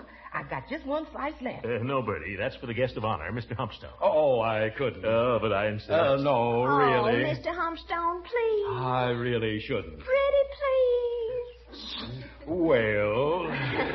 I'll take it as a personal insult if you don't. That's an old Southern recipe I learned in Savannah. What's the matter, Bertie? That ain't no Southern recipe. I got that recipe off the flour bag. Bertie is such a jewel. Mr. Gildersleeve was kind enough to lend it to me for the evening. I hope he'll be kind enough to take her with him when he goes. Well, wherever the recipe came from, the shortcake is delicious. Yeah. In fact, the whole dinner has been delicious. Thanks. I mean, yes, it has, Leila. It's such a relief to get away from restaurants and enjoy a good home-cooked meal for a change. Oh, you're not married then? No, I never seem to have found the time somehow. How interesting. Well, I suppose I should have invited another girl this evening for Throckmorton, but, well, I decided I'd just keep you two men all to myself. Wasn't I wicked? Have a cigar, Mr. Humpstone. No, try one of mine. No, have one of these. They're 2 for $35. These are imported. I'd like to know what you think of them. Well, in that case, fair exchange is no robbery, I guess. You don't mind, Mrs. Ransom? Oh, not at all, gracious. I love the smell of cigars. Oh, have one, Leila. Oh, Throckmorton, you're outrageous. I am. Well, now, if you'll excuse me, I know you men have things you want to talk over, so I'll just leave you alone with your cigars. Oh, don't get up. Oh, I insist. Oh, allow me. Oh, thank you. Gracious, it's so long since anybody's pulled out my chair for me. Now, don't you talk about me when I'm gone, you hear? Charming woman, charming. Well, Mr. Gildersleeve? Well, Mr. Humpstone? It's been a real pleasure meeting you this evening. Something I've been looking forward to. Well, I think I can safely say that the feeling is mutual, Mr. Humpstone. Yes, sir. I understand you resigned from the water department here to go into private industry. Oh, yes. I've had numerous offers, which I am considering at the moment. I haven't decided on any yet. I believe I read something in the paper about your planning to form a company and go into production shortly on some household article. Mousetrap, was it? Oh, yes, that. Well, there's still a few bugs in that we'll have to get ironed out. Have to change the formula, I'm afraid. Not make it so tasty.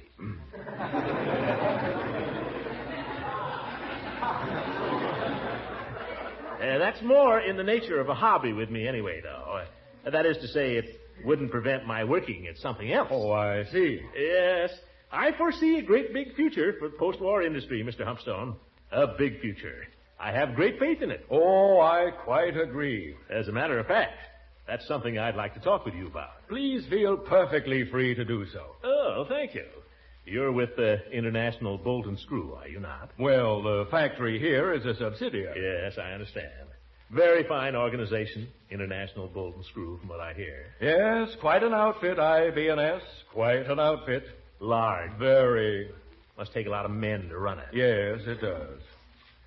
I was thinking, Mr. Humpstone, you'll be expanding after the war. You'll be taking on more men for peacetime production. And it's not too early now to start planning ahead. Oh, but there you're wrong, Mr. Gildersleeve.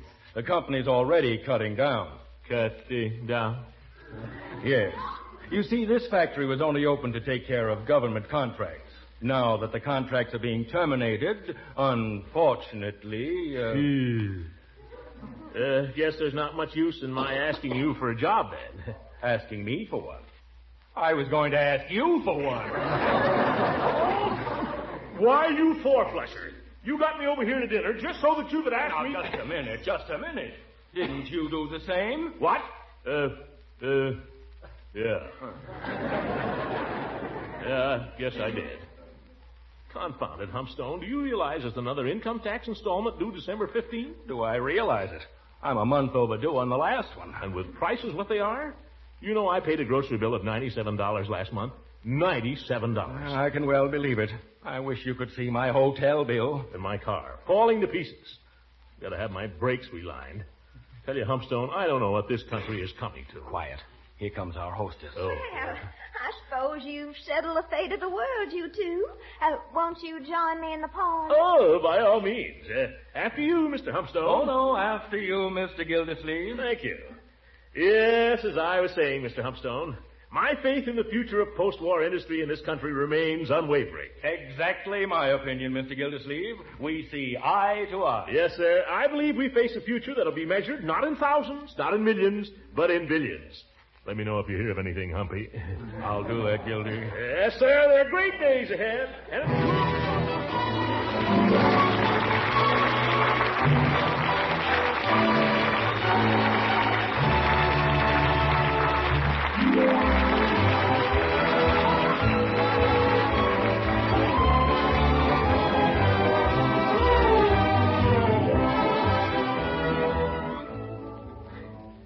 Well, Peavy, that's the way it is. McGee turned out to be a faker, and Humpstone was a fraud. Well, you know what they say, Mr. Gildersleeve. The best laid plans of mice and men gang after glee. Yeah, that's right. Well, it's all water over the dam now, anyway. Just have to get out and find work, I guess. That's the main thing, anyway, to be working. They say it's work that makes the world go round. Honest toil, nothing to be ashamed of. Work. Yeah, I guess that's the most important thing in a man's life. His work. That's right. Yes, sir. Work. By George, how I hate it. Good night, Peavy. Good night, everybody.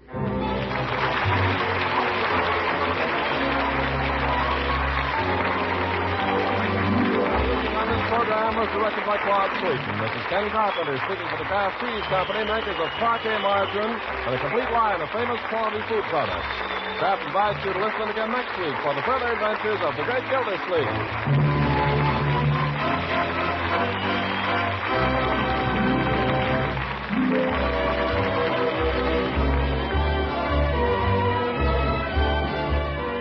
The crispness in the air these brisk autumn days is your cue to add more zest, more flavor sparkle to foods.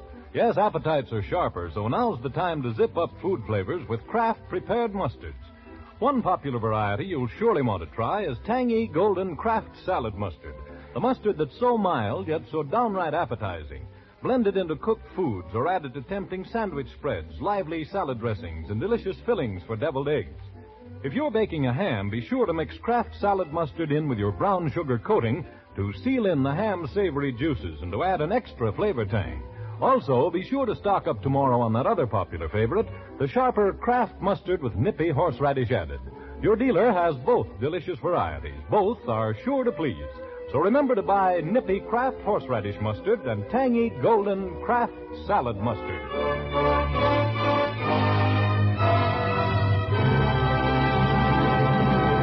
This is the National Broadcasting Company.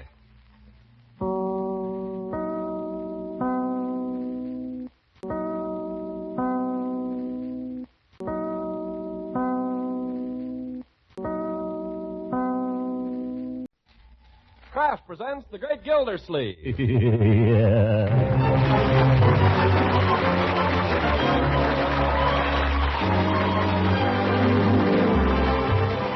Kraft Cheese Company, makers of parquet margarine and a complete line of famous quality food products, presents Harold Perry as the great Gildersleeve. Kraft brings you the great Gildersleeve every week at this time, written by John Wheaton and Sam Moore, music by Claude Slayton.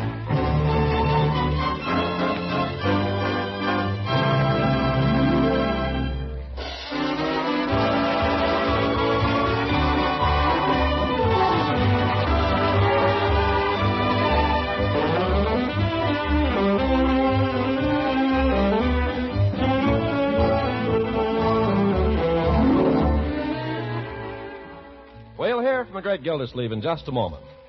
Whenever you serve bread, serve it the way millions of families enjoy it most. Spread with delicious, nourishing parquet margarine.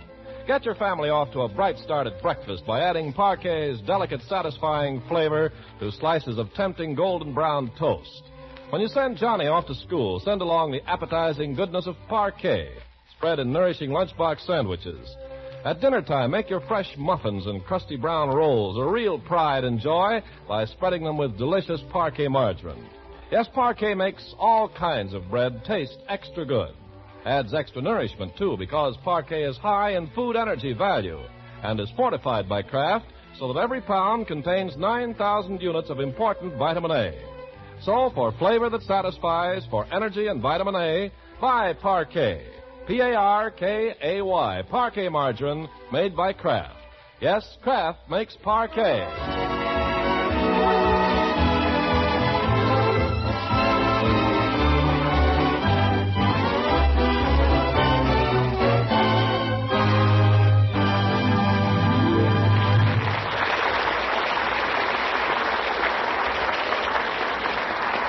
Now, let's join our friend, the great Gildersleeve. It's a bright, snappy Saturday morning in October, the kind of a day that's supposed to make a man feel like working. And as Gildersleeve stands in his front parlor smoking his after-breakfast cigar, he glances out of the window and, sure enough, he sees a task. Leroy, I thought I told you to rake up those leaves. Didn't I? You didn't say when to rake them. I suppose you want to wait till they're covered with snow. The leaves must be raked now, Leroy, today. Today? Today is Saturday. Why can't I do them Monday afternoon, Unc? First thing Monday afternoon. Because I want them done today. I don't see why they couldn't wait till Monday. Don't argue, my boy. You haven't a single thing to do all day today. It's my day off. Can't I wait till Monday? No, you started them Wednesday, but you didn't finish. You must learn to concentrate, my boy. Buckle down. Do a job right. Finish it up. Could you help me, Unc? Between us, we could finish it up in a hurry. I'm busy, Leroy. Oh, you're just sitting around. I am not sitting around. I'm worrying about finding some kind of work so I can support you and Marjorie. I wish all I had to do was worry. What did you say, Leroy? Nothing. Well, get at those leaves and right now. Oh, before you start, did you clean up your room this morning? Oh, sure, I cleaned it. Will it bear inspection, Leroy? Well, gosh, if you're going to go over it with a magnifying glass. Never mind that. Did you make your bed? Now, how do you suppose I could have forgotten that? Confound it, Leroy. I don't know what I'm going to do with you. I looked at your room yesterday, and it was a regular pigsty. How can you stand to live in it? I don't know. I'm just naturally sloppy, I guess. Oink, oink. And don't be so smart, young man, or I'll make you smart. In a certain place. Understand? Oh, sure. Now go upstairs and do your room at once, so it can stand inspection. Okay. Fine way to spend Saturday. Leroy, have you done your practicing? Leroy. What did you say, Unc? Have you practiced your piano? Some. Some? I pay good money for those lessons, young man. You get over to that piano and start practicing right now. What about my room? Practice the piano. What about the leaves? Practice the piano. Sit down on that bench and don't get off of it for 2 hours. Gosh, I'll be working all day Sunday, too. I won't have any fun at all. What's Leroy beefing about now? Marjorie, have you done your room this morning? Oh, yes, Uncle Mort. Good girl. Make your bed? Of course, I always do. Leroy, why can't you be more like your sister? She makes me sick. Now, young man, we're all supposed to do our part around here. Excuse me, Mr. Gildersleeve. Have you made your bed, Bertie? What is it? Miss Marjorie, those curtains from your room has been sitting in my laundry tub for 3 days. I can't do my laundry till you get them out of there. Marjorie? Miss Perfect. Leroy, practice the piano. Ha, Mr. Smarty Pants. And you go wash those curtains, young lady. By George, we're going to have some new work habits around here. When we start something, we're going to finish it. We've got to learn to concentrate.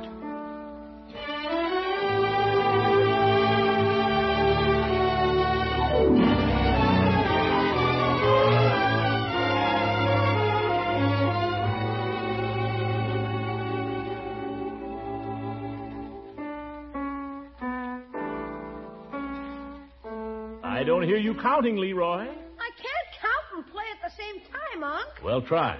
4 and 1 and 2 and 3 and... That's wrong, Leroy. I told you I can't count and play at the same time. I bet nobody can. All the great pianists know how to count, Leroy. Well, they don't count so you can hear them. You remember when you took me to hear that guy and we sat in the front row? He never counted once. I was watching him. He doesn't have to count anymore, but he knows how. Now, stop arguing. Count to yourself if you want to. Okay.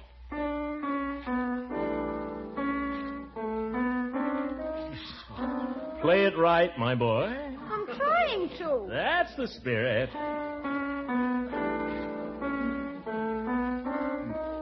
You're not trying, Leroy. I am, Unc. Well, don't make the very same mistake every time. Well, this is a tough piece, and I'm just starting it besides. Oh, well, it's going to sound very nice when you've learned it. I wonder when that will be.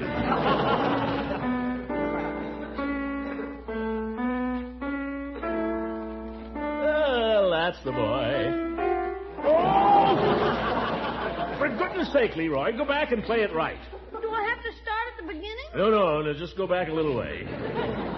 Okay.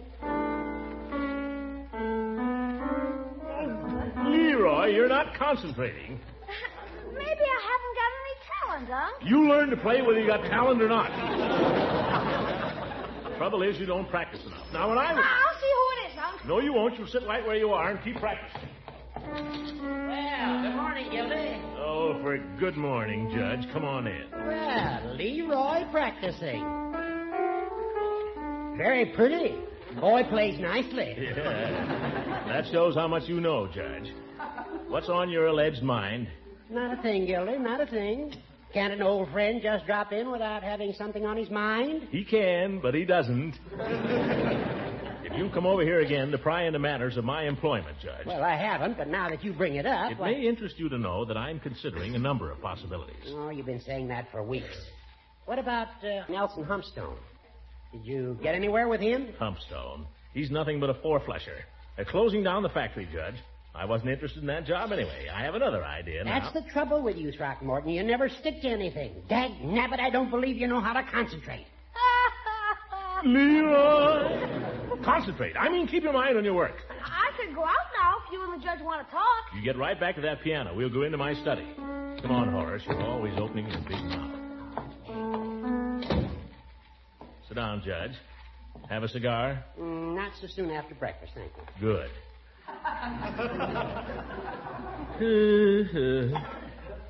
You know, Horace, the more I think of it, the more I miss my old job at the waterworks. That wasn't a bad job. It's gone now. Water over the dam.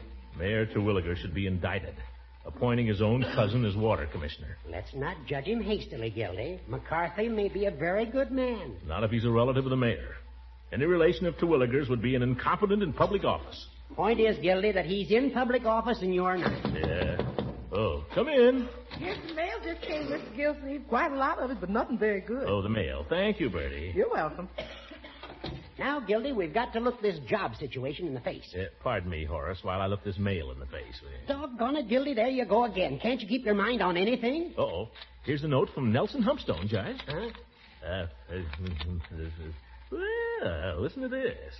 Dear Gildersleeve, I'm flying back to the home office of International Bolt and Screw for a couple of days on very short notice, and it looks like they're planning to convert to civilian production instead of closing down here.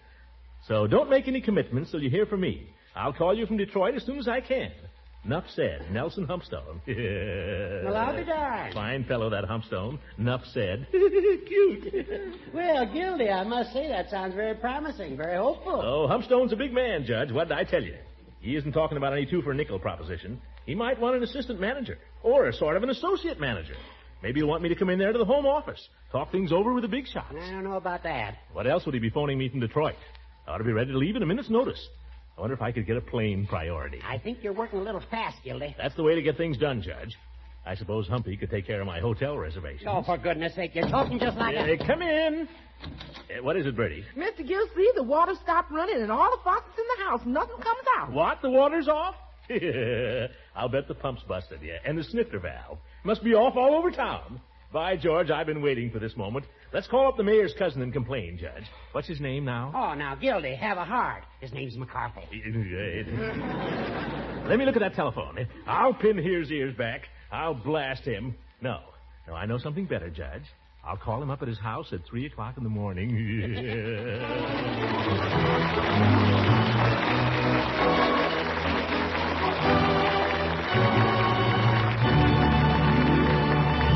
Great Gildersleeve will be with us again in just a few seconds. In nourishing meals at home and in lunches at work, you busy home front soldiers need the best of energy foods. And luckily, some of America's best energy foods cost very little. Economical Parquet margarine, the delicious Kraft quality spread for bread, is a shining example of a food high in energy value, yet extremely low in money cost, and low in ration point cost, too. Kraft makes Parquet margarine, and of course Kraft uses only top quality, highly refined vegetable oils. And that explains why Parquet is one of the best energy foods you can serve. What's more, Kraft fortifies Parquet margarine so that every pound contains 9,000 units of vitamin A. So for important food energy, for important vitamin A, and equally important for a fresh, delicate flavor that's sure to satisfy, serve Parquet. Parkay, Parquet margarine. Tomorrow, buy Parquet. It's made by Kraft.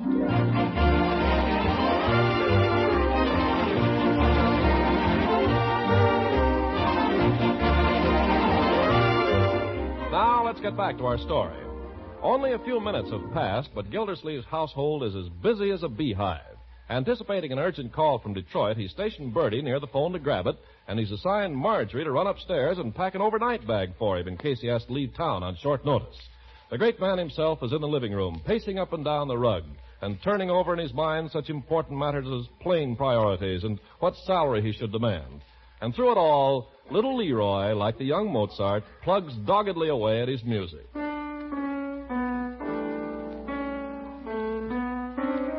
Leroy, read the notes. Read the notes. I am. You are not. Well, you can see for yourself. It says here. Don't tell me what it says. Play 'em.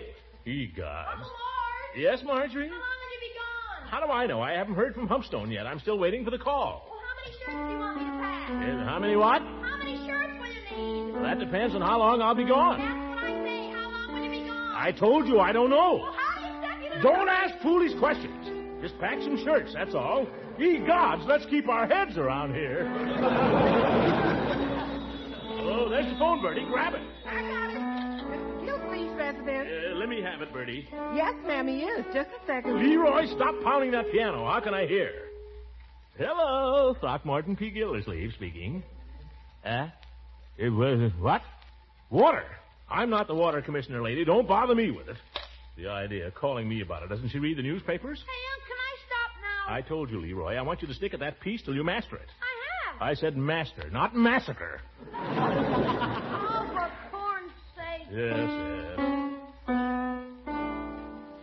Uncle Mort, do you want me to pack your razor? What's that? Razor? Oh, yes. Bertie, remind me to get some razor blades before I leave, will you? I'm all out. I will if I can remember. Leroy, maybe you better remind me.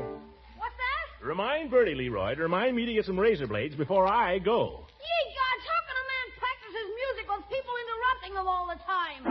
I give up. I'm going out. Come back here, young man. Okay.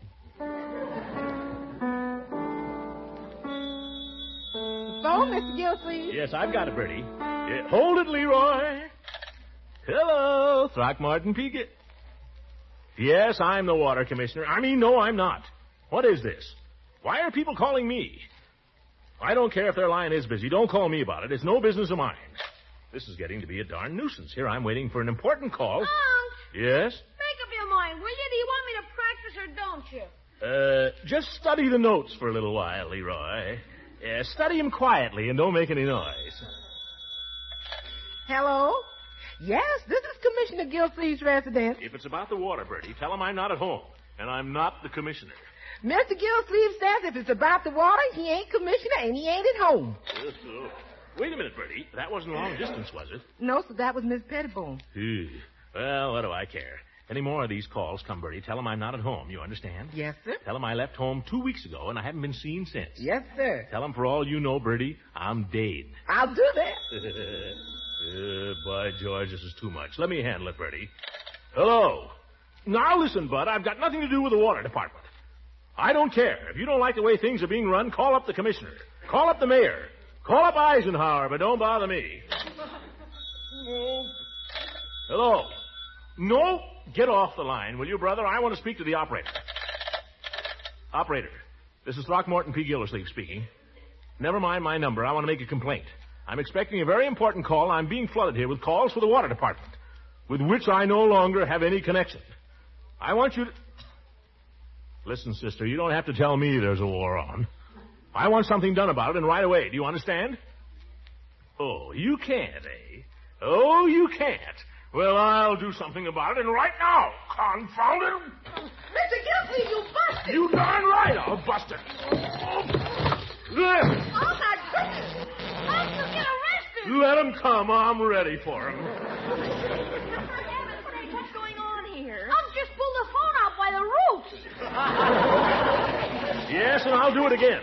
They can fire me out of the water department. They can put an incompetent in my place. But I'll be go to blazes if I'll take his phone calls. Let him ring me now. Yeah. Go ahead and ring. But, Uncle Mort, what about Mr. Humpstone? If he tries to call you now... Humpstone? Oh, why didn't somebody stop me? Why did you deliberately stand there, Marjorie, and let... Oh, my goodness, I've got to do something. Humpstone might be trying to call me right now, all the way from Detroit. I'll run over to Mrs. Ransom's and phone the call company. I mean, call the company.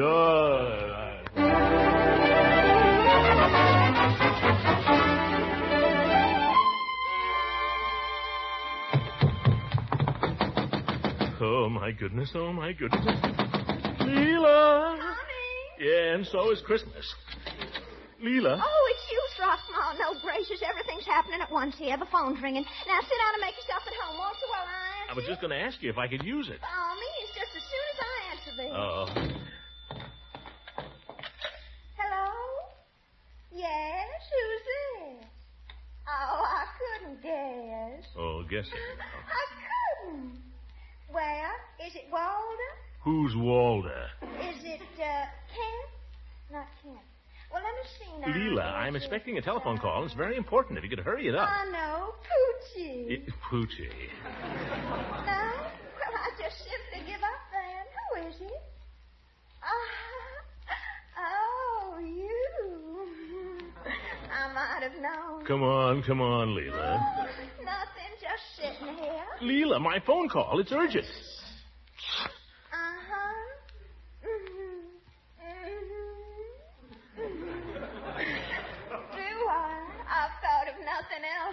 Oh, for goodness sake. No. Tell me. This could go on for years. Leila. Excuse me. Throckmorton, please. Yeah, who is it? Wouldn't you like to know? Sorry, go ahead. No, I was just getting comfortable. Go ahead. Oh, for the love of Mike. Silly, of course I'm alone. No. Oh, I declare anyone would think you were jealous. Leila, excuse me, but I got to interrupt for a minute. Excuse me again, just a second. Couldn't you ask him to call back later or something? But I've only just met him, Throckmorton. I don't know him well enough to be rude to him. Oh. But my call is important. Well, I suppose you think this isn't important. All right, wait a minute. Do me a favor then. When you get through, if you ever do, Leila, call the phone company and tell them my phone is out of order. Very well. Wait. When you've done that, call the long-distance operator and tell her I'm expecting a very important call from out of town. Yes? Tell her I'll be at Peavy's drugstore, Leila. Tell her to switch the call to me there. That's a good girl. Oh, Throckmorton, wait. Yeah? Who are you expecting a call from? Wouldn't you like to know? Yeah. Hello? Sorry about the interruption. The plumber just arrived.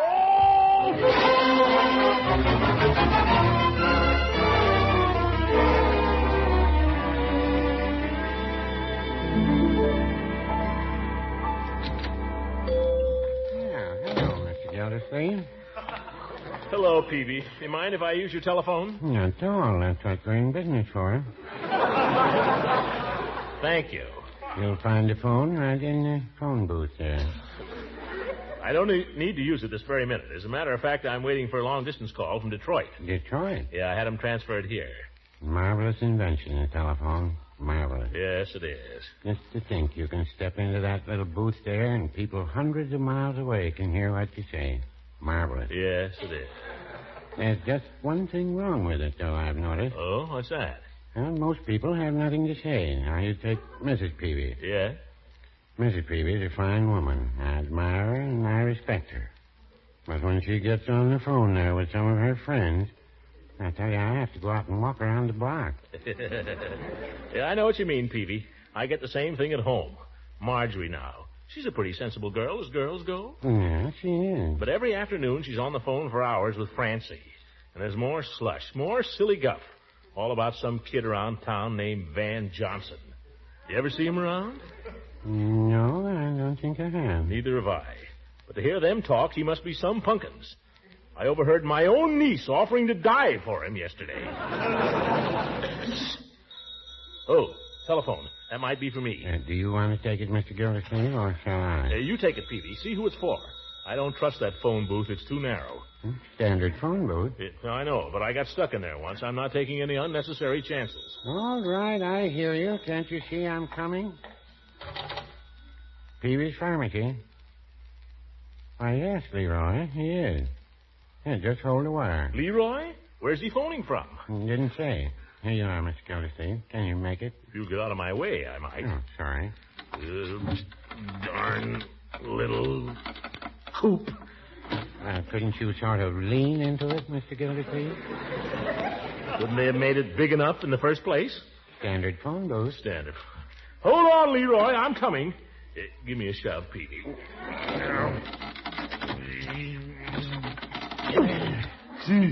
Yeah.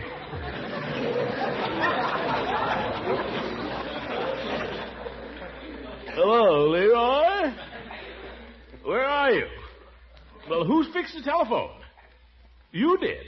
Great. Don't ever do that again, Leroy. You might get a shock. By George, how'd you do it? Don't tell me now. I'll be right home, Leroy. I'll be right home. What do you know, Peavy? Leroy fixed the telephone. Was there something wrong with it? Was there something wrong with it? But he just hitched a couple of wires together or something. I don't know. By George, modern kids are wonderful. Maybe I'd better call the phone company and tell them to switch the call back there. Got a nickel, Mr. Gildersleeve? I don't know. I'm wedged in so tight here I can't get my hand in my pocket, Peavy. Yeah, let me put a nickel in for you. Yes, thanks, Peavy. Dial the operator for me, will you? I can't reach that either. Yes, thanks. Hello, operator. I want to report a telephone out of order. Well, I don't know what caused it. It just went dead. It went dead, but now it's all right again, so if you send anybody to fix it, don't bother. Marvelous invention, telephone. Operator, wait a minute. I'm expecting a call here, long distance. I'd like to have it transferred. Gildersleeve. Throckmorton P. Gildersleeve. The number here? What's the number here, Peavy? It's right on the dial there. I know, but I can't get far enough away to see it. Summerfield 34260. Oh, yeah, Summerfield 34260. Yeah, that's right. That's where I am now, operator. But my home phone number is Summerfield 32371. Yeah, that's the one that was out of order, so I called you from another number. A friend did, to ask you to switch the call when it comes. Here. Do you understand? Huh? I don't either, but I want it here now, and I want it at home.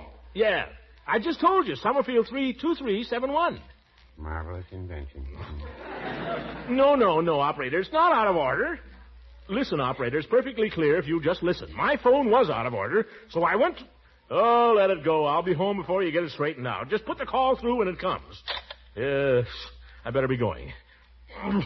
Confound it, Peavy, I'm stuck. Now. Get me out of here, Peavy. Get me out. Easy does I've got to get home, Peavy. That call, I may be missing it. Get me out of here. No need to get panicky, Mr. Gildersleeve. We've been through all this before. Just deflate. Huh? Let your breath out. Let it out. I haven't taken a breath since I got in here. Hey, evidently you've put on a little weight. No, I haven't put on any weight. Well, then it's been redistributed. Stop talking, will you, Peavy? Do something. You got me in here. Well, no, I wouldn't say that. Well, it's your fault anyway for having this thing around.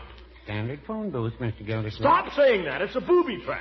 Well, looks as if we caught one.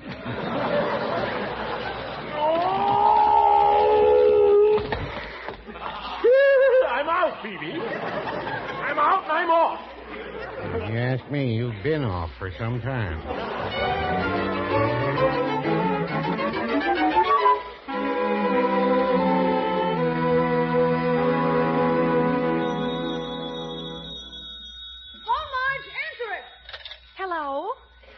Yes? Oh, my goodness, it's long distance for Uncle Mort. Just a minute, please. That's the call he's expecting. Well, where is he? Well, he said he was coming right home. Hold the wire, please. What is it, Miss Marjorie? Bertie, it's a call for Uncle Mort, and I don't know what to tell him. Run to the window, Leroy, and see if he's coming. Here, give me that, Miss Marjorie. I know what to tell him. But Bertie, Your uncle told me what to tell him. Hello? Here he is. Long distance, Uncle. I'm sorry. Mr. Gildersleeve ain't here. He ain't been around for 2 weeks. I expect he's probably dead. Bertie! How's that for telling him, Mr. Gildersleeve? Bertie, that's a call I've been waiting all day for. Well, those are the breaks. working? Leroy, give me that telephone. Oh, I'm sorry, Mr. Gildersleeve. Never mind. Operator! Operator! Operator! That's the kind of service you get. Operator! When you want them, you can't get them. When you don't want them, they call you up. Operator! I pay good money every month for this. The darn thing. Uncle Mort. I won't have it in the house. Not again. This time I mean it, confound it. Oh! Take that!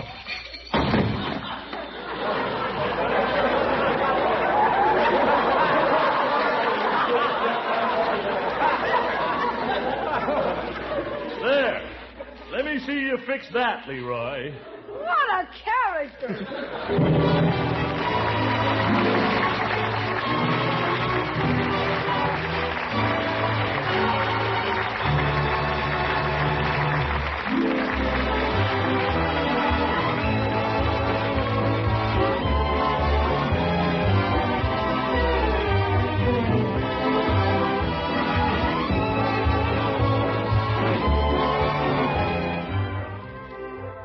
Ladies and gentlemen, I'd like to say just a few words on behalf of an organization to which all of us owe our lives, our freedom, and our hope of security, the United States Navy. On October 27th each year, we celebrate Navy Day. This year, Navy Day will mean almost more than it ever has before, because our Navy is now the strongest naval power on this earth. The number of warships in the fleet has been almost tripled since 1939, and 30,000 naval planes are scheduled for delivery this year. 30,000 planes. I hope the Japs are listening. But though the Navy has done a tremendous job in this war and has the men and materiel to finish it, we mustn't think it's going to be easy. Navy officials estimate it will take at least a year and a half or 2 years to knock out the Japanese after the war in Europe is over. The Japanese are tough, ladies and gentlemen. They can still increase their production, and their army is not yet up to full strength. So it's up to us here on the home front to stand behind the Navy in the big job that's still ahead. And these are the ways we can help. First, stay on the job in Navy yards and factories. Second, we can maintain our Navy's high morale by writing to the men. Let them know we appreciate what they've done and are doing. But let's not write as if we expected the war to be over in a few months. Third, the Navy needs waves and nurses. Women between the ages of 20 and 36 can release naval men for active duty. Just go to the nearest Navy recruiting office. Or, if you're a registered nurse between 21 and 40, you can be commissioned as an ensign. For information on this, write to the Surgeon General at the Navy Department in Washington. The Navy needs our help, ladies and gentlemen. Navy Day is next Friday, October the 27th, but we ought to make every day Navy Day till the war is won. If we stop and think how much we owe the Navy, I know we'll all be glad to do whatever we can. Good night.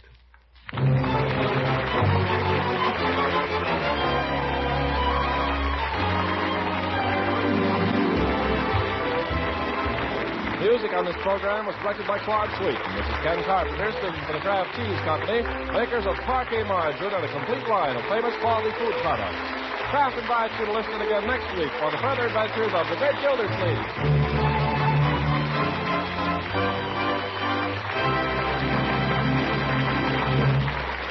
This is the National Broadcasting Company.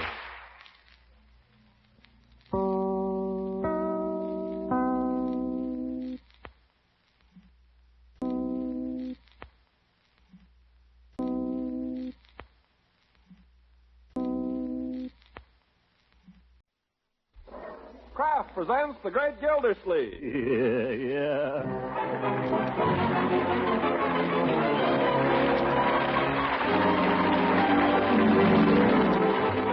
Kraft Cheese Company, makers of parquet margarine and a complete line of famous quality food products, presents Harold Perry as the great Gildersleeve. Kraft brings you the great Gildersleeve every week at this time, written by John Whedon and Sam Moore, music by Claude Sweeten.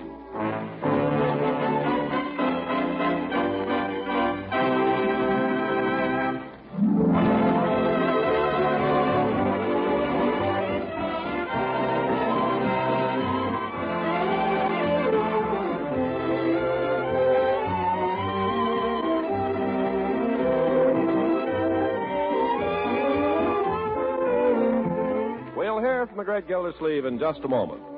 Good, nourishing foods, as you well know, disappear mighty fast from your dealer's shelves these days. And that explains why sometimes he may temporarily be out of delicious parquet margarine that's made by Kraft. Yes, Kraft makes this nutritious, fine-flavored spread for bread. And, of course, Kraft is doing everything possible to keep your dealer supplied.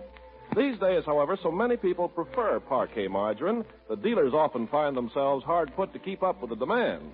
So our advice is watch your food dealer's refrigerator or his refrigerated display case and buy Parquet whenever there's a new supply on hand. Remember, Parquet is an excellent energy food and is fortified by Kraft so that every pound contains 9,000 units of vitamin A. And it's such a delicious, satisfying spread for bread. So look for and always ask for Parquet, P-A-R-K-A-Y. Parquet margarine made by Kraft.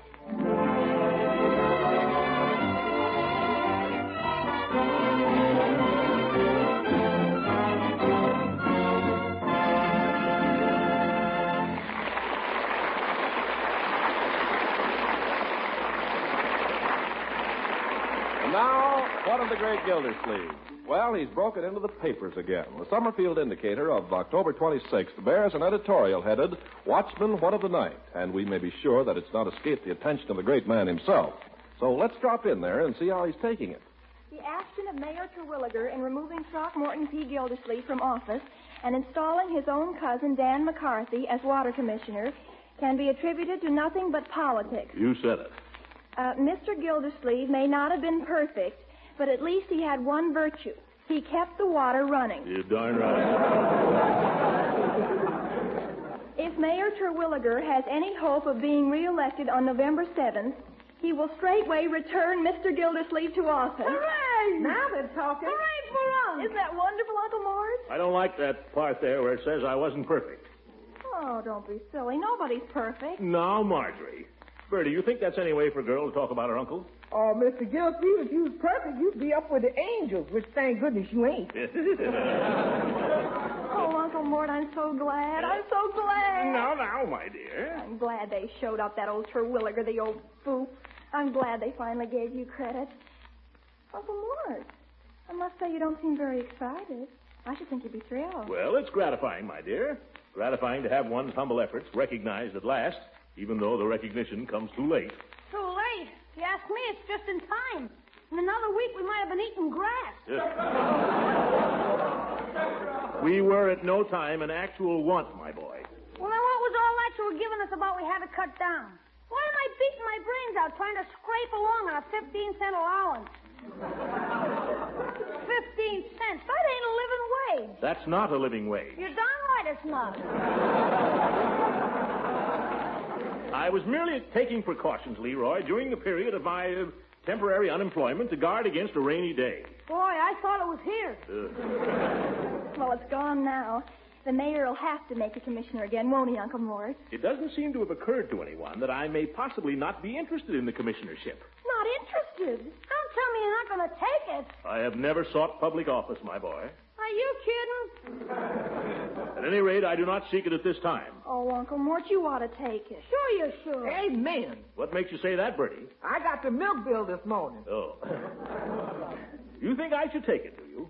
You think that being water commissioner is the best your old uncle is capable of, do you? You could do worse, Uncle Mort. You're doing worse right now.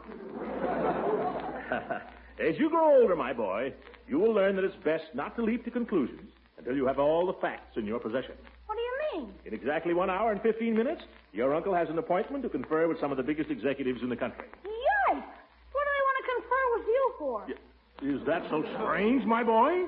Oh, no, but... I wondered why you had your best tie on. How do I look, my dear? Like an executive? Like $1 million. But, what are you going to see, Uncle Mort? Well, I wouldn't want this to get beyond these walls, my dear. But I saw Nelson Humpstone yesterday out at the factory. He's back from Detroit? And not only that, he's brought with him some of the big shots from International Bolt and Screw. Oh, You think they might want to talk to you about a job? Well, they certainly don't want to run me for president. My hat, my dear. Leroy, my walking stick. Your walking stick? You heard me. Well, you haven't used that in years, huh? The occasion for it has not arisen. I don't see what you want to use it now for. Because, my boy, I'm meeting these men for the first time. And first impressions are very important. Well, that's just what I mean. Leroy, get the walking stick.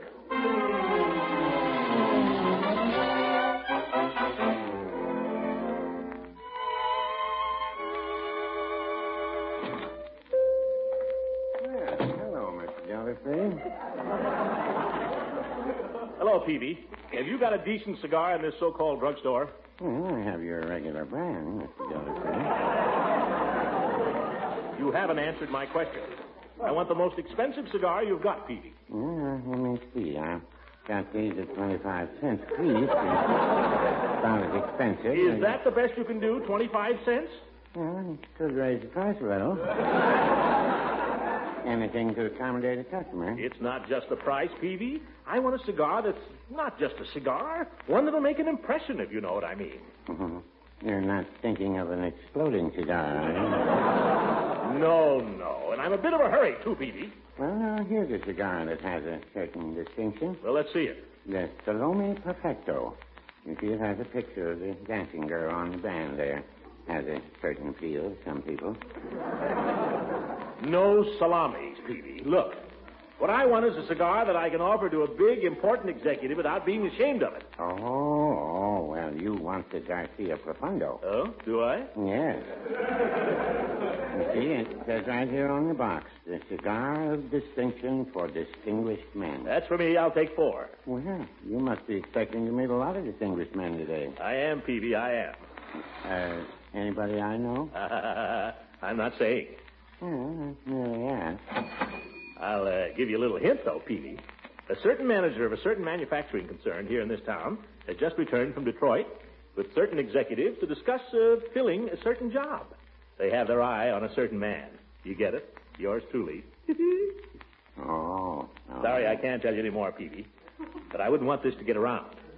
You know what the competition for these big jobs is like. Dog eat dog. Dog eat Humpstone. What? How did you find out about Humpstone? You almost broke up my phone booth last week trying to get in touch with him, if you remember. Oh, yes, that. Well, I'm due over at the plant there in half an hour to meet some of the big shots. Confidentially, Humpstone tells me I've got the inside track. That's so? The inside track must be a little crowded.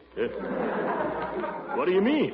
Well, Frank Jessup was in here this morning. You know him. Jessup? Oh, yeah, he has the Buick agency over on State Street. He had the Buick agency. He's out there at the plant right now. He is? Yeah, and then there's Walter Kornblum. I hear he's been... Kornblum? Oh, my goodness, it must be all over town. I'd better get over there. No, Mr. Gildersleeve, your cigars. Cigars? Oh, yeah, let me have them, Peavy. I hope they do the trick. Well, they ought to, at a quarter apiece. If it's any comfort to you, Jessup bought the 2 for 15 centers. Oh, great. I'll let him beat me to the draw, then I'll move in with the big gun.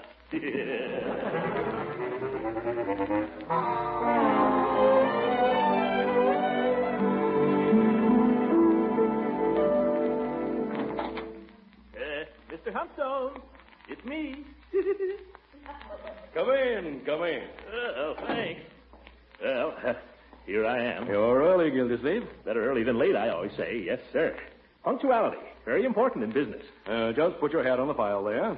It won't be in the way. No, not at all. Have a chair. Thanks. Well, Mr. Gildersleeve? Well, Mr. Humpstone? Today should tell the story, I guess. Yeah, I guess so. Have a cigar. Oh, no, thank you.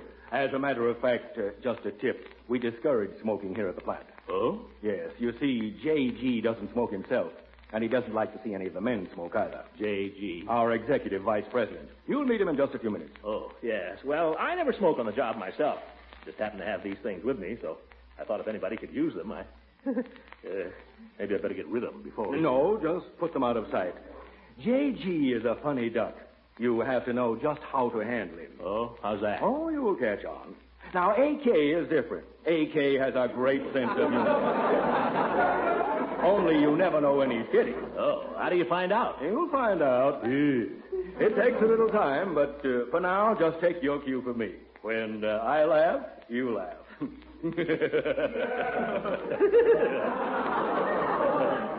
Now, there's nothing to be nervous about. Oh, I'm not nervous. Not me. I understand, though, that you've been interviewing a number of men for this position. Well, naturally, we want to cover all the possibilities. But don't worry, you're still in the lead. Well, that's fine. Yes, you see, this position calls for some knowledge of hydraulics. Hydraulics? Yes. And with your experience in the water department, we Oh, yes, I ran into plenty of those hydraulics down there at the water department. Oh, plenty. Yes, Miss Pickens? J.G. will see you now. Well, J.G.'s ahead of schedule. How did that happen? He's been cutting his interview short. Uh-oh. In a bad mood today? Brother. After you, Mr. Gildersleeve. Oh, no. Oh, no. After you.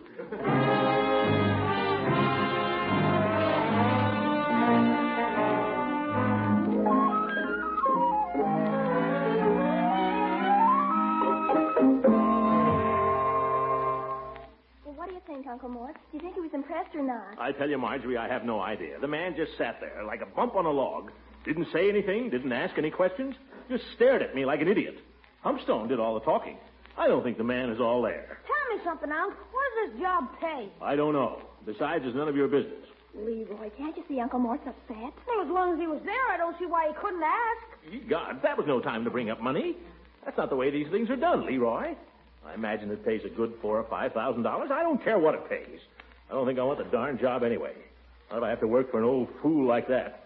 Sat there like a wooden Indian. Telephone. Yeah, I'll take it. Hello? Humpstone? Yeah. Yeah. Yeah. Yeah. Well, thanks, Humpy. Yeah. What is it? What do you know, kids? Humpstone ran into J.G. in the washroom, and he likes the cut of my jib. Yeah, that's what he said. He likes the cut of my jib. You mean he likes you? Likes me. I'm in, kids. I'm practically in. Hurry up, he's in the chip. Oh, wonderful. By George, that J.G. is a smart hombre. He doesn't say much, but you know, all the time he sat there looking at me, I had the feeling he could see right through me.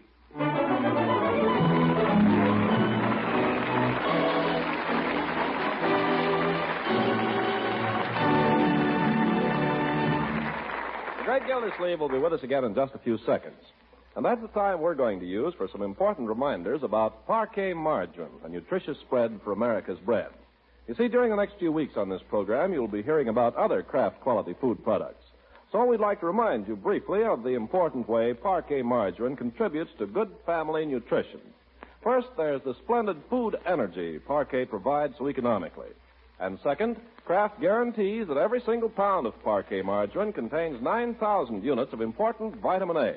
And they're both needed every day for good family nutrition. Of course, you should remember, too, Parquet's fresh, delicate flavor and how good it tastes on bread, toast, rolls, and waffles. Yes, Kraft makes this delicious, nourishing spread for America's bread. So remember always to ask for Parquet, P-A-R-K-A-Y. Parquet Margarine, made by Kraft.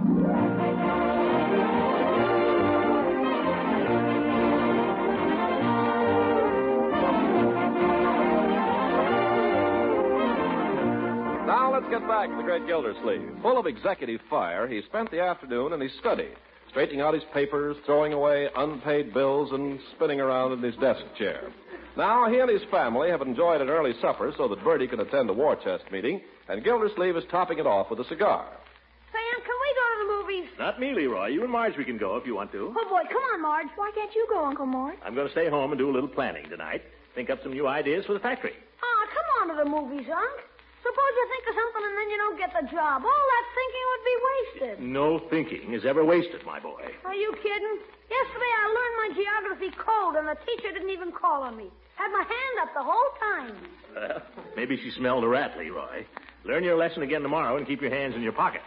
Hey, you might have something there. Always work for me. And don't worry about me getting this job. The only question is, when do I start work? Uh-oh. See who it is, Leroy. Okay, Unc.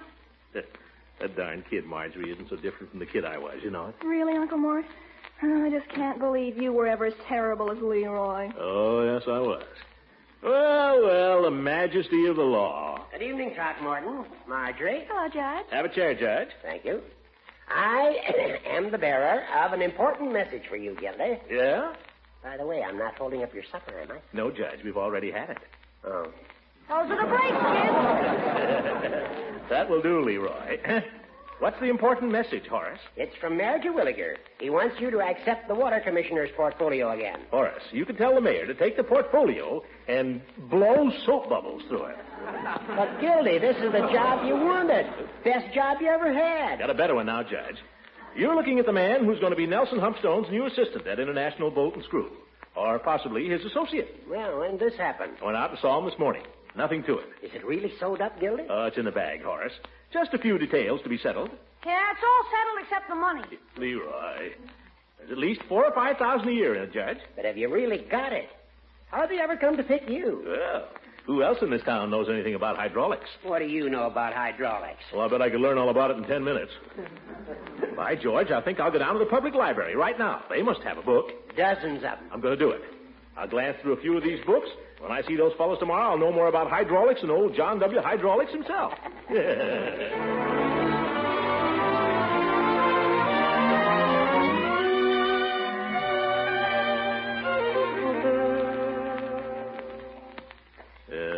Wonder why it is that all libraries smell the same. Books, I suppose.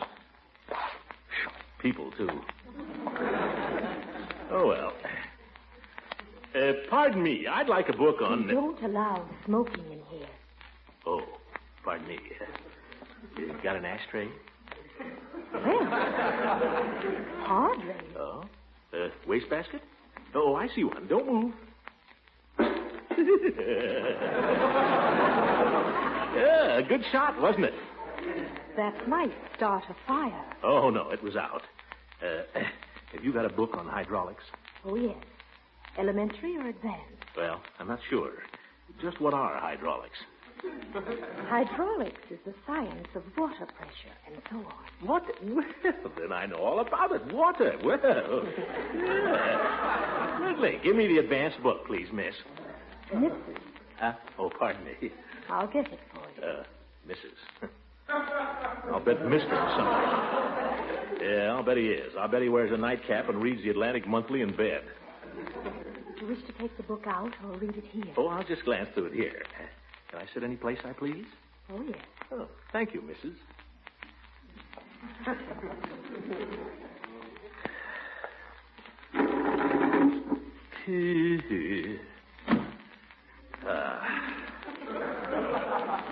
The laws of hydromechanics. That sounds good. Would you mind keeping your feet on your own side of the table? Oh, sorry. The general properties of fluids are as follows. Would you mind reading to yourself? Oh, Or don't you know how? I'm just as good a reader as you are. Gee, I'm surrounded. How can anybody read when it's so darn quiet? Is this chair taken? No. Oh, Eve Goodwin. Throckmorton, I didn't see you.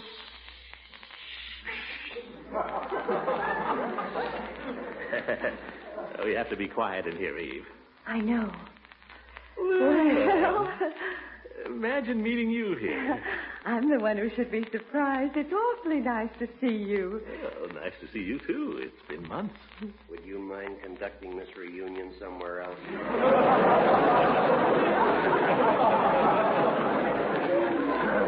How would you like a punch in the nose, mister? Oh, so you're a rowdy, too. Throckmorton, you'll be thrown out. Thrown out? Not by that bookworm, I won't. Come on, let's take a walk, Eve. I want to talk to you. But I just got here. It's all right. So did I. Come on, you can read any time.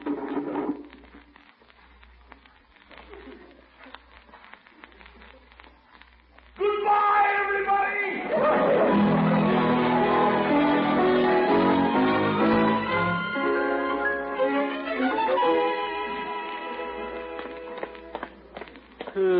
By George. Good to get out of there. Stuffy. Yes, it is. How on earth did you happen to be here? Well, I was going to do a little scientific reading, Eve. Hydraulics. But I found I knew all about it. You haven't changed, have you, Throckmorton? Oh, I lost a little weight. How's your mother? Well, she's all right. She's not living with me anymore, you know. Oh, you don't say. No, she went to live with my sister in Scranton, Pennsylvania. Oh, I love Pennsylvania. You must miss her a great deal. Fine woman. Well, I did miss her at first. I've been quite lonesome, Throckmorton. I've been lonesome too, Eve. Oh, a man never needs to be lonesome. But a girl has to spend her evenings in the library. Well, we ought to see more of each other, Eve. We used to have a lot of fun. Yes, we did. I don't see why we couldn't have that same kind of fun all over again. We're not engaged now, Throckmorton. Well, we had plenty of fun before we were engaged, Eve. Now, Throckmorton, we haven't seen each other in quite a while. Oh, take it a little easy, huh? Take it very easy. I saw the editorial in the paper this morning.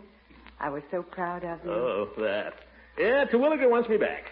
Sent Judge Hooker crawling over to see me, begging me to come back. That's very flattering. How did you happen to leave the water department? Terwilliger I resigned. We had a difference of opinion on policy. It was him or me, so I quit. I, Throckmorton. It was him or I, so I... He. Certainly seems like the old days, Eve. I can't help correcting you, Throckmorton. I'm always so surprised when you make a mistake. Are you going back as water commissioner? Nope. Got something much better, Eve. Private industry. Oh, really? What is it? A fellow named Nelson Humpstone runs the war plant here. Yeah, it's a subsidiary of International Bolt and Screw. Humpy wants me as his assistant. Or possibly his associate. Sounds interesting. How did you meet this Mr. Humpstone? Through LEILA Ransom. She knows him pretty well. Oh. Nothing between them or anything like that, of course.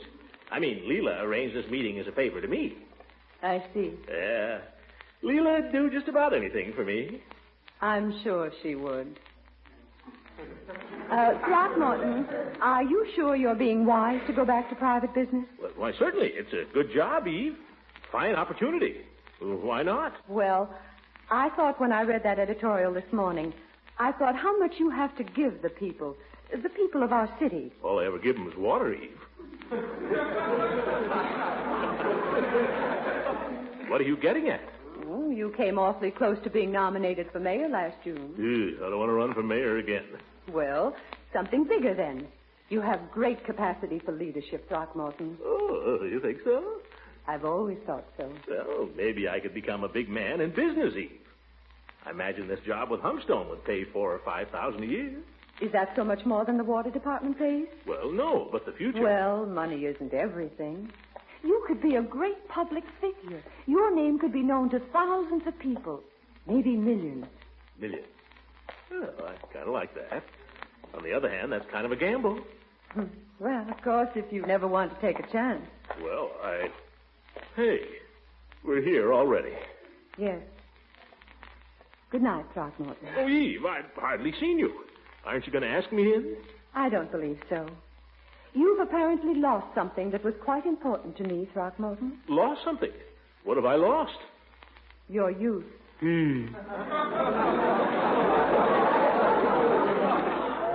The Throckmorton I knew had a marvelous spirit of youthfulness, of daring, of faith in himself. He had courage and vigor. He wasn't afraid to take a chance. Well, I'm not afraid to take a chance, Eve. I've still got all those things. How can I tell? You'll see. I'll show you. Eve, let me come in for just a few minutes. Well, Throckmorton, Just a little tete-a-tete for old time's sake. All right. For old time's sake.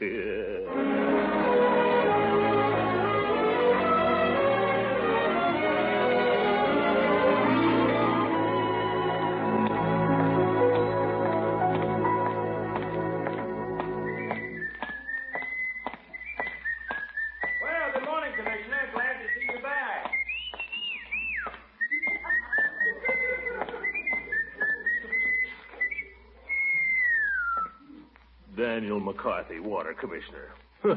We'll soon change that. Mr. Gildersleeve! Well, if it isn't Bessie. Oh, Mr. Gildersleeve, I'm so glad you're back. Oh, I can kiss you. Not this morning, Bessie. Is McWhat's name here? Mr. McCarthy? Yes, he's in your office. He's got the desk all cleaned out. He's ready to go. Shall I announce you? No, let him enjoy himself a little longer. Oh, well. Hi, George. Same old office. Same old water cooler. Same old hat rack. That hat rack is a disgrace. Is this McCarthy's hat? Yes. Oh, Mr. Gildersleeve. You Must have a head like a peanut, that guy. Well, are you Gildersleeve? Hey, what are you doing with my hat? Oh, well, I thought it was one of mine when I was younger, before inflation set in. Yes, I thought I'd left it in here. Oh. Well, would you care to step into my office for a moment? Take care of the formalities? Oh, yes, thank you. Yes. Well, I guess there's not much to say. The books are up to date. You can have them audited as of today if you want to. Now, here's the combination to the safe. Oh, thank you. Key to the office, key to the desk, key to the, down the hall. Thank you, McCarthy. You're welcome. I guess that's everything. Yeah, I guess so. What are all those papers on the desk? Complaints. Complaints? Complaints. Well, then I hope you'll be able to find, I hope you'll soon be able to announce your new connection. You mean you hope I'll get a job? Well, yes. Don't worry about me, Gildersleeve. I've got a better job than you'll ever get. You? Yep. IB&S, assistant to Nelson Humstone, $10,000 a year. $10,000 for a tete-a-tete. When am I going to learn?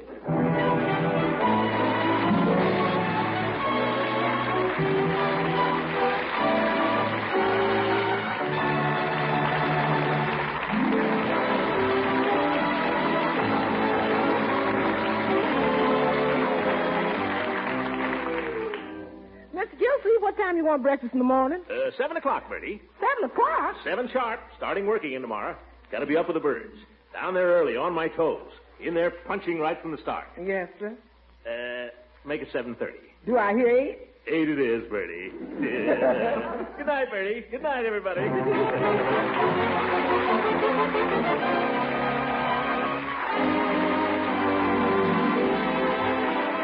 Music on this program was directed by Claude Sweeten. This is Ken Carpenter speaking for the Kraft Cheese Company, makers of parquet margarine and a complete line of famous quality food products. Kraft invites you to listen in again next week for the further adventures of the great Gildersleeve.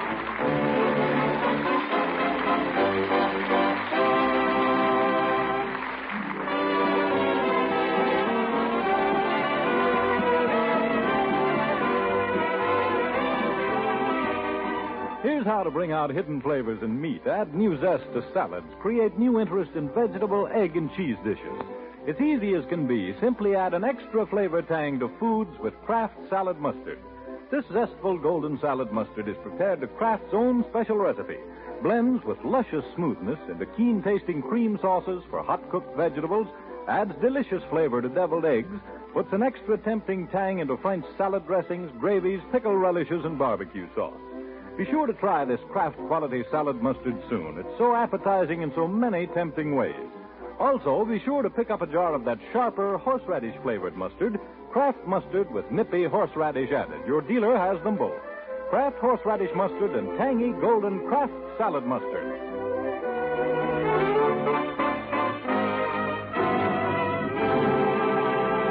This is the National Broadcasting Company.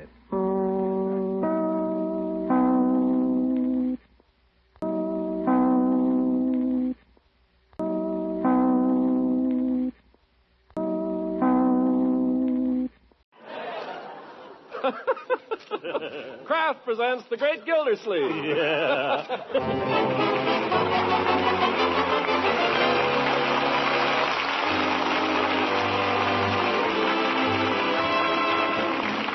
Kraft Cheese Company, makers of parquet margarine and a complete line of famous quality food products, presents Harold Perry as the great Gildersleeve.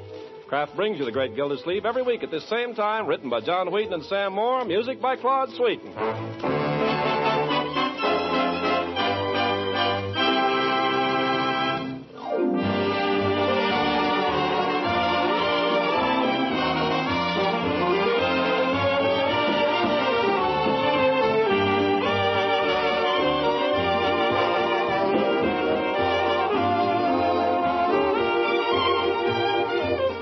We'll hear from the great Gildersleeve in just a moment. Meanwhile, I'd like to ask, are you cheese hungry? You sometimes kind of hanker for a dish of macaroni with real full cheese flavor all through it? Well, then get Kraft Dinner, the new Kraft Dinner, better than ever. In 7 minutes cooking time, this new Kraft dinner gives you just about the best macaroni and cheese you ever laid fork to. You see, each package of Kraft dinner gives you a special macaroni that cooks to fluffy tenderness just in boiling water. And there's also plenty of golden Kraft grated, a really magic product. With this Kraft grated, you sprinkle swell cheese flavor through and through that macaroni. With Kraft dinner, you make top-notch macaroni and cheese as fast as you make the dinner coffee. Try it soon. Folks who are really fussy about macaroni and cheese rave about the new Kraft dinner. Ask your food dealer tomorrow for several packages of Kraft dinner.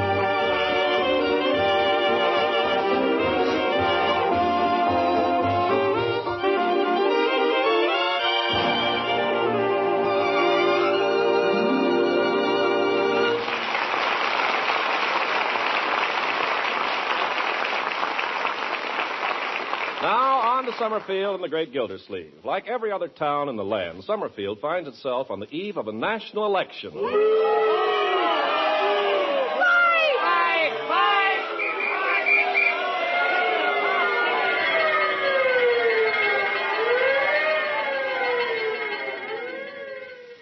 Well, so it goes. But the hottest discussion in Summerfield seems to be over the campaign for mayor. So let's drop into the office of the newly reappointed water commissioner and listen in. Don't make me laugh, Judge. Don't make me laugh. Terwilliger may be no rose, but who ever heard of Welch? Welch doesn't stand a chance. There, I must beg leave to differ. Art Welch will be elected mayor of Summerfield on Tuesday next. Art Welch will be the forgotten man on Tuesday next. Welch will be elected mayor. You said that before. I say it again. Look, Judge, put up or shut up. I'll make you a conservative bet of $1,000 that Welch doesn't come within a mile of being elected. I'll bet you $5,000 that he wins with a plurality of over 800. I'll bet you $1 million he doesn't. I'll bet you $5 million he does. I'll bet you $10 million he doesn't. Well, now you're just talking like a fool. All right, is it a bet?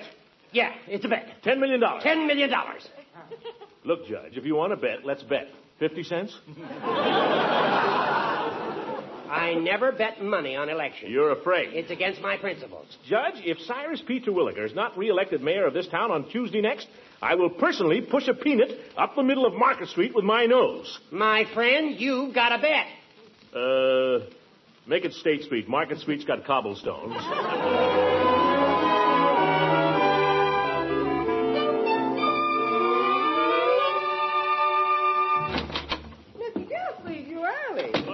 Bertie. Miss Marjorie, your uncle's home.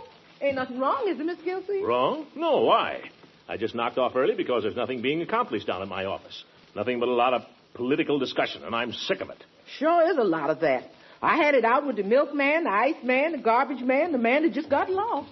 Uncle Maury. Well, my dear? You didn't get fired again. Certainly not. Why do you ask? Well, you're home so early. Leroy isn't even home yet. I came home because I thought I'd take the afternoon off if nobody minds. Besides, with this darn election, I can't seem to keep my mind on my work anyway. What's for dinner, Bertie? Well, dinner ain't for several hours yet. I know. I merely asked. Well, sir, I thought we might have a little lamb this evening. We had a little lamb last night, Bertie. Yes, sir, but this is a return engagement. I hope you don't mind. No, lamb is good. I merely mentioned it. Hi. Hi, Leroy. Leroy, aren't you home? Oh, what happened? Did you get fired again? Fired? Let me make it clear to everybody once and for all, I did not get fired today or any other time. Is that clear? Yes, sir. The only time I got fired, I resigned. Mr. Gildersleeve, who you gonna vote for? Bertie, I'm casting my ballot for Cyrus P. Terwilliger. After he fired you out of the water department? A good citizen, my dear, puts his choice for public office above personal considerations. Besides, Terwilliger is also the man who gave me my job back. Let's not be forgetting that. Yeah, Uncle's right. You gotta figure all the angles. He's working for Terwilliger now, so he's gotta vote the way he's told. That has nothing whatever to do with it. Are you kidding? I am beholden to no man, Leroy. I arrived at this decision as the result of mature consideration and unbiased judgment. Well, I did. How is Judge Hooker voting? The judge is a big sorehead. He votes like a sorehead. Forgive and forget. That's my motto. Oh, Mr. Gildersleeve, you hadn't ought to vote for that man. Bertie's right. I'm surprised at you, Uncle Mort. Who are you to be surprised at me, young lady? I'll ask you to remember I'm your uncle. If anybody's going to be surprised around here, I'll be surprised. Well, I don't care. Francie's father says Mayor Terwilliger is no good. That's right. He's no good. And if you don't believe it, ask the Iceman. Francie's father says Mayor Terwilliger is a disgrace to Summerfield. I don't care what Francie's father says. He says he wouldn't vote for Terwilliger if he was the last man on earth. Well, I wouldn't vote for Francie's father, so there. Ye gods, can't a man have any peace around here? I come home early from the office because I can't stand all the politics, and what do I get? By George, I'm going out. Bertie, what time is dinner? Well, I thought if you didn't mind, Mr. Gildersleeve, I got a meeting of my club tonight. And, oh? We were going to sort of run over the candidates and the issues. Oh, my goodness. I thought if you didn't mind, we'd have dinner a little early, around 6 o'clock. 6 o'clock, 5 o'clock, 4 o'clock. Don't mind me. Maybe I'll be back and maybe I won't.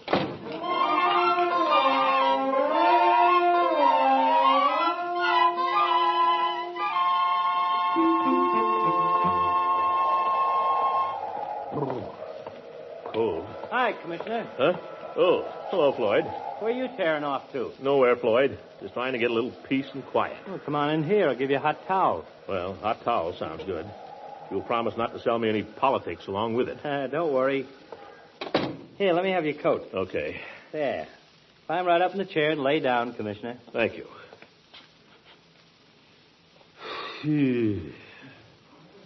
This wouldn't be a bad place to spend the day. Well, suit yourself. We can start at the top of the price list and give you the works. Just a hot towel, Floyd. But keep it nonpartisan. That's me. I'm going to vote for Artie Welch, but I'll be quiet about it. Oh, the moonlight's fair tonight along the Wabash. Confound it, Floyd. Why Artie Welch? Thought you wanted to stay off that subject. Well, I do. But when I see a man planning to vote wrong... Artie a customer of yours? Nope. Gets his hair cut over on State Street. Well, then I should think you'd vote for Terwilliger. Why don't you? Terwilliger don't tip. Terwilliger. Floyd, that's no way to analyze public issues. Issues? That's something else again. When it comes to foreign policy, I'm a regular H.V. Cottonborn. Yeah, well, I'll get that on the radio. I don't see how you figure that a man like Welch is qualified to be mayor of this town. Terwilliger is a real administrator. Mr. Gildersleeve, if I was Terwilliger's water commissioner, I'd say the same. That has nothing to do with it. Welch just doesn't measure up, that's all. How do you decide on a candidate anyway, Floyd? Just flip a coin? Now, Mr. Gildersleeve, I'm a pretty conscientious citizen. I got my own system of picking candidates, and it's a pretty good one. Yeah, what is it? Well, it involves the wife, Mr. Gildersleeve. Well, that's nothing to be ashamed of. That's fine. Good idea for a man and his wife to talk these things over. I guess you never met Mrs. Munson, did you? No, I never did. Why? Well, I don't like to knock her. She's okay, as women go. I never had any regrets, particularly. Of course, once in a while she might pass a remark that's a little uncalled for, but then I'm no angel. She knows that, too. What's all this got to do with voting? Oh, I'm coming to that. Like I say, the babe is okay most ways, keeps the house clean, she don't throw money around, and she's a fair cook, if you like everything fried. But on politics, brother, they never should have given her the ballot. And why do you consult with her about your vote? I don't. I just ask her how she's going to vote, and I vote the opposite. Floyd, you're a political ignoramus. I ain't dumb enough to vote for Terwilliger. Oh, let me out of here. I thought you wanted a hot Let me out of here. Ye gods, can't I go any place without having politics shoved down my throat?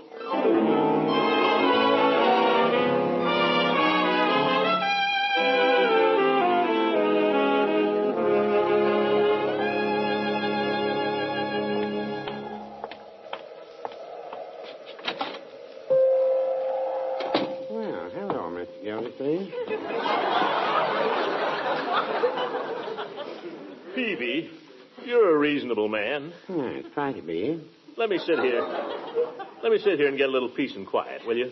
Certainly. Trouble at home, Mr. Gildersleeve? Well, not exactly, Peavy. I was driven out of my house by a political argument, if you must know. I'm looking for a place where people don't argue with me about who's going to beat whose brains out tomorrow. Well, you're very welcome here. Thank goodness for one man that doesn't give a hoot about politics. Well, no, I wouldn't say that. I've got my opinions, Mr. Gildersleeve. Yeah, well, just keep your opinions to yourself. Oh, I do. I believe in the secret ballot. Well, it's a great institution, the secret ballot, Peavy. Keystone of democracy. You voting for Terwilliger, Peavy? Terwilliger's an excellent man. You wouldn't vote for Welch, though, would you? He's an excellent man. Terwilliger is a fine administrator, though, Peavy. I like the fellows back of him, too. But who's back of Welch? Well, I hear he has some very fine people supporting him. Confound it, Peavy. To hear you talk, I'm beginning to think you're for Welch. Well, no, I wouldn't say that. You're for Terwilliger. Well, I wouldn't say that either. There's only two people running for mayor, Peavy. Who are you for? I'm for the secret ballot. Yes, sir. How can we discuss this sensibly if you won't tell me who you're for? Well, no, I prefer to listen to arguments for both candidates, Mr. Gildersleeve. So does Mrs. Peavy. Well, there aren't any arguments for Welch, Peavy. People who vote for Welch are simply voting from blind prejudice. Terwilliger is a fine man. He has a fine record. He's been a public servant for 20 years. I'm very happy to endorse him, personally. Coming from a water commissioner, that's no argument either. I resent that. Terwilliger has at no time attempted to influence my vote. What honesty. Why, that's an argument in itself. You think so? Well, here's Judge Hooker. Political spy. What are you doing in here, you old goat? What are you doing? Trying to get Peavy to vote for your friend Terwilliger? We were discussing the situation, pro and con. Well, Peavy, I'll give you the lowdown. Mr. Gildersleeve made a bet with me. If Terwilliger loses, Gildy's got to push a peanut up State Street with his nose. Well, now, that's something I'd like to see. Maybe I'll vote for Mr. Welch. Oh! Hooker, you're an unscrupulous campaigner. Don't forget, Gildy, all's fair in love and politics.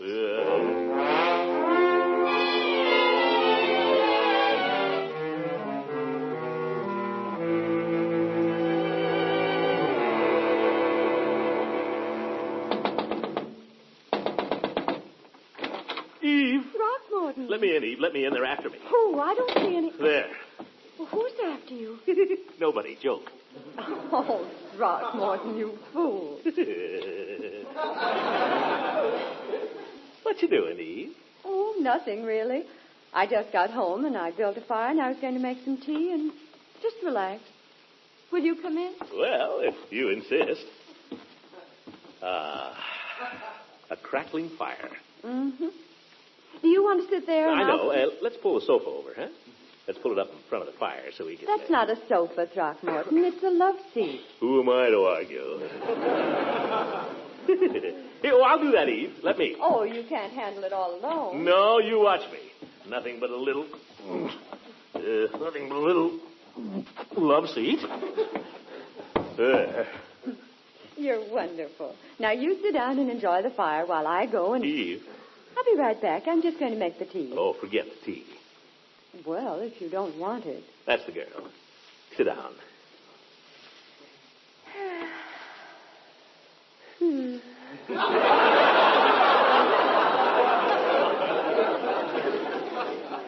Nice here, isn't it? Nice. Now, Throckmorton. I seem to have to keep reminding you we're not engaged anymore. Well, no harm in holding a girl's hand, is there? Just a friendly gesture. Doesn't mean anything. Doesn't it? Not a thing. Very well, then. We agreed, you remember, that all that was over and done with. Over and done with. Seriously, Eve, you don't know what it means to me to be able to come here this afternoon and spend a few quiet moments with you, far from the madding crowd, far from strife and strain. A man needs that. I know. A man needs a place he can come to, a refuge. So nice and quiet here, so warm, so friendly, and you're so understanding. Now, Throckmorton. All right, we'll just hold hands. Maybe later, though, huh? A little kiss, if I'm good. We'll see. You know what I like to do? I like to sit here in the afternoon with the radio on and listen to good music. Only there's so little good music on the radio these days. Nothing but politics. That's all you hear any place. By the way, Throckmorton, I haven't asked you, how are you voting? Now, Eve, I didn't come here to talk politics. But how are you voting? I'd like to know. Well, I'm voting for Terwilliger for mayor, Apted for Congress, Lynch... Terwilliger, you're voting for Terwilliger. Well, Let go of my hand, Throckmorton. Oh, but Eve... Let go. Gosh, if it means so much to you, Eve, I'll vote for Welch. Only don't spoil everything. I will not hold hands with a man whose political principles mean no more to him than that. Let go. Oh, nuts. There goes the whole darn afternoon. Ye gods, I wish this election were over.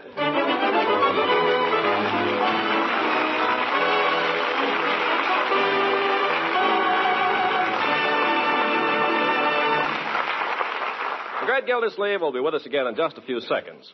And speaking of seconds, everybody at your dinner table will pass their plates for seconds when you serve the new Kraft dinner. I mean the new Kraft dinner. Delicious macaroni and cheese, fluffy light with real satisfying cheese flavor through and through it. It's a delight to folks who hanker for cheese these days. And, of course, with Kraft dinner, you make this marvelous macaroni and cheese in just 7 minutes cooking time. You see, each package of Kraft dinner gives you the special macaroni that gets tender and light just in boiling water. Never any heavy, starchy taste with Kraft dinner macaroni. The box also gives you a big, generous packet of golden Kraft grated. It puts really swell cheese flavor through and through that macaroni in a jiffy. So try the new Kraft dinner tomorrow. You'd better get several packages so you'll have some on the pantry shelf, ready to cook really marvelous macaroni and cheese in just 7 minutes.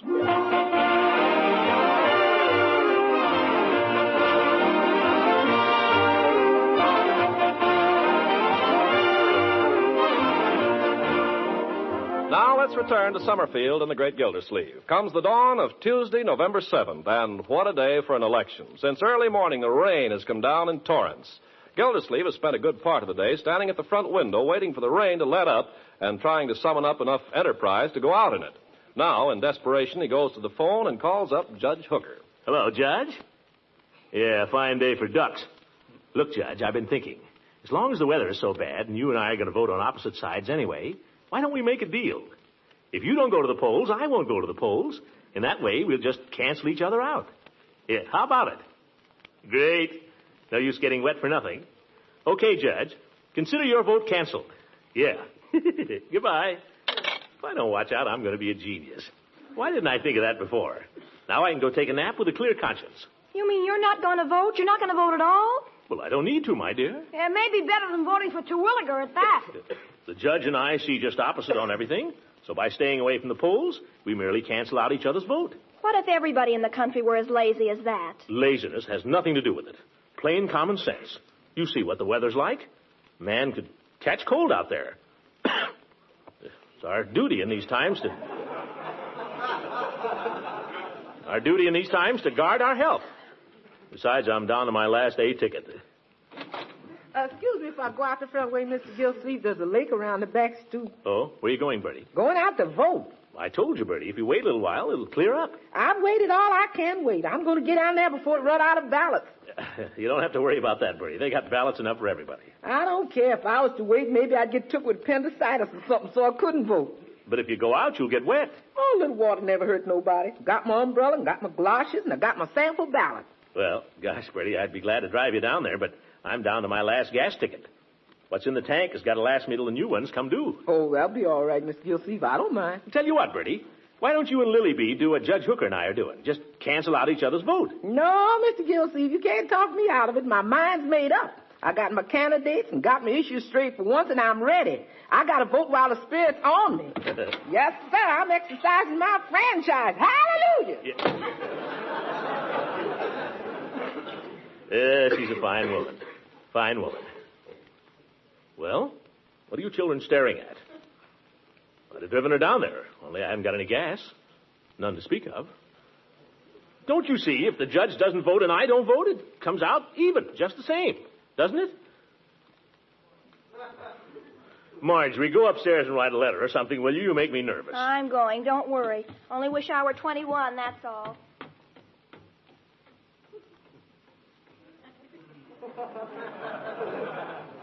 Well, Leroy? I didn't say anything. I know, it's not like you. Go play in the cellar or something, will you? I'd like to be alone. Can I use your saw? Anything, only don't stand around there watching me. Okay, I got an idea for a super machine gun. Don't saw any nails. Yes. What a day. Rain, rain, rain. If it had been a decent day, it would have been different. Be glad to vote. A day like this, a man could catch cold. Little Leroy. Leroy!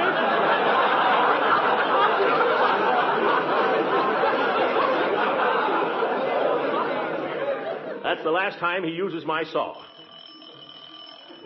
Front door. Well, wonder who that is. Excuse me, you at the door? Oh, yes. Come in, quickly. Yeah, I just wiped the feet. Hurry up. It's wet. Oh, those my pants? All cleaned and pressed. I covered with newspaper so it doesn't get wet. Oh, well, fine. Thank you. How much is that? It's 75 cents. See if I got it here. Quite a day, isn't it? Oh, it's a fine day. Huh? Well, a little rain, but who cares? You know something? Today I'm an American. Oh, you mean you're a citizen? Oh, I got my citizen papers 8 months ago. But today, for the first time, I vote. Oh. It's a great thing, you know, to vote. Yeah, guess it is. Sure. In the country I come from, nobody votes. There a man doesn't even open his mouth. And why? He's afraid. Here nobody is afraid. He votes, so I vote. Well, that's fine. Sure. 6 o'clock this morning I vote. Maybe it rains a little. What do I care? They open the polls. I'm the first man in. The first man in Summerfield to vote. That's me, Morgan. What'd you say your name was?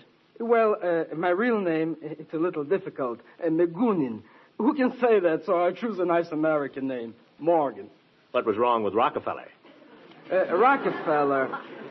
That's a little hard for some people to say, too. What's the difference? My friends call me Leo, so that's how I vote. Leo Morgan. You know, I'm so excited. I walk in there and I say, good morning. I've come to vote. So they say, just a minute, what is your name? Like I was a foreigner or something. So I say, Leo Morgan, I'm a citizen. So then they look in a big book, and I'm getting worried. Maybe they forgot me. Maybe I didn't do something I should. Oh, I'm so worried. And then what do you think? I'm in the book. Great. Yeah, me, Morgan. Me, Morgan, I'm in the book. So I sign my name. Did I? And the gentleman, he gives me a big ballot all my own, and he takes me to a little, like a little room. A booth? That's right, a booth. All by myself. Nobody else. It's fine. The gentleman says to me, take your time. I say, thank you very much. And he pulls the curtain so I won't be bothered. Such privacy. I'm not used to it. At home, we used to sleep 4 in a room. So, I'm all alone in there. I take my time and I look over my ballot and I vote. Maybe I didn't vote right, but I voted. And whoever gets elected, that's my president.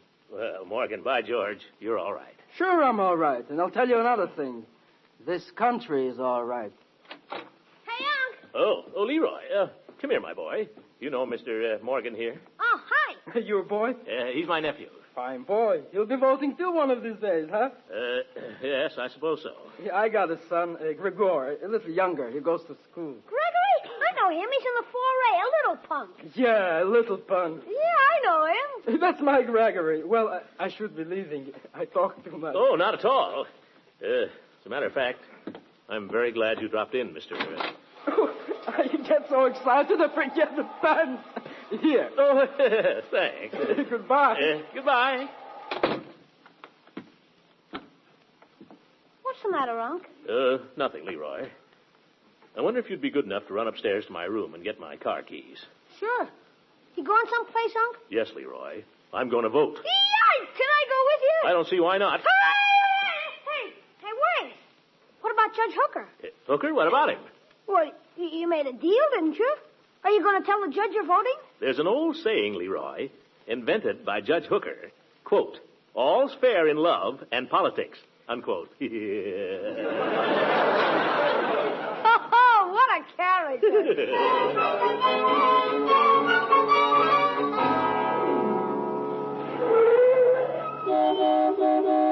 Hey, Floyd, close up the barber shop and get in the car. I'll take you to the polls. I'm still voting for Artie Welch, you know. I don't care if you're voting for McKinley. Come on and vote.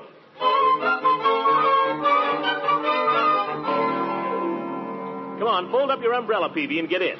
Thank you, Mr. Gildersleeve. By the way, I'm voting for... I don't care, Peavy. This is a nonpartisan, patriotic bus service. Here we go. Put on your old gray bonnet with the blue ribbon on it, and we hitch old Dobbin to the shade.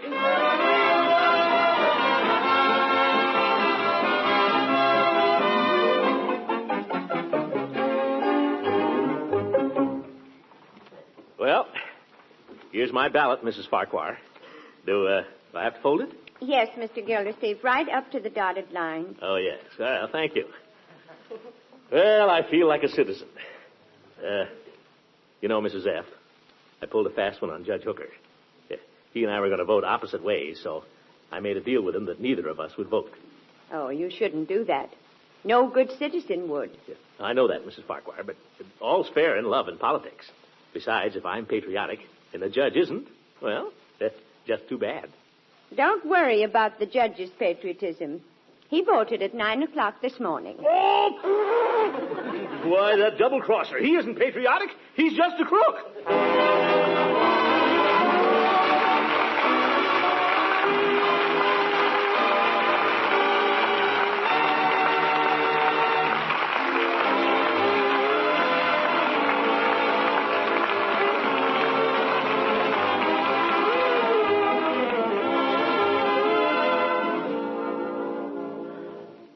Well, ladies and gentlemen, the returns aren't in yet.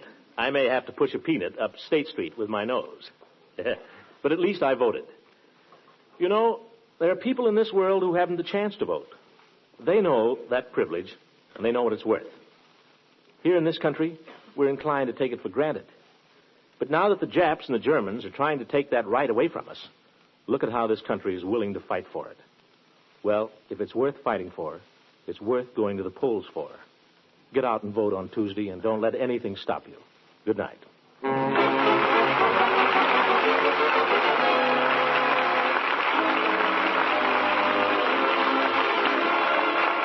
Music on this program was directed by Claude Sweet and Mrs. Ken Carpenter, speaking for the Kraft Cheese Company, makers of Parquet Margarine and a complete line of famous quality food products. Kraft invites you to listen again next week at the same time for the further adventures of the great Gildersleeve.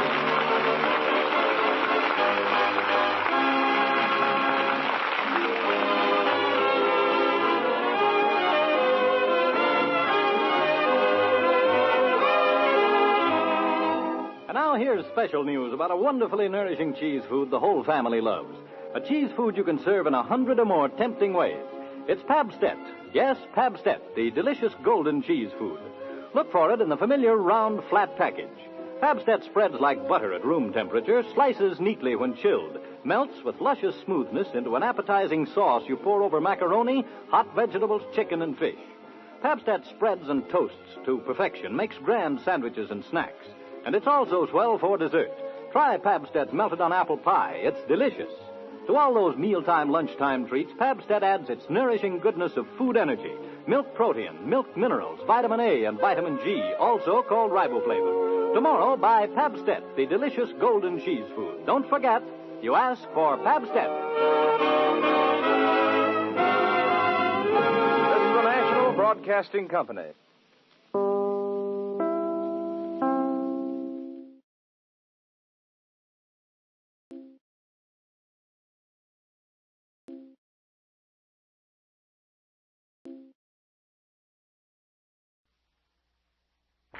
The Great Gildersleeve.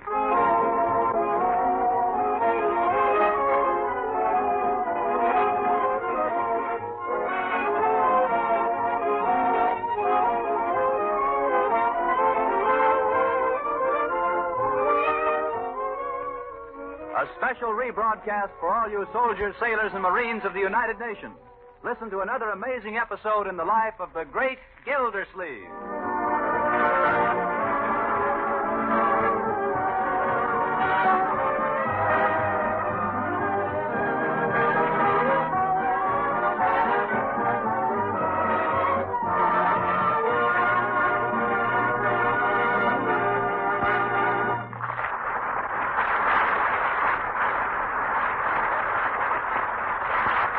Now to our story.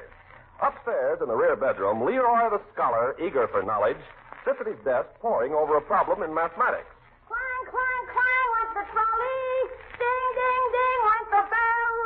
5 times 18 is 90. Oh, is it?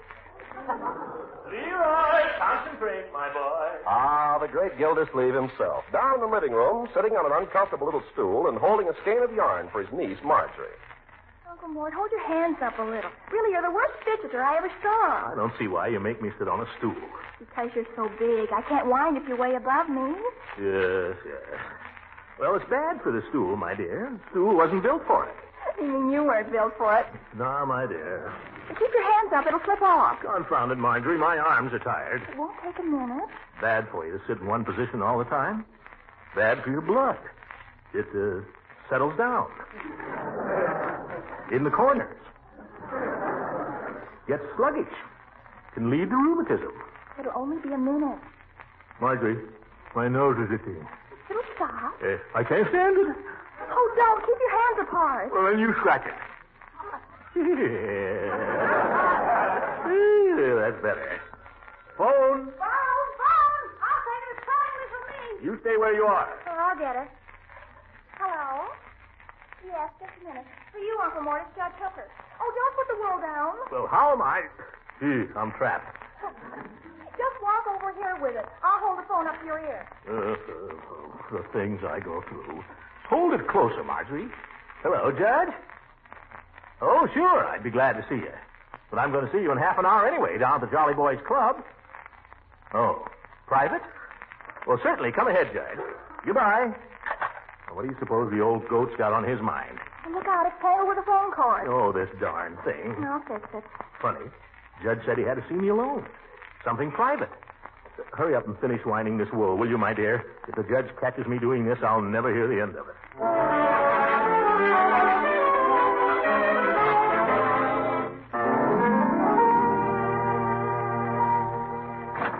Good evening, Judge. Come in. Good evening, Bertie. How they treat me? Oh, pretty good. I can't complain. If they don't treat you right here, just you let me know. I need a good cook over at my house, and... Oh, good evening, Throckmorton. I didn't see you. After your old tricks, I see, Judge. Evening, Marjorie. Preparing to do a little knitting, I see. Hi, Judge. Hello there, Leroy. Leroy, I thought I told you to go upstairs and finish your homework. I did. You've done all of it? Yep. Every bit of it? Yep. Scout's honors? Yep. I guess the boy's done his homework. Come on in the living room, Judge. Well, did you do your spelling? Didn't have any. Boy, too smart for you, Gildy. Yeah, I found that out long ago. Oh, to the breaks, kid. Very well, Leroy. In that case, you can play and enjoy yourself for another 5 minutes, and then Betty by. 5 minutes? It's bedtime, my boy. How do you like that? I work and slave all evening till I get a nervous breakdown practically, and that's the reward I get. Those, Leroy, are the breaks. You come with me, Leroy. I'll give you something for your nervous breakdown. Any more of those brownies left? Well, Judge, what's on your mind? We're due down at the Jolly Boys Club in 20 minutes. Gildy, if you don't mind, could we go into your study? Your study? Certainly, if it's as private as all that. You'll excuse us, Marjorie? Shoot, Judge. Gildy, we've been friends for a long time now, haven't we? Off and on, yes. We've been through a lot together. Yes, we have. Well? What's eating you, Horace? Doggone it, if I tell you, you'll laugh. Well, not unless it's a laughing matter. Gildy, I believe I can say without fear of contradiction that this is one of the most serious matters in my life. I don't know what to do about it. It's got me all this way and that. I sit down to read a brief and my mind wanders. If you're worried about losing your mind, Judge, I wouldn't give it a thought. You've got very little to lose. Confound it, Gildy. Will you be serious? I'm trying to tell you something. It has nothing to do with my mind. It's more an affair of the heart. Oh? Well, why don't you go see a doctor, Judge? Why don't... Judge? You don't mean... Uh-huh. I'm afraid that Cupid has entered my life, Gildy. Yeah. There you go. You know, I'm sorry, Judge. You caught me unawares. Wait a minute. Who's the woman? Why do you want to know? If you've been poaching on my... No, she's no one you know. Oh. Well, who is she? Well, I prefer that you remain anonymous for the time being. Yeah, suspicious old goat. Suffice it to say that she is not unattractive. She is, in fact, very talented. To put it bluntly, Gildy, she's got me talking to myself. Does she reciprocate your affection, Horace? That I have no way of knowing. There's a way you can darn soon find out. What's that? Ask her. Oh, I couldn't do that. She doesn't even know that I... Well, Judge, don't tell me you've been worshiping her from afar. well, hang it, Gildy. I don't know how to handle these things the way you do. That's why I came over here to see you. Well, you've been wasting your time, Horace. Move right in. That's the only way to work it. Now, hold on. This young lady is not like most of the ones you've had dealings with. What?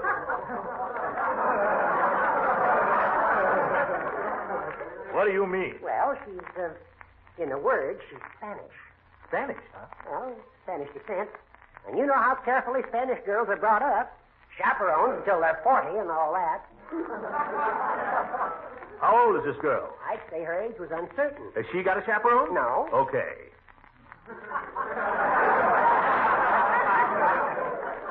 How did you happen to meet her? Well, it started with Tanglewood. Oh, so that's where you've been all these evenings. Now, don't misunderstand, Gildy. It was nothing but business. At the start. Yeah. She's in the tango business? Well, she's opened a dancing school. Oh. I thought maybe the best way to break the ice might be to write her a letter. A love letter. Well, that's not very original. I thought of sending some flowers with the letter. Well, that might take the curse off it. If you don't mind, Gildy, I've made a draft of such a letter, and could I read it to you? Oh, by all means. I think it's kind of cute. See how you like it. To whom it may concern.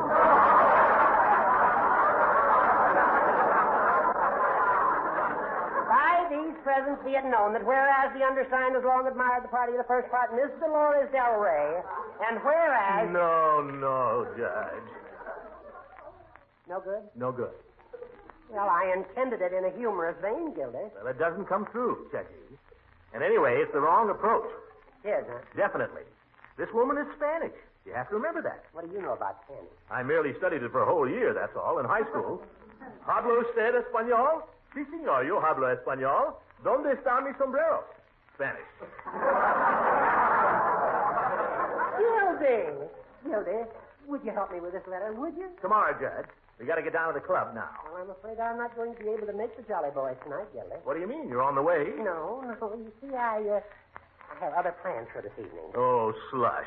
Sorry I can't invite you to come with me. Judge, you couldn't drag me there with a subpoena.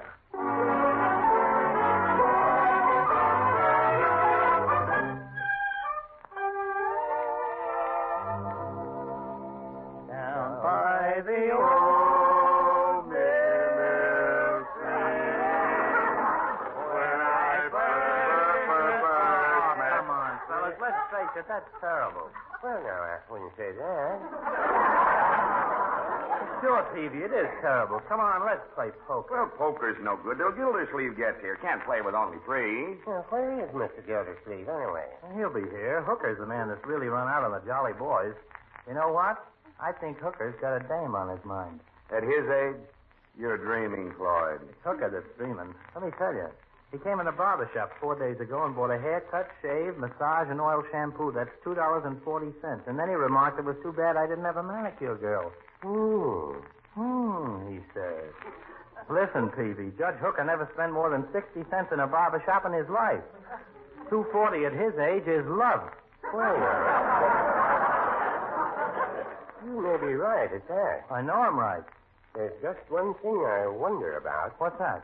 Where would the judge find an object for his affection? There's something in that. These days? Why, the judge could do all right just picking up Gildersleeve's gift card. When I was a young man, before my beard was gray. Are there any Jolly Boys up there? Gildersleeve, hurry up. All the ships and sailormen, I gave my heart away. Now, Commiss, none of those broken-down baritone solos.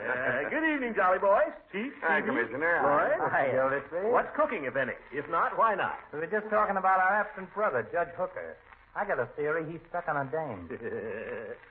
What makes you think that, Floyd? Spent $2.40 in the shop one day last week. Tipped me 10 cents, too. I forgot that. Not only that, Mr. Gildersleeve, he was in my store only yesterday, and I noticed he was behaving in rather peculiar manner. Oh, how do you mean, Peavy? Well, he seemed nervous. He ordered a lemon phosphate, and then just sat there and toyed with it, poked it with his straw and so on. Never did drink it. Yeah. Well, what's peculiar about that? Well, the judge likes to get his money's worth. Anyhow, he just sat there looking out the window, wouldn't talk, wouldn't drink his phosphate. Forget the phosphate. It was probably no good. There was nothing the matter with the phosphate. I tasted it later.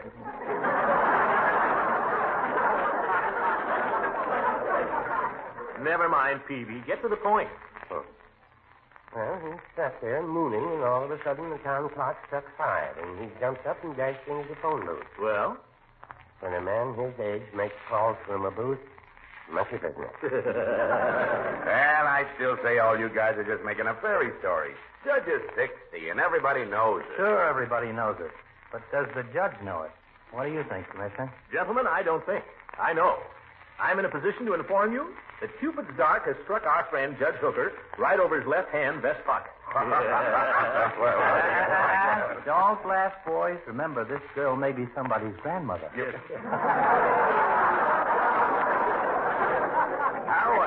How do you know this for sure, Commissioner? Oh, the judge told me. Did he mention the name of the fair one? Well, the lady is named Dolores Del Rey.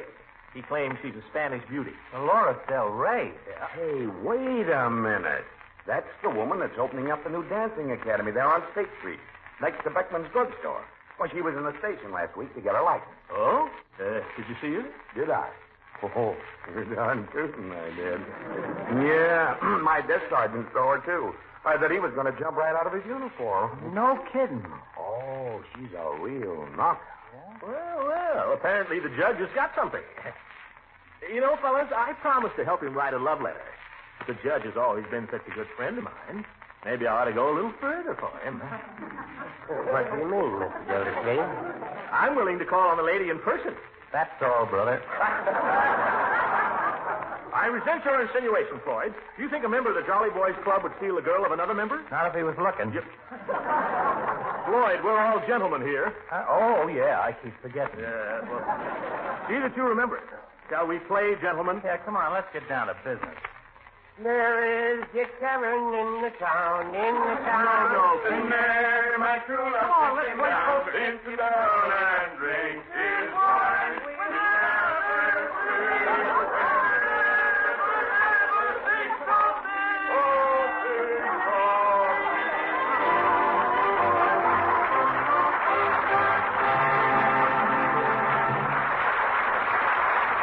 Gildersleeve will be with us again in just a few seconds.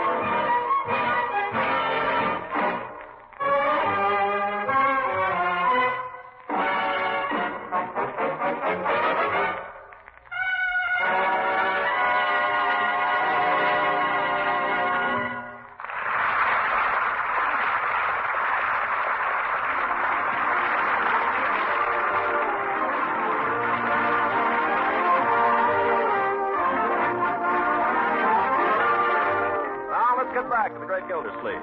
He'd promised, you remember, to compose for his old friend Judge Hooker a love letter calculated to arouse, yet not alarm, a Spanish lady of tender breeding. After sleeping on the idea, however, he's come up with a better one. So let's join him in his study where he's discussing it with the judge. I'll tell you why I didn't, Judge. I might write you the best love letter in the world. But after all, what's a letter? A cold thing at best. What you need is a more personal touch. But Gildy is... My own best work has not been done by mail, Judge, believe me. But I wouldn't know what to do. I wouldn't know what to say. When I'm alone, I can think of all kinds of beautiful thoughts. But when I'm with her, I'm tongue-tied. Well, then let me handle it for you. How? Well, arrange to have me meet her. No, you don't. Horace, you trust me, don't you? I don't know. Well, of course, if you don't trust me, I can't do anything for you. Now, don't get sore. This was your idea, you know. Heaven knows I have no interest in the woman. Any woman, for that matter. I was saying to Floyd only last night. Funny about women. I can take them or let them alone. Well? Gildy, I don't want you to think I don't trust you, but Look, Horace. You remember when you were in school? You remember the courtship of Miles Standish? He wanted to propose to a girl, but he didn't know how. So he got John Alden to do it for him. This is like that. How did Miles Standish come out on that? All right, we'll forget Miles Standish. What is it? Nothing but a poem by Longfellow. What does Longfellow know? He probably ran if he even saw a girl. Did you ever read Cyrano? I think so. Now, there's a poem by a Frenchman, Judge. You can't fool those Frenchmen. Longfellow. You remember Cyrano? He was so ugly no woman would look at him. So he wrote love letters for his friend who was young and handsome and attractive. Now, that's more like it. If you'll promise to handle it like that and not double-cross me. Judge, did Damon double-cross Pythias? No, but I'll bet Pythias kept an eye on him. I give up. I was willing to help you out, but this is too much. No, I'm sorry, Gildy. I'm sorry, old man. I'm sorry. Sorry. I won't say another word. Now, how can we arrange it? Well, I think the thing to do is to arrange to have me meet her. You know, just casually, and give me a little time alone with her so that I can... Why alone? Judge! Oh, I'm sorry, but I don't see why I can't come along. Because. How can I tell her what a great fellow you are? How brilliant, how attractive. With you sitting right there belying my every word. Well, I don't care for the way you put it, but perhaps you have a point. All right, when are you going to see her again? Tonight. Good. Call her up and tell her you're going to bring a friend. And you arrange to arrive a little late, see? Give me time to break the ice. How much time do you need? Half an hour. I don't stall around. The date's for 8 o'clock. I'll plan to arrive at 8:30. Wait a minute. One more thing. What's her address? Oh, I hope I don't regret this. It's 178 Homedale Avenue, apartment 2B. What'd you say her name is? Dolores? Dolores Del Rey. Oh, shall I call her Senorita, or does she understand English? I'd prefer that you call her Miss Del Rey. That's what I call her. No wonder you're not getting any place with her. Well, leave it to me, Judge. Leave it to me. And I'll see you tonight. I shall be there at 8:30. Bruin, watch time.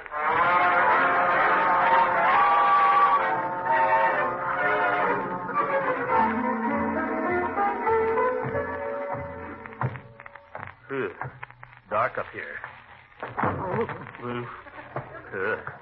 Looks like a nice place, though. Apartment 2B. Oh, here. Very pretty.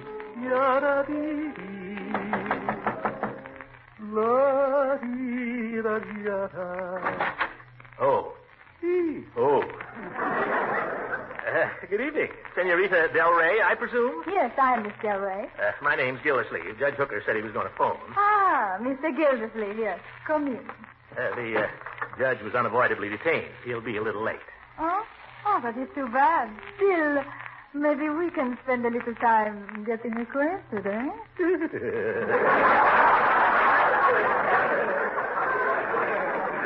You bet. Excuse me. May I have your coat? Oh, excuse me. Thank you. Your walking stick? You're welcome. I mean, thank you. It is a very handsome stick. Now, a nice chair for you? Chair? Oh, anything at all. You mind if I smoke a cigar, Senorita? Oh, but I love cigars. Sometimes I think I would like to smoke cigars myself, only it might look funny. You think so? You look cute smoking a cigar. Have one. They're 2 for $25. Oh, no. Thank you very much. I was only joking. Joking. Well, so was I. I'll smoke later. So you are the judge's great friend, Mr. Gildersleeve. That's me. I like you. The feeling is mutual, senorita. The judge thinks quite a lot of you, you know. He does? What does he say about me? He said you were beautiful. He told me you had beautiful black hair and eyes and, I hope you are not disappointed. Oh, brother.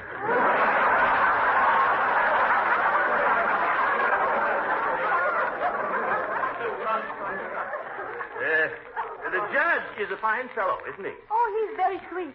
Huh? I think he is very sweet. Well, he probably shows you his sweet side. He's a very good lawyer. Now tell me something about yourself for a change. Are you a lawyer? Oh, no, I'm a water commissioner. In the water business? I work for the city. I see that everybody gets water in the houses, factories, and so on. Oh, you are a big man. Well, I guess it's a pretty important job. Oh, you are too modest. Where would the people be if you did not send them water? I don't know. I never thought of that. Always now, when I turn on the faucet, I will think of Mr. Gildersleeve. Well, that's nice. I'd like to see you again sometime, Miss Del Rey. You know, to talk about the judge. Oh, I would like very much to see you. Would we have to talk about the judge exclusively? Well, not all the time. We could go to the movies. There's quite a few things we could do. Don't you dance, senor? You look like a good dancer.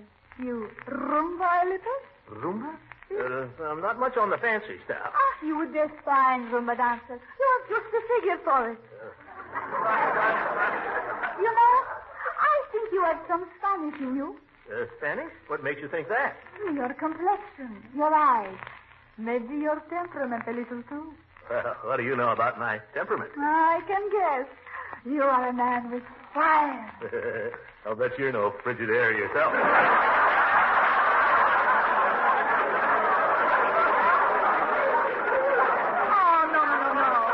Oh, no, senor, I am serious. You have Latin ancestors, perhaps? Well, I wouldn't be surprised. Way back there, some Spanish Don or something. Don't they style me sombrero? Your hat? What's your hurry, senor? Oh, no. Just trying out my Spanish. Oh, see, very good. It's a shame you don't dance, senor. You have no feeling for rhythm? Oh, sure I have. I even sing a little. Then you could dance, too. Let me hear you sing. Well, I'm no professional. Come on, I play for you. Well, Miss Del Rey, whatever you say. Oh, it's for too. Que hombre. Huh? That means, what a man. You don't know the half of it. You know, you're not exactly the man the judge described to me. What do you mean? I had expected you to be older. As old as the judge? Maybe not quite. But I thought you would be fatter. Fatter? Why that? Oh, but you are quite slender. I keep myself in pretty good shape. Feel my muscles. Here. Feel that. Oh, I would be afraid of you. Oh, I wouldn't hurt you. Will you sing now? If you really want me to sing, how about Sesame Mucho? Oh, that is a beautiful song. Come, I'll play for you. Is this your key? My key? Maybe, I guess so. Bésame, bésame mucho. Each time I cling to your kiss, I hear music divine.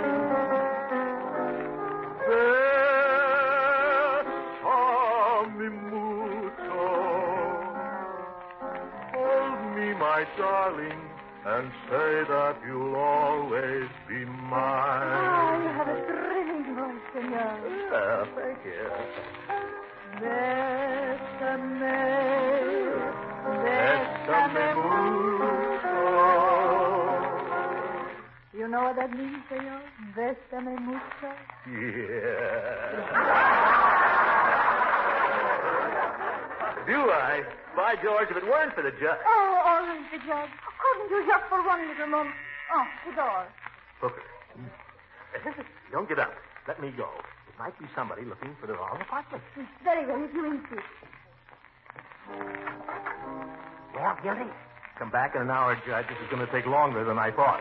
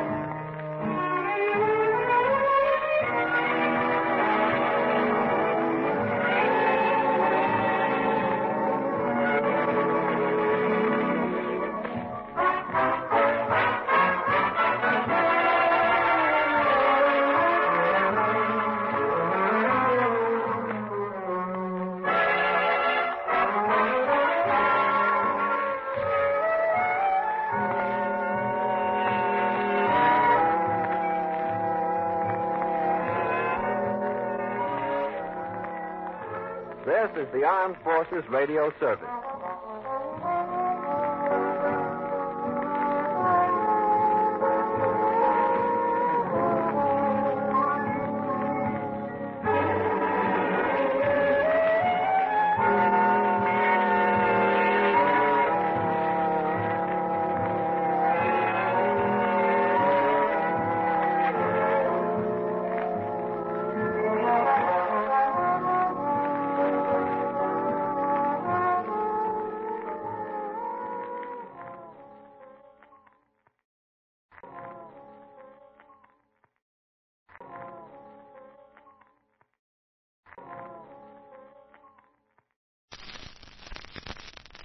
The Great Gildersleeve.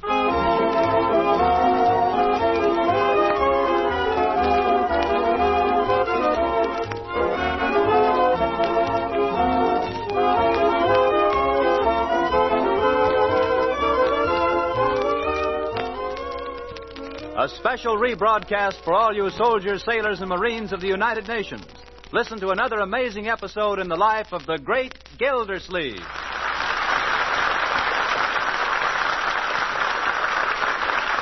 Now, let's see what the great Gildersleeve is up to. Last week, you remember, he volunteered to help Judge Hooker press his suit with the dancing teacher, Miss Dolores Del Rey. And when we left him, he was really putting his heart into it.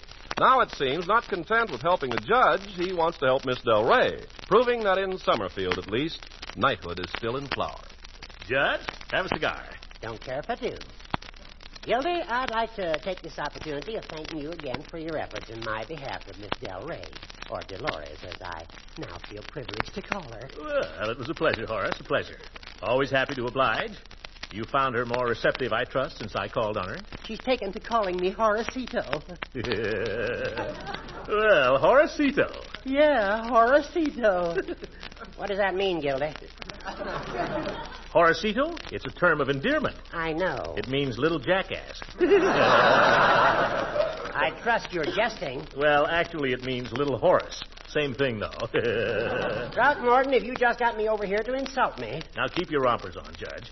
After all, we both have the same thing at heart. What's that? To give Miss Del Rey a helping hand. Look, Gildy, I asked you to break the ice for me with this young lady. You did so. Thank you very much. Now, I'll take over from there. Horace, is that any attitude? That little girl's got a hard row to hoe, Judge. And if we can help her with the hoeing, well, not easy to come into a strange town and get a dancing school started, you know. I've been thinking about that, Gildy. If we could arrange somehow for her to meet a select group of the more prominent people in Summerfield. That's easy. We'll throw a reception. I don't think this reception should be thrown exactly, Gildy. Huh? We must keep it high tone. Well, of course. The important thing is to see that it's socially knee plus ultra. Because if she can get the society people, the others will follow. Judge, I'll be only too happy to give such a reception right here. What's the matter with my house? Everything. In the first place, you haven't got a cook. Well, that's so. But I get half the credit, remember? Naturally, and half the bills, too. Well, now who'll we invite now? Mrs. Pettibone, of course. Oh, sure, and Eve Goodwin. She's artistic and all that. Let's each make up a list, Judge. You invite some, and I'll invite the others. I know. LEILA Ransom. She has all those high-toned Southern relatives. Well, now, LEILA might take a little handling. Oh, nonsense. LEILA loves parties. But a party given for another woman? Oh, no, Judge. This is going to take finesse. You better leave LEILA to me.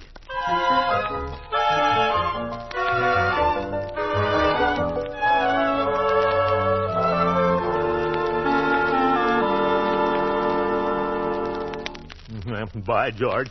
This is good cake, LEILA. I'm glad I dropped in to see you. Just on account of the cake, Throckmorton? LEILA, how can you say that? What's cake to me? Ooh. I don't know. Sometimes I wish you'd look at me like you look at a chocolate cake. I'd rather look at you anytime, LEILA. Did you have any special reason you wanted to see me? No reason. Just wanted to. LEILA, did you ever think of trying to improve your dancing? Well, that's a strange question for you to ask anyone, Throckmorton. Well, I didn't mean it that way, LEILA. I've always been considered very light on my feet. Oh, certainly, light as a feather. I just wondered if you'd, let it go. Let it go. Why don't you eat that other piece of cake, LEILA? Why don't you? Well, I wouldn't want to see it go to waste. Mighty good. I'm glad you like it. By the way, LEILA, Judge Hooker and I are giving a party this Saturday. A party? How exciting. You and Horace? Uh-huh. Will you come, LEILA? Well, of course I'll come. How do you and Horace happen to be giving it together? Well, the guest of honor is a friend of his. Well, then why doesn't Horace give it? This person is sort of a friend of mine, too. Who's the guest of honor, Throckmorton? Miss Dolores Del Rey. I don't believe I know Miss Del Rey. Well, no, she's new here. She's a lady that's opening the dancing school there on State Street next to the... I think you like her, LEILA. Is she the person you expect to improve my dancing? I was only joking about that. She'll probably improve mine. Well, I'm sorry, Throckmorton. I'm afraid I can't come after all. LEILA, you've got to come. Everybody will be there. Who, for instance? Well, as a matter of fact, you're the first one I've asked. Except the Pettibones. Are they coming? No, they have an engagement. So have I. But you said you'd come. It happens that I loathe business parties, Throckmorton. This isn't business, LEILA. This is strictly personal. Oh. I mean, I don't know what I mean. I think I know, Throckmorton, and I must beg to be excused. Oh, for confounded, LEILA, the trouble with you is you're a snob. I told you I have an engagement. Well, I don't believe it any more than I believe the Pettibones.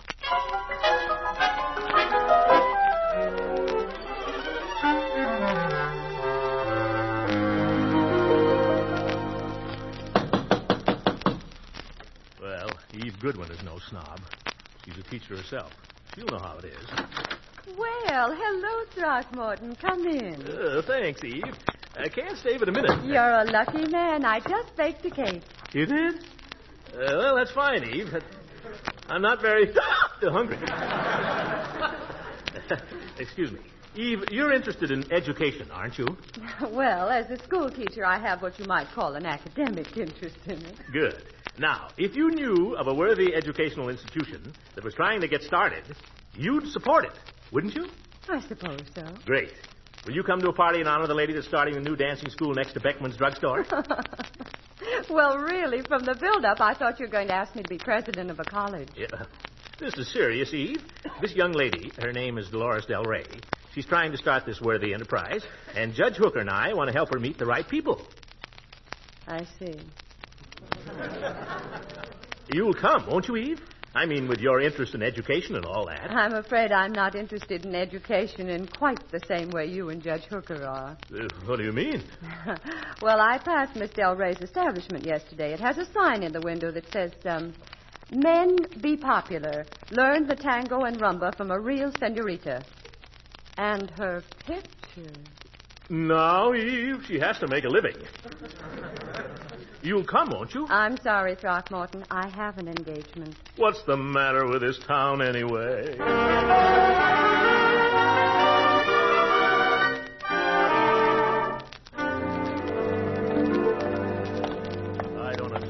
understand women. I don't understand any women. Just because the girl's been on the stage, just because she's good-looking. Well, the Peavies may not be society exactly, but at least they're home folks. Wonder if they've gone to bed. Still, there's a light. Hello, Peavy. Mr. Gildersleeve. Well, this is an unexpected pleasure. Oh? Come in. Well, just for a minute. I hope you weren't on your way to bed. No. As a matter of fact, Mrs. Peavy retired a few minutes ago, but I usually sit up for a final word from Raymond Graham Swing. Take the coat off? No, thanks. I can't stay. Just dropped in to tender you an invitation. You and Mrs. Peavy. Oh, no, that's really nice. I'm sure that Miss Peavy and I will be only too happy to... Saturday night, Peavy, 9 o'clock. The judge and I are giving a reception for a friend of ours, Miss Del Rey. Miss Del... Oh, isn't that the young lady you were telling us about at the poker party the other night? Well, it's the same girl, but I found upon closer acquaintance that I misjudged her, Peavy. Floyd Munson tells me she's a dancer. Don't pay any attention to anything Floyd tells you. She does dance, however. That is, she teaches dancing. Do you think she'll do her dance Saturday night? I don't know what kind of dancing you're thinking of, Peavy, but I assure you she's very high class. The tango and so on. All very artistic. Speaking of artistic dances, I recall the time I took Mrs. Peavy to the World's Fair in Chicago. This is nothing like the World's Fair. The old girl never got over it, see? She claims to this day that I took her in there on purpose. I did, too. Well, very amusing. We can count on you then for tomorrow night? Well, speaking for myself, Mr. Gildersleeve, I wouldn't miss it. But perhaps I'd better just run upstairs and check with Mrs. Peavy first. Come in, sit down. I won't be but a minute. Well, I see you have a canary. Yes, it's a new one. The other one passed on. I guess you heard it. It was very sad. Uh-oh. Too bad. Perhaps it was all for the best. This one's named Dickie Bird. Mrs. Peavy named him after me.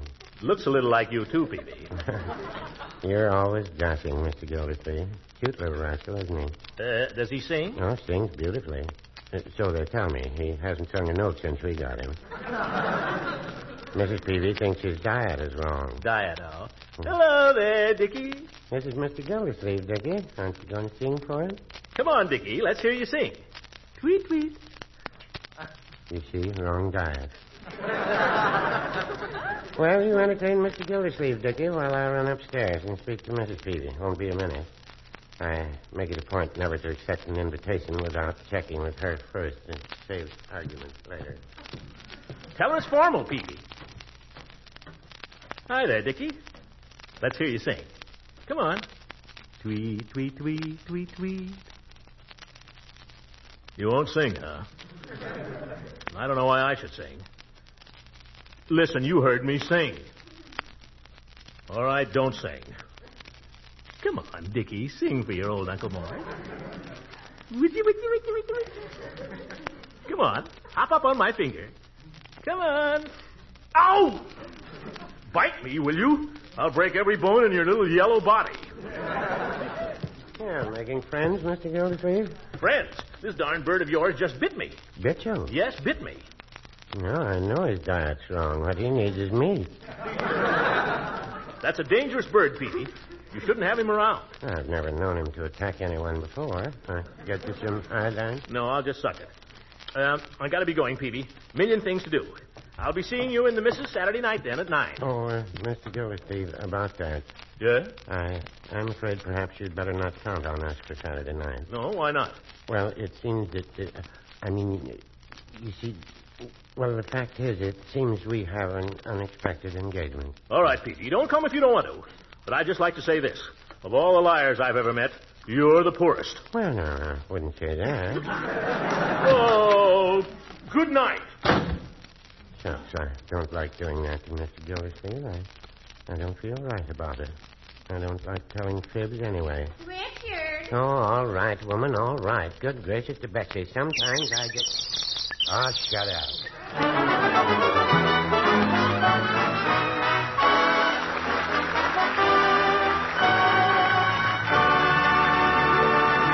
Frank Gildersleeve will be with us again in just a few seconds.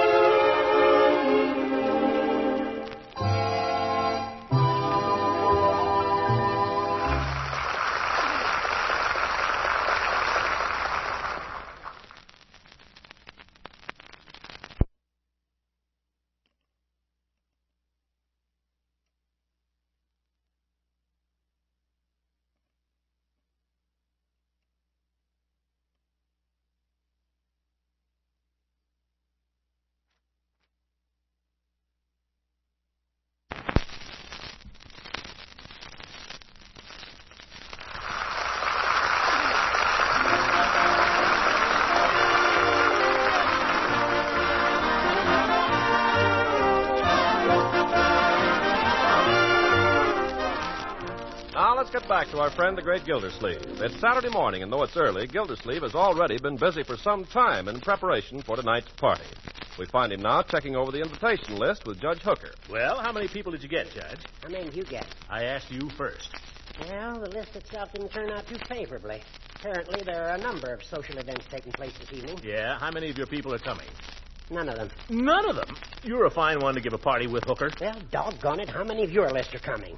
None, but mine all had good reasons. So did mine.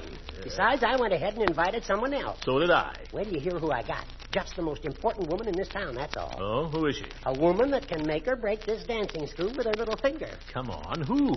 Mrs. Harlow Vandervoort. She's president of the Summerfield Choral Society, the Summerfield Friends of Chamber Music, and just about everything artistic in town. You don't have to tell me. And she's rich as a fool, Gildy. If she okays this dancing school, believe me, it's okay. Well, that part sounds good. Now, who'd you get, Gildy? Floyd Munson and his wife. What? Floyd Munson, the barber? What's the matter with being a barber? Barbering is an honorable profession. Profession has nothing to do with it. I won't have Floyd Munson at this party. Why not? Floyd's a good fellow? Yes, and I dare say his wife is all right, too. But the object of this party was to present Miss Del Rey to the cream of Summerfield society. And the Munsons are not the cream. Well, doggone it, Horace. We had to get somebody. I don't suppose you can tell Floyd not to come now. Could you ask him, please, to watch his step? Well, don't worry about him, Judge. Now, about Miss Del Rey. If she'd like me to call for That's her... all been arranged. I'm taking care of that personally. Oh, pretty slick, aren't you? I'm learning. Well, I've got to be running along now, old man. See you this evening. Adios, Horacito. Buenos dias, amigo. Oh, where'd you learn that?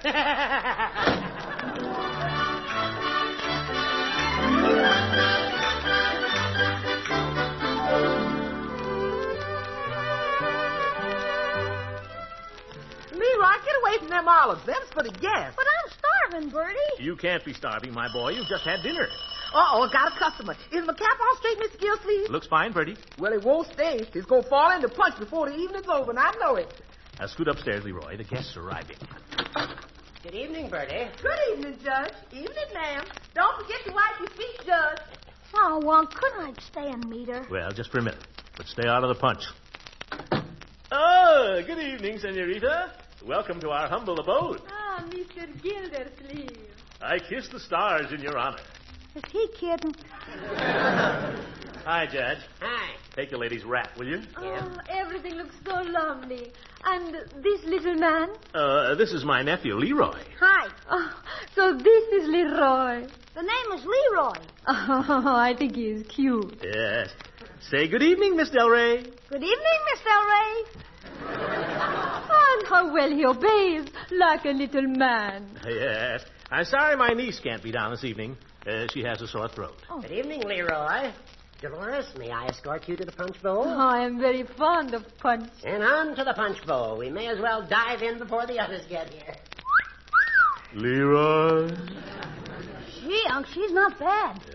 Your uncle knows what he's doing. Hey, Unc, do you think they're real? Think what are real? The eyelashes. That's a silly question. Of course they're real. That sundress she's wearing. Oh, yes, she has excellent taste. There's one thing I'd like to know. What holds it up? That does it. Go to bed, Leroy. Go on.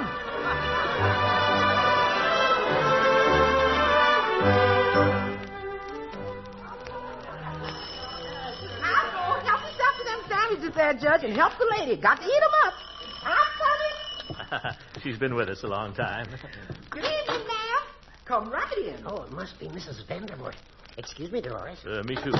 Mrs. Vandervoort, old Dutch family, very important. Be right back. Don't go away. Oh, it's you, Judge. Good evening. Good evening, dear lady. Have I the pleasure of addressing Mrs. Vandervoort? You have? Allow me to do the honors. Mrs. Vandervoort, may I present my distinguished friend, Throckmorton Gildersleeve. How do you do? I had my chauffeur park in your driveway. I hope he won't be in the way there. Oh, not in the slightest. Love to have him there. Beastly weather, isn't it? Oh, just the usual Summerfield weather, I'm afraid. Take the lady's wrap, Judge. So good of you to come to our little soiree, Mrs. Vandervoort. Well, life in Summerfield is so dreary at best. I feel anything that can be done to raise the cultural level is worth the effort. Oh, how right you are. I'd give a lot for a little culture right now. Come. I'd like you to meet our guest of honor, Senorita Del Rey. I understand she's an exponent of the dance. Oh, yes, very talented, very artistic. What type of dancing does she specialize in? Oh, she does them all. Eurythmic? No, she's Spanish descent. Senorita Del Rey, meet Mrs. Vandervoort.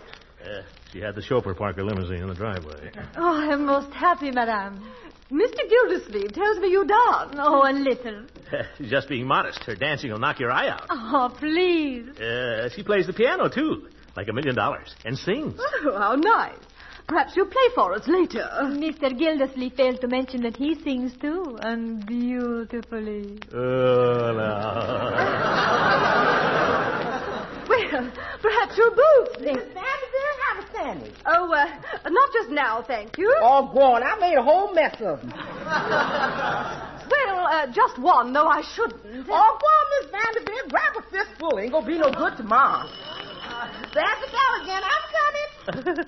Been with us a long time. That is a jewel. Commissioner at home? Yes, sir. Come right in. This is the place, honey. It's the Munsons. Tell Floyd to watch his step. All right. You ladies, excuse me, please. The judge will see that you're supplied with punch. Well, hi, Commissioner. Good evening, Floyd. Like to have you meet the ball and chain. Ruthie, shake hands with the Commissioner. Well, it's about time I met you. After all I heard about you from Stupid here.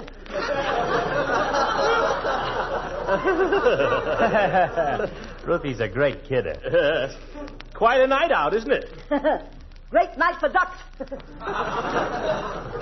You'd like to hang your coat up in the closet there, Mrs. Oh, Munson. just chuck it down anyways. I'm getting her a new one, so I hear. I'll hang it up just in case. I know better than to count on Big Mouth here. Great kidder. Yes. Floyd, we've got a guest here, Mrs. Vandervoort. Very high class. Watch it a little bit, will you? You don't have to worry about me, Commissioner. I wasn't brung up in no barn. I know, Floyd, but just mention it to your wife, too, will you? You don't have to worry about her either. She'll be okay. I'll admit she tends to get a little excited in crowds. But if she gets out of line, I'll handle her. Great. Well, it was nice of you to ask us to your shindig, Mr. Gildersleeve. You know, I was saying to Floyd I ain't had this dress out in 4 years. Hey, where's all the people? I suspect they're in the dining room around the punch bowl. Punch bowl? Leave me to it. That's for me. This way, folks. Pushing you straight front, handsome. You're bulging again. Darn thing keeps popping out. For 2 cents, I'd take it off. Mrs. Vandervoort, I'd like to present Mr. Munson. Mrs. Vandervoort had the chauffeur park her limousine in the driveway. Yeah, I noticed it out there. That's quite a bus you got there, Mrs. Vanderlip. What kind of mileage you get on it? I bet it eats up the gas, huh? I really couldn't say. Well, driving olds myself. It's no Cadillac, but then it's transportation, you know what I mean? Hey, don't I get to meet the lady? Oh. Pardon me, Mrs. Vandervoort, Mrs. Munson. How do you do? Pleased to meet up with you. Say, who's the little armful over there? Oh, and Miss Del Rey, Dolores. Yes? I'd like to have you meet my friends, Mr. and Mrs. Munson. Any friend of Mr. Gildersleeve is a friend of mine. Say, that's all right. By the way, the commissioner has been telling me quite a lot about you. Oh, yes? Tell me what he says about me. Right here in public? You want me to get arrested? Now, if you and me was to have a little private conversation, I might be able to... All right, Junior, keep your shirt on. Shall we go into the parlor? Oh, Mr. Munson, Mr. Gildersleeve didn't tell me. What line of work are you in? Oh, me? Oh, I got a... Shall we go into the parlor?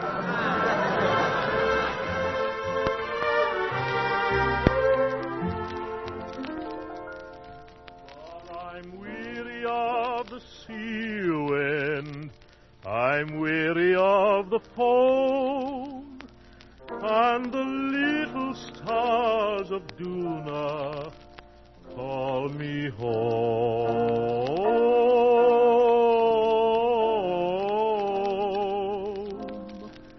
The little stars of Duna call me home. Hey, how's about Miss Del Rey giving us something Spanish? You know what I mean? Yes, Yeah. do. Great. Well, of course. Great. Mr. Gildersleeve, will you sing with me? Oh. Bésame, bésame. ame mucho. Oh, brother. Each time I cling to your kiss, I hear music divine. Oh, bésame mucho. Hold me, my darling, and say that you'll always be mine. Boy, ain't she something. Well, you don't have to sit there giving her the eye. Who's giving her the eye? I gotta show my appreciation, don't I? I gotta at least be polite. You don't have to fall all over yourself about it. Who's falling all over myself? No, you big lug. I've been watching you. You've been out for all evening. Well, I like that. I never raised a finger. I leave it to anybody here if I've been in any ways out of line this evening. Now, Floyd, please. I leave it to the lady herself. Floyd. This isn't the first time, Floyd Munson. Mrs. Munson, really? You mustn't. I've taken all I've got from him, the big baboon. I've gone home. All right, go on. If anything I hate, it's loudmouth James. Oh, now, folks. Let her go. I got the car keys. I think it's high time we all went home. But, Mrs. Vandervoort, it's only the shank of the evening.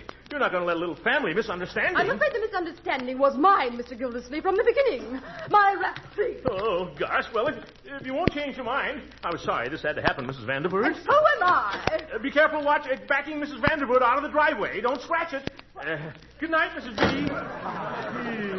Well, let him go. At least now we can relax and have some fun. It's been a charming evening, Throckmorton. Judge, Dolores, you're not going. The judge has kindly offered to see me home. Dolores, you can't do this to me. You can't go now. We're in this together. I'm sorry, Gildy, but we have Miss Del Rey's career to think of. What do you suppose I've been thinking of? Well, if you'd use your head a little bit. Good night. Wait a minute.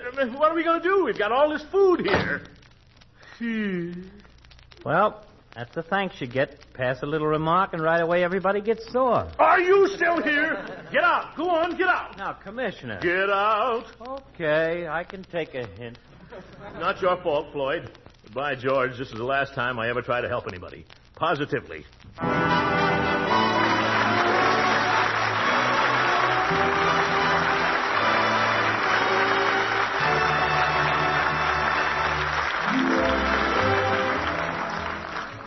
Why is it nothing ever works out? Well, let them go.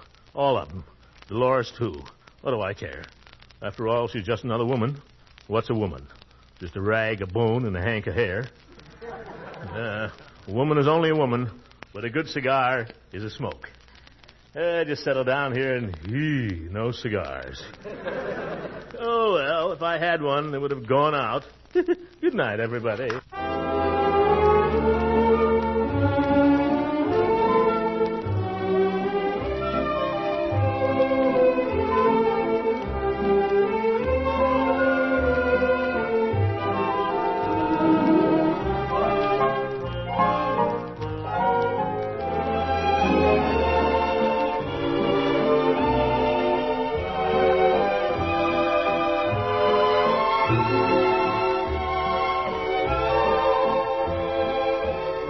This is the Armed Forces Radio Service.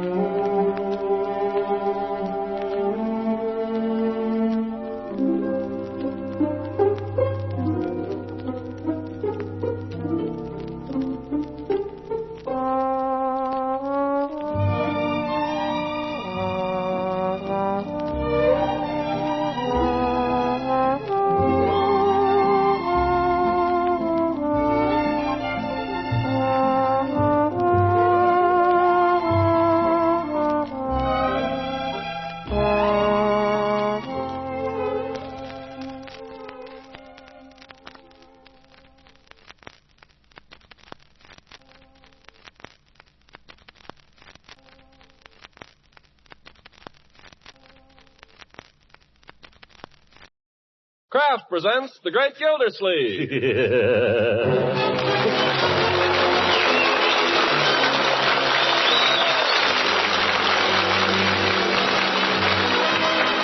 Kraft Cheese Company, makers of parquet margarine and a complete line of famous quality food products, presents Harold Perry as the Great Gildersleeve. Kraft brings you the Great Gildersleeve every week at this time. Written by John Whedon and Sam Moore, music by Claude Sweeten.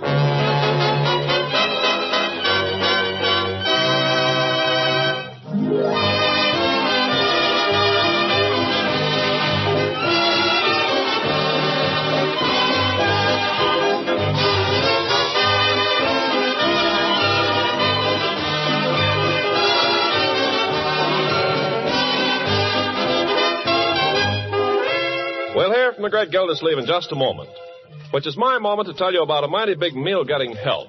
It's the lickin' good macaroni and cheese you cook in just 7 minutes with a box of Kraft Dinner. The new Kraft Dinner that gives you light and fluffy macaroni with a really rich cheddar cheese flavor through and through. Now, maybe you know how Kraft Dinner's macaroni cooks in just 7 minutes flat. Maybe you know how the Kraft Grated that also comes in the Kraft Dinner box lets you sprinkle cheese flavor all through that macaroni fast. But let me tell you, if you haven't tasted Kraft Dinner lately, you're in for a surprise. Now, Kraft has found a way to give you the Kraft Grated with a fuller, more satisfying cheddar cheese flavor that combines perfectly with the fluffy, tender macaroni. You're bound to get compliments on the macaroni and cheese you cook the 7-minute way with Kraft Dinner. Try it tomorrow.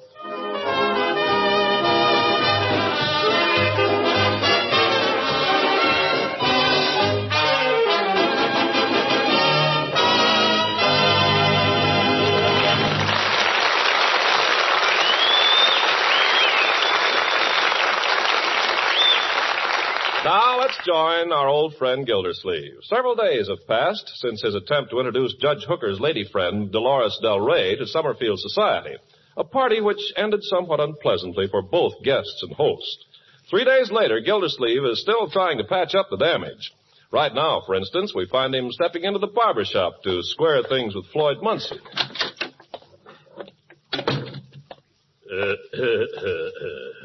Oh, hello there. Hello, Floyd. Nice day, isn't it? Nothing extra? No, I guess you're right.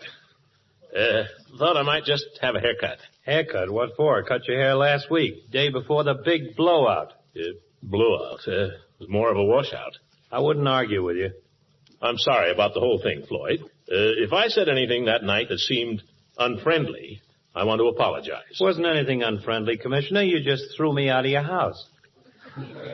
Well, I apologize. That's okay. No, it's not. How could I have done such a thing? Throw a guest out of my house. On a cold night, too. You don't know the half of it. When I got to my house, the wife wouldn't let me in. No? Where'd you sleep, Floyd? Busted in the cellar door and slept on the sofa in the living room. That generally softens her up, but not this time. When she come down in the morning, she was still wound up like a cuckoo clock. Da, da, da, da, da, da, da, da. Should never have given that party. We never should have went. It's always the same thing. Every time she thinks I got my eye on some dame. But I ask you, Mr. Gildersleeve, did I get out of line in any way, shape, manner, or form? Not that I noticed. There's only one way I can figure it. She reads my mind. Oh. Say, you know that Miss Del Rey's quite a dish, if you don't mind my saying so. Miss Del Rey is nothing to me, Floyd. No? I was simply trying to help the lady get her dancing school started. And she walks right out of my party and goes off with Hooker. Yeah, that's gratitude. Well, she can have the old goat. Although what she sees in him, I can't imagine. Maybe the judge is more of a man than we've been figuring. I'm not interested in that question either, Floyd. Okay. Yeah, you didn't really want a haircut, did you, Commissioner? No, that was just I can wait. Hot towel, massage? No, thank you. Ought to be getting home, Floyd. My niece has been a little under the weather lately. Must remember to stop at the drugstore on the way. Better be going. I just wanted to square things up a little, Floyd. Consider him square, Mr. Gildersleeve. These things happen, that's all. Drop in any time. Thanks, I will, Floyd. And if you should run into the senorita, give her a hot tamale for me. Oh, that's all over.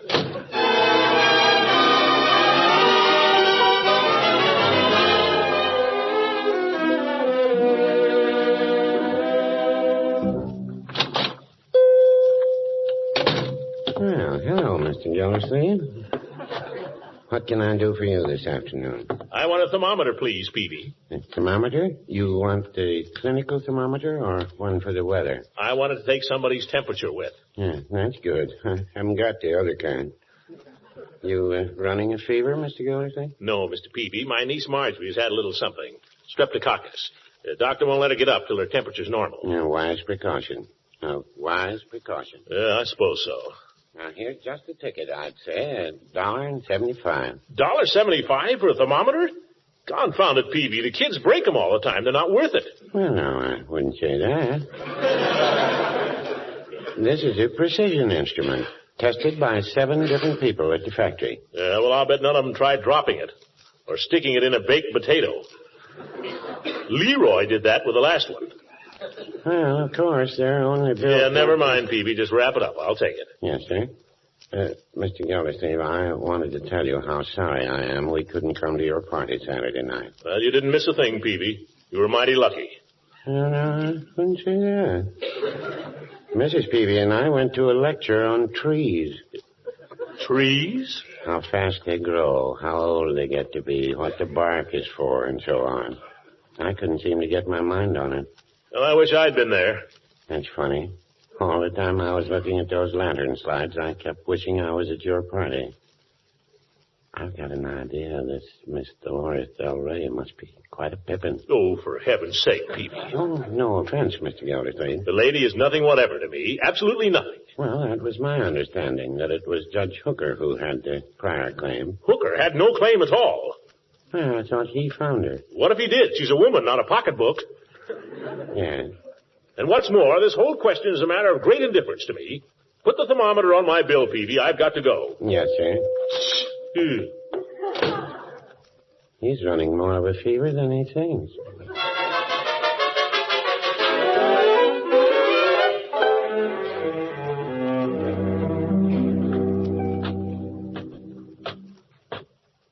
Leroy, is that you? Yeah. You awake, Marge? How do you feel? Oh, much better, thanks. I feel fine. Marge, I brought you something. You did? What? My Red Ryder pistol. You can sleep with it tonight if you like, under your pillow. Why, Leroy, that's very sweet of you. You're sure you won't be needing it? No, I've got my hunting knife. I'll sleep with that. Well, that's very generous. Hey, you can keep it even. Go on, keep it. It's yours. Oh, I couldn't do that, Leroy. That'd leave you unarmed. Well, I'll lend it to you then, till you get well. I'll put it here on the table. You can reach it if you need it. Unless you'd like to hold it a while. I'll enjoy just having it there where I can look at it. Gosh, I'm sure glad you're feeling better, Marge. Oh, I am. Much better. You know, I got to thinking. I holler a lot, but gosh, if anything was to happen to you, I don't know who I'd fight with. You don't need to worry about me. It was pretty bad, huh? What you had? Streptococcus? Yeah. Oh, it's just a sore throat, really. Is that all? Give me back my pistol. I'm only kidding, Marge. We missed you these last few days, Unc and me. It's not the same just two people eating together. Unc gets awful quiet. You wouldn't know him. Just sits there stoking it in. He's been kind of gruesome lately anyway. You know, I have a feeling he has something on his mind. You and me both. What do you suppose it could be? Well, it isn't business. What do you mean? You remember when he fell for Mrs. Ransom, how he used to go mooning around the house? Yes. You remember when he got all excited about Miss Goodwin there, couldn't even eat? Yes. Well, here we go again. Oh, no. Oh, no, you missed the party. You didn't get a look at that senorita. Boy, she's... Quiet, I think I heard him come in. Gosh, can you imagine what it'd be like if he married her? Nothing but Spanish omelets, Spanish rice, Spanish onions. Hush, Leroy. Do you suppose if we talked to him about it man to man and asked him to watch his step? Oh, that's the worst thing you could do. For heaven's sake, don't mention it. If we even... Well, what are you two rascals whispering about? Oh, nothing. Nothing at all. Hello, Uncle Mort. And how's my little princess this evening? No, much better. There's nothing the matter with me now. I feel fine. Well, we'll see about that. I hope you're right. I lent her my Red Ryder pistol. Wasn't it nice of me? Fine, my boy. Been having a little Indian trouble around here lately? Did you get a thermometer, Uncle Mort? Yeah, got it right here. I know I haven't any temperature. Well, we'll just see. Shake it down first, Unc, and hold on to it. Yeah, and you keep it out of the baked potatoes. Remember, if it's still normal, I can get up for dinner. The doctor said so. We'll see, my dear. Open your mouth. That's it. Under your tongue. Now keep your mouth closed. Have to wait a couple of minutes. Kind of a date you have? Did you eat any lunch? No talking. Thermometer won't work if you keep your mouth open. Or is it? I mean, That's it. How's your throat? Still sore? No, it feels much better. Keep it closed. Kind of a date you have, Leroy? Did you distinguish yourself in your studies? And if not, why not? Say, speaking of that, Unc. Yes? It seems I got my report card today. Well, you did, eh? And what does that report card say, Leroy? Well, I don't want you to think I didn't try, Unc. I worked like anything all month. Honest. Leroy?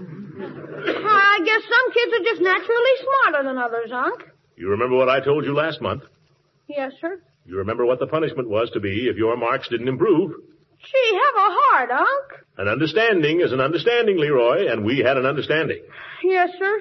Now, where is that report card? It's here. Don't go away. Arithmetic, A. History, A. English, A. Geography, A. Science. Well, they're all A's. Those are the breaks, kid. Why, Leroy, that's wonderful. I fooled you that time. By George, you did. Why, that's wonderful. Why, I never got an A in my life. I shouldn't have said that.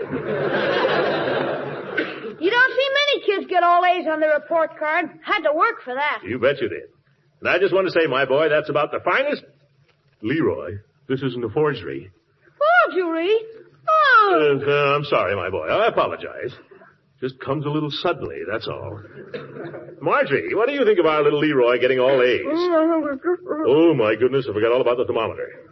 Here, let me. What does it say? Wait till I look at it. How do you like me getting all A's, Marge? Great me. Why don't they make these darn things so you can read them? Oh, I hope it's normal. I hope it's normal. Oh, I had it there, and then I lost it. Well, turn it on so the light gets on it. I've got it. Steady, steady. 99. No, it's not. It's normal. Hooray, I'm normal. And I'm super. That's right. Marjorie's normal and Leroy is super. That's not easy getting all A's, you know it? You bet it's not. I'm very proud of you, my boy. I'll let Marge my pistol, too. Oh, well. By George, with Marjorie herself again and Leroy practically Phi Beta Kappa, we're going to have to celebrate this. How? Oh, let's have a celebration. Tell you what I'm going to do. I'm going to take you two kids to the downtown club tomorrow for lunch. How do you like that? Do they have ice cream there? Any kind you want. Oh, that'll be fun. You've never taken us there, Uncle Mort. So we're going tomorrow, because for once in his life, your old uncle is paid up. Gosh, the downtown club. Can Piggy come along? Oh, I think it'd be more fun if we just kept it in the family, don't you? Yeah, I think so. No stranger, just the family. Okay. Say, Unc. Speaking of strangers in the family, Marge and I were talking just now. Yeah? Oh, Leroy. Well, why not? Because. Well, it's got him in a good mood. What's this all about? Well, Marge doesn't think I should say anything, but we were kind of worrying. I mean, well, it's about this Miss Del Rey. What about her? Oh, Leroy. Well, what about her? Well, what about her? I wouldn't worry about her, my boy. She's nothing but a friend. I'm not even sure she's that after the other evening. Let's let Judge Hooker worry about her, shall we? Gosh, Unc, you're not as dumb as you seem. Little Leroy.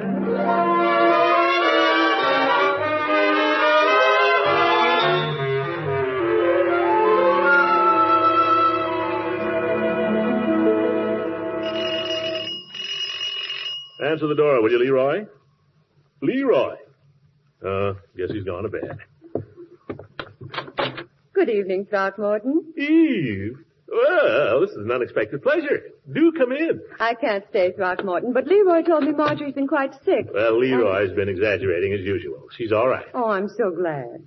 I brought her some grape jelly Mother put up last summer. Well, now that's one thing your mother was good at. Really, Throckmorton? All I mean is her jelly is magnificent. Marjorie will be crazy about it. Come in and sit down, Eve. Take off your coat. Oh, I really mustn't. I want to get home in time to hear the symphony broadcast. Well, listen to it here. I like good music, too, you know. Do you, Throckmorton? Crazy about it. Here, I'll hang up your coat. Thanks. Yes, sir. Now we can sit by the fire, talk, and listen to some nice classical music. Sofa? This chair is quite comfortable, really. Oh. The fire's nice. Oh, how was your party the other night? Party? Very pleasant. Too bad you couldn't come. Well, perhaps I can meet, Miss Del Rey, is it? Yeah, that's right. Perhaps I can meet her some other time. Not so sure you'd like her, Eve. Why not? I saw her on the street the other day. She's quite beautiful. Oh, yes. But after all, what's beauty? A thing of the moment. It withers and fades. But you, Eve. Just how am I to take that, Throckmorton? What did I say? Oh, it doesn't matter. Don't get me wrong, Eve. I think you're pretty, too. I think you're beautiful. Only, well, you're not such a physical type. More mental. Oh?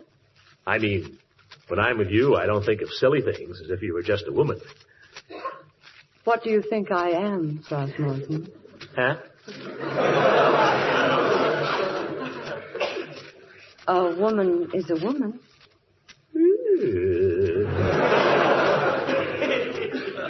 Maybe I've been wrong about you, Eve. Maybe you have. You know, you're really very pretty, Eve. Thank you. I like your hair. It smells nice. It's black. I like your eyes, too. Well? When I'm with you, there's something about you that stirs me to the very depths. Do you mean that, Throckmorton? Do I? Shove over. Hey, Eve, where are you going? The symphony, Throckmorton. You've forgotten I'm the mental type. Oh! Tchaikovsky, a fine way to spend an evening.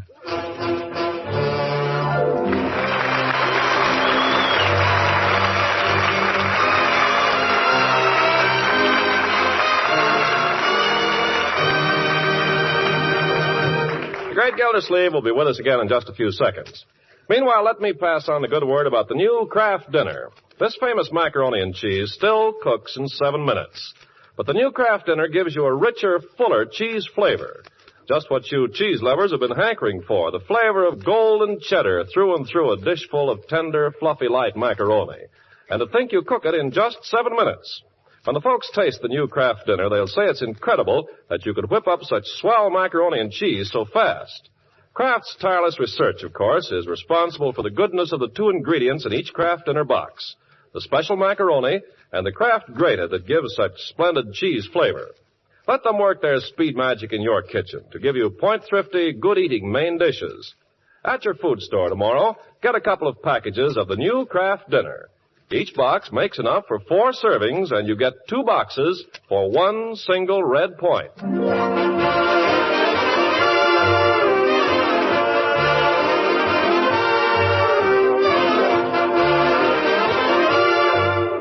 Now let's get back to Summerfield, and in particular the Downtown Businessmen's Club, where Gildersleeve is entertaining his niece and nephew at luncheon. Never has there been a merrier affair, or one where the ice cream flowed more freely. All through the meal, the great man has sat there cracking jokes and making puns, beaming upon his attractive niece, and urging Leroy to stuff himself in honor of his scholastic triumph. Oh, boy, get him! Oh,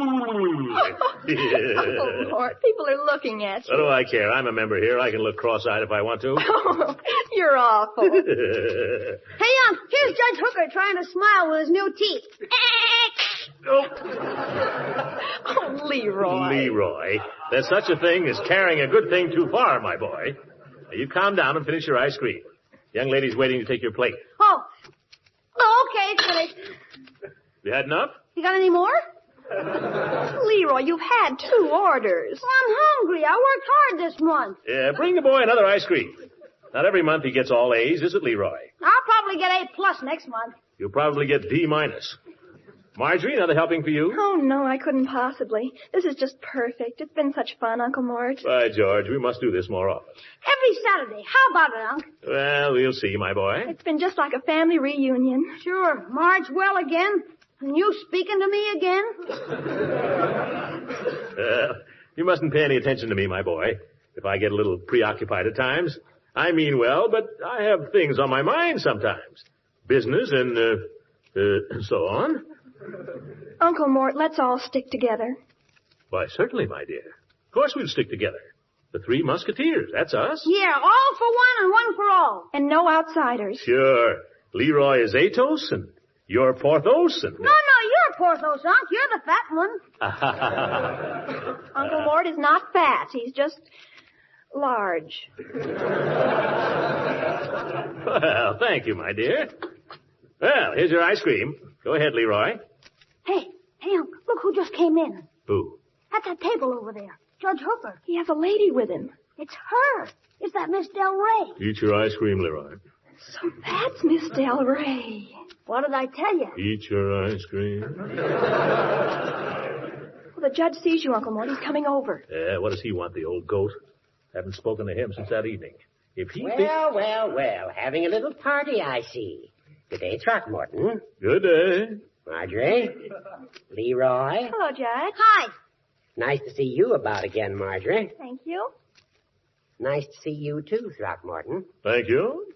I'm sorry you're otherwise engaged, Throckmorton, or I'd ask you to join Miss Del Rey and myself at our table. I've had my luncheon, thank you. You might like to know it was Miss Del Rey who suggested it. Miss Del Rey means nothing to me, Judge. Nothing whatever. And you mean less. Oh, pardon me. Pardon me for intruding. Pardon me for living. I hadn't noticed it. What's the matter, Unc? What are you so upset about? Eat your confounded ice cream and let's get out of here. I gotta get to the office.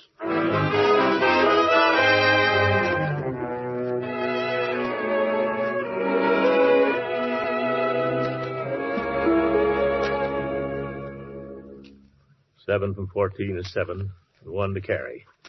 8 and 1 is 9, from 13 is... If there's anything I hate worse than adding, it's subtracting. How Leroy ever got an A... Don't sneak up on me like that, Bessie. You startled me. Yes, sir. A good secretary knocks before she enters. Excuse me, I just wanted to ask you something, but you're busy. I'll come back. Well, you've interrupted me now. You might as well spill it. Yes, sir. Well, you see, there's a cousin of mine. I mean, he's a sort of cousin. We're not sure. He's a staff sergeant, and he's in town now on furlough. So, could I take the rest of the afternoon off? Confound it, Bessie. I'll not have the routine of this office upset by staff sergeants. Yes, sir. And that's final. Yes, sir. Let me get back to my work. And by the way, I want you to get me the figures on the cash receipts for 1938, 39, and 40. Yes, sir. 7 from 14 is... Well, Bessie, what is it? Mr. Gildersleeve, weren't you ever young yourself once? Come here, Bessie. Yes, sir. I didn't mean to be unkind, but work is work, you know. Work is important. How old are you, Bessie? 19. 19. I suppose young men seem pretty important to you right now, don't they? Well, they're awfully scarce. Good ones. Yes, I suppose so. I suppose you think a lot about love and all that. Well, I'm human, Mr. Gildersleeve. I dare say. You know, Bessie, when you get to be my age, you'll find that things change a lot. You'll discover that love is an illusion, really. It's one of those things that pass. I guess you must have had some bad luck, huh? It's not just that. There comes a time when a man has to face the fact that he'll probably never marry. That he'll always be a bachelor. Always a little lonely. Then nothing matters to him but work. Work, work, work. Work is man's salvation. You'll discover that when you're my age, Bessie. Yes, sir. But right now I'm 19. All right, Bessie, run along. Run along to your staff sergeant. Oh, Mr. Gildersleeve, thank you. Oh, what was it you wanted me to get the cash receipt? Yeah, for 38, 39, and 40. Never mind, I'll find him myself. Run along. Shall I lock up, Mr. Gildersleeve? I'll do that, Bessie. Never mind. Goodbye. Goodbye. Have a good time. Yeah, have a good time. Don't mind me. Work. Probably be here till all hours. Just a cold sandwich and a cup of coffee to keep me going. That's all I need. 2, 3 o'clock in the morning, still working. Maybe she'll pass by on her way home from some gay party and see my light still burning here, working. Oh, well, let's see. Where was I? Have to start over again here. 7 and 14 is 7. 7 from 14 is 7. Each time I cling to your kiss, I hear music divine. Oh, nuts. Gotta get to work.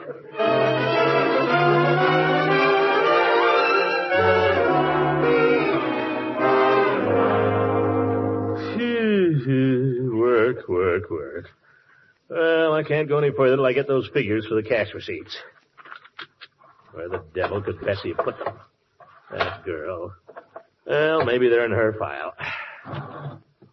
Oh, it's getting cold up here. I suppose they turn off all the heat at 6 o'clock. Cash receipts. That's more like it. Here we are, 1938, 39, and 40. Who's that? It is me, Dolores. Oh. If you're looking for Judge Hooker's chambers, Miss Del Rey, they're on the next floor, down the hall. But I am not looking for Judge Hooker. I'm looking for Water Commissioner Gildersleeve. That is you, no? Yeah, I'm the commissioner. What can I do for you? I wish to make a complaint, Senor Commissioner. A very serious complaint. Oh? What's the matter? No water? No. No, Commissioner.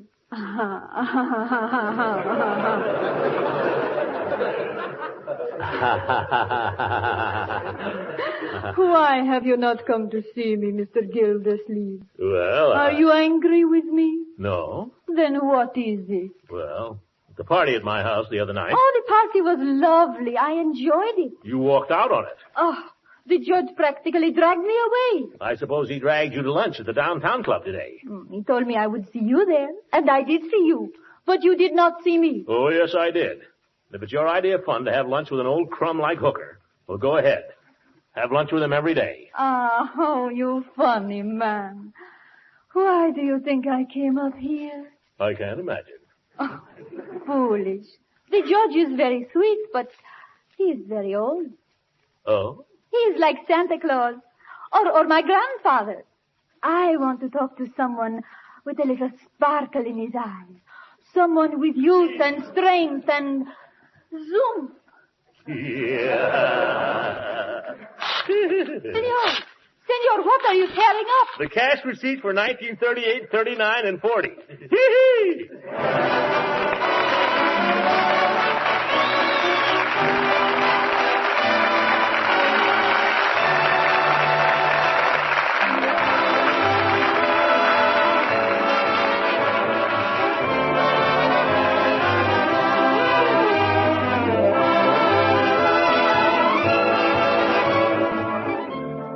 Ladies and gentlemen, I'm very happy to announce that our program next week will originate at the Navy Pier in Chicago in connection with the 6th War Loan Drive.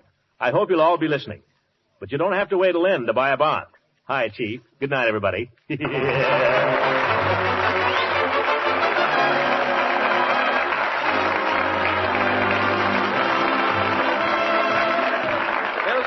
program was directed by Claude Sweet and this is Ken Carpenter speaking for the Kraft Cheese Company, makers of parquet margarine and a complete line of famous quality food products.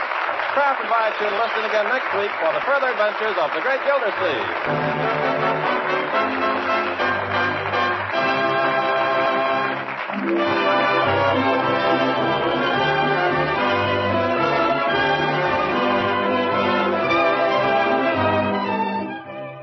Until the war is won, you homemakers won't be able to buy all the delicious Pabst-ett cheese food you want, because vast quantities of dairy foods are being sent to our fighting fronts.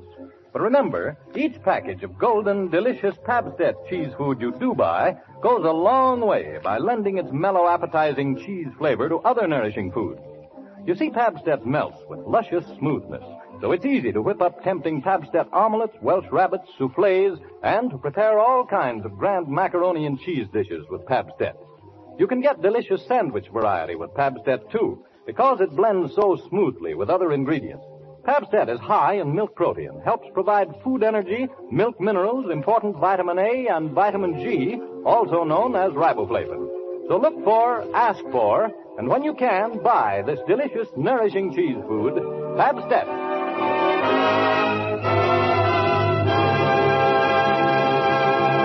This is the National Broadcasting Company.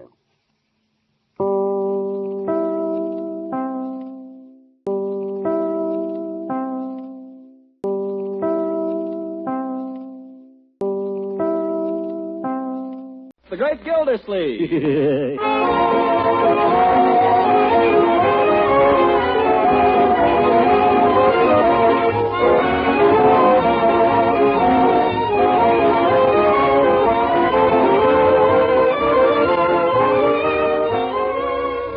A special rebroadcast for all you soldiers, sailors, and Marines of the United Nations. Listen to another amazing episode in the life of the great Gildersleeve.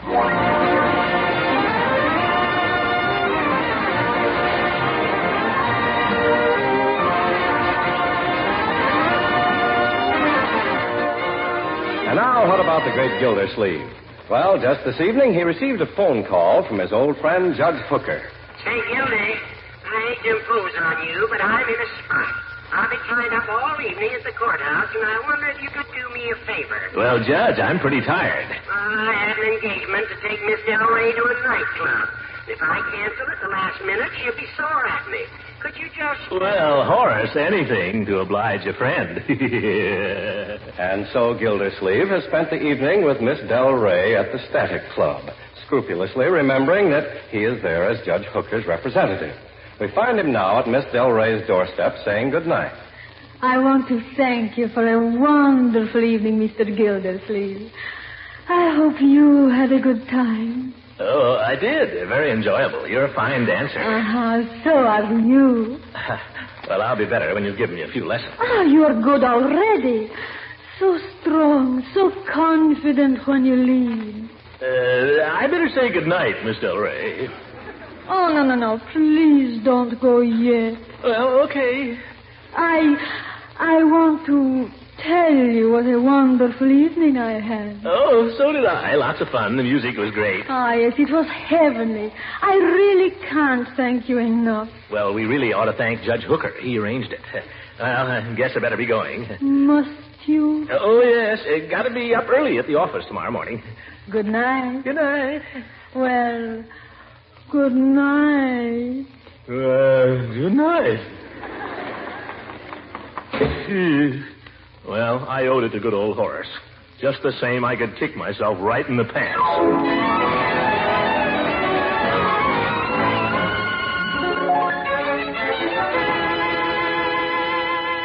Yes, sir, I could kick myself. Oh, well. What's the matter, Unc? Bad night? Huh? Oh, no, Leroy. As a matter of fact, I had a fine night. Fine night. Go to the movies? No, we went dancing. Dancing? You? What's so funny about that? Dancing is good exercise. When did you suddenly get interested in exercise? Dancing is something everyone should learn, my boy. Wouldn't do you any harm to take a few lessons yourself. Are you kidding? What do I know with dancing lessons? Well, it would teach you to dance, for one thing. Might also teach you to walk through a room without stumbling over every piece of furniture, including your feet. I get around okay. Yes. There's a limit to everything, and this is it. Huh? Mr. Gildersleeve, I don't like to say nothing, but the time has come. The time has come. What do you mean, Bertie? I got other offers. Judge Hooker told me anytime I want to work for him, anytime at all. Bertie. I can even go to work for a lady in Chicago if I have to. Bertie, you're not leaving us. What's wrong? Well, somebody's been messing around my icebox again. And I ain't mentioning no boys' names, but... Leroy. I never went near the place, Unc. Now, my boy. It's the truth. You can cut my heart out if it isn't. Leroy, there was a chicken leg in that icebox. I remember it just like it was my own. I never took any chicken legs. I hate chicken legs. Bertie. Yes, sir? Come to think of it, Bertie, it's just possible that I ate that chicken leg. Oh, it's possible. Before I went to bed last night, Bertie, afraid I couldn't sleep. I find it helps sometimes if I gnaw a chicken leg. Does it help sometimes if you eat a cupcake? Huh? Oh, yes. I may have nibbled at a cupcake, too. Nibbled? You polished off 3. Is that a fact? Funny, I have no recollection of it. Of course, I was rather sleepy at the time. I thought you said you couldn't sleep. I thought that was why you ate the chicken leg. Well, I got sleepy. Between the chicken leg and the cupcakes? Boy, that chicken leg works fast. Well, I'm sorry if I upset your plans, Bertie. It won't happen again. Oh, that's all right, Mr. Gildersleeve, as long as it was you. Oh, boy, if it had been me to swipe the chicken, I ask you, is that justice? Who said anything about justice? We were talking, as I remembered, about dancing school, Leroy. You're really going to make me go to... Here comes Marjorie. I'll bet she'd like to go. Wouldn't you, my dear? To where? To dancing school. Oh, I'd love it. You see, Leroy? She would. You really mean it? I can go? Oh, Uncle Mort, I can kiss you. Now. I wanted to take ballet all last winter, remember, and you wouldn't let me. Well, this is different. I can do the spins already. Watch. Careful, Marjorie. Get her. How's that? Very pretty, my dear, very pretty. Kiss me. I'm a dying swan. Settle down, Leroy, for a minute. You too, Marjorie. What I had in mind was not ballet dancing, my dear, but ballroom dancing. But I just want to take ballet, Uncle Mort. Well, I think it would be nice if you went to a dancing school that Leroy could go to, don't you? I don't think any dancing school would let him in. Oh, yeah? I can get in, only I don't want to. The trouble with Leroy, he's afraid of girls. I am not. I'm not afraid of you. You want to wrestle? There'll be no wrestling around here. You'll learn to dance like little ladies and gentlemen. I'm not going to have you disgracing yourself in the presence of Miss Del Rey. Miss Del Rey, you mean... Uh-huh. We go to dancing school and suffer so Unc can get in good with a teacher. That has nothing whatsoever to do with it. Well, she's your friend, Uncle Mort. Why don't you take the lessons? Yeah. She's Judge Hooker's friend. But it just so happens that I am going to take lessons. It just so happens. Yes, it just so happens. Say, we can all take lessons together then. That might be kind of fun. Together? Well, I'm afraid that won't be possible, my dear. My lessons are going to be private. Leroy. I didn't say anything. Wipe that grin off your face. You'll go to dancing school, and what's more, you'll enjoy it. If he or no he, you'll enjoy it. You won't have to dance with other girls right away. You can learn to dance with Marjorie. I think I might be consulted about that first. May I have the pleasure of this dance, sister dear? Oh, Leroy. Leroy, let go. Leroy, Uncle Mort, make it let go. Now, Leroy. The jitterbug. Leroy, really?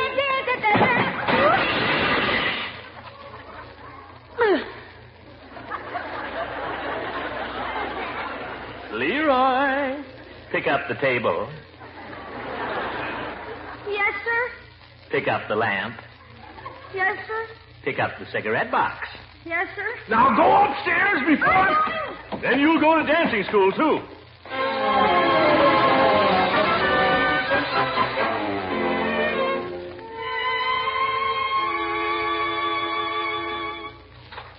Good morning, Judge. Good morning, Bertie. Mr. Gildersleeve left for work yet? Oh, he ain't only just finished his breakfast, Judge. Come on in. Oh, thank you, Bertie. Well, Horace, where were you last night? What happened? Oh, the confounded jury was hung up until 11:30. We finally had to lock 'em up for the night. Oh, too bad. I felt terribly about leaving you stuck there. You and Miss Del Rey. You were able to entertain her without me, I trust. We had a very pleasant evening. And Dolores, did she seem downcast over my absence? We had a very pleasant evening. Oh, hang it. I'd been looking forward to it. I planned the whole thing from start to finish. I wanted it to be a very special evening for a very special reason. Oh? Yeah. In fact, I'd hoped before the evening was over to be in a position to make a little announcement. One of a particularly personal nature, one which I would wish you, as an old friend, to be the first to know about. Then, as an old friend, perhaps you'll be good enough to tell me what the heck you're driving at now. Well, I'm happy to do so, Gildy. After due consideration and in full knowledge of the importance of the step that I propose, I have concluded that the time has come for me to marry. Marry? An old goat like you? Brother, the time has come and gone. The years allotted to men, my friend, are 70. I still have a few left, and I don't propose to waste them. Oh, certainly 6 or 7. Judge, look, love is one thing. That can happen to anybody. But marriage at your age? You're not thinking of Dolores. I am. And Dolores has paid me the compliment of thinking now and then of me. Or so she tells me. But Horace, she doesn't even speak the language. Oh, she speaks the language, all right. But think how much younger she is, Judge. Think what a merry chase she'd lead you. Yeah, just what I'm thinking of.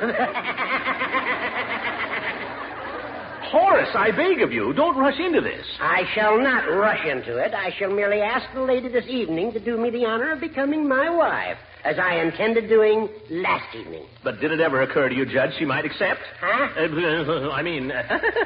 You hardly know her, Judge. For all you know, she's nothing but an adventuress. Adventuress? Well, why else would she want to marry an old rooster like you? Gildersleeve, I had intended inviting you to join Dolores and myself again this evening. I now withdraw that invitation. Good day. Oh, Judge, don't go off and huff. To think of it, my old friend, The best friend I ever had, trapped by a designing woman. Shame, shame. And that poor little girl. Think of her. In the clutches of an elderly goat. Horrible. Something's got to be done. If I'd known all this last night. If I hadn't been so darn honorable. If I'd gone ahead and swept her off her feet and made her forget the judge. If I just grabbed her right where she stood and given her a good big smack. If I'd... Maybe there's still time. Maybe if I work fast. Still, I don't know. 9 o'clock. I ought to be getting down to the waterworks. Oh, hang the waterworks. I owe it to good old Horace.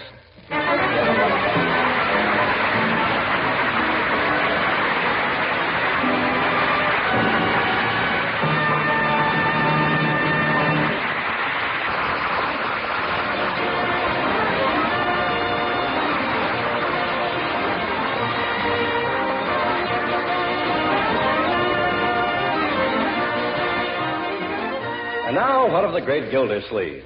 Well, he is determined to do right by his old friend, Judge Hooker, no matter what the judge wants.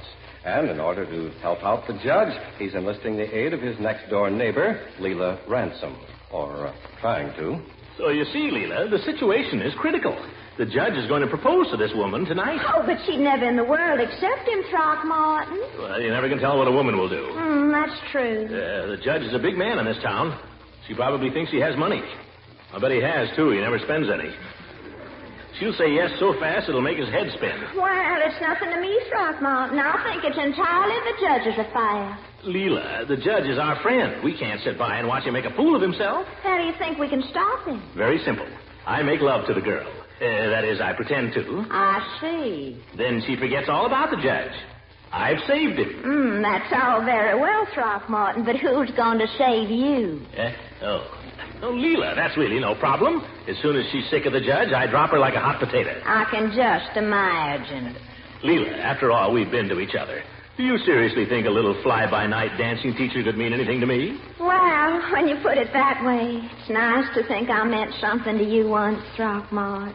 You still do, LEILA. Mm-hmm. You represent something fine, something real in my life. You're a sweet person, Throckmorton. You know you are. You're the one that's sweet. Oh, Throckmorton. Well, will you help me knock off this... will you help me save the judge? Well, I'll try. What is it you want me to do? Very simple. We go to the judge's house tonight. About 8:30, you make some excuse to take him away for a little while. What kind of excuse? Really doesn't matter. Tell him you have to go to the post office and mail a letter, LEILA. Only do it early, 8:30. Then when you get him out of there, I'll come in with a heavy artillery.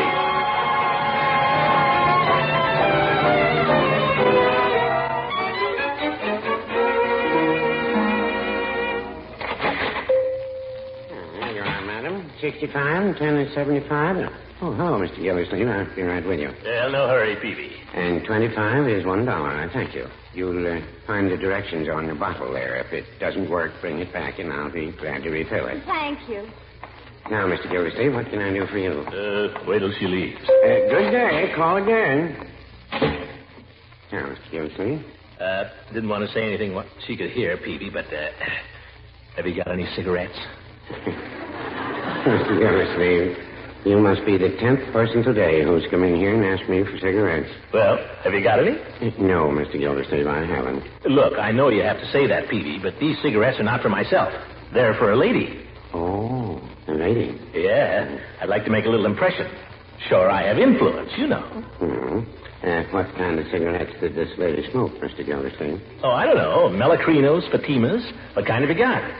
I haven't got any. Then why do you ask me what kind she smokes? Oh, a matter of interest, that's all. Peavy, by George, you're the most irritating man I know. Well, no, I wouldn't say that. All right, forget the cigarettes. If there aren't any, there aren't any, that's all. Peavy, let me ask you something. We've been friends for a long time, haven't we? Yes, Mr. Gildersleeve, we have. I brought you a good deal of business one way and another, haven't I? You have, and I'm very grateful. I pay my bills, and I pay them on time, don't I? Yes, Mr. Gildersleeve, you do. When I grew too many radishes last summer, I sent Leroy over with a basket, didn't I? Yes, and we enjoyed them very much. If you were ever sick or in trouble, you'd know you could count on me for help, wouldn't you? Yes, I believe I could. Then how about some cigarettes? Mr. Gildersleeve, I have no cigarettes. And there's no use looking under the counter. I just thought you might have forgotten. Sure wish I knew where I could get some, though. Yes, sir. If I knew a man who'd sell me a carton of cigarettes, I'd consider him a friend for life, Peavy. I'd do anything for him. Make it worth his while, too. 1 pack, Peavy, just 1 pack. Mr. Gildersleeve, perhaps you haven't heard. There's a shortage. No cigarettes. None whatever. None in the basement, none in the attic, none under the counter, none buried in the backyard. None. All right, Peavy, I'll take your word for it. No harm in asking. Better be going, I guess. Wait. Yes? What's that bulge in your pocket? Box of cough drops. Care for one? Oh, nuts. Goodbye, Peavy. Goodbye, Mr. Gildersleeve.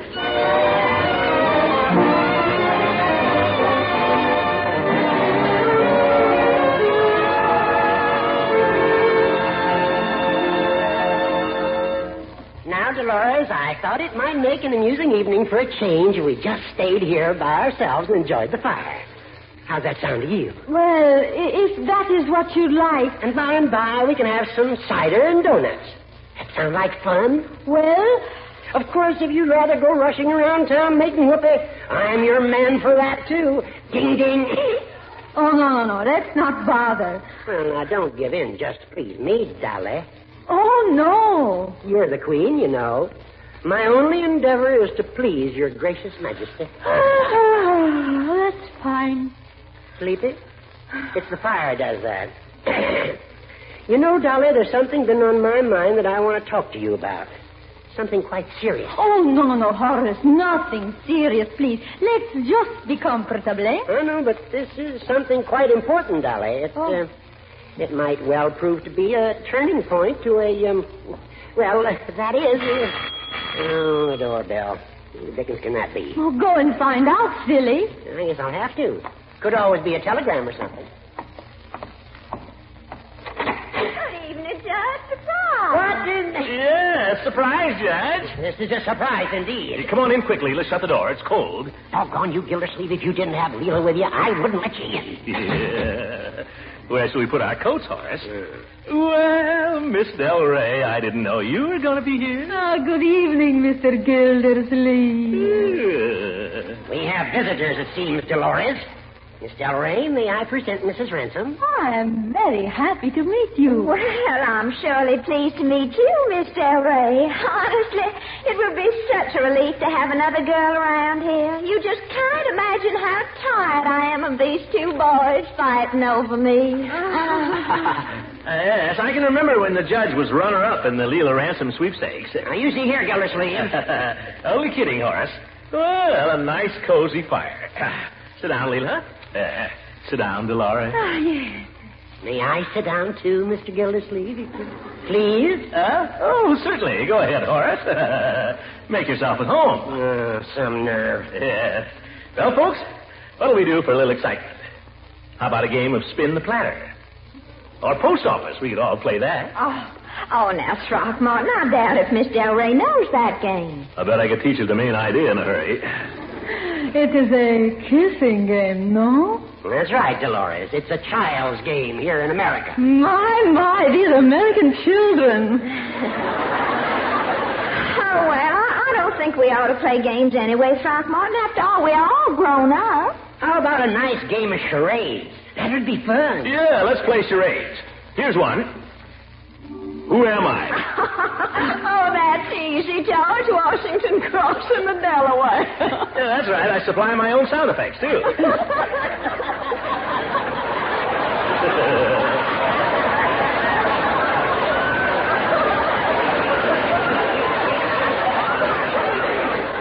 Say, Dolores, do you know why George Washington stood up in the bow of the boat when he crossed the Delaware? No, why? His pants were too tight to sit down. That is very funny. I'm glad you liked it. Oh, for heaven's sake. The first time I heard that joke, I laughed so hard I fell out of my cradle. All right, then, Judge. Here's another one. Why is a kiss over the telephone like a straw hat? Anybody know? Because it isn't felt. I know that one, too. Just couldn't think of it. That's the hard part, Judge. Well, what do we do now? Oh, now let's sing. Oh, yes. Sing? Great great. Now, there's an idea I just cannot see at all. Oh, come on, Judge. I'll play the piano. Huh? No. I know a song, Leila. Well, really, Throckmorton, you don't have to shove me off the bench. Well, Leila, it's 8:30. Go ahead and get the judge out of here. Not just now. Leila, you promised. Oh, here's a song, folks, right here. What's that song? Never heard it before. Neither did I. Oh, I know this song. Let me play it for you, Mr. Gildersleeve. Yeah, let Dolores play it, Leila. She plays like $1 million. You play and I'll sing, huh?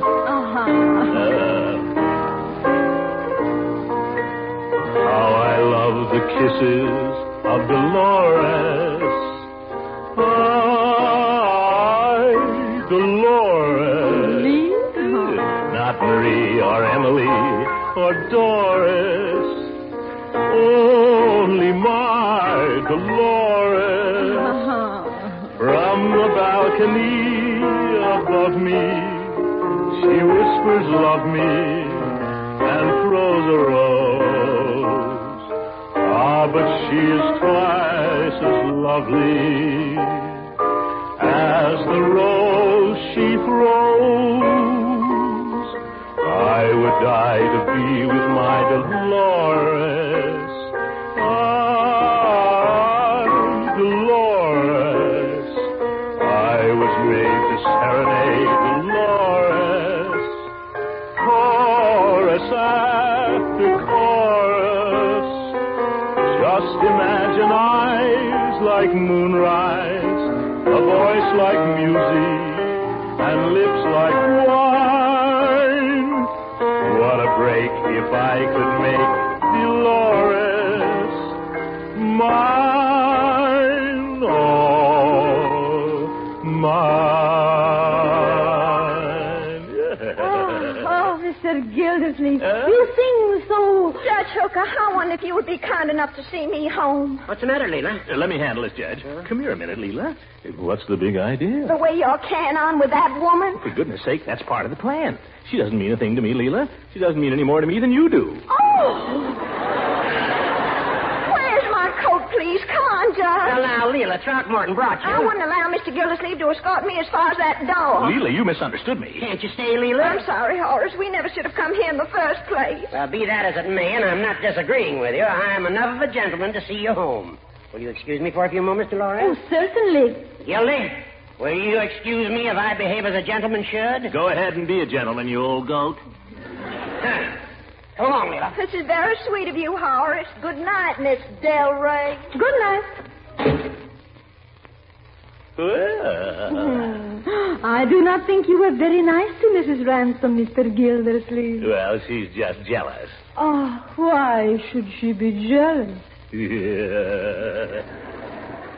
What about last night? What about it? You might not have guessed it, but I had half a notion to slip you a quick kiss there. Why, Mr. Gildersleeve. Got half a notion to do it right now. Oh, no, not so fast. All right, I'll wait. Why don't we dance? Oh, I don't know. Well, you danced with me last night. Come on, how about a little rumba lesson? Well... Come on, what do I do first? First, you put your right arm around my waist, like this. My right arm... Not so tight.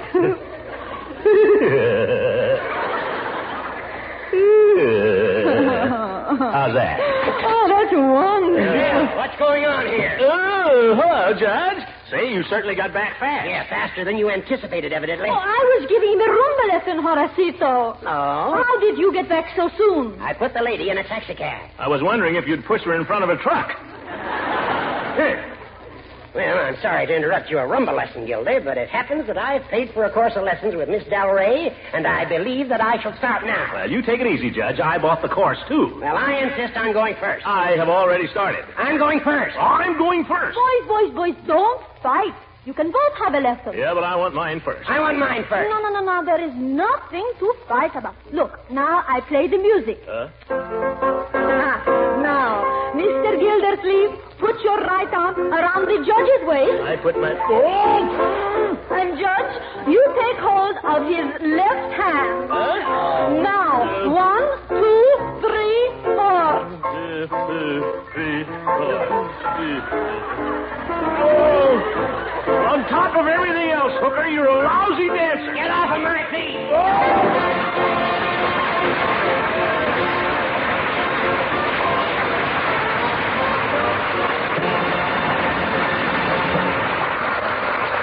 Good night, everybody.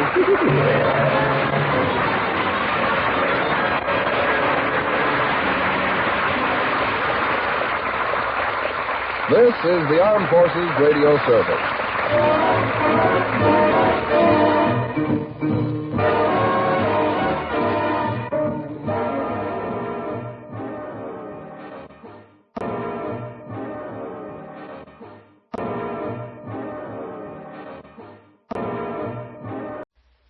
Kraft presents The Great Gildersleeve.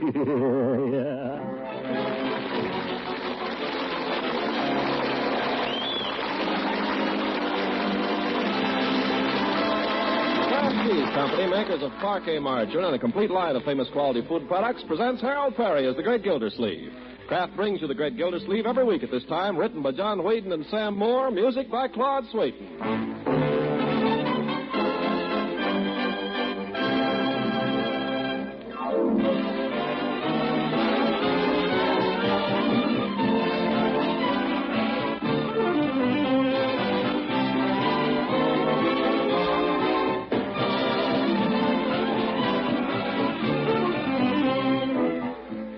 The Great Gildersleeve in just a moment.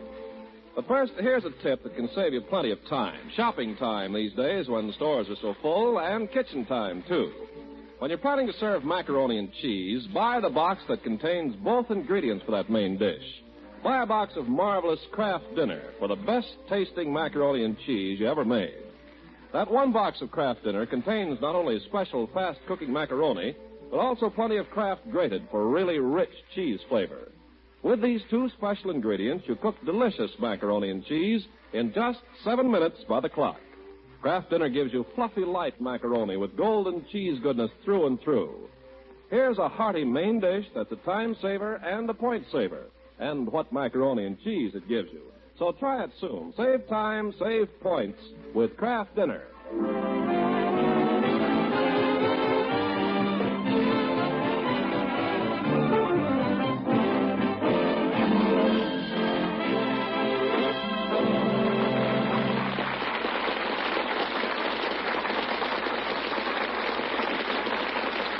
On to Summerfield in the home of the Great Gildersleeve. Things are a little upset in the Gildersleeve household this week. The bug that's been going around town has finally laid Bertie low, and she's been ordered this morning to go back to bed and stay. Marjorie and Leroy have insisted on serving her breakfast there, while Gildersleeve, downstairs at a front window, waits anxiously for the arrival of Dr. Pettibone. Well, there he is, and it's about time. What's he doing now? Oh, for goodness sake. The old fool has to put a blanket over his radiator every time he stops. I think that was a Rolls Royce instead of a Franklin. That's right. Tuck it in, Doc. Would you? Take your time. No hurry. Just people sick here, that's all. Come on. Now what? Oh, that's right. Forget your bag. No wonder you didn't forget your... Whoop. Careful, Doc. Have to have Leroy put some cinders on that sidewalk. Doc wouldn't sue, but you never know.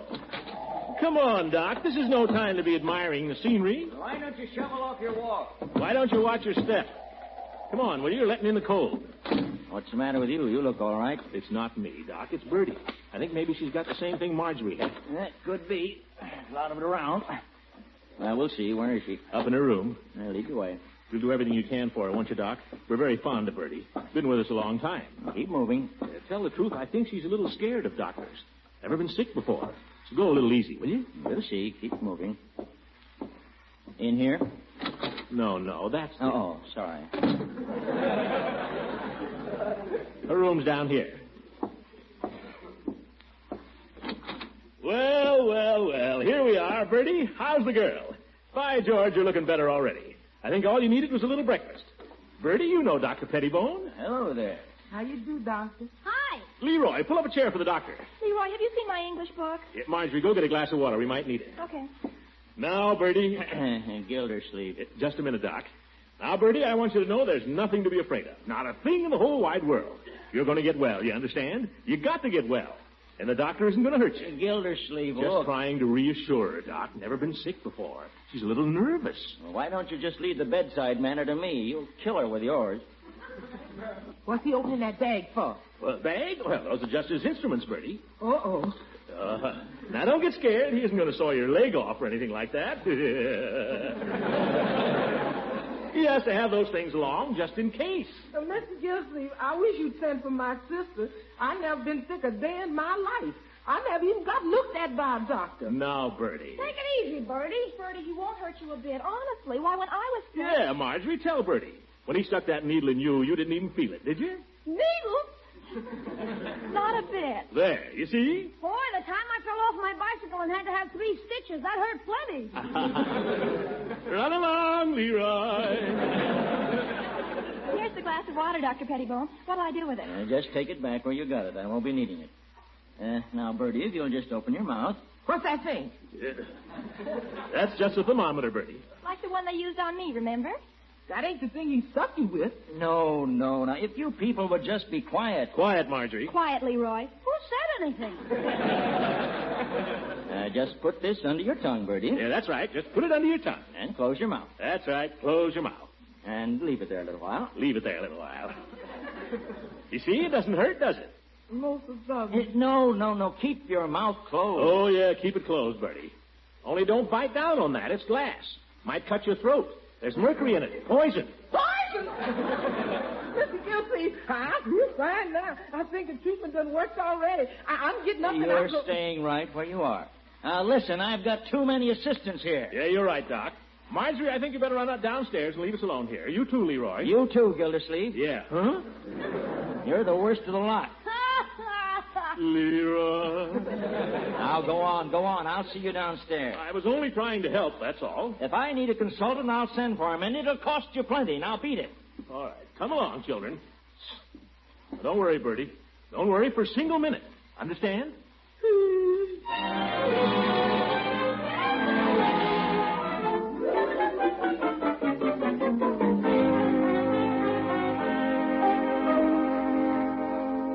What do you think, Doc? What do you think? She'll be all right. Just keep her in bed, keep her quiet, plenty of liquids, and, well, use your head. She'll probably be able to get up Monday. Oh, great. Hotcakes Monday. Well, can't thank you enough, Doc. Oh, by the way, we're having a little evening of poker down at the Jolly Boys Club tonight. P.V. Hooker, the chief of police. Wouldn't care to join us, would you? Well, I might just be able to make it. I seem to remember that Mrs. Pettibone's attending a meeting tonight. Oh, great. Delighted to have you. Boy. Hey, Marge, you know that school book you were looking for, English poetry? Guess where I found it? On Unc's desk. Oh, thank goodness. And that's not all. I didn't know you were looking for it, my dear. I didn't know you were interested in poetry. You didn't, huh? Well, listen to this. I found it in the wastebasket. In Unc's handwriting, too. Leroy. The doctor and I are very busy now. To Dolores. Leroy. Oh, my love is like a red, red rose that's newly sprung in June. That'll be enough. Oh, my love is like a melody that's sweetly played in tune. Give me that. What's the matter, Unc? Boys will be boys, Doc. Wait till I get you later. I found it in the wastebasket, Unc. The contents of wastebaskets are confidential, my boy. That's a funny place to put anything confidential. Besides, you told me to empty it. We won't discuss it now. Well, Doctor? Well, Gildersleeve? We'll be seeing you tonight, then, at the Jolly Boys. I'll be looking forward to it. Yes, indeed. Yes, indeed. Goodbye, Doctor. Goodbye.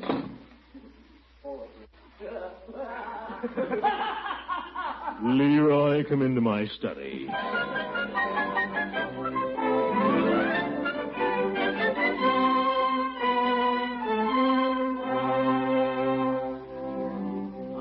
Whole poem there, fellas. Something like, my love is like a red, red rose that's newly sprung in June. My love is like a melody that's sweetly played a tune. Oh, no.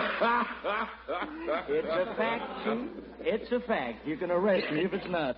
Did you see this, Doctor? P.V., I give you my word. It was right there in his own handwriting. Wasn't it, Judge? I don't know. I wasn't there. Well, it was. Mr. Gildersleeve. You old rascal. Well, you can laugh, but by golly, you have to hand it to the guy. He's quite a poet. Yeah, I wouldn't say that. Well, it's better than you could write, Phoebe. It's better than he could write. Yes, I'm afraid Mr. Gildersleeve borrowed that from a book. Robert Burns. Burns, huh? Well, I've heard him well spoken of. Yes, I've always considered that one of my favorites. So is Mrs. Peavy. We read it sometimes together. As fair art thou, my bonny lass, so deep in love am I, and I will love thee still, my dear, till all the seas gang dry. Gang? Yes. Oh. Kind of pretty. I, for one, fail to find anything either pretty or amusing in any of this. Why, Judge, what's the matter? You gentlemen appear to be forgetting that Gildersleeve has been sending this so-called poetry to my girl. Well, the judge has got a point there, I guess. In fact, I hereby charge Gildersleeve with conduct unbecoming a member of the Jolly Boys. Well, no, I wouldn't say that. It is, and I want it so entered in the minutes. Oh, now, Judge, we're all friends here. Gildersleeve is no friend of mine. He's proved that. Has anybody here seen Kelly? Kelly with a green next time. Gildersleeve. Well, gentlemen, greetings one and all. Hello, Mr. Gildersleeve. Peavy. By George, I haven't seen you since yesterday. Chief and Doc. Oh. Well, I'm glad you made it, Doc. So you gave the old lady the slip, eh? I bet you told her you were sitting up with a sick friend. You old son of a gun. Well, Judge, how's the legal this evening? Judge, I inquired about the state of your health. Declined to answer on advice of counsel. Oh, we're being a little stuffy this evening, eh? How's to open up some cokes and get things started here? What say, Peavy? What's this all about, Judge? You know darn well what it's all about. I haven't the faintest idea. As a matter of fact, we were talking about it just before you came up here, and we all agreed that you have been guilty of conduct unbecoming a gentleman and a jolly boy. Now, see here, I may be no gentleman, but by George... Boys, now let's try and keep it friendly, shall we? You keep out of this, Chief. But listen... Go chase burglars. Listen, Hooker, when a man can't come into his own club without being insulted by his best friend... When a man can't turn his back without having his best friend try to steal his girl... I did not. You did so. Well, I did not. You did, and I can prove it. Well, go ahead. I will do that. Put up or shut up, Believe Hooker. me, I will. Don't you blow that thing in my ear, Chief. Fellows, this is terrible. Here we got the doc with us here for the first time. Like to have him a regular member. What kind of an impression is he going to get from us carrying on like this? Oh, I ask you. I get the impression that you have some pretty good times up here. By Harry, the doc's all right, isn't he, fellas? Now, if we could get Gildersleeve and the judge together... If the judge wasn't such a sorehead, he'd let me explain. I want none of your explanations, and I'm not a sorehead. You're not only a sorehead, you're a stupid old goat. Why, you libertine, you woman snatcher! What? You call me a... You have what I... Fellas, really, this is terrible. Here you are, old friends. Well, I tell you, it does something to me when I hear you carrying on like this. It does something to me. Well, he started. I shall make no comment on that remark. Now, look, Commissioner, you've been friends with the judge here for a long time, haven't you? Well, yes. And, Judge, you've been friends with the commissioner, haven't you? I was formerly his friend. Well, that's what I say. Old pals, buddies, both of you. Now, I say it's a terrible thing if any woman is allowed to come between you. Am I right, fellas? That's right. Doc? I guess so. There. Now, you heard Peavy and you heard the doc. Now, what about it? Are you two going to shake hands like good fellows? The fact remains that I found Miss Del Rey first. That I've never denied, Judge. But in courting Miss Del Rey, I was thinking not of myself, but of you. Oh, so you admit you courted her? I did it only to save you from yourself. Now, there, Commissioner, if I may be permitted to intersperse a word. Pray do. You say that in making love to this lady, you were thinking only of the judge, right? Right. Well, I've seen the lady, and, well, there I can't altogether go along with you. Anyone who could make love to Miss Del Rey and think of the judge... no offense, Judge. Continue. Well, what I want to ask is this. Commissioner, can you look yourself in the eye and honestly say that there was nothing in this for you? Well, if you put it that way... Horace, maybe I have been a bit of a louse. Gildy, there's no one I'd rather hear that from than you. Good, that's the way. That's more like it. And now I'm going to admit something to you. I think I've been a bit of an old fool myself. Shake hands on that. Peavy, let's have some Cokes here. Horace, you old son of a gun. Gildy, you old horse thief. That's the stuff. Everybody friends. From now on, Gildy, may the best man win. Oh, no, Horace, she's yours. Oh, but Gildy. I insist. Dolores is yours, Judge. I hereby renounce her. I put her from my mind forever. Now, ain't that nice? Say thank you to the commissioner, Judge. Oh, Peavy, where are those Cokes? Coming up, Chief. You're covering in the town, Well, a song. How about it? You sing, Doc? According to my wife, no. Well, your wife is not here. I'd sing if she was. That's the stuff. We were sailing along. Oh, a tenor, eh? Yeah. Well, let's sing it. We were sailing along on moonlight bay. You could hear the voices singing. They seemed to say, you have stolen her heart. Now don't go away. Take it, Doc.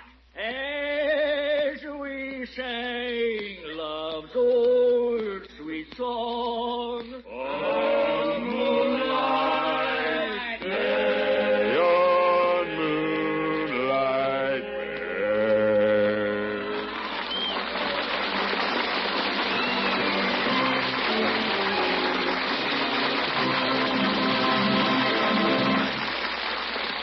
Greg Gildersleeve will be with us again in just a few seconds. Meanwhile, a question. You sometimes find your ration points running very low. Well, listen to this. Here's how to make a swell main dish that's a real point saver. Here's how to stretch a little meat into a real company dish. The secret is, of course, Kraft Dinner, macaroni with really rich cheese flavor. And you make it fast. The box of Kraft Dinner gives you both ingredients for this swell macaroni and cheese. A special macaroni and plenty of Kraft grated, too, for wonderful cheese flavor. Just 7 minutes at the stove, and these magic Kraft Dinner ingredients give you a lickin' good main dish for 4 hungry folks.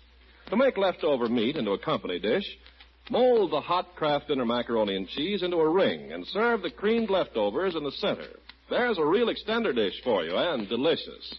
Try Kraft Dinner soon. Remember, Kraft Dinner for speedy, rich-tasting macaroni and cheese.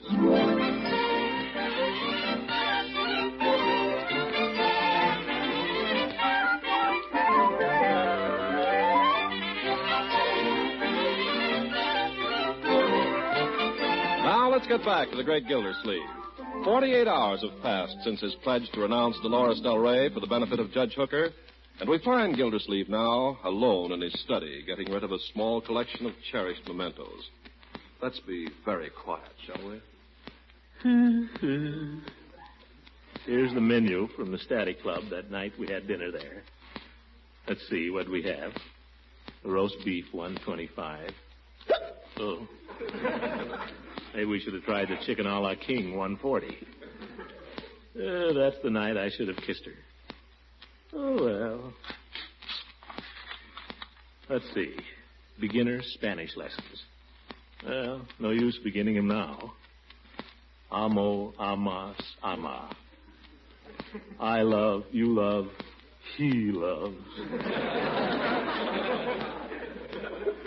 Hooker. Well, what's this? Receipt for my rumba lessons. Funny, I never liked a rumba before. But with her... Pardon me, Unc. I just wanted to get your wastebasket. Helping Bertie. Oh? Why didn't you do that this afternoon? I was doing my homework all afternoon. You told me that came first. Oh, well, all right. I won't let it happen again, Unc. Not if it can possibly be avoided. Yes, yes. There's much in here. Hey, a Spanish book. I don't want to be snooping, Unc, but did you mean to throw this away? There was nothing in my wastebasket that got there by accident. Oh, gosh, a book. Can I keep it? I prefer that it be processed in the same manner as the rest of the trash, Leroy. Yes, sir. Gosh, a book. Guess I better clean out everything while I'm at it. That record, too. Marjorie, have you seen that record of Besame Mucho? It was right here with the others. Huh? Spike Jones. Sinatra, Spike Jones. Ah, You gonna play it? no. Oh, why did you break it? I didn't want it around. But I've loved that record ever since you bought it. It meant nothing to me. Uncle Mort, you seem upset. Has it anything to do with Miss Del Rey? What makes you ask that? I know what love is like, Uncle Mort. Is that it? Well? Oh, poor Unky. Well, I know just how you feel. I remember the time Alexander Pittman took Helen Lewis to the sophomore weenie roast. I thought I was going to die, honestly. Is that the way you feel? I don't know. Did you have a bust-up? Well, nothing like that. I've simply decided that from now on, Miss Del Rey's path and mine should go in opposite directions. Oh. I read a story like that once. It was terribly sad. It was continued, so I never found out what happened. How does she feel about it? I haven't discussed it with her. You're just going to let her find out? Well, I suppose that would be a little cruel. Maybe I ought to give her a little notice, huh? Well, you could send her a box of flowers or something with a little note. I got a better idea than that. I'll go around and tell her personally. Well... I can put in a good word for Judge Hooker at the same time. Yeah. Well, I better dress right after supper if I'm going out. I'm glad we talked it. What do you think? Uncle's throwing away books. He made me take a Spanish book out to the incinerator and burn it. Can you imagine? Spanish book? Oh, I don't see anything so extraordinary about that. You don't? Gosh, the whole family is nuts. All but me.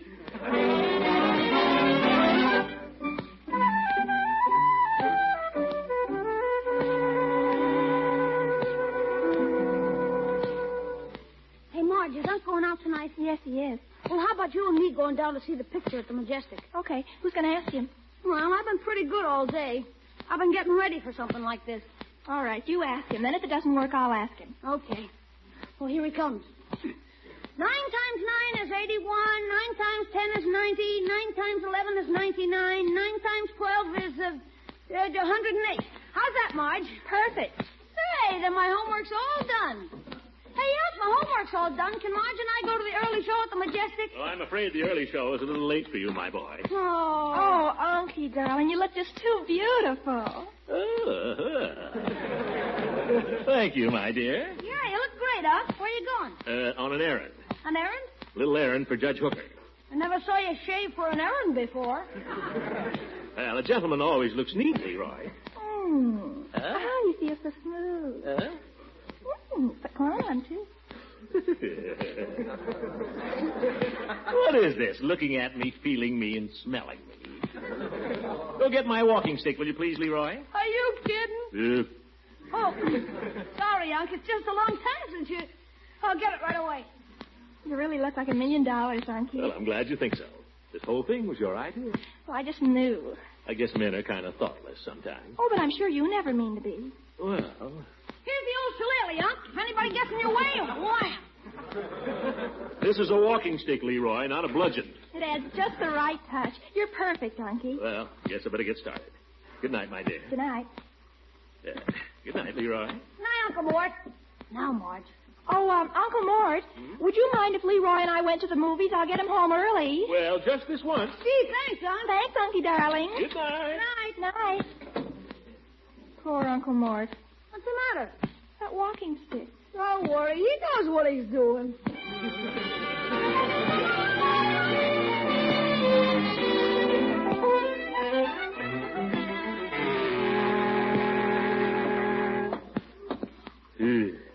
Dark as ever on these darn stairs. Gosh. What if she isn't home? Clean shirt. Wasted.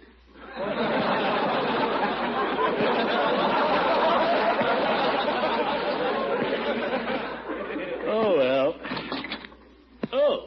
Good evening.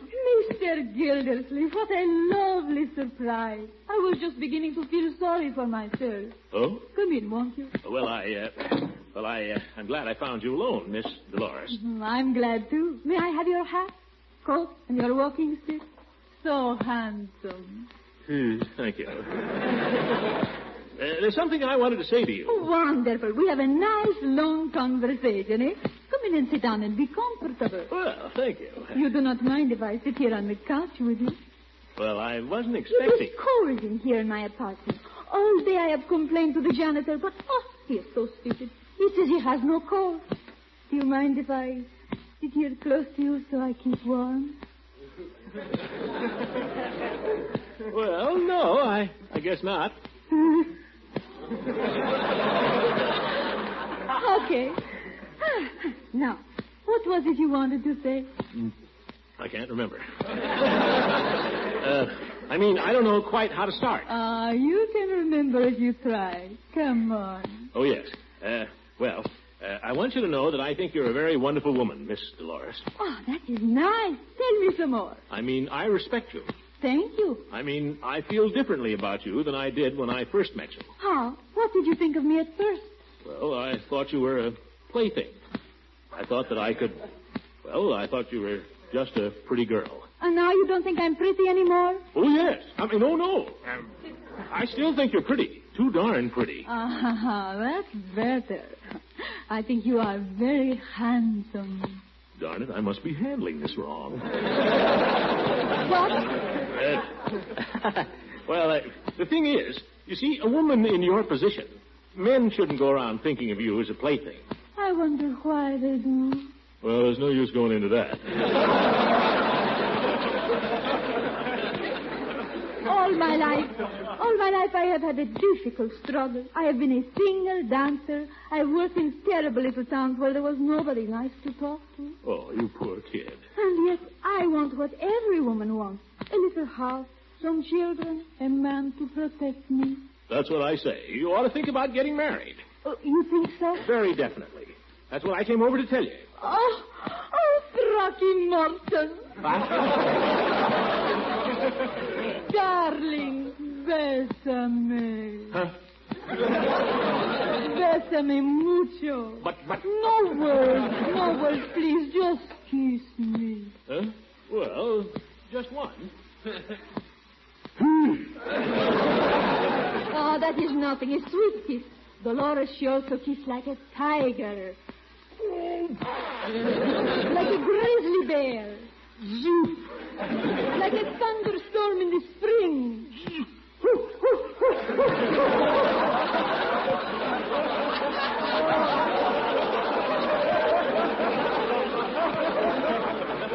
Now tell me, why are you so sure you want to marry me? Oh, let me out of here!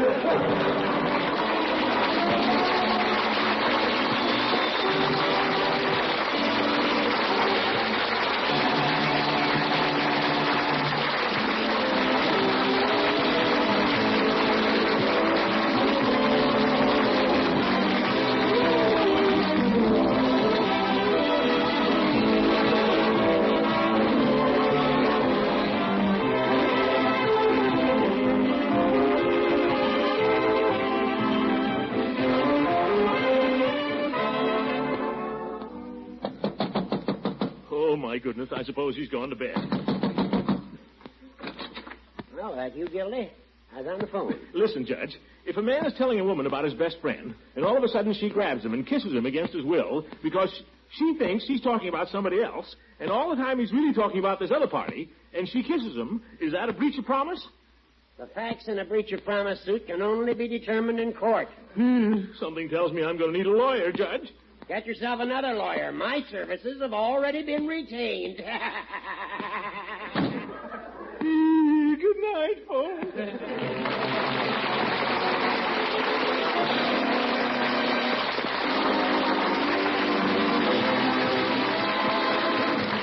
Music on this program is directed by Claude Sweet, and this is Ken Carpenter speaking for the Kraft Cheese Company, makers of Party, Margarine, and a complete line of famous quality food products. Kraft invites you to listen again next week for the further adventures of the great Gildersleeve.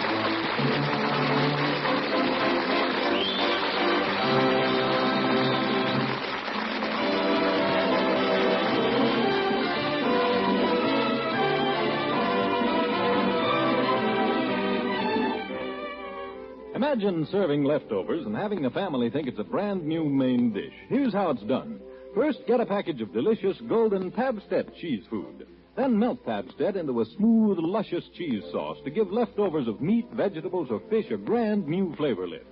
Why, Pabstet can make leftovers so appetizing, so good to eat, You'll have the whole family calling for second helpings. And speaking of grand main dishes, pour this same delectable Pabstet cheese sauce over macaroni, rice, or noodles. Or blend Pabstet's fine cheddar cheese flavor into tasty omelets, Welsh rabbits, and soufflés. You'll want to serve Pabstet in sandwiches, too, or with pie and fruit for dessert. The whole family will love it. And remember, Pabstet is nourishing, easy to digest. Buy a package tomorrow. Pabstet, the cheese food of 100 uses.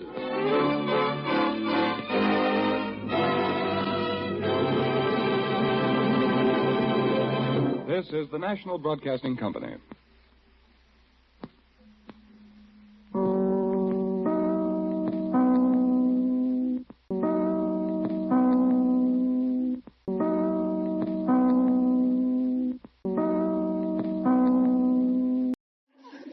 Kraft presents The Great Gildersleeve.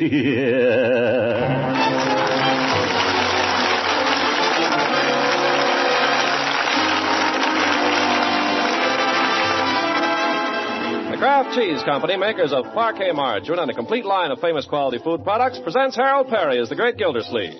Kraft brings you The Great Gildersleeve every week at this time, written by John Wheaton and Sam Moore, music by Claude Sweeten.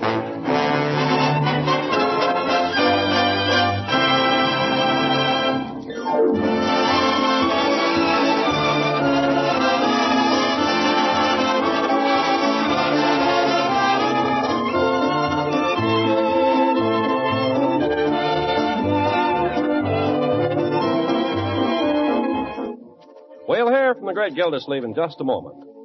You know, it's a grand old custom of the Christmas season for women to bake big batches of delicious breads, muffins, and rolls. And when guests drop in, a mighty cheerful way to serve your baking treats is to spread them with delicious parquet margarine. Parquet's fresh, delicate flavor is sure to make a hit with holiday guests, and sure to satisfy hungry family appetites, too. In addition to being so wonderfully good to eat, parquet margarine is one of the best energy foods you can serve. What's more, parquet margarine contains vitamin A. Kraft guarantees every single pound of parquet to contain 9,000 units of important vitamin A. So for a spread that's both delicious and nourishing, treat your family and guests to parquet margarine. Don't just buy any margarine. Be sure to ask for Parquet, P-A-R-K-A-Y, the quality margarine that's made by Kraft.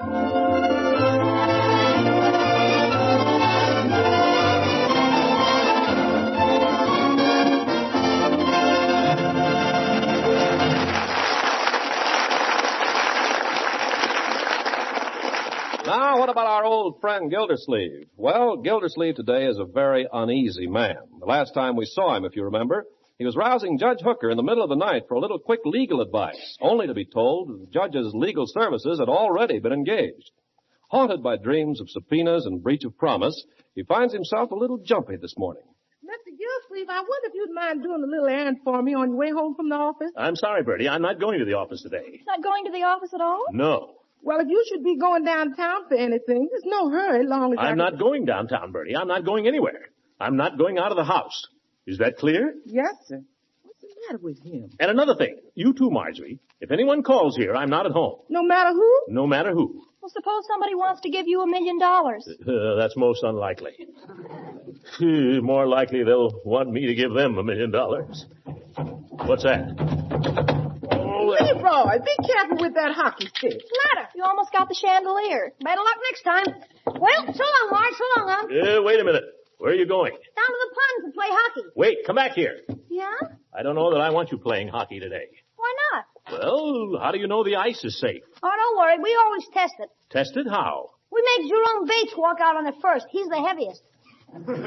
But what if he falls through? Well, then we know it's no good for skating. But what about Jerome? Jerome's a dope anyway. Leroy, the boy might drown. Well, if he's dopey enough to do everything we tell him. I think the boys are awful. Always hiding from Jerome and ganging up on him. And that's because he's nothing but a big fat slob. Leroy, I do not like that word. I didn't call you a big fat slob, Unc. I called Jerome. We'll have no more talk like that, my boy. I don't like it. Yes, sir. He is, though. Front door. Wait. Would you go, Miss Marjorie? I got my hands Don't anybody go. Huh? Marjorie, don't open that door. I don't understand. Bertie, get away from that window. What's up? It's the mail truck, Mr. Gildersleeve. Don't open that door. Be quiet and keep out of sight, and maybe you'll go away. But if it's only the postman, We don't know who it is. Yeah, maybe it's Santa Claus. Hide, everybody, so he'll go away. Huh, maybe I'm nuts. Now, look, all of you, I'm not joking. I've locked all the doors, and I want them kept locked. Don't go out and don't let anybody come in. And above all, don't let anybody hand you any papers. Papers? Yes. You see, you're bound to hear about this sooner or later, so I might as well tell you now. Seems your uncle has got himself into a little trouble. Mr. Gildersleeve, you ain't in trouble with the finance company. Yeah. No, Bertie, I wish I were. I wish it only were that. I thought you seemed a little upset. Unky, what kind of trouble is it? Well, perfectly innocent, you understand. Perfectly innocent. Just a little embarrassing, that's all. Very embarrassing. Mr. Gildersleeve, whatever you done, I know you didn't do it. Well, thank you, Bertie. Bertie's right. We'll stick by you, Uncle Mort, no matter what. Even if we have to move to another town and start life all over. Now, wait. You got an alibi, Unc?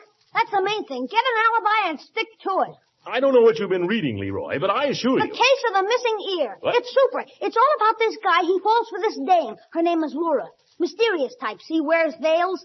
So there's the spy ring. Well, anyway, the police bungle everything all the way through. The only one that knows anything is Farnsworth Flint. He's the detective. Wears gardenias and collects jade. Look. Leroy, for goodness sake, your uncle's in trouble. Well, I'm just trying to help him out. Well, why don't you let him explain first? Oh, sorry. Go ahead, Unc. Well, it's a little difficult to explain to anyone your age, Leroy, because it involves a woman. I mean a lady. I knew it. There's one in every case. Leroy. Sorry. Go ahead, Uncle Mort. Now tell us all about it. Well, perhaps I ought to explain to you first a little about women. Let's all sit down and get comfortable, shall we? I'll try to be brief. Well, I think you should know, children, there are two kinds of women. One is the kind of woman I hope Marjorie will grow up to be. The kind I hope you'll marry one day, Leroy. A fine, capable woman that everyone admires. A homemaker. What's the other kind? Well, there are various ways of describing her. I won't say she's unattractive. On the contrary, she's often quite attractive. In a superficial way, of course. Pretty and all that. But she's selfish and unscrupulous. She's just out for what she can get. Aren't they all? Where did you ever get an idea like that? I'm telling you, Unc, you ought to read this book. I don't know that you ought to be reading it. Leroy, stop interrupting. Go on, Uncle Mort. What about Miss Del Rey? Well, I went over there last... Who said anything about Miss Del Rey? It is Miss Del Rey, isn't it? Well, yes. I always said I didn't like that woman. Shut up, Marge. Well, go on, Uncle Mort. You went to see Miss Del Rey, and what happened? Well, I won't go into everything that happened, but the long and short of it was that she somehow got the idea that I was proposing to her. Uh-oh. You're right, Bertie. I don't know how she could possibly have gotten such an idea. Nothing was further from my mind. I want you to know that. Well, it's true. Trying to tell her she ought to marry Judge Hooker. You must have stuttered a little, Unc. I spoke with my usual clarity. The point is, you can't be too careful with a woman like that. I hope this will be a lesson to you, Leroy. A lesson to me? Never have anything to do with theatrical people. Stick to nice, homely girls. At least you know where you are with them. Tell me something, Unc. What if you did propose to her? Anybody can make a mistake. What of it? Did you ever hear of a breach of promise, my boy? You mean she's going to sue you? That's what I don't know. Mr. Gildersleeve, maybe it ain't none of my business, but what you need is a lawyer. Aren't you right? You need one bad. I need one who's good. Well, why don't you call up Judge Hooker? Because Judge Hooker's already been retained by Miss Del Rey.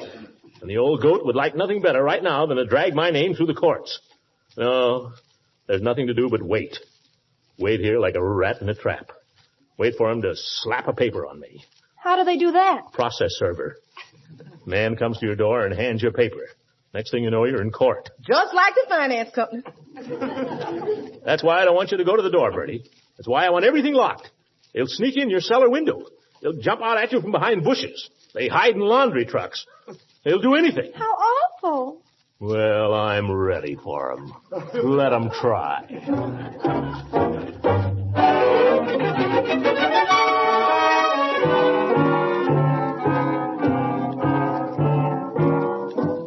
Uncle Mort, aren't you ever going to light? You've been pacing up and down all morning. I've got to think, my dear. I've got to think. Got to think. Can't you sit down and think? No, I think better on my feet. If I just knew a good lawyer. If I just knew a good, reliable lawyer. Oh, Leroy, get up off your stomach. I can read better this way. You're in the way. Besides, there are drafts down there. Light's bad. Go sit in a chair. That's what they're made for. Okay. If they just do something. They just make a move. If I just knew. Hey!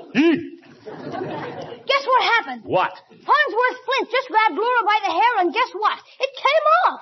It's a wig. She's a man, the leader of the Nazi spy ring. Holy smokes, I gotta read this. Leroy, if you must read that kind of trash, read it yourself. Okay. Say, Unc, I was just thinking, you know that Miss Del Rey?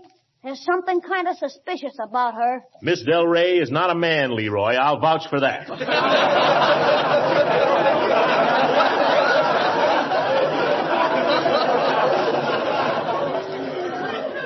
If that's what you were thinking. Well, I wasn't thinking that exactly, but I'll bet she'd bear investigating. Why don't you have her shadowed, Unc? Shadow? Don't be ridiculous.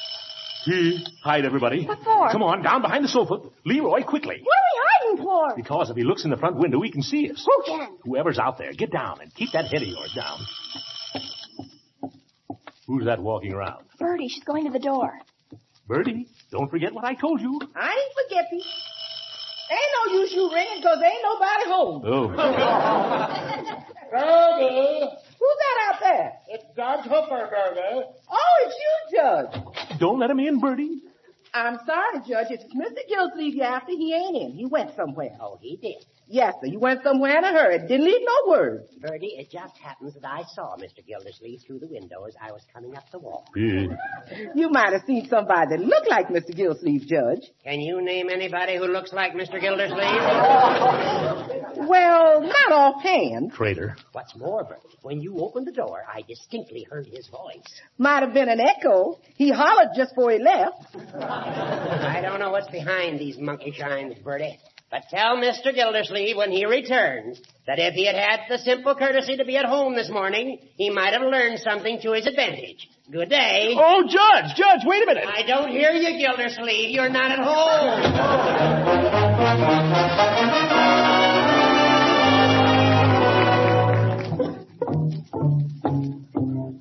If I only had a lawyer. If I only had a lawyer. Uncle Mort, please, all day long. You wear yourself out. If I only had a lawyer. No kidding, Unc. You better relax. Yeah, if I only had a lawyer. If I only had a friend. If I only knew what they were plotting. If I knew anything. It's this uncertainty. This waiting for the other shoe to drop. Poor Uncle Mort. All day here, trapped like a rat. Just waiting for him to come and get me. I'm innocent, I tell you. I'm innocent. I never said a word to her. I was doing a favor for a friend.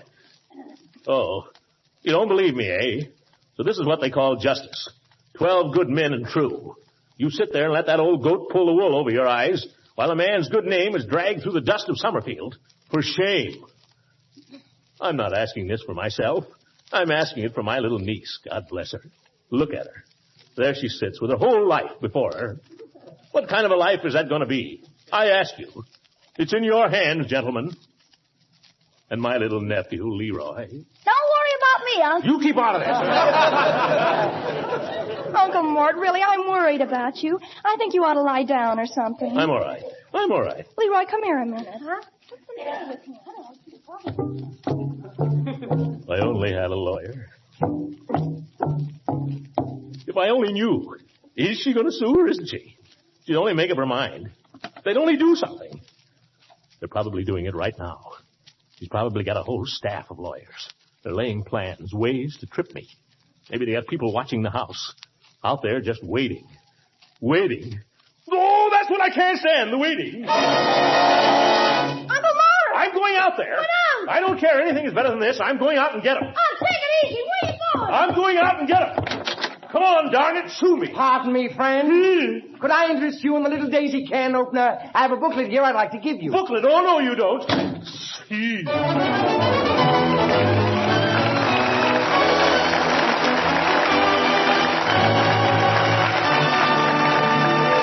The great Gildersleeve will be with us again in just a few seconds. Good food adds extra cheer to the holiday season. And one of the fine foods that'll brighten many a meal these next 2 holiday weekends is delicious Parquet margarine. This quality spread for bread is made by Kraft, and that means that Parquet is as fit for a feast as it is for a plain everyday meal. Parquet margarine radiates good cheer whenever it's served because Parquet's flavor is so delicate, so satisfying to the appetite. Parquet is a splendid energy food, too, one of the very best you can serve. And remember, Kraft fortifies Parquet so that every pound contains 9,000 units of important vitamin A. So do as millions of homemakers do. Buy and serve delicious, nourishing Parquet, P-A-R-K-A-Y, Parquet margarine. Kraft makes this nutritious spread for America's bread. Yes, Kraft makes Parquet.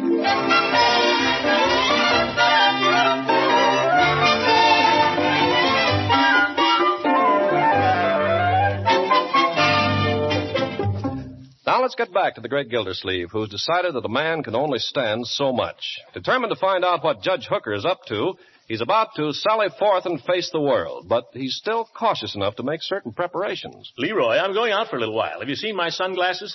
Sunglasses? There hasn't been any sun for days. I know that, Leroy, but have you seen them? No. Marjorie, have you seen my sunglasses? No, I haven't, Uncle Mort. I could lend you a pair of mine. What? Those slanty green things? Mm-hmm. They'd make them look like a tropical fish. The last time I saw your glasses, they were in the glove compartment of the car. By George, I believe that's where they are. Go get them, will you please, Leroy? Oh, for corn's sake, if Marge remembered where they were, why the heck do I have... Okay, Uncle, I'll get them right away. I still don't understand why on earth you want sunglasses, Unky. Never mind. Let me see. Oh, yes.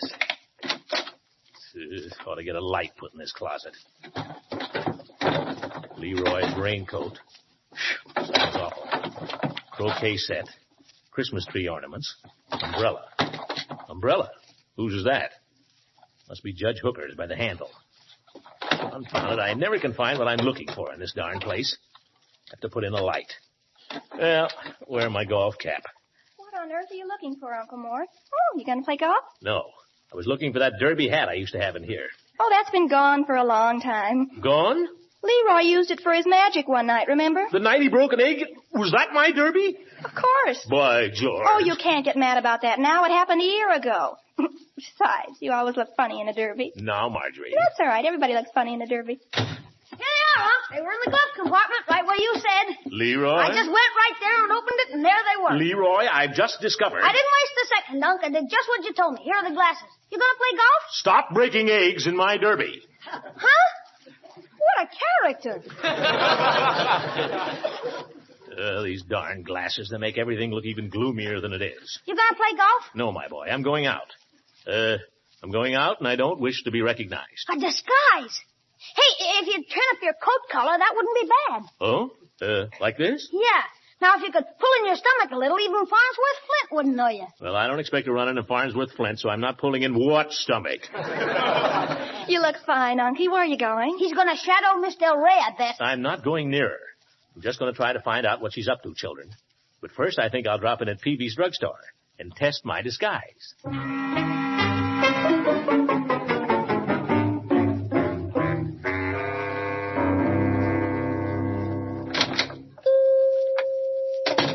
Well, hello, Mr. Gildersleeve. Oh, nuts.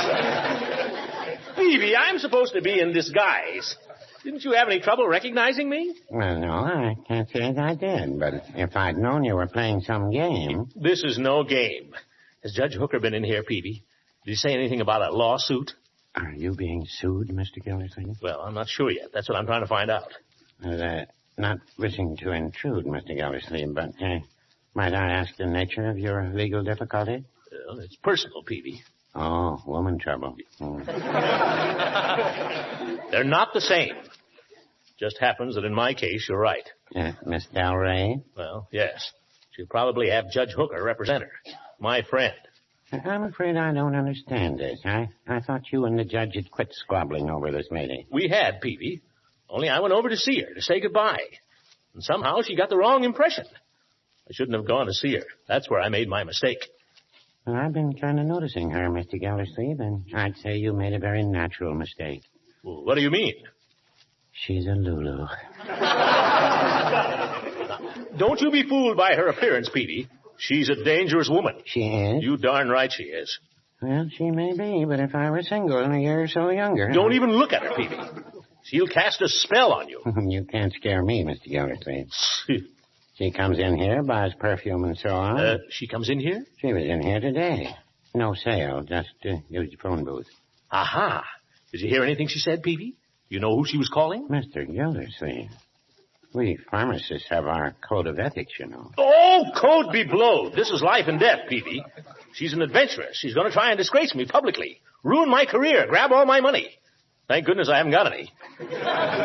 Well... Any chance remark she dropped might help. Anything. Well, let me see now. She said something was very important. Said she couldn't wait until tomorrow. Said she'd meet the party at 8 o'clock tonight. That's all I remember. Oh, that's wonderful, Peavy. Who was she talking to, man or woman? I couldn't say. You're the worst detective I ever saw. Well, maybe I am, maybe I'm not. You're the one that's playing cops and robbers, not me. But if I was playing, I'll bet I could find out who she's going to meet tonight. Oh, how? I'd follow her. Heavens to Betsy, man. Even the movies have simpler problems than that. Say, I saw a picture once. Peavy, you're a genius. Mr. Gildersleeve, where are you off to? I'm going to borrow a taxicab. Beep, beep.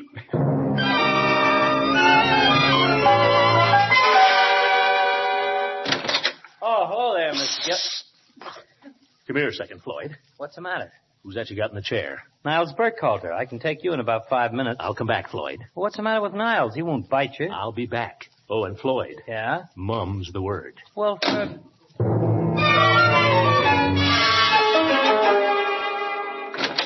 Coast clear, Floyd? Sure it's clear. Hey, what's going on anyway, Commissioner? Floyd, didn't your cousin Edwin drive a taxicab here before he went in the Army? Ed? Sure, yeah, he drove a hack. Where is it now? Anybody driving it? No, it's sitting up in my garage. Strictly a post-war cab, Mr. Gildersleeve. Why? I want to borrow it for the evening, Floyd. Rent it. Will it run? Well, I guess it will. That's how it got in my garage. Can I have it, Floyd? Sure. Yeah, what is this, a gag? Far from it. It's very important. Ed had some kind of a cap he used to wear, too, didn't he? You want the cap, too? Well, it wouldn't be too much trouble. How about the badge? Great. You're doing me a big favor, Floyd. What time do you close up? 6. I'll come by for you. I'll walk home with you and pick up the cab and everything. Okay, Commissioner. Now, what's this all about? I'm sorry, Floyd, but it's a confidential matter. Oh, now, Mr. Gildersleeve. My lips are sealed, Floyd. Well, I wouldn't want people to start telling it around that you were taking a dame out someplace and you didn't want people to recognize your car. Huh? Wouldn't do you any good to have that kind of a story get around. Better they should know the truth. But the truth wouldn't do me any good either. Now, if I knew the rights of it, I could prevent the wrong kind of story from spreading, Mr. Gildersleeve. A lot of people come in here, you know. All right, put away the clippers.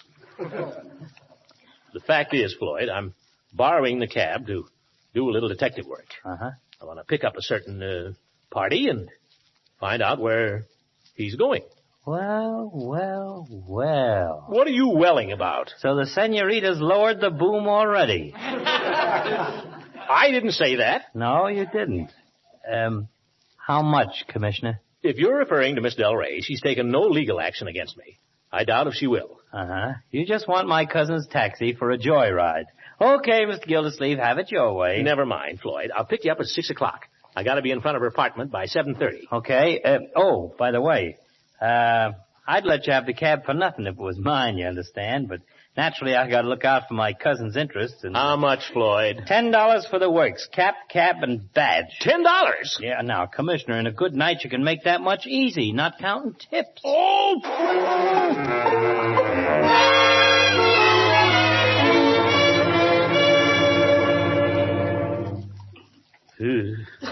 Cold.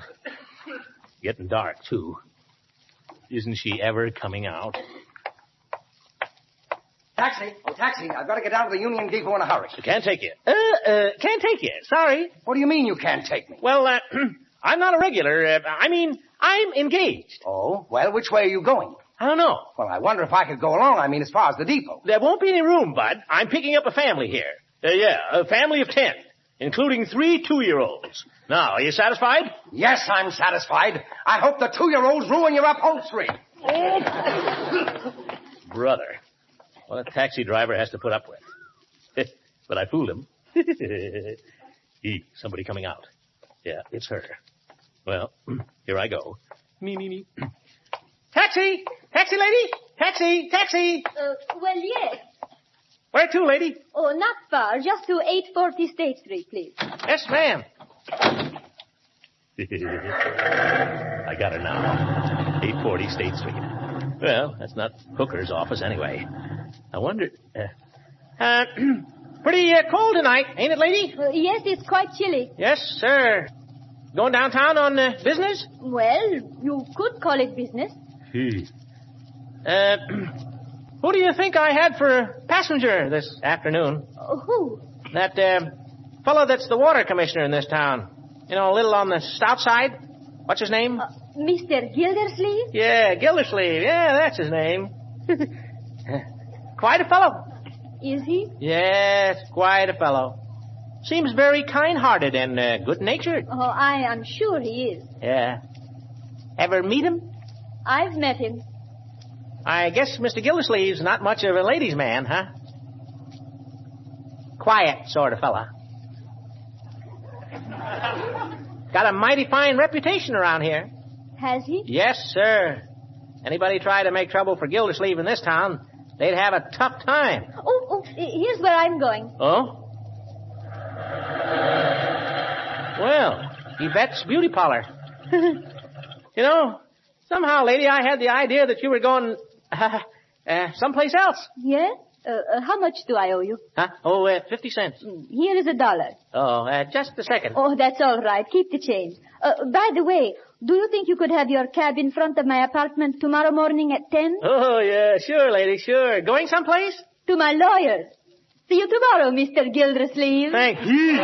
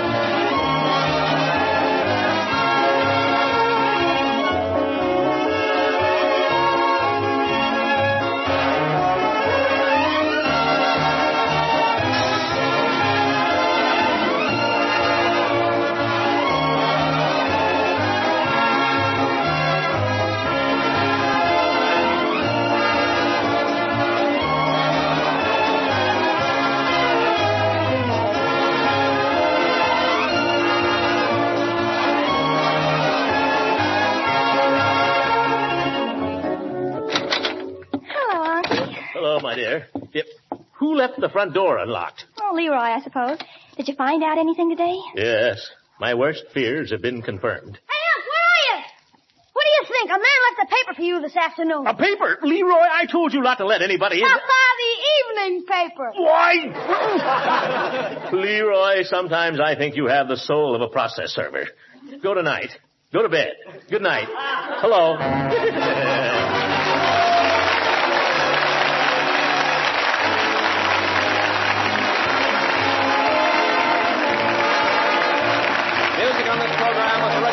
Sweet. This is Ken Carpenter speaking for the Kraft Cheese Company, makers of parquet margarine and a complete line of famous quality food products. Kraft invites you to listen again next week for the further adventures of the great Gildersleeve.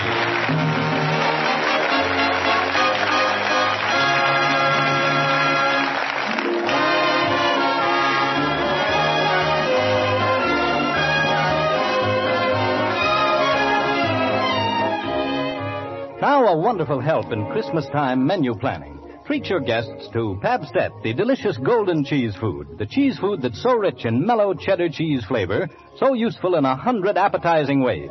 Pabstet spreads with such ease and slices so neatly, you can whip up a tempting tray of cheese appetizers in a jiffy. And say, while your guests are admiring the Christmas tree, toast Pabstet cheese sandwiches in the broiler.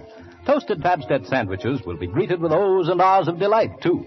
And to keep the compliments coming thick and fast, serve Pabstet melted on apple pie. It's perfectly delicious, served for dessert with coffee. So for downright happy eating at merry Christmas time gatherings, have a package or two of delicious, nourishing Pabstet on hand. Buy the delicious golden cheese food of 100 uses. Ask for Pabstet.